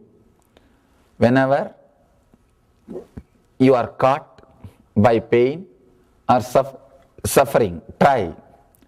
Decide, 20 more times I'll try, nothing else. Just 20 times you try, nothing else. In the 20 times itself you will see, you find your roots. You are getting established. Just if you try, decide, once if you become failure, decide, now once I became failure. Count number 1. Second time if you become failure, number 2. Within 20 times you will see such a big transformation. And you don't need more than 10 days to experience pain or suffering 20 times. 20 times. 10 days is too much. 10 days is too much. Try this technique. See here, technique is given to create suffering and go through. But in our case, we don't have to create because constantly it is coming in our life. Let us work whenever it comes in our life. You don't have to create. When it comes, use that chance. Don't miss when you get pain or suffering next time. Now I think you'll all be waiting. Don't miss it. When it comes, next time, you will see you are centered. Kararuddha dragastrena brubedat dvararodhanat drishte bindau kramaline tanmadhye paramastitihi. Maybe now whoever is having some pain or suffering can do this meditation for a few minutes. If you don't have anything, then just relax and sit. If you have, let us work. We will take next 10 minutes to do this meditation. Let us try. If you don't have anything, just sit. You can sit with the closed eyes. Why I am asking you to do this technique? So that you will know exactly how to do it, how to go about. When you face the pain or suffering, you will be able to do it. You are equipped with all the weapons to face the life. It will take next 7 to 10 minutes. If you feel you can't sit for next 7 to 10 minutes or you don't want to meditate, you are free to leave the hall. It is your choice. If you decide to do the meditation, please close your eyes and sit in a relaxed way. If you have a kerchief or a cloth, you can tie your eyes like an eye band so that you will not feel tempted to look in between.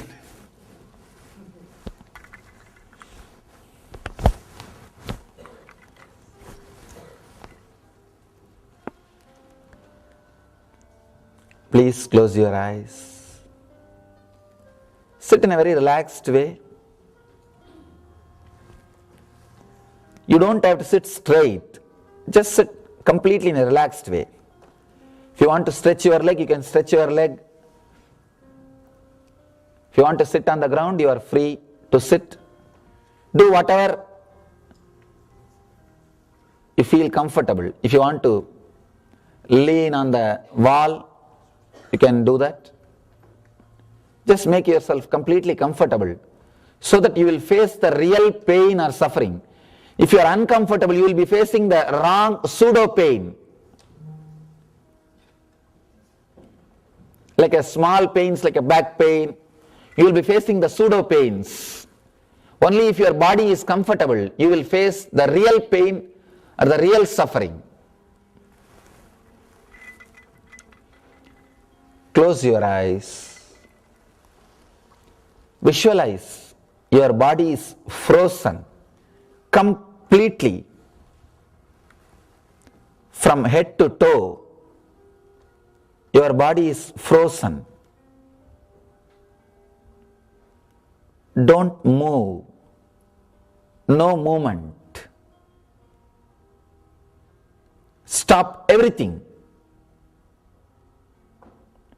Just stop. Just freeze.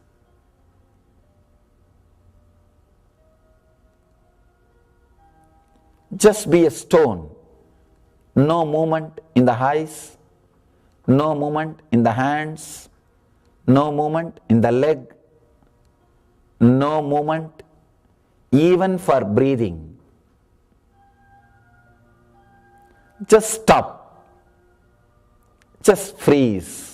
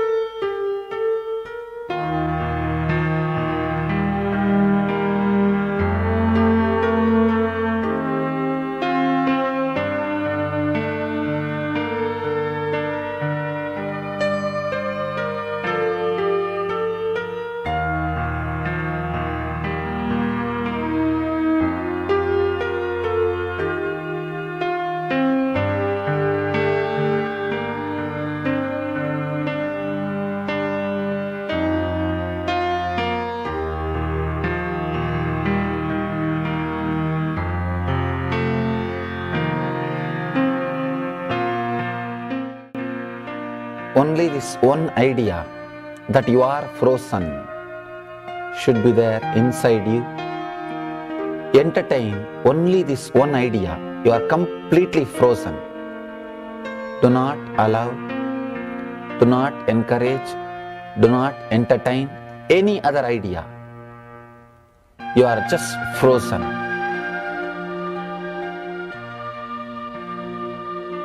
Just stop.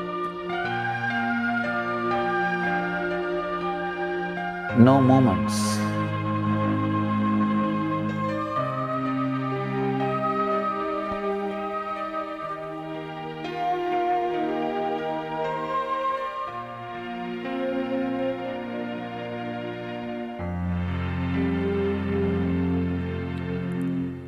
Till you feel the deep relaxation automatically inside.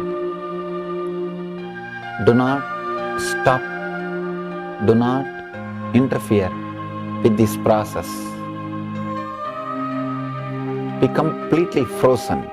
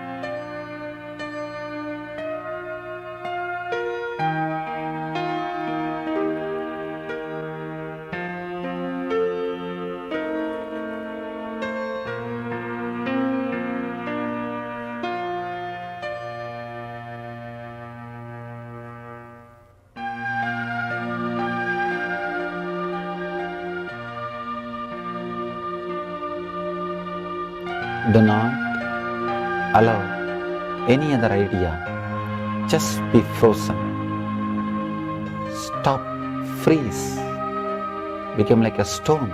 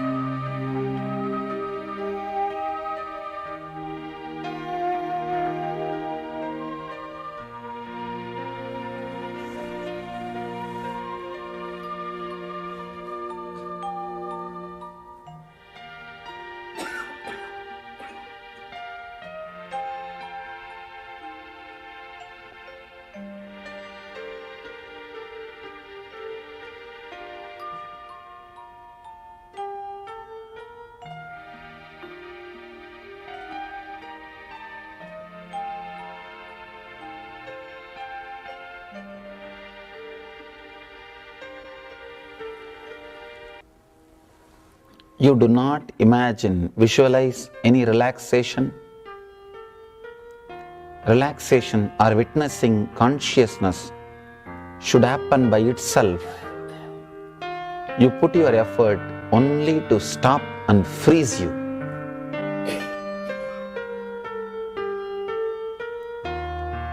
Just become a stone.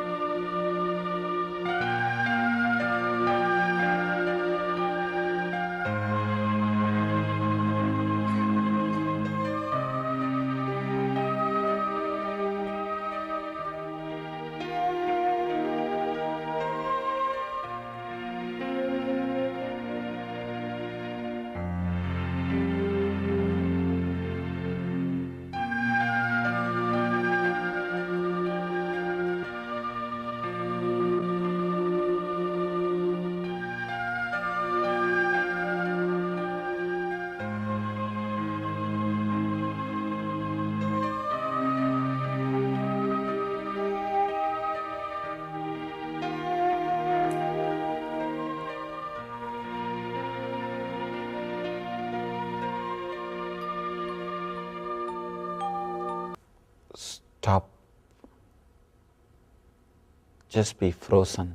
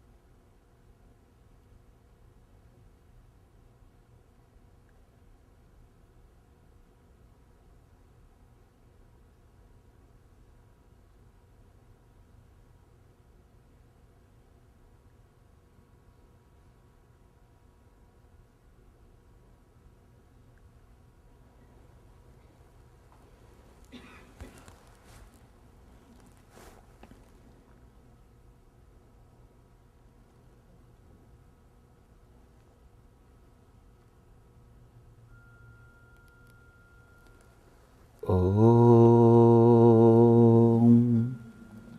Nithyanandam.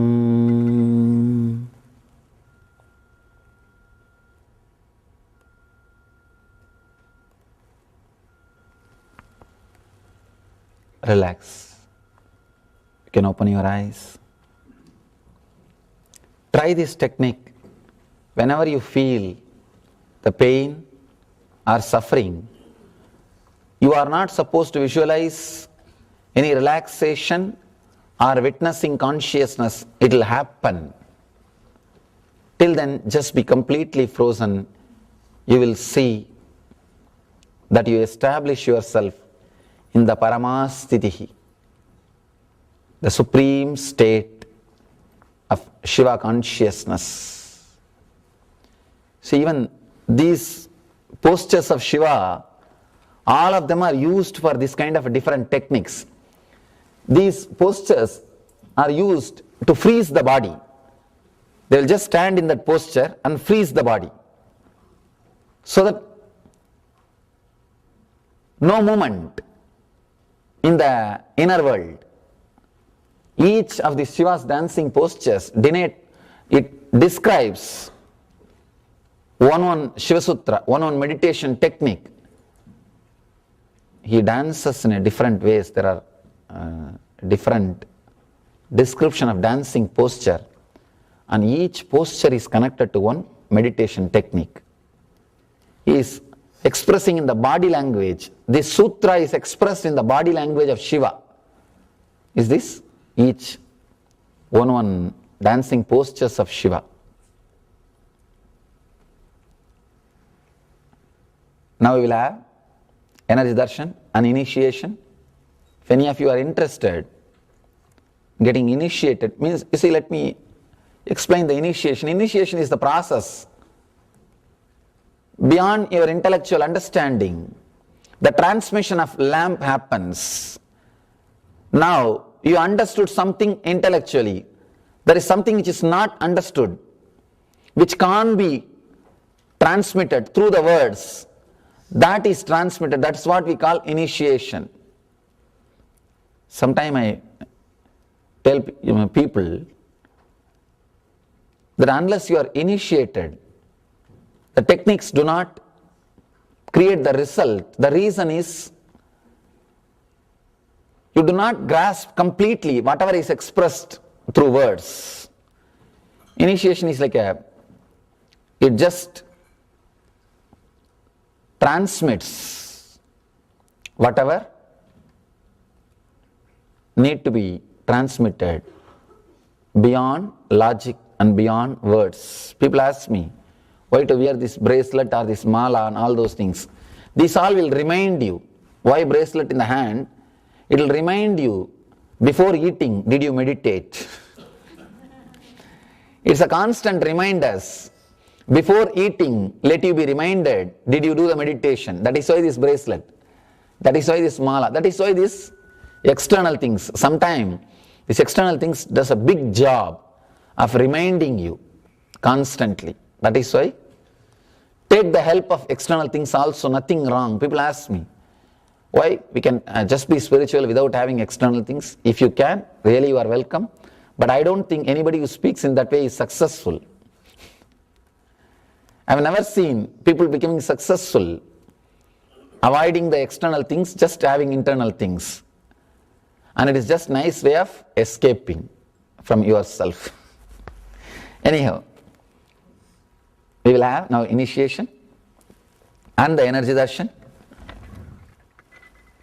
It's an option. You are welcome. So let these great sutras of Mahadeva, Anandeshwara, give you the same energy, intelligence and bliss. Let the same state of Anandeshwara be reproduced in you all through the sutras. Let you all achieve and radiate eternal bliss, Nithyananda. Thank you.